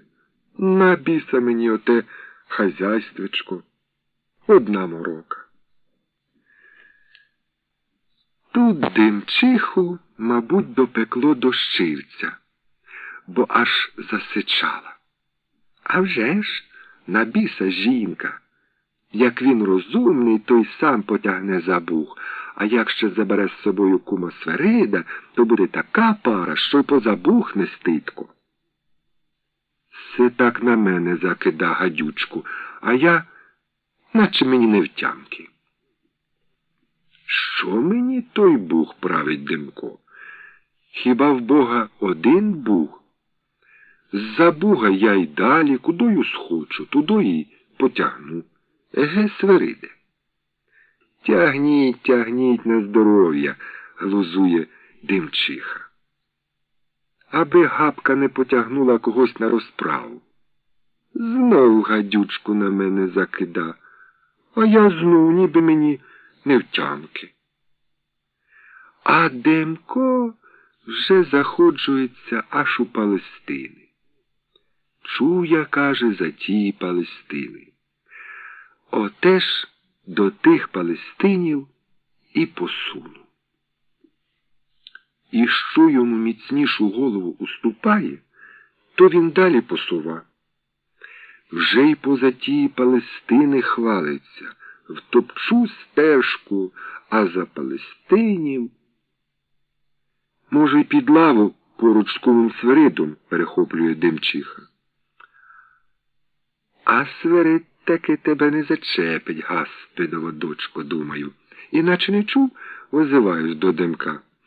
Як на мене, куме, то я б зроду не залишив своєї господи. У Палестини, править, у Палестини, і геть-геть за Палестини. В голові йому вже добре бренить, частує. До тебе, куме, до тебе, Свериде. А усе сам спожива.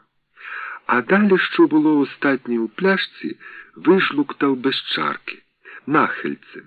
І не вгава. У Палестини, у Палестини. Ой, мені аж бридко стало. Які там, куме, Палестини, кажу? Нащо вони нам здалися? Оце ж несогласний Сверид до Палестини, знову в'язується Демчиха. У Сверида така думка, що найперш пана Марчука одвідать треба. Себто шинкаря. Тоді у шинку сидів пана Марчук Петро. Я знов ніби не чую, а вона таки цокотить. Несогласний, Сверид, у Палестини, несогласний. Поведе тебе до пана Марчука, не пустить до Палестинів. А Демко як гримне, не пустить? Хто мене не пустить? Трохи припекло вже й мені. Та годі вже, куми, з тими Палестинами, кажу.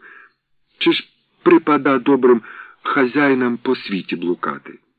Нехай дурні по дорогах тиняються, а доброму, доводжу, хазяїну, не блукать, а придбать. А він на мене: засть. Як то, питаю, засть? Засть, засть, репетує.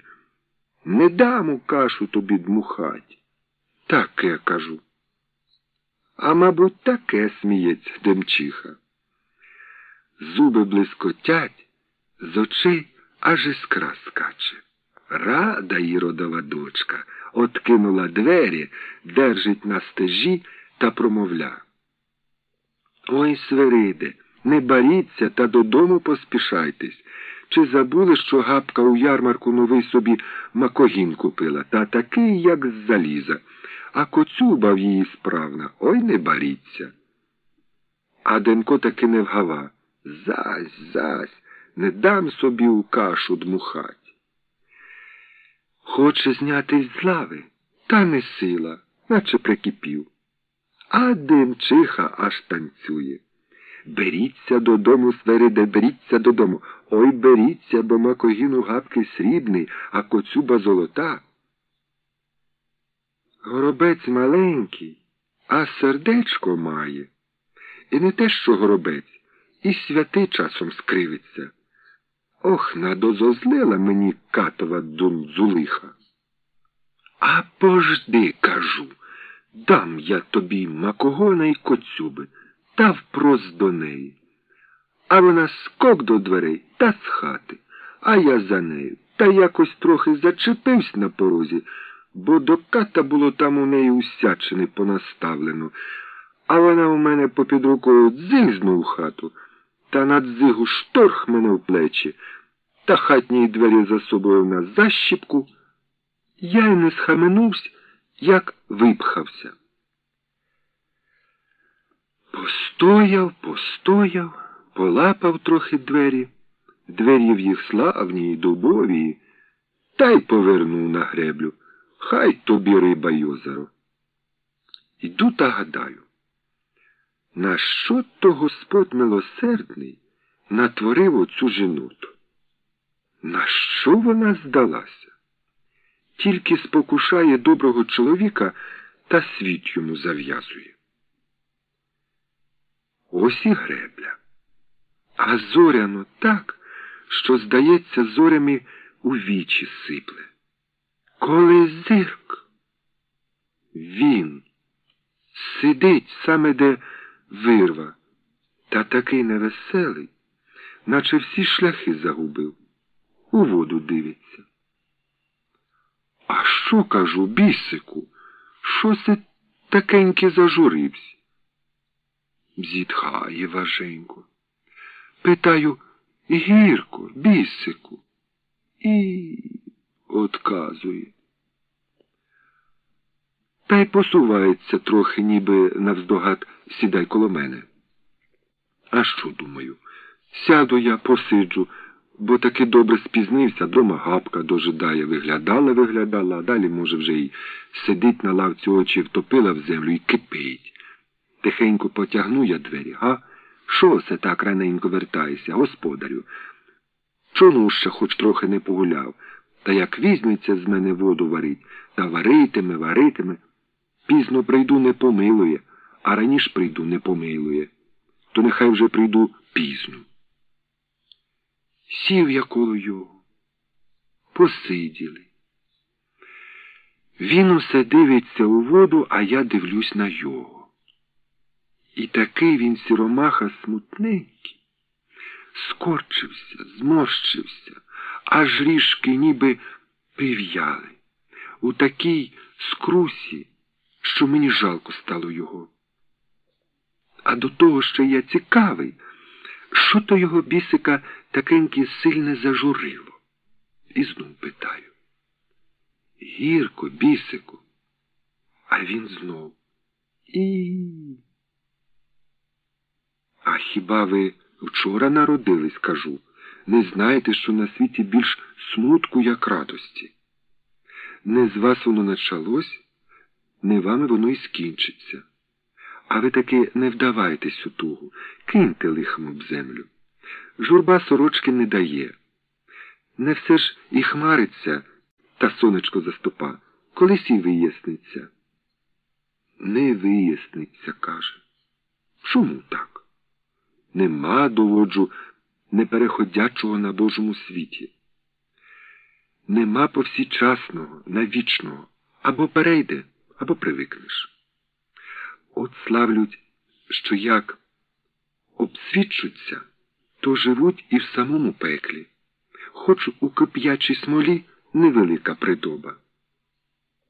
Що те ваше пекло, сумує? Що то ваша кип'яча смола? Жарти. Та зітха так, що старі височенні верби до землі на греблі похиляються.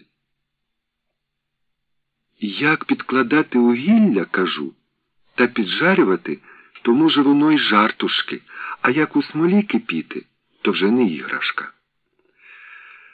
То ваша пекельна смола ласощі. Я не в такі киплю од вечора до ранку, од ранку до вечора. Га! Та як гакне, то аж зорі на небі заворушились. А я йому: панич, ви, бачу, і чи не паничівські у вас примхи? Траплялись мені такі, що пучку на тернинку поколе, та й реве до Бога, яке його страшенне лихо спостигло. Коли така ваша напасть, я без знахаря ліки знаю. Аж підскочив. Які? А ось які. Забрать би вас на роботу, на щиру, християнську, щоб ви і попоорали, і попоборонили, а до того попобідкувалися, що нічим засіяти, та пішли, горуючи додому, а вдома нічим голодну душу поживити. Махнув лапкою, ніби нікчемні твої ліки, та й буркнув. І не такої вона мені завдавала. Наче мене у тім'я стукнуло. Вона. Що ж то за вона, питаю? Жінка. За жінкою пропадаю, признається. Еге, це вже не переливки. Згадалося, знаєте, яка та сіль оці ті жінки. Жінка? Перепитую. Не любить, не вгожу, не дам собі ради, пропадаю.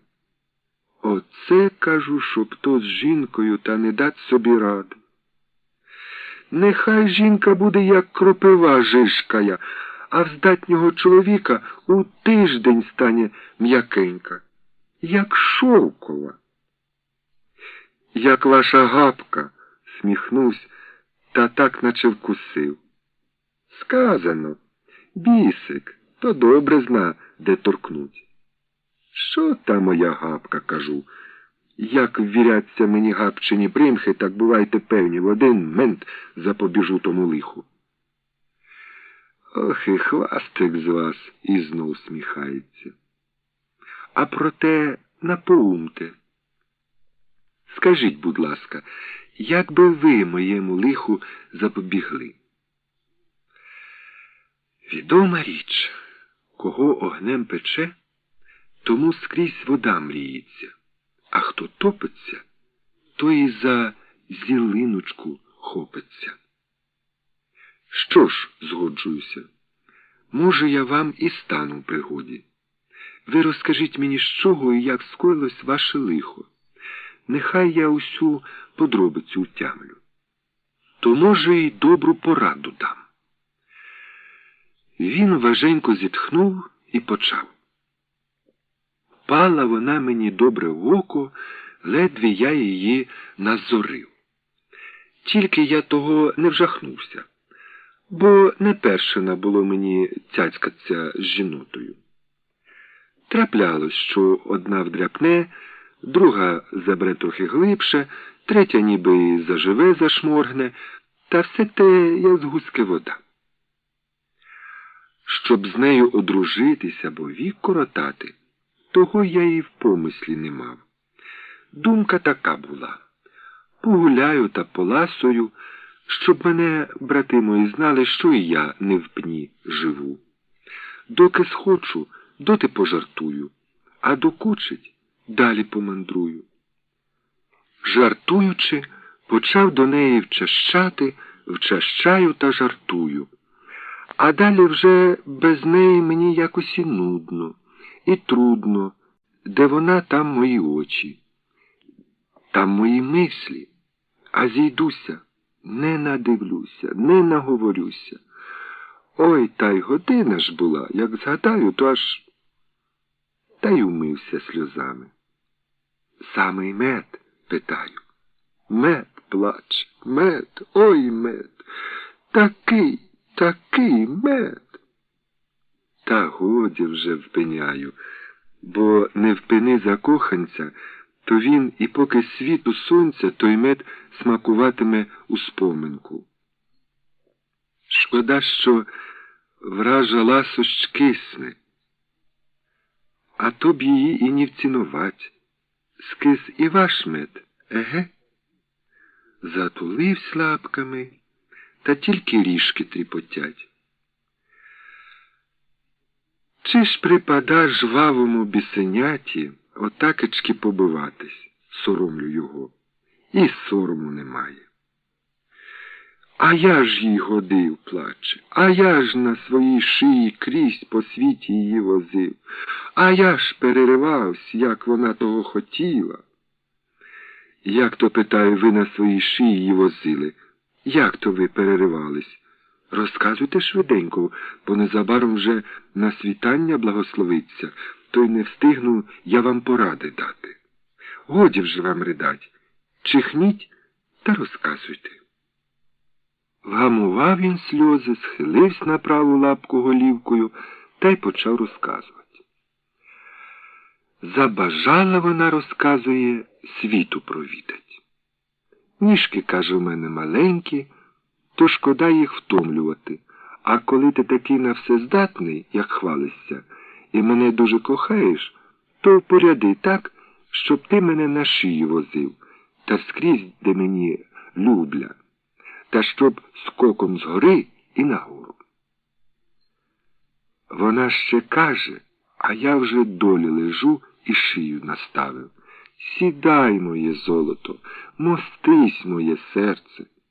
І повіз на шиї, і возив, і по горах, і по долинах, і по всіх Українах. Возив і в сльоту, і в мороз, і в спеку.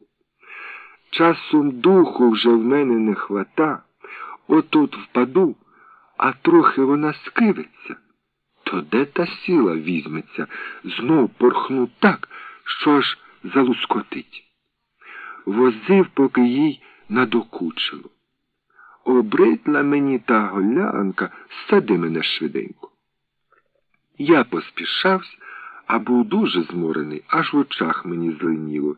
І хоч не впав, а не вдержався, трохи похитнувся і схитнув її злегенька. Та знову плач. А що ж вона, питаю? Розгнівалась, за телепа гнівається. Плюгаш безмозкий, бецман, вайло дурне. Пригадує та вилічує, як вона його шанувала, та з жалю аж труситься. А ви ж і що й на те? Я прошу, серце, вибач мені. Та й моторяка ж з вас сміюсь. Вибач, серце, коли б на мене я б перед нею не зажмурив ока, я б таку дзунзуриху добре приборкав, як свою гапку. А таке бісеня, здається, спантеличився з скорботи, а не забуває, що й гапка не щодня свята. Та що вам та гапка на заваді, кажу? Не за гапку річ, а за вашу кралю. Так оце, кажете ви їй, вибач, серце, а вона одвертається і кепкує. За телепа, вайло, потрощив мені всі кісточки, а далі вже й не озивається. Прохав, плакав гіркими, благав та благаючи кажу. Рад би для тебе на двоє перерватися. А вона тоді, ану перервись на двоє. Я трохи не до неба підскочив, що хоч промовила до мене. І в один черк так перервався, що половина мене коло її ніжок, а половина геть на отшибі опинилась. Вжахнулась, питаю. Не вжахнулась, зітхала Женько. Оце і всього того дива кипкує. Що то перерватися на двоє, дурниця пустяковина. Коли б на четверо, я зараз на четверо. Вдовольнили кралю? Не вдовольнив. Чому, каже, не на 8? Ви на 8? Я на 8. Догодили таки. Подивилась і зморщила носик. Що то таке? Якісь мотлохи чи що? Локшина якась? Тьху, яке ж погане. Нехай мої оченята не дивляться. Пішла і заспівала. Далі вже й не промовить. Попридушив його жаль, як зашморгом. Посиділи мовчки, він смакуючи своє лихо, а я роздумуючи та розгадуючи. Боже, Боже, що та жінка може? І котра ж найущипливій стає сіллю в оці, найуїдливій колючкою в серці, чи бісівська, чи християнська.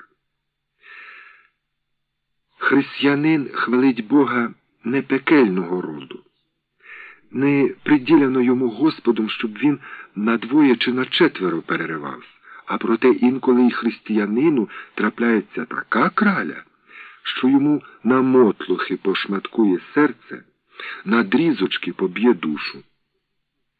Роздумувався я отакечки, розгадався та, трохи позіхавши, почав сміхатись.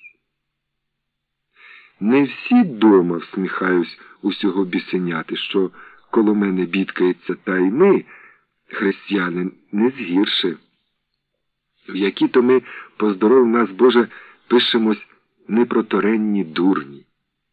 Часом нікчемність ми від того витороплюватого бісика. А бісик, як гримне на мене, а ну ж, чого зубами блискочеш, хвастику? Ставай у пригоді, запобігай лиху, рятуй. Я зирк на його, а він наче разом сказився. І така з його іскра сипле, що аж у вирві сичить.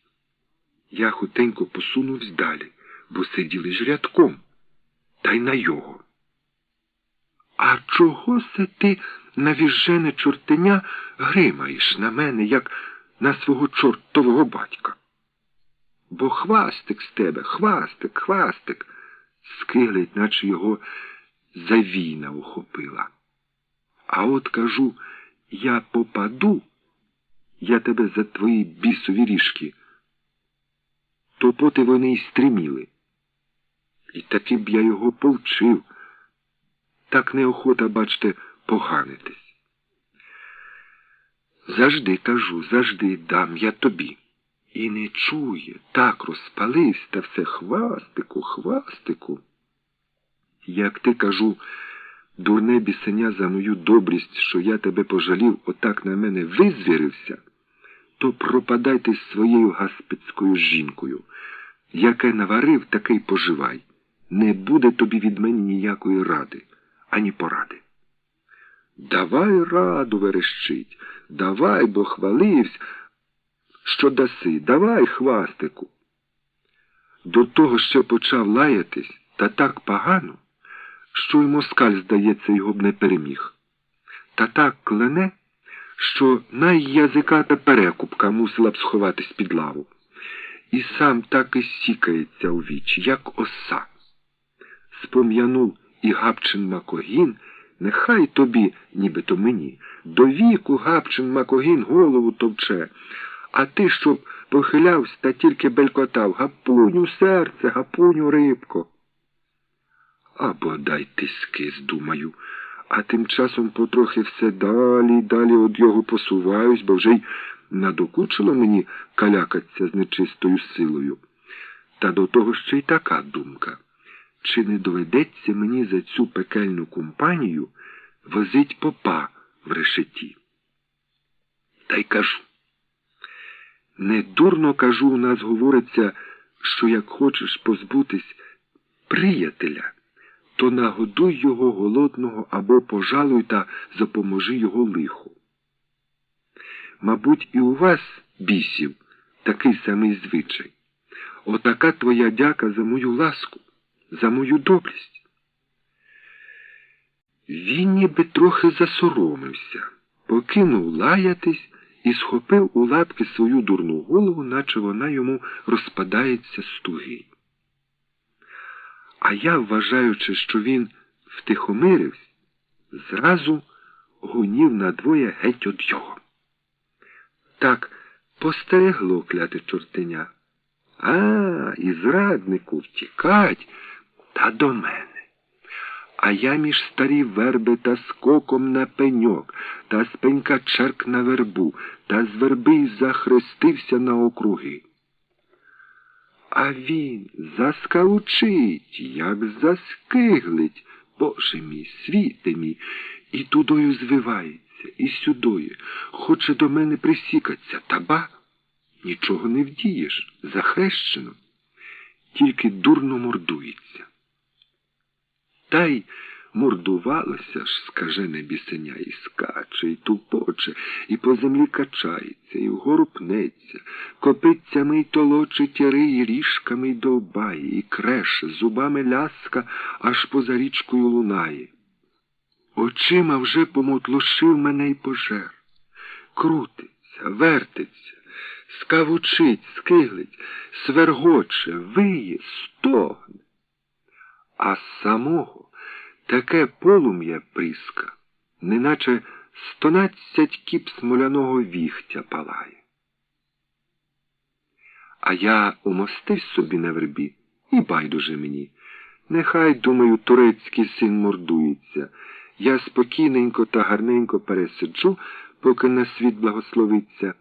А як заспівають півні, нечиста сила слизне. Тоді поберусь додому, бо таки вже час. Посидів я трохи, подивився, потішився, далі надоскучило мені. Одно невелика честь на гіллі стріміти, а другий те, що треба ж і стерегтись трохи, бо нечиста сила каверзна. Часом таке тобі утне, що й до віку чмихатимеш. А що далі, то все мені гірш надозолює. До того ще й жалкувати ні на кого, тільки на свій дурний розум. Надало змилуватись над тим навіженим пекельником. Я, бачте, такий чоловік, м'якушка, що хай де яка пригода або журба, або смуток, то зараз там мої вже й жалощі. Отже ж і пожалував, бодай його хрінова мати пожалувала. А час, хоч не стоїть, та й не летить крилами. На небі зорі аж скачуть, і такого їх наче хто раз у раз з кошиків підсипа. Молодик ніби все ще вгору підбивається. Соловейко не вгава, щебече. Коли ще на те світання благословиться? І така на себе досада мене допікає, що якби це не я, а хто інший, то б до ладу його вичубив. Зітхаю важенько та думаю, Гриць наварив, Гриць поживай. Тільки що я собі теє промовив, наче мене вхопило. Годі панькатися з тією принукою, удостачу тієї підгнети. Не хочу, не буду, раз мене мати родила. Обхрестився та й беркить звербив прост на гаспидові ріжки. Несамовито загарчав гаспид. Земля наче луснула, застугоніла, загуло, заверхотіло. Усе пішло обертем. Та як черкне мене вгору, то я фуркнув, як з лука, і понесло мене, наче степові пухи. Несе, несе, несе, та все околіями, аж геть поза Трощанській гаї, поза Сорочий Брод, поза Гайворонський степ, та поза якісь кручі, та яруги, та Бескиди. Та як бехнуло, то аж трохи на 3 цалі у землю мене втрощило. Схаменусь помалу, підвожусь, роздивляюсь. Це ж я у проваллі поза млином. День вже такий, як бик. Тичба людей гомонить коло греблі, а Гапка надо мною молитвочку вичитує. Сказано, жінка. Тут би дякувати Господеві, що визволив чоловіка з напасті, а вона нарікати та гудити та кепкувати. І що ж ви думаєте, досі не йме віри? П'яницям наполягає, казна що верзеться, себто я п'яниця. Та до того, як візьметься свої докладки докладать та вигадки вигадувати, ой, бодай і не снилось. Та я вже й не змагаюсь. А як той побіда, що сіяв ячмінь, а жінка йому гречка, згоджуюсь і я. Нехай буде гречка. Підтримайте наш канал на канапі. Підпишіться.